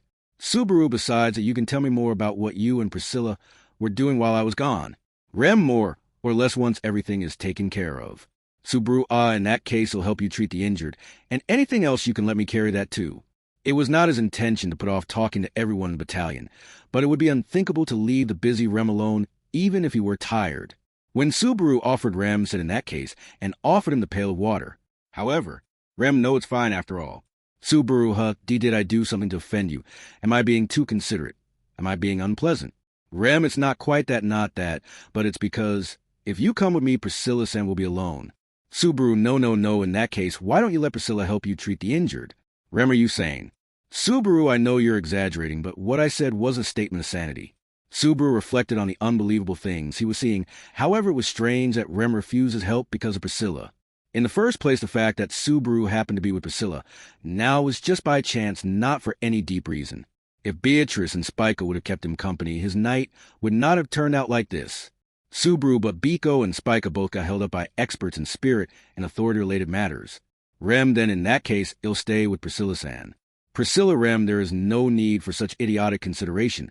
I can manage to walk around with the likes of this foolish commoner. Subaru, see, I know it's weird to say this, but you're the one who started dragging me around in the first place. He had been taken out to play the role of a jester, and thus ended up a certain clown, exclaiming as such. However, Rem ignored Subaru's plea and stared directly at Priscilla. Rem was still searching for the words that were not formed even in her mind. Rem, I don't want you to be alone, Priscilla-san. Priscilla, so that was your answer that emerged after some time. You are a girl who does not understand. Rem, but now this pain in my chest, it doesn't hurt anymore thanks to you. Rem's response was something that Subaru did not understand. Perhaps it was part of an exchange between Rem and Priscilla that Subaru did not know about. Upon receiving it, Priscilla paused for a beat, gave a small snort, and Priscilla strive, well, Rem, O daughter, the only, for there are roles that only you can carry out, wishes that only you can grant, and a future that only you can achieve. Rem, Priscilla-san. Priscilla, come foolish commoner, since Rem requested it, I shall take you with me especially. Subaru, am not really satisfied with that, but where to? Ignoring Subaru's convenience with dignity, Priscilla indicated the outside of the corridor with her fan. It was not the view below that Subaru had seen, nor the starry night sky, but something in between the walls. The city walls were all damaged in the siege, though fortunately they had retained their original form. However, they did not seem to be a place where anyone or anything was to be found. Priscilla, Rem, follow thy own heart, for although your heart may ripple, those ripples shall never be unseemly. Rem, thank you. After indicating their destination, Rem and Priscilla once again spoke of something Subaru did not understand. However, Rem's calm expression gave Subaru no reason to dig any deeper. 6. It appeared that people had finished clearing out, as there were not even any soldiers keeping watch atop the ramparts. Taking into account that the battle against the great disaster had just recently reached its finale, as well as the fact that the undead had yet to be fully exterminated, the decision seemed to be more than a tiny bit incautious. Then it boils down to who in the world's got the guts to go against the prince's orders.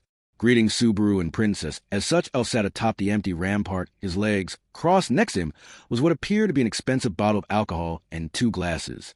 Subaru, you got drunk to celebrate us winning the war. Al, don't be stupid, no way I'd start without the princess that said, I didn't think you'd be with her, bro. Ain't that like a super rare pairing? Subaru, everyone we come across been saying that. It's been pretty darn embarrassing this whole time. Al had proclaimed himself to not be inebriated. However, the tone of his voice was lively rather than due to the alcohol's effects. Perhaps he was slightly intoxicated due to the afterglow of their victory. As a matter of fact, while walking around town with Priscilla, Subaru had also felt that quite keenly. Subaru, it's not just that everyone's got something to do, but they also really don't want to let this be just a dream. Al, quite the poet now, bro, but I guess you don't know it's more like, oh, morning, please don't arrive yet. Everyone, rather than harboring the negative thought of going to sleep, while holding the fear that their triumph would be naught but a dream upon waking up, probably held feelings more in line with wishing for the day of the victory that all of them had come together to seize to not come to an end. As Subaru and Al shared in that sentimentality, before daybreak the backs of their heads were suddenly tapped by a folding fan, as both screamed out again in unison, and turned around at cross gazes with Priscilla's look of dumbfoundment. Priscilla, a clown, and a commoner have gathered discussing naught but foolish matters more importantly. Al, have you procured what I sought in accordance with mine instructions? Al, yeah. Don't gotta worry, I requested that old Prime Minister Geezer to clear the guard from the wall and got some alcohol from the pretty high countess, this booze man. Its price probably make my eyeballs pop out of my head if I happen to see what it is. Subaru, I get you the label and antiquity of the bottle, give a sense its price. I don't drink alcohol, though. Al, I get you the box, it was kept and did a really good job. I also don't really drink, though.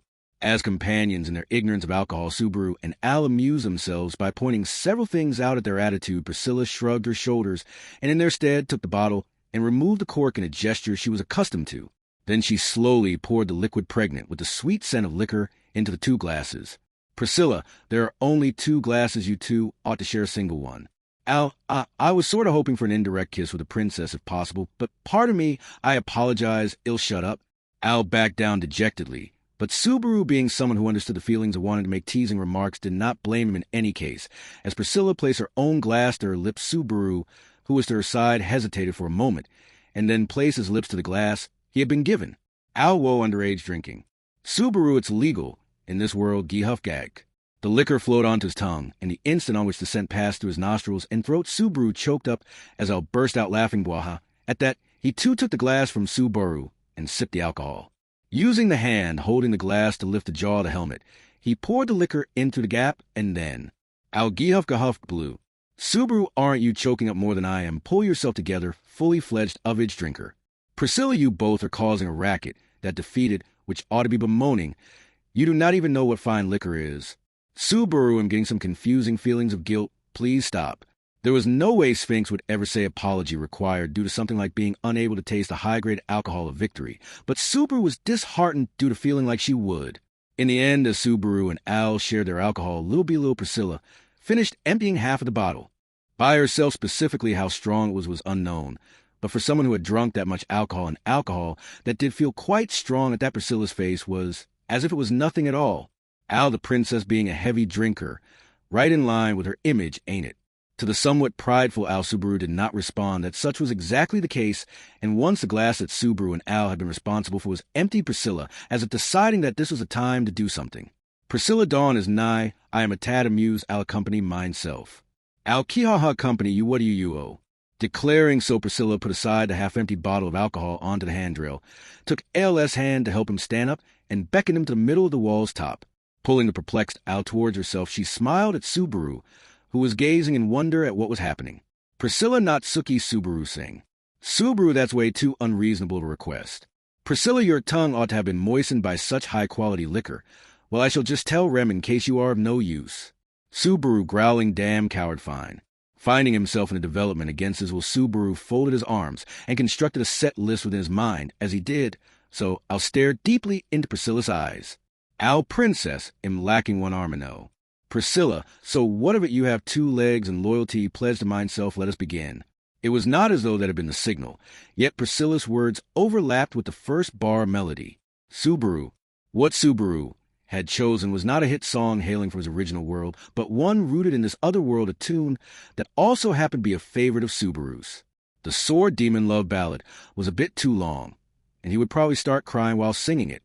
So the song Subaru had chosen was Subaru, sky that transcends the light of dawn. Slowly the night over the Valachian Empire would come to a close, and pushing aside a yesterday speckled with stars, a new today boisterously dawned near. As a song that blessed that phenomenon, this was an absolute favorite of favorites among the tunes Subaru had heard in this world. Subaru Fu, devoid of any instrumentation, the only thing producing sound was Subaru's a cappella singing. When compared with the bard Liliana, who made music her livelihood, he fell well short, yet that which served as the greatest praise toward Subaru as he sang was Priscilla's response, a dance. Priscilla, there, dance your heart out. I'll do not bore myself.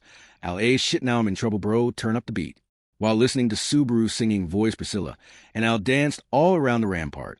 Priscilla's dance was gorgeous, though she would likely become incensed with Subaru to say that her dance was self-same to the one performed by Abel Back and Garrow with the purpose of seducing Zik. Ella's awkward moves somewhat appear to be those of a dance one would see at a lantern festival, though lacking skill. It was fun to watch him. More than anything, it was clear that both Priscilla and Al, that master and servant, both were enjoying themselves. Subaru, Subaru was supposed to have been doing this reluctantly, but before he realized, he was singing with a smile on his face. Sky that transcended the light of dawn, a song that sang about an inevitable dawn, a blessing upon a world born new after being scorched by its brilliant, a song that was in a sense quite fitting for Wallachia, a nation ruled by flame. And Priscilla, who lived like a flame, was a woman, most alike Wallachia. Priscilla, ignorant as to how to end the song. He ended up repeating twice, thrice, even as he sang. The dance between the two began to flow smoothly, and he lost the cue to bring it to its conclusion once more, thus it repeated. As they were all enjoying themselves in that manner, the real morning sun began to softly illuminate the rampart. He had some alcohol in his system, and to denote yesterday, he had worked far too hard. Definitely, once he did go to sleep today, he would be incapable of waking up. Amidst the gleaming dazzle of the morning sun, Priscilla looked awfully bright as she danced with Al. Al Princess. A sudden and oh-so-sudden utterance came from Al Subaru. Just priorly, the utterance would have been permeated with the high spirits. He held no pretensions of hiding with the yearning. He held no capability of hiding now, enlaced with a different timbre. Subaru's singing came to an abrupt halt. Then Subaru blinked many times.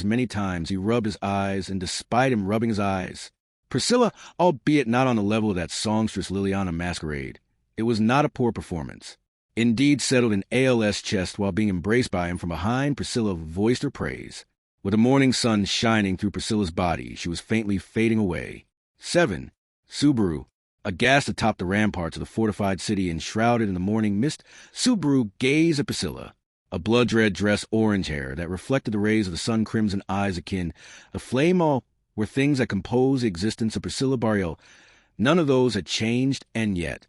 Subaru Frysilla. Priscilla, you too ought to know this already. In order to show me the Empire's ruined mine enemy Sphinx had imprisoned me within an alternate plane. In order to exit from therein, there was not a choice but to reduce it to cinders. Subaru, Priscilla was clever, therefore, going off of nothing but Subaru's trembling voice. She had understood what Subaru had been thinking, what Subaru had wanted to ask, and thus presented an answer to Subaru's query. With that clear and concise response of hers, Subaru understood. He had ended up understanding. Subaru. She was the same as Ugrid Wallachia, the Emperor of Ur, who had been accompanied by Yorna. In exchange for her own life, Priscilla Barriel had returned from that alternate dimension. The reason why her figure was pierced by the light of the morning sun becoming misty, as it faded away ephemerally, so was as clear as day. The Priscilla Barriel present here was already nothing more than an undead. Al, what sort of idiotic bullshit are you on about? With Subaru unable to say anything standing stock, still in a daze, I was the one to shout in his stead. Embracing Priscilla from behind, his voice trembling to an extent that it was clear that his face was contorting within his helmet, he tightly held onto her with his single right arm, so as to not relinquish Priscilla being killed by the slow, unhalted rise of the morning sun. Al, no, you're wrong, princess. The sort of thing be Biaro Subaru. Right, you're wrong, you're mistaken, just wait.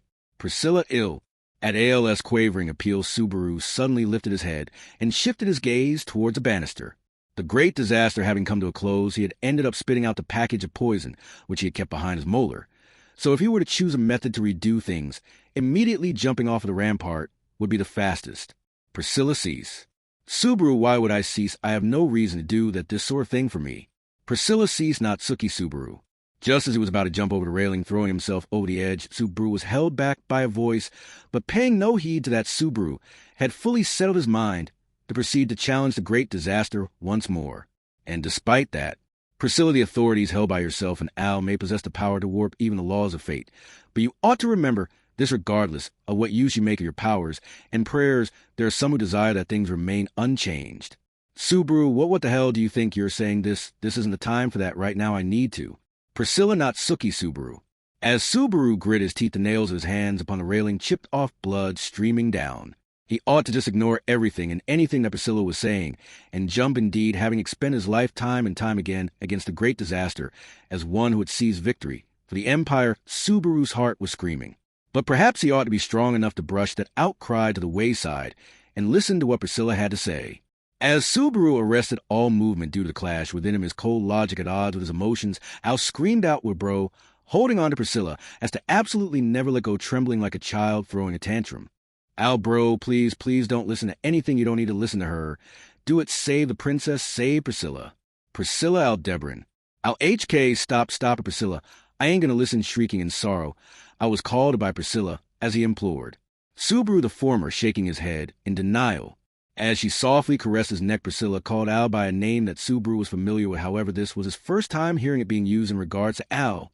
Being embraced tightly from behind, caressing the neck of the man behind her, it held the impression akin to that of a pained tingus, something so fleeting that it would not remain a reality. For long, a painting was the exact impression it gave. Priscilla, the two of you have saved the Empire, of course. There were others who also fought valiantly, yet there exists not a single other person who has expended anything on the realm. You two have I bestow mine praise upon that. Thus, with a smile so beautiful as to reach unpleasantness, Priscilla continued. Subaru's appeals, ALS screams, neither of them have been able to stop Priscilla's gently recited words. Those crimson lips, as if burning away the impressions of Priscilla that had persisted in him until now, as if to see her and that she had always been that way from the start, scorched their hearts with a flame known as convenient, rapturous beauty. Priscilla, the both of you have arrived at this junction by doing so many a time this I know, never placing yourselves above others you have. Lived till today, hence it may be that neither of you has ever received due recompense. I shall thus bestow that upon you. Saying that within Priscilla's crimson eyes, open anew, Subaru was reflected. Then, Priscilla, it was a great service, not Suki Subaru. Thou art a true knight.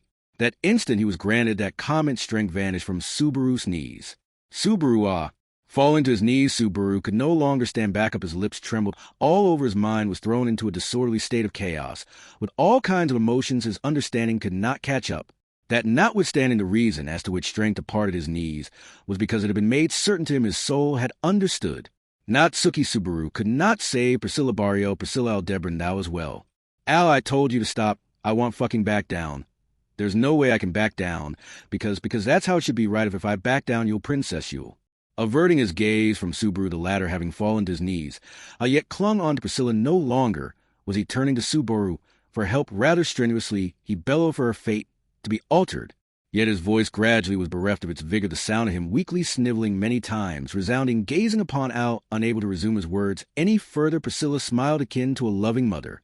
Ironically enough, that smile was very much like Uranus Ergo, serving as proof of their relationship as mother and daughter. Then, as if soothing her own weeping child, Priscilla spoke. Priscilla, well, what am I to do about the likes of a grown man bawling at me like a child? Al HK. Priscilla, ha ha ha, there, I can hear it, thy crying, groveling voice, saying thou want mine self to be thy bride. Al MHM. At the laughing Priscilla's sentence in a hoarse voice, Al replied, and nodded, as he did, embracing Priscilla's frame, even more tightly, as to not let go of that which already was difficult to let go of. He confessed.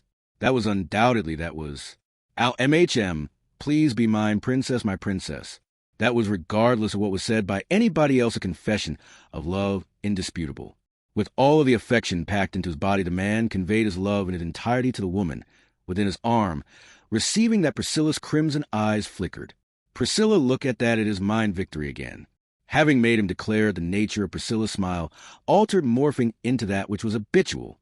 This was Priscilla Barrio, a triumphant expression brimming with confidence and pride, the lack of any hesitation to declare all things in this world as her own, a beauty who painted the very picture of arrogance. Her radiance scorching the eyes of all, the sun princess, whose presence could not help but make itself known to others. Priscilla, you had best remember this, you who had decided to carry heroic reveries upon your backs, possessing the means to defy predetermined fate. Priscilla, from here on you shall bear the wounds of many, share in their pain, sniveling tears in their stead. However, many of those you are to happen across shan't be virtuous. They shan't even be upright, nor shall they be perfect. Priscilla, there shall be days upon which you shan't be able to accept yourselves and regret your own actions. There shall be nights upon which you shall bend at the knee and lament for your own decisions. There shall be mornings upon which you shan't be able to raise your visage in opposition to your own wishes. Priscilla, the unlovable sides to those you love, the lovable sides to those you cannot love, many a time shall you witness those, and end up treading the self-same missteps, and on those occasions do remember. Priscilla, that you both were praised by the perfect woman known as mine self, known as Priscilla Barrio. As Priscilla voiced thus, neither Subaru nor Al could take their eyes off of her. Atop the ramparts, where none else were present, both presented as the most important individuals in the battle against a great disaster, they could not avert their eyes from the woman, who smiled without a trace of regret as she grew ever misty. Since they could not avert their eyes, they witnessed it true, the sight of Priscilla's existence dissolving into light. And at the terminus, Priscilla, the world is truly so beautiful, henceforth the world is made for mine convenience. No falsehood in those words. The figure of the woman who was loved by the world, in return said love to the world to an even greater degree, faded. Extolled as the Sun Princess, having lived her life in a manner becoming a flame, was Priscilla Barrio, amongst the candidates for the kingdom of Lagunica's royal selection to decide the next monarch. She was the first to drop out. Prologue, Aldebaran, a place that was not here a time that once was a world, that may someday come to pass a dream, that would shortly fade regrets, that would never cease for all eternity. Following star such as a meaning that it seems to bear despite shining the brightest of all the stars in its constellation, it is still called. So do not believe a name that befits you who has carried all of our expectations upon yourself, and yet still betrayed them ironically too well. The one to speak those words with black eyes upon white hair, with black dress upon white skin, with black desires upon white hopes, was a witch who from the top of her head to the tips of her toes was entirely split between the color black and the color white. Albeit emanating a smile ripe with intimacy, no warmth whatsoever was present within the witch's eyes. Such was the kind of person she was. Neither disdain nor ire was being directed toward the individual known as himself. Rather, she was merely that kind of person by nature of being capable of treading any other path. Proof of a witch. From her, a witch by birth, unlike all others, he could not hope for any warmth. Which might now, that is a tiny bit vexing. It is certainly a flaw in my personality. I will admit that I can lose sight of what is right in front of me when I get passionate. But is it not rather charming when coming from a girl with an appearance like my own? My body is physically warm. I can give you warmth. It was not as though she had gotten worked up. He knew that this was just an imitation of such a response. Because he knew he could not help but want to inquire, did she truly feel nothing? Did she truly think nothing? And about him, did she truly? Which why must love fade? A brief comment killed the question he had begun to utter mercilessly. So, along with that, it also killed any and all motivation to ascertain. Whether that had been because she wished not to be questioned, or because she wished to not allow him to question her. Which why must it fade? A feeling that has never lost a radiance, that never disappears, an obsession that never dims? Are those things not called love? If they are, then why? The words that followed drove a blade deep into remains of the motivation of the question that had already been slain. The blade of words raised aloft the greed desire for that knowledge, caring not for blood flowing from those remains repeated that act many, many times, hundreds, thousands, tens of thousands, hundreds of millions of times. Which you have fully expended yourself, you have betrayed our expectations. He knew that he would be blamed. No, that was incorrect. He hoped he would be. Having reached this point, he still wished for somebody to guarantee him a connection. Having turned against unperishing wrath, against unfulfillable lust, against unquenchable gluttony, against unforsakable pride, against sloth, of just wanting to be held complacent, and against the utmost important envy, he still wished for that. Which you are agreed a matter of course. Is it not for his I who made you like so? The witch's quiet condemnation was a lethal poison resembling kindness. Far too many would not avert their eyes despite knowing that drawing near would mean their demise, afraid even let out their voices, a fatal poison that amidst a sweet fragrance implored for their death. However, for only those born and raised within that poison there existed a sole possibility. Thus, as long as there was a possibility, which will you pick it up no matter what? Why shall we still harbor expectations in you when you have already betrayed our expended expectations? What do you have? What can you say? I am not condemning you. It is purely a question. Thus, I also ask if there is anything I can do. Raising both her arms, the witch of white and black smiled, which supposing you possess the willpower to continue, and that your motivation is able to influence the results, I am willing to do anything in my power to help you, if such is to your liking. I do not even mind you using my body, albeit frail. If it can help you not give up, I will offer it with delight. Smiling as she spoke, so the witch thought nothing of it. If he were to start thinking like that, he would end up going in circles. To begin with, even he knew that such was not the case. If she was truly such a being, one who thought, felt, and knew nothing, then which why must love fade? This time it was clear that it was a rejection. He understood. The role he was expected to play, the process he had to carry out, both were included. All that remained was to put to practice until he got it right, hundreds, thousands, tens of thousands, hundreds of millions. Even if it's beyond the realm of a billion, only I can reach it. He would continue to challenge it. As long as that possibility remained, he could keep challenging it. By doing so, without fail, he would accomplish it. Without fail, he having been reduced to a following star would. I no matter what will definitely kill you, witch. With a gaze that could not be pinned to neither expectation nor despair, the witch watched over that determination. By nature, a witch would neither wish for such to succeed, nor would she wish for it to fail, but this was different. Words of consolation she would provide before the following star could burn out its heat, becoming no longer able to reach the ground. She would deliver words to save the heart of the following star, acting as his teacher. Which your luck was no. Indeed, revising the words she had been about to say, the witch continued.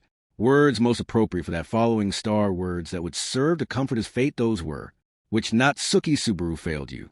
Whoever has chosen to summon me for 2 consecutive volumes must be quite venturesome or perchance a lout who cannot survive without my precious self. Their sanity is certainly questionable in regards to this arrangement consultation required. Oh, it is you Sphinx, indeed somebody has succumbed to their impulses in essaying this venturesome scheme today. Never mind, I shall concede to you the honor of accompanying me and announcing the next issue in my stead. Are you allowing me to stand beside you? The battle is already settled regardless. I have no reason to beware of you, albeit I obviously do not discard the possibility that your boorishness might burgeon to an extent that compels me to do so. Understood, I hate you, but I can agree to that. Naturally, Phi time is fine, I commence at once. Yes, firstly, the next issue, volume 39, is scheduled for release in September now that the Empire of Wallachia arc and the Great Disaster arc have concluded. The time has come for a new arc to begin. Well, I wonder how they shall fare in my absence, truly a sight to behold. Furthermore, though it has already been announced, the 3rd season of the anime will air on television starting in October 2024. Not a very long wait, then, but do you not have anything else to report? There is more. I have heard that episode 1 of the anime comes in the format of a 90-minute special. Additionally, the episode will premiere early. In Japanese theaters, attention required. I must admit that I am not discontented. The commoners do seem quite committed to the most vital aspects. May their toil endure unrespited. As per annual custom, the event Emilia's Birthday Life 2024 has confirmed its opening too. The Half-Devil's birthday event, her details to be revealed at a later date. She dares make me wait. That same half-devil who in the castle undermined her own convictions by cowering, what a dauntless one she has become. Everyone has the potential to change. For further information, it is recommended to check the official site and X account constantly for updates. Verification required. Change fair, you possess the credentials to preach. So besides your rendition of these announcements prove satisfactory, I bestow my praise. I am struggling to understand why your praise does not displease me. No need to fret. Everybody knows that he who flies close to the sun shall burn, yet it is in the sun's nature to captivate the viewer's gaze, to elicit yearning for an opportunity to touch it, such as my splendor to. Summarize. Has the world lost its sun? Then, fool, when shall you comprehend what?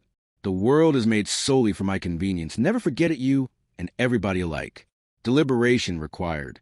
Bonus short stories. The Land of Wolves. Death unto the weak, mercy be none. 13. 1. The non-aggression pact between the sacred Wallachian Empire and the Dragon Kingdom of Lagunica. For many a year the two countries had neighbored each other as the greatest of foes, so the signing of this treaty was an incredible historic achievement, and at the same time was evidence that circumstances unprecedented throughout history were unfolding. At present, the largest reason for that was a fatal illness that had spread in the kingdom of Lagunica, causing the royal family to be wiped out, and these damages were deemed unacceptable. In order to make up for the tragedy they had suffered, the kingdom followed the guidance of the divine dragon, enacting a royal selection. In order to pick out the next monarch for this duration, they requested to implement a non-aggression pact with the empire, which the current Wallachian Emperor Vincent of Wallachia accepted, thus forming an agreement between the two nations. Through this, albeit not leading to the long history of friction between the empire and the kingdom thawing, it could be said there were more than enough signs of some sort of change, and in addition to the current absence of the kingdom's sovereign, this historic shift was a boon of the political caliber of the empire's apex, the wise Emperor Vincent. And Vincent, who would one day be remembered as a rare, outstanding sovereign, included the fact of signing this non-aggression pact with the kingdom in the foundation for even further flourishing of his influence. Vincent Ludicrous. In the office of the Crystal Palace, Vincent, the man extolled as the wise emperor, widened his eyes in shock. The emperor possessed handsome features that could not conceal his intelligence, and strong will, however, as turmoil and astonishment that would normally never have been displayed to others was laid bare. He placed his hands on his desk and froze up, witnessing that Chisha Gold slowly shook his head from side to side. There was no helping it. It was only natural for Vincent to have this sort of reaction. After all, Chisha has stated in the report at the present moment, there are two individuals confirmed to possess the qualifications to participate in the royal selection. One of them is the head of a ducal household, Crush Carson, and the other, by whom your excellency has been taken by surprise, is Vincent Prisky, you believe. Chisha, regrettably, I see it the same as you. Taking pity on the disturbed Vincent, Chisha affirmed the truth. The written report atop the desk was a report from an investigation conducted by a spy they had sent to the kingdom of Lagunica. The outcome of investigating the kingdom's state of affairs, particularly the royal selection, which was currently the greatest matter of concern. Since they had acquired information that was currently being kept a secret even within the kingdom, the person who had secured it was owed more than adequate recompense, but the content of those results were a problem. Chisha, to think that your younger sister, having fled to the kingdom, would once again rise to set her stage in such a manner. Vincent, just what is she thinking, altering her name, altering her position, leaving the empire? Has she forgotten for what purpose all of that was for? Chisha, neither do I understand the intentions behind your younger sister's rambunctiousness. By no means do I believe it is merely just a matter of wanting to stand out, but Vincent, to stir for such an objective, it would be troubling if there were people other than that fool. And as Vincent laughed scornfully at Chisha's conjecture, he stiffened his cheeks and paid worry to the surroundings. In all likelihood, since he had brought up a troublesome person, he was on alert for the person in question to burst in from the door or the window. Chisha, please rest assured, Your Excellency, if you're concerned about Cecilus, he is currently out with General First Class Arakia, competing to see who can reach the summit of Mount Gildray first. Vincent, deeming it acceptable for the first and second of the 9 divine generals to part from the imperial capital for such a worthless reason, is far more of a ridiculous affair. Chisha, be that as it may, I had thought it appropriate for those too crude in both thought and conduct, as they are, to not be present, not to mention, when it comes to the matter of your younger sister, to the matter of Priscasma General First Class Arakia, simply would not be able to maintain composure. Vincent, crossing his arms, Vincent closed a single eye and plunged himself into careful consideration. At that familiar attitude of contemplation, Chisha was modestly relieved that he had now escaped the initial turmoil. Worst case scenario, Chisha feared the possibility that Vincent might have decided to send emissaries to the kingdom while giving some reason or another. Fortunately, the man known as the Wise Emperor was not so short-sighted. Chisha, however, for a reason outside of Your Excellency's feelings, we must ascertain whether this candidate is truly Priscasma or Nahum. Vince and I have no objections, but if it is indeed Prisca attempting to send half-hearted personnel, would merely result in the meaningless abatement of the cards in our hand, we must be deliberate in our selection of personnel. Chisha, indeed, of this I am aware. Within Vincent, the existence of his little half-sister Prisca was exceedingly great. If it was not, then would he really have been able to go as far as allow Prisca to live while feigning her death in the imperial selection ceremony, in which it was a requirement to exterminate all other imperial family members who bore the right of succession? And even ignoring the familial affection Vincent harbored towards Prisca, it was also a fact that Prisca possessed intelligence and discernment on par with that of the Wise Emperor. Hence Vincent's opinion that they needed to be deliberate with their selection of personnel was completely accurate. Chisha, with that established, I happen to have an idea of who to arrange as personnel. Vincent Ho, what sort of person are they? Chisha, a shinobi trained by General First Class Albert. It is rare for that personage to so unreservedly praise someone's abilities as that of a genius. Vincent, that damned Albert did so unreservedly, you say, that is indeed a rare occurrence. As one of the 9 divine generals, a head honcho of the shinobi known by the alias of the vicious old man Albert Dunkelkin, was a person of advanced age nearing 100 years old, but he was an individual exceedingly unsparing in his evaluations of others. But then again, there were none who trained more than that near 100-year-old man, continuing to discipline himself to a blood-curdling extent. So his evaluations of others could be said to be rather fair. In any case, Vince and I entrust the particulars to you. With Vincent's consent, Chisha gained permission to take action in regards to the kingdom's royal selection, all the while concealing his silent expectations for the future behind his invariant expression. 2. Imye Tenzin, I received a threat from the head honcho that I might die because Chisha-sama is making an unreasonable request. Am I going to die? Having turned up in response to the summons, Ye Tenzin had her long red hair tied up together. She was a girl who gave off a sense of charm and flexibility like that of a cat. Perhaps because she had received Albert's tutelage, her manner of speaking in the presence of the general was unthinkably informal, but the prospects for courtesy were already long gone at the point that Cecilus was placed in the position of first. If one possessed strength, it was a Valachian way to look the other way in regards to various issues, for if they did not recruit soldiers with priority for strength over personality, they would be unable to deal with the inevitable forthcoming cataclysm. Chisha, I know not what General First Class Albert has told you about me, but I am not fond of expending valuable, talented personnel. Yea, I know by that you mean that you won't expend me, but you'll still use me to my full right. Chisha, I believe it natural to want to assign powerful individuals to corresponding work.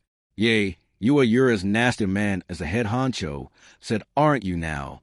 Slightly sticking out her tongue, Ye seemed to lament Chisha's reply, but behind that amiability were eyes vigilantly observing her surroundings and attention such that she could draw her weapons at any time. That she deliberately did not hide that and use it as a show of force truly made her appear as Albert's disciple. Chisha, we would like you to sneak into the kingdom and infiltrate the mansion of Baron Late Barrio.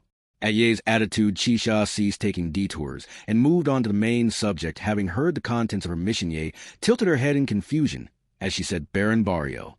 Ye idea intended to memorize all the people in the kingdom who required caution, but was that sort of person among them.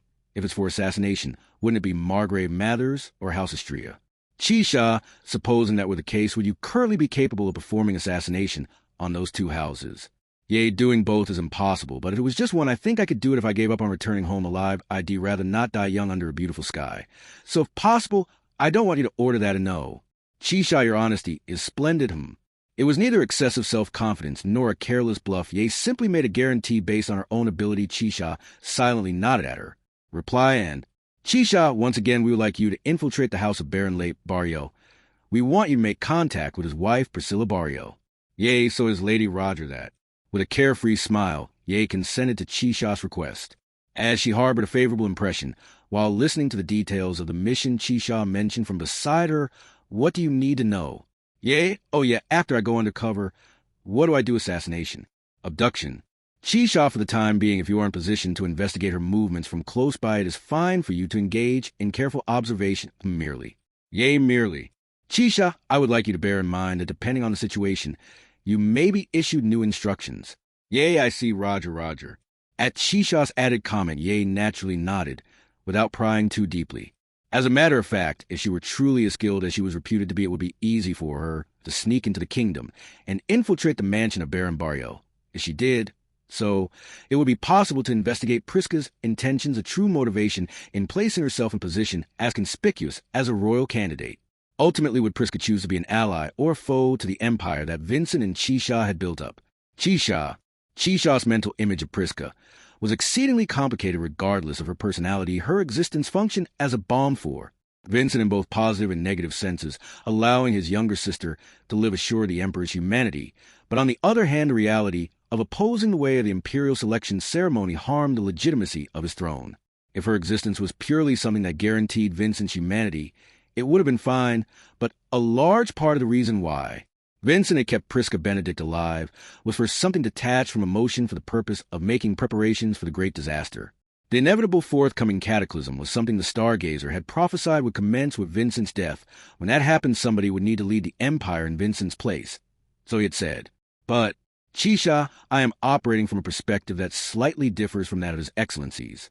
The fact that Vincent Valaquia had made several preparations with his sights set on the great disaster was something that Chisha also understood, but Vincent did not expect to be outsmarted. Underneath the plan he was proceeding with, Vincent did not expect to be outsmarted by the different plan that Chisha was plotting. Chisha, for that purpose, I have high hopes for your performance. Ye donom. Ye feels like the pressure is building up more and more, but there's something about you, Chisha-sama, your personality seems to be fit for a shinobi. Chisha, homie, you say for future reference, may I inquire as to why? Yea, people who conceal their true intentions are suited to be shinobi. With a bright smile, Ye answered Chisha's question. For the girl said to be a genius of the shinobi, the weapon that displayed a shinobi's skills to the greatest degree of conceal one's true intentions, was likely that smile and amiability. It seemed to be a different approach from that of Chisha, who was often told that nobody could tell what he was thinking, but he did not find it disappointing or upsetting that Ye had perceived that he had secrets. Chisha, I can agree to her being called a genius. Supposing General First Class Albert retired due to his advanced age, she might even become a successor as head honcho of the village. After Ye left the room, Chisha spoke those words by himself in the office. Following Chisha's orders, Ye would soon depart from the empire and commence her mission to infiltrate the kingdom in the near future. A report would likely arrive regarding her infiltration of House Barrio. Depending on that report for the future of the Valaquian Empire, the choices of who would live and who would die would change. Vincent, Prisca, and Ye, he did not want to let any of them die, however. If it became necessary, Chisha would have no choice but to make a decision, and he had no intention of hesitating. At the very least, Chisha was confident from the very outset that only his own death could not be averted. Chisha, good grief, the Empire's was gotten stuck in a rather large ditch. Be that as it may, helping to get that out was Chisha Gold's way of life. Supposing that Prisca's existence became ignition capable of threatening Vincent, he would order Ye to kill her. If Prisca were to disappear, there was a future of imperial selection ceremony being truly concluded and Vincent being recognized as the rightful owner of the Yang sword. And even if Ye were to fail and end up not killing Priska, Chisha, if it is someone as clever as his younger sister, she will be able to recognize that the assassins were sent from the Empire and that their objective is not unrelated to the Imperial throne. And if the younger sister was to then return directly to the Empire then, regardless of crisis befalling the Empire, Priska would likely not ignore any danger befalling Vincent. In that case, a future was also possible in which Vincent and Priska would stand shoulder to shoulder against the arrived great disaster, throwing themselves into battle along with Cecilus and the other divine generals leading the Imperial soldiers. If Vincent and Priska stood together, there was likely no enemy they could not face. Chisha, of course, His Excellency, would be angry with Miham. If he were to find out about Chisha's schemes, Vincent would likely never forgive him. But if Chisha's plan proceeded as intended, then either way Chisha would already be deceased by the time Vincent learned of it. So there was no way for Vincent to make objections. It was a bit of a course plan, but to begin with, Vincent was the one plotting a course plan. Chisha, I pray for a conclusion with the fewest deaths possible. As he had mentioned earlier in his conversation with Ye, not wanting to expend personnel was Chisha's true sentiment. From here on out in the Valachian Empire that was set to undergo an unprecedented cataclysm, Vincent would need to make efforts to rebuild. If Chisha's plan was successful, in such circumstances Vincent would need many people by his side to support him. If Chisha died and nobody else, but Cecilus ended up remaining, it would be far too much of a disastrous affair. And thereupon, wait, now Chisha, just listen to this. Even though I got to the top of the mountain first, Anya won't fry my eggs on both sides. She said she didn't like how I let her stay ahead until we got near the summit to make for a more dramatic comeback development. But what do you think? Cecilus die. How you doing, Cheshi? The hell did you talk about with my villages, Ye? That Ye last was damn worn out, you know, kaka. General First Class Chisha, I wish to speak with you regarding the Crystal Palace's defenses. The other day, the emissaries from the kingdom used it to their advantage. It must never happen again, never again. You're fucking noisy. Don't say it like they got the best of us, you fucking golden knobhead. In reality, they got the best of us tonight, so the kingdom strong will not lose. From the entrance of the office, from the outside of the open window, and from the gaps in the ceiling voices, he was familiar with called out, and Chisha massaged his brow with his finger as he stood up. His lively colleagues, great warriors, all ought to be called the greatest preparation gathered to face the forthcoming cataclysm, but Chisha, after I am gone, I find it a tad regretful that I will be unable to witness with my own eyes how His Excellency interacts with each and every one of you. Chisha, hey, Chisha, come on, hey, are you listening? Chisha, even if you raise such matters to myself, I can only say that I am troubled. Speaking in such a tone, Chisha tapped his steel fan on his shoulder as he exited. There was still time to prepare time for Chisha to spend with Vincent Cecilus, and everyone else. He would use all of that and proceed down this path knowing he would be cursed by the Lord he dedicated his life to, for that he had absolutely no regrets, no hesitation, and no misgivings. Why Priska had taken the position of royal candidate, he did not know. Likewise, Vincent might question the reasoning behind Chisha's actions. In that case, there was only one reason why Chisha desired to proceed down a path of being cursed. Chisha, after all, I have been blessed beyond my means. Yendi, Anastasia's search for her companions. Fourth Chronicle. Seriously, I'm really grateful, Anastasia-san. Receiving thanks from Amelia, who wore a smile from ear to ear. Anastasia closed one of her eyes. She had already unwillfully grown fully accustomed to Amelia's smile, but it was difficult to determine what exactly this gratitude was, for that was because she was the kind of girl to express sentiment of gratitude when never given a chance, and it was not strange in the slightest for her to say thanks during something as simple as the exchange of a morning greeting. Anastasia, if you happen to be talking about the battle that happened at this here town, I don't think it was just me, but thanks to everyone, thanks to Otacon and the people of the Empire. When it came to the main topic of conversation, it would have probably been the now concluded disturbance of the Empire. Right off the heels of the Valachian Empire's internal turmoil, they were plunged into a great war against a great disaster which spearheaded hosts of undead. Somehow, it was concluded before it threatened the demise of the entire world. Having remained in the fortified city of Garkla, Anastasia had occupied the command center and was proud of her satisfactory work in serving as one of the tacticians commanding the counter-siege battle. Anastasia, that being said, ain't nobody knows how things would have turned out if not for that supportive fire from Natsuki, and though I ain't gonna admit it, that thing from the princess also helped us out a whole ton. Amelia, the soul marriage technique. Right, thanks to Priscilla, everybody really surged with power. Anastasia saying it again, but I ain't gonna admit it. At Amelia's unmalicious reply, Anastasia, gave a wry smile. The two powers that saved the fortified city from its predicament, those were the magic from Subaru and Beatrice that had blasted the Starway and Priscilla's soul marriage technique, which granted fighting strength to all citizens of the Empire. Without the form of the city, would have suffered immense damages, and without the latter, it was uncertain whether or not they would have been able to push back the host of undead. Nevertheless, it was due to her role that she was unable to simply accept it as a good contribution. Anastasia, and that's also why I can't just go carelessly accepting Emilia San's words of thanks either, but Emilia, is that so? But I think the fact that we were able to properly converge with Subaru and that it seems like we'll all return to the kingdom together like this, it's all thanks to the contributions of Anastasia San. And Julius, that's why I'm saying thank you. Anastasia, so you're speaking on that sort of scale. Hearing the specifics of Emilia's gratitude, Anastasia caught on to the sense of magnitude. They had gotten involved during the time of an unprecedented emergency within the Empire. Nevertheless, it seemed Emilia's utmost priority had always remained the same. To the end, Emilia's number one had been to bring the disappeared Subaru home safely. Anastasia, for you to be doing this much for him, Emilia-san Natsuki, Kun's quite the lucky fella. Emilia, not at all. If it's a matter of having something done for oneself, then I'm the one who's always been getting helped out by Subaru. I'm still in the middle of returning the favor besides. Anastasia, besides. Emilia, I think it would be really good to do something and return that favor, but Subaru told me that it's fine, since he wants us to walk side by side, without keeping count of such things. As Emilia smiled about their relationship not being one built upon borrowing, and lending, Anastasia took a good long look at her receiving. That gaze, Emilia slightly tilted her head. Her statement seemed to be lacking in awareness. Anastasia, let me set you straight. It's also got to be quite tough on Natsuki-kun. Emilia, yes indeed, Subaru always works really hard, so when we get back to Kingdom, I wanted to take his mind off things and rest for a while.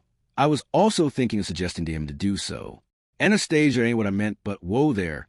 Curling her lips into a smile at Emilia's interpretation, Anastasia placed her hand to her neck for some reason or another and recalled that the sensation that ought to be their echidna was not present. Emilia, Anastasia San's echidna. She's together with Beatrice, and the other's right. About now right. Anastasia, yep. They said that one of the first-class generals of the Empire ended up commenting with a great spirit. Seems like they're discussing things, including whether or not it'd be possible to separate them. Emilia, I see the two of them are reliable, so it would be nice if they could provide some valuable ideas. A Valachian general with whom Anastasia had no acquaintance, her name was Arakia, was it? She had thought her to be an outrageous existence when first hearing the characteristics of the Spirit Eater, but that outrageousness was far greater than Anastasia could have ever imagined.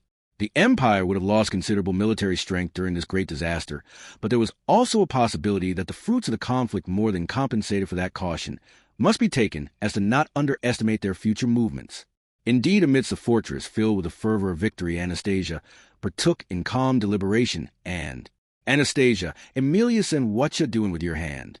Suddenly, Emilia reached out her finger and touched Anastasia's forehead. As Anastasia gave a skeptical look to that action of unknown intentions, Emilia softly said wrinkles. Emilia, wrinkles were forming on your brow, so I wanted to get rid of them after a great deal of trouble. Now is a time for everyone to feel happy that we won. Anastasia, hey, now sorry for worrying you, but you see, you can't just do that sort of thing all of a sudden. If you weren't Emilia-san, I would have been about to make you pay a fee. Emilia, does that mean since it's me, I can rub your brow until all the wrinkles are gone in that case? Anastasia, hey, enough, stop it, I can handle the wrinkles on my own. Rejecting Emilia's hand as she vigorously asserted herself, Anastasia stroked her forehead with her own hand. While giving a sigh in response to Emilia's slightly disappointed demeanor, Anastasia, doing as Emilia said, once again gazed over the fortified city, enraptured in the fervor of victory, as it was within the fortified city, left with several scars from the conflict, despite still being the day upon which the fierce battle had ended. The signs of people working were still unceasing, even during these late-night hours. Anastasia gained a keen understanding of the Empire's internal state. Like this, I can't help but think of it as a prophet, Emilia-san. There's something I don't want to just leave on vague terms, so I gotta say this, but Emilia, what is it? Standing side by side as they gazed at the scenery outside the window together, Emilia then turned and peered at Anastasia's visage, imagining how Emilia's expression might contort. Anastasia felt a slight reluctance, but she then felt disgust at herself for feeling such reluctance and hence continued.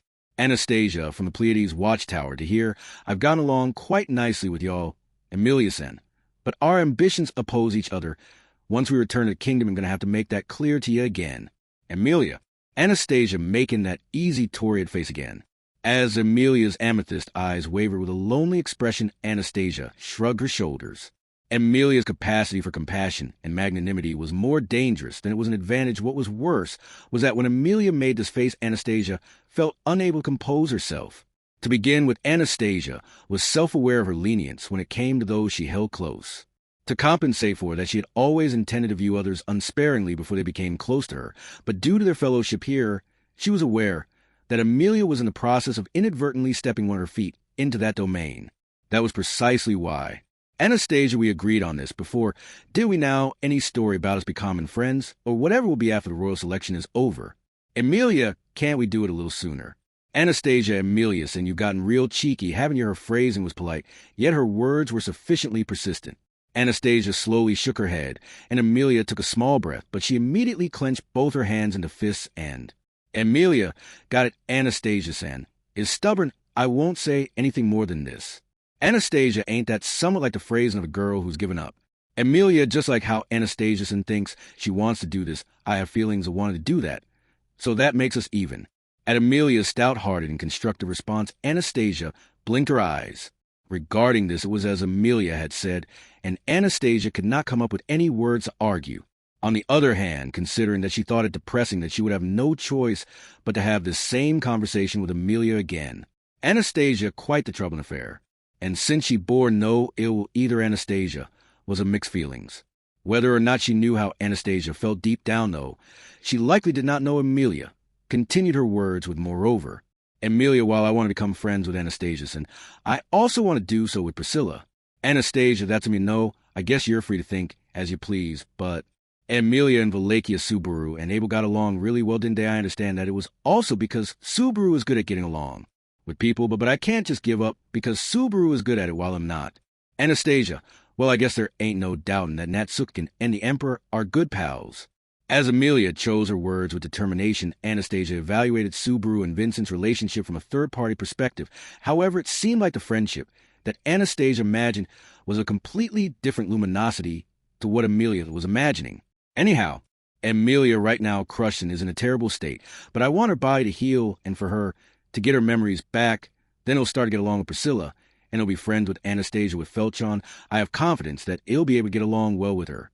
Anastasia, don't make me your friend so stealthily, but you seem to be planning something incredible, ain't you now?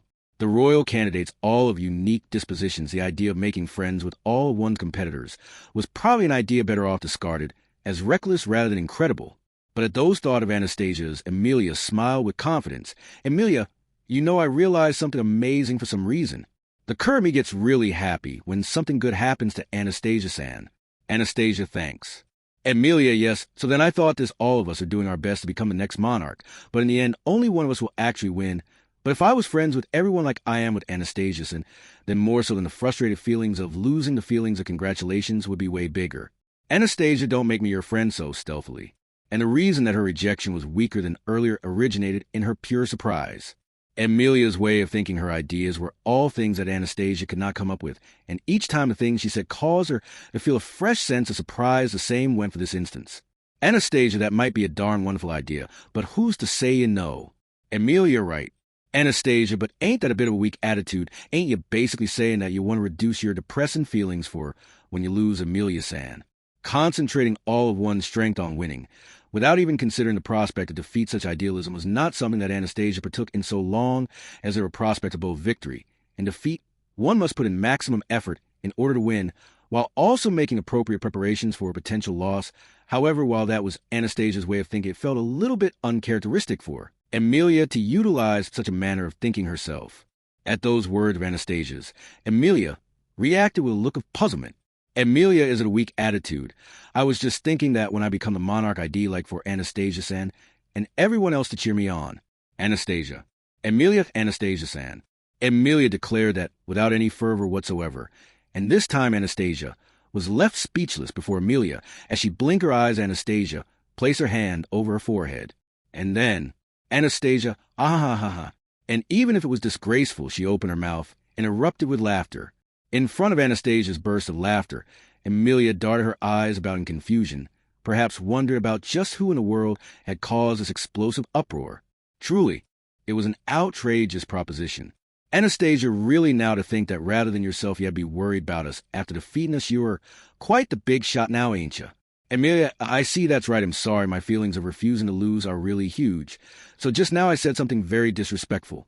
Anastasia, I am quite hurt. It seems our promise to be friends after the royal selection might be going down the drain with this here.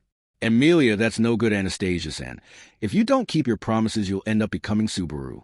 Anastasia, what sort of threat is that? Possibly, though it's the scariest one I've heard up till now. From the stories she had heard thus far, she knew that Subaru was a serial promise breaker. But Subaru should really rethink his way of life, given how instantly a connection was drawn between it and him within Amelia. In any case, she had certainly received Amelia's unconscious declaration of war. Moreover, Anastasia, if you say you want to get along well with the Princess Amelius, and then you better do your darn best. Unfortunately, I ain't got no compatibility with the princess, so it'd be quite a challenge. Amelia, is that so? But I was so sure that you two might get along since you are pretty similar. Anastasia, though I'm a bit skeptical of why you'd think that generally if I got along with her, I wouldn't have refrained from Callan, just the princess to Priestella. Amelia, I see that's at the next time we all get together, let's invite Priscilla as well. Anastasia, Amelius, and the goal, there wasn't merely to just have everyone getting together. Amelia's eyes sparkled as if she had thought that she had devised a brilliant plan, but then immediately looked at Anastasia with an uneasy expression. The half-elf unfairly asked, no good, with innocent eyes, to which Anastasia heaved a sigh. Anastasia, as expected of Amelia, said, you might just really be a witch. Amelia, geez, don't say such perverse things, I don't mind, but if you call other people witches, they'll get really mad at you. Anastasia, you ain't got to tell me I wouldn't say it to anyone, but Amelia said that sort of thing, because she had ended up saying that Anastasia lamented her rare slip of the tongue, but sure enough, Amelia was smiling in delight at those words. Amelia, Pristella's in a rough spot right now, so it would probably be difficult for everyone to gather. We come all the way to Wallachia, so how about we all go to Kararaji or something next time? Anastasia, I ain't reluctant to show you all around, but if Amelia-san met with Kararaji's merchants, Natsuka-kun probably end up die of exhaustion. Besides, Rian Harkin from Feldsand's camp can be brought out of the kingdom. Amelia, that's right, would be a pity if only Reinhard needed to stay home. And since Feldchan would also be really lonely, that's a no-go. Regarding the relationship between Felt and Reinhard, Anastasia held a slightly different point of view from Amelia's, but the conclusion would be the same, so she did not delve deeply into it. And thereupon, Amelia Tan and Anastasia, and what are you guys doing here? Greeted in such a manner, Amelia and Anastasia turned around, and in the entrance of the dining hall, in which the two had been speaking, was a figure of Subaru, who had returned to an appearance and voice befitting his age. However, he was not alone, and the person accompanying him was quite surprising. What the half-devil and the she-fox both present without their attendants despite being in the Empire, 'tis quite the act of recklessness, is it not? Seeing the figure of Priscilla boldly advancing towards him as she placed her red folding fan over her lips, Anastasia made a bitter face, and Amelia's face suddenly lit up. They had reactions of opposite extremes. However, seeing Amelia's reaction in the corner of her eye, Anastasia thought to herself, as someone who would one day become Amelia's friend, as per her grand ambitions, maybe for just a little bit so, she thought. Amelia, just now, Anastasia-san, and I were talking about you, Priscilla. Priscilla ho, talking about myself, were you? I am talking about you. Are you two perhaps taking advantage of the situation in which the Empire has lost power, scheming to fill up even the smallest bags with money?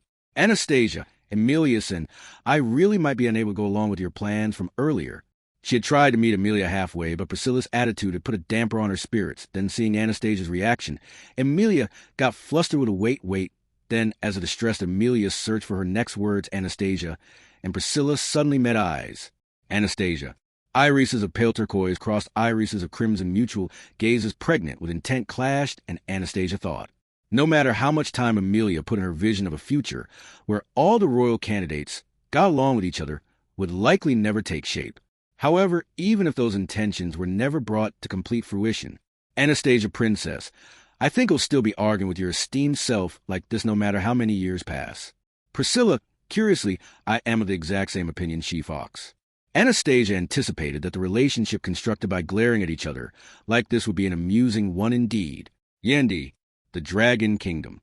Meili's Witch Beast Observation Record 7. 1.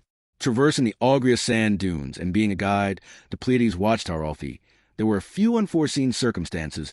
Meili was able to complete the role assigned to her. The battle with the divine dragon Volcanica outside the tower, the scattered books of the dead, within its confines and the flock of bird familiars belonging to someone who was apparently monitoring the tower. There were many lingering problems and concerns left. But none of that is Maylee's problem. She brought us here and completed her job, Felt boldly declared, while gathering the gaze of the wise men in the assembly, pointing at Maylee beside her with her thumb as she straightforwardly praised her work. Receiving that, Maylee puffed out her chest, just as she had been told, because Felt had warned her that any signs of weakness or a lack of confidence would be taken advantage of. As if to support Maylee, the mini crimson scorpion on her head clapped its pincers and made a sharp sound. Maylee let out a small sigh at the gesture of her partner that seemed to cut through the tense atmosphere in the assembly, and said, just as Felty says I have fulfilled my promise, I brought Felty and Mr. Red Hair back safely right. Yes, she is correct regarding that the sword Saint Reinhard van Astrea swears upon his mistress Lady Felt, and bears witness the one who replied to her query sonorously with his resonant voice was the red-haired knight, Reinhard. He and Felt had accompanied Maylee on the journey to prove her usefulness, and his guarantee made full use of the significant meaning of their titles of Sword Saint and Royal Selection Candidate, which meant that, Miss Maylee Portrout, what is it? We had various talks amongst ourselves regarding your treatment. You have a past which cannot be erased, yet on the other hand you have the ability to fulfill a role no one else can, an ability that has been backed by Lady Felt and Knight Reinhard. Therefore, we hereby promise by the authority of the Council of the Wise Men that the kingdom will not incriminate you for your past deeds. It took her a moment to grasp the meaning of the words spoken by the old man with a long beard. Maylee became silent and kept blinking. However, understanding and realization finally hit her when she saw the old man Miklatov nodding with a pleased look. It was proof that the kingdom of Lagunica had recognized the worth in her existence. Hick, thank you. Maylee Portrout had successfully acquired the right to be where she wanted to be, a concrete achievement that could be conveyed to the people who weren't there. 2. Maylee, I am glad that you have returned. I humbly extend my congratulations to you for successfully fulfilling your duty approbation. The ones who had received Maylee after she came out of the assembly following conclusion of the trial were a young girl and a man in a butler's attire, a mistress, and her servant Enrose inclined. Enrose, who was granted a seat at the assembly as a concerned person, but didn't have the authority to speak, there probably felt frustrated, but Maylee had not let her down. Yes, I'm also really relieved. I'm sorry for making you worry, Enrose, Mr. Butler. Enrose smiled gently at Maylee, who was feeling relieved, before immediately putting on a serious look. Our concerns are not for you, the one directly involved, to worry about, rather Lady Felt Knight Reinhard. H.M., the person who responded to her call with a raised eyebrow, was Felt, who had exited the assembly alongside her. Accompanied by Reinhard, she closed an eye at Enrose's gaze. Yeah, what is it? Just so you know, my opinion hasn't changed regarding the whole give and take. Since we came out, I don't intend on making you feel indebted over something like. Is it true that you left your companions at the tower? Enrose asked with a slightly stiff voice. Yeah, well, that's right, Felt responded to the inquiry while scratching her cheek with her finger. What Enrose had heard was true among the group that headed to the Pleiades watchtower. The ones who had returned to the royal capital were for Maylee, the mistress-servant duo of Felt, and Reinhard and Grasses, one of the twins that had accompanied them. Ezo, the strategist of the Felt camp, and Grasses' sister Flam, stayed behind the watchtower and were keeping an eye on its surroundings as a measure against the witch cult which may have entered the tower or pose a risk of doing so in the future. I have heard that the desert and tower both have harsh environments. So the reason why you left your companions in such a place was because you were accompanying Maylee, said Enrose before holding the hem of her dress and bowing deeply on the spot. It was a flawless gesture of etiquette that an aristocrat should uphold, showcasing refinement down to her very fingertips. I sincerely thank you once again for this matter. House Malot will ensure that the favor received and the sacrifice made by you will be compensated. Furthermore, Enrose mentioned compensation, prompting Maylee to feel the need to speak up. So she attempted to interject, since the whole situation was caused by Maylee, so she felt that it shouldn't bring any disadvantage to Enrose because of that. However, no need to worry, Maylee pipsqueak. Enrose was that there ain't no need to overthink this when it comes to those two. I can't say anything about Flam, but the teach stayed because he wanted to stay. That sounded a little. No, it's true, Lady Enrose. Reinhard interjected from his mistress' side to prevent Enrose from going further. Ezo said that he has a strong academic interest in the Pleiades watchtower. The reason why we left Flam, that was to take care of Ezo, and so that they could contact us immediately in case something happens. Klein squinted his monocled eye at his response. I see. He began synesthesia among the twins. No, perhaps it is something more than that. Speculation. I'd rather not talk about what it really is. Felt shrugged at Klein's insight and kept the twins' secret hidden. Maylee hadn't been told in detail about that, but she also thought they possessed something close to synesthesia, like Klein had speculated. Of course, it doesn't mean that it dispels all of my doubts, but the small fellow was really getting riled up, so it doesn't actually feel like we left him behind. So there's no need to worry about my people being at the tower. Someone will have to be stationed there sooner or later anyway, so it ain't a big deal, Felt interjected. Then I shall consider this a personal debt, replied, and Rose our house is always prepared to respond to your ladyship's requests. Ha, you're a stubborn one, sure, then whatever floats your boat. It doesn't look like Felty intends on taking her up on that, but thanks to her agreeing, Anarcy's concerns have been somewhat taken care of for. Now, with that settled, the next thing on my mind is, Sue did Amelia and the others who went to the Empire while we were away managed to find Subaru mainly inquire about Amelia and the others who had gone to the Valachian Empire in search of the missing Subaru. The time taken for Meili and her companions to reach the Pleiades watchtower was minimized thanks to Klein's ability, but the journey took more than 10 days, including the stay at the tower, so she wondered whether there had been any progress on Amelia's side. However, Anne-Rose slowly shook her head in response to that. Unfortunately, we have not received any contact after they safely entered the Empire.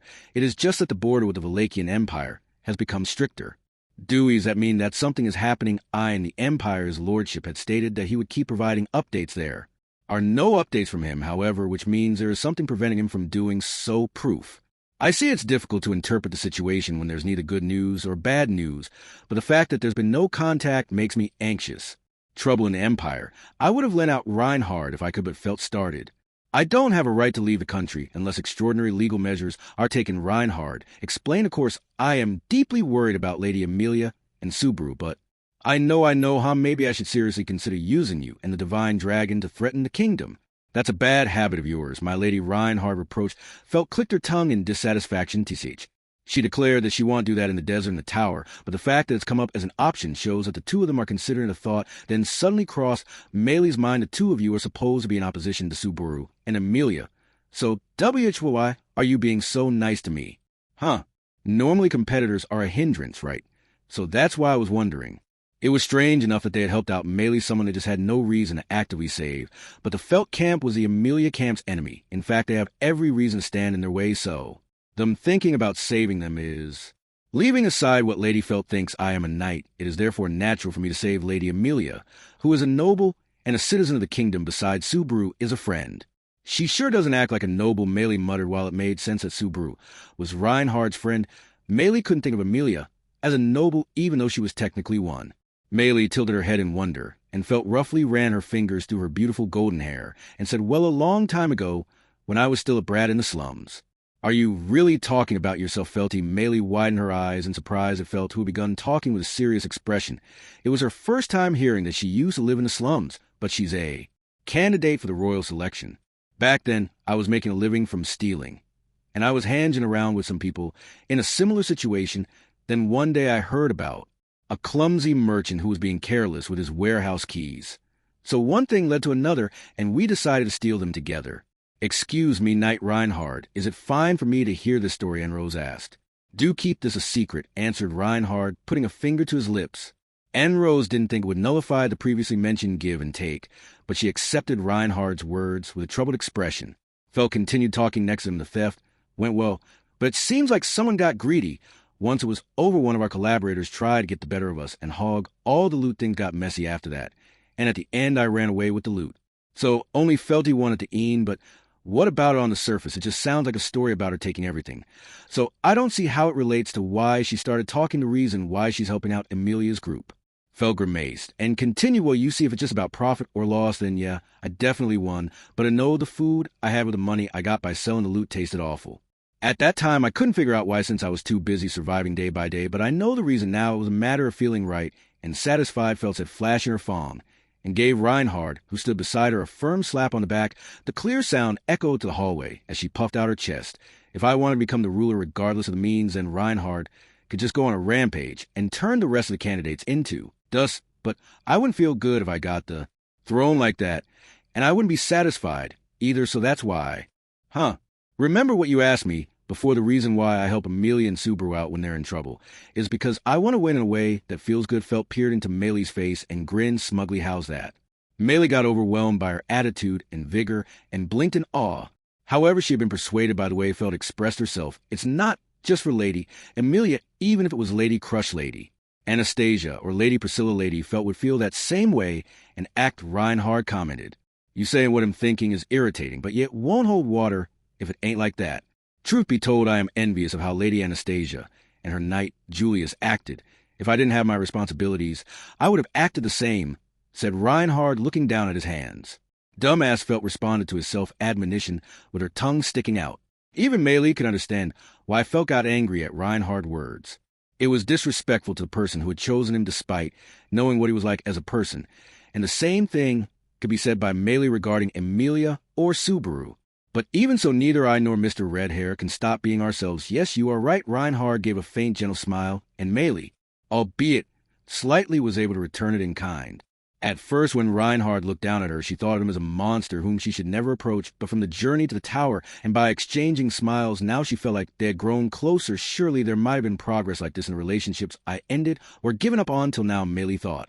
Well, that's what we think. I understand that it's hard for you to ask, but don't hesitate to call out if something happens, Anne Roosevelt said. I see you desire to win in a way that makes you feel good. If that is so, then I am afraid I'm going to have to disappoint you. For the one who is going to be victorious in the royal selection is my Emily. Anne Rose boldly declared her gratitude and a challenge on Emilia's behalf. And that's what I want to settle. Without any unnecessary interference, Felt accepted the young girl's challenge with a pleased smile. Beside her, Meili clenched both her hands and solidified her resolve.